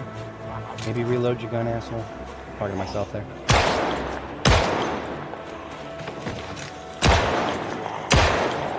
Come on. It's only 2.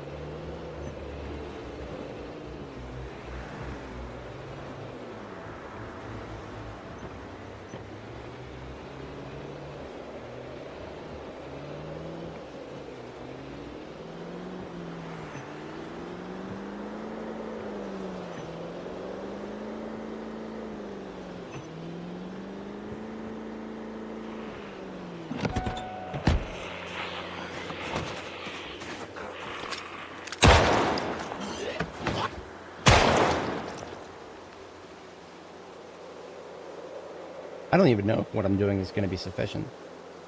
It might not be.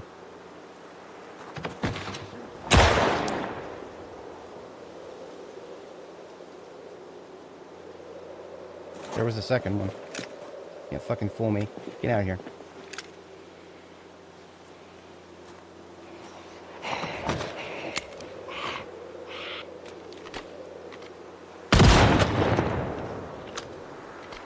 I hate 9mm so much. I love it and I hate it. I hate magazines. If I wanted to play Arma, I would play Arma, but whatever. This is what I signed up for.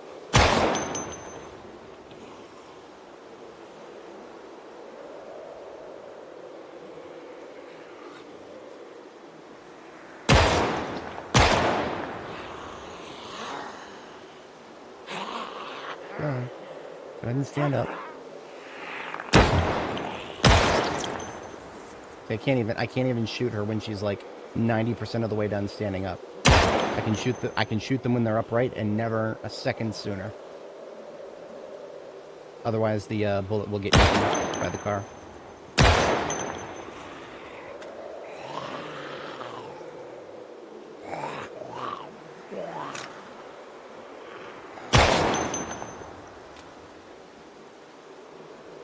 Okay, see if I can finish what I was trying to do.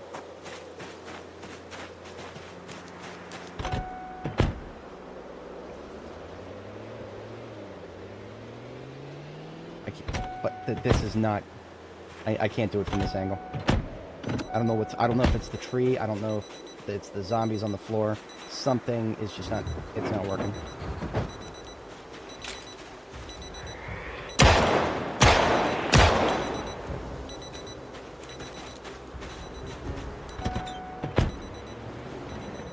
That's cool, fam. Things are going well down there.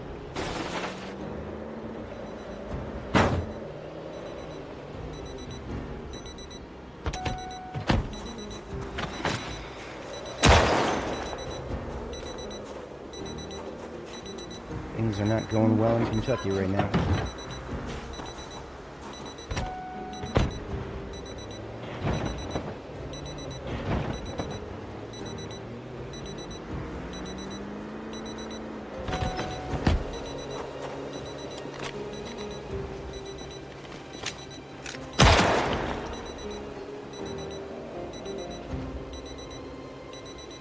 I'm going to go into the game sound files, and I'm going to replace the sound of a watch beeping with silence.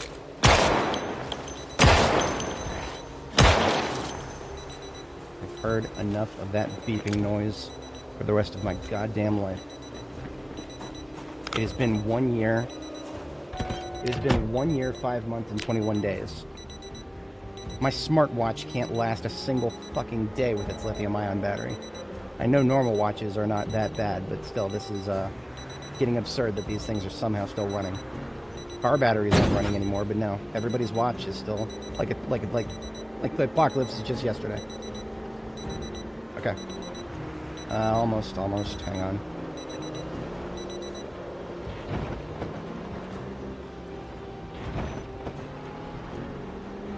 just ruined it. And they're still able to get over. I don't even know if this is gonna work. Blocking a low fence with a vehicle. I don't even know if this is gonna work.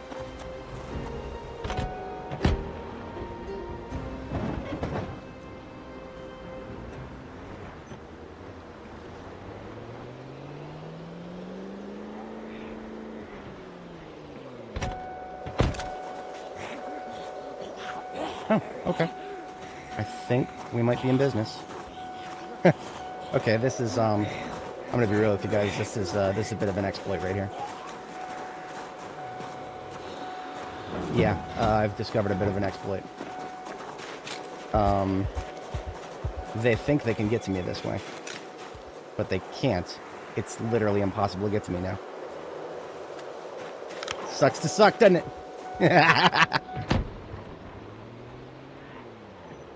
So what does this mean? This means, well, there was still one guy who managed to get out somehow. So what I think might happen, and if this happens, there's nothing I can do about it. What I think might happen is if we get out of this area, the cars are not going to contain the zombies while off-map migrations are being processed. So I predict what we just did, the little stopgap measure, by putting that burned wreck to close the fences up. That might not stop them from moving once I am out of this area. And if that's the case, there's nothing I can do about it, because I can't stay here forever. I need to... our girl needs a break. I've literally run out of 357 ammo. We've still got shotgun shells. Shotgun is not a problem. We got 150 shots of shotgun left.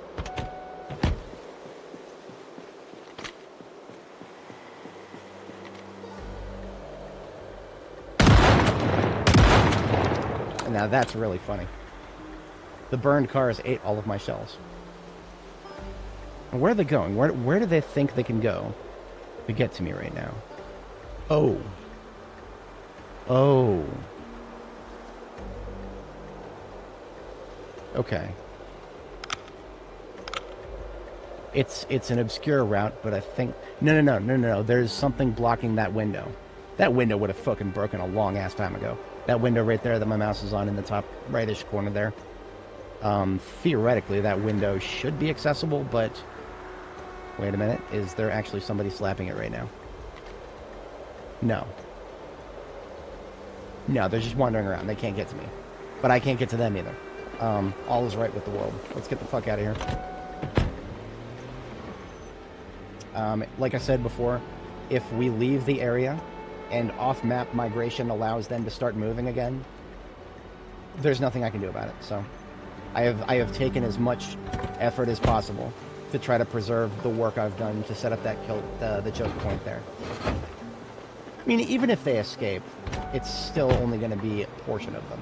There will still be plenty that will have to pass through the gauntlet next time. But when I say next time, I mean next stream. I have already gone longer than I was expecting to today. I thought I was going to be done at the end of yesterday in-game. But we're doing good things here. We're doing good things here. It's not easy. I have gotten more angry at this game today than I probably have in months, IRL. It's not the worst thing in the world, but I just have to... My cope right now, I'm coping, seething, and malding. My cope is that most of these problems are temporary. That we're just experiencing a absolute fucking shit show confluence of all kinds of stupid shit at once that the Indie Stone really doesn't care about right now. They're not trying to prioritize it. The ragdolls, the fence thumping, the stress building up from 6 different angles and making it impossible to shoot. The problem is, every single one of those things that I just described, that could all be legit. The Indie Stone wants us to be miserable. Never forget that. Having fun is not allowed here. We have to be miserable all the time. I don't even know how my windshield got damaged. I think it was a... yeah, I don't know. I don't really fucking care. I'll replace it. I've got 50 more where that came from. I'm mad about it, but I'm not that mad about it.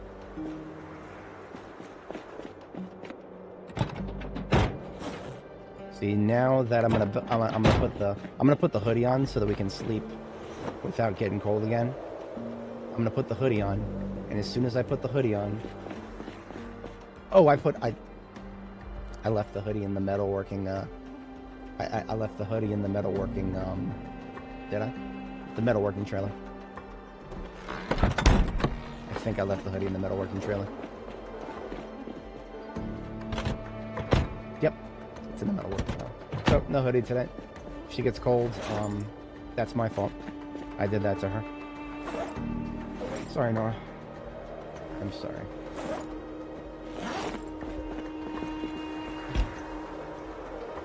I get the distinct feeling that if she was able to slap me upside the head, I probably wouldn't have a head anymore.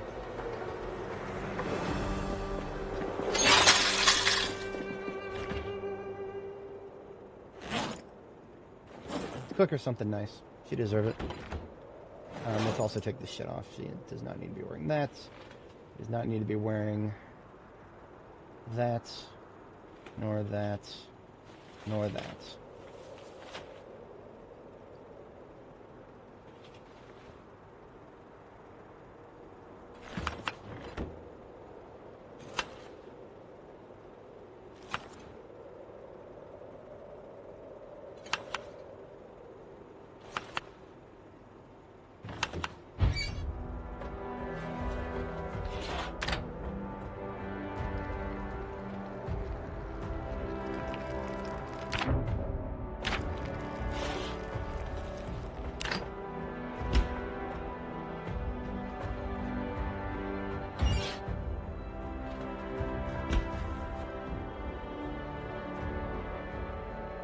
Okay, folks, it's been a rough one today.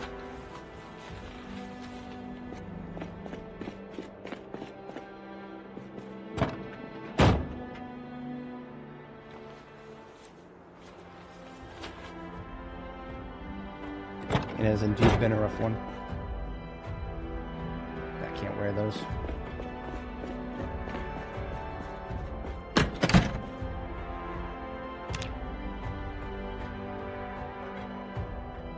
Yep, we ended up getting cold. I mean, it's almost below freezing indoors, so of course we did. We're going to need to go back to base and brew more coffee. But we'll do that as a warm-up next time. Well, so it hardly qualifies as a base, but it is a place. Our girl shall bid us farewell today. I'm going to flip a coin tomorrow and see if I stream or not. I may need a day off after this. This was a tough one. But last thing we always do here is back up our save. This is this part 50? I think this might be part 50. Kind of appropriate, all things considered. So, Zomboid folder, saves, Apocalypse, sorted by date modified. Here's the most recent one. Control-C, copy that whole folder. And you can put your backups anywhere. I put mine a couple folders up here. One with the same name, and this is, it's part 49. This is part 49 of our journey through build 42. Control-V, pasting that whole folder in there. Our saves are 1.26 gigabytes across 506,000 files. That's going to take a minute to back up. We'll make you guys sit through all that. I will catch you all on the next one. I need a drink. Have a good one, folks. Peace out.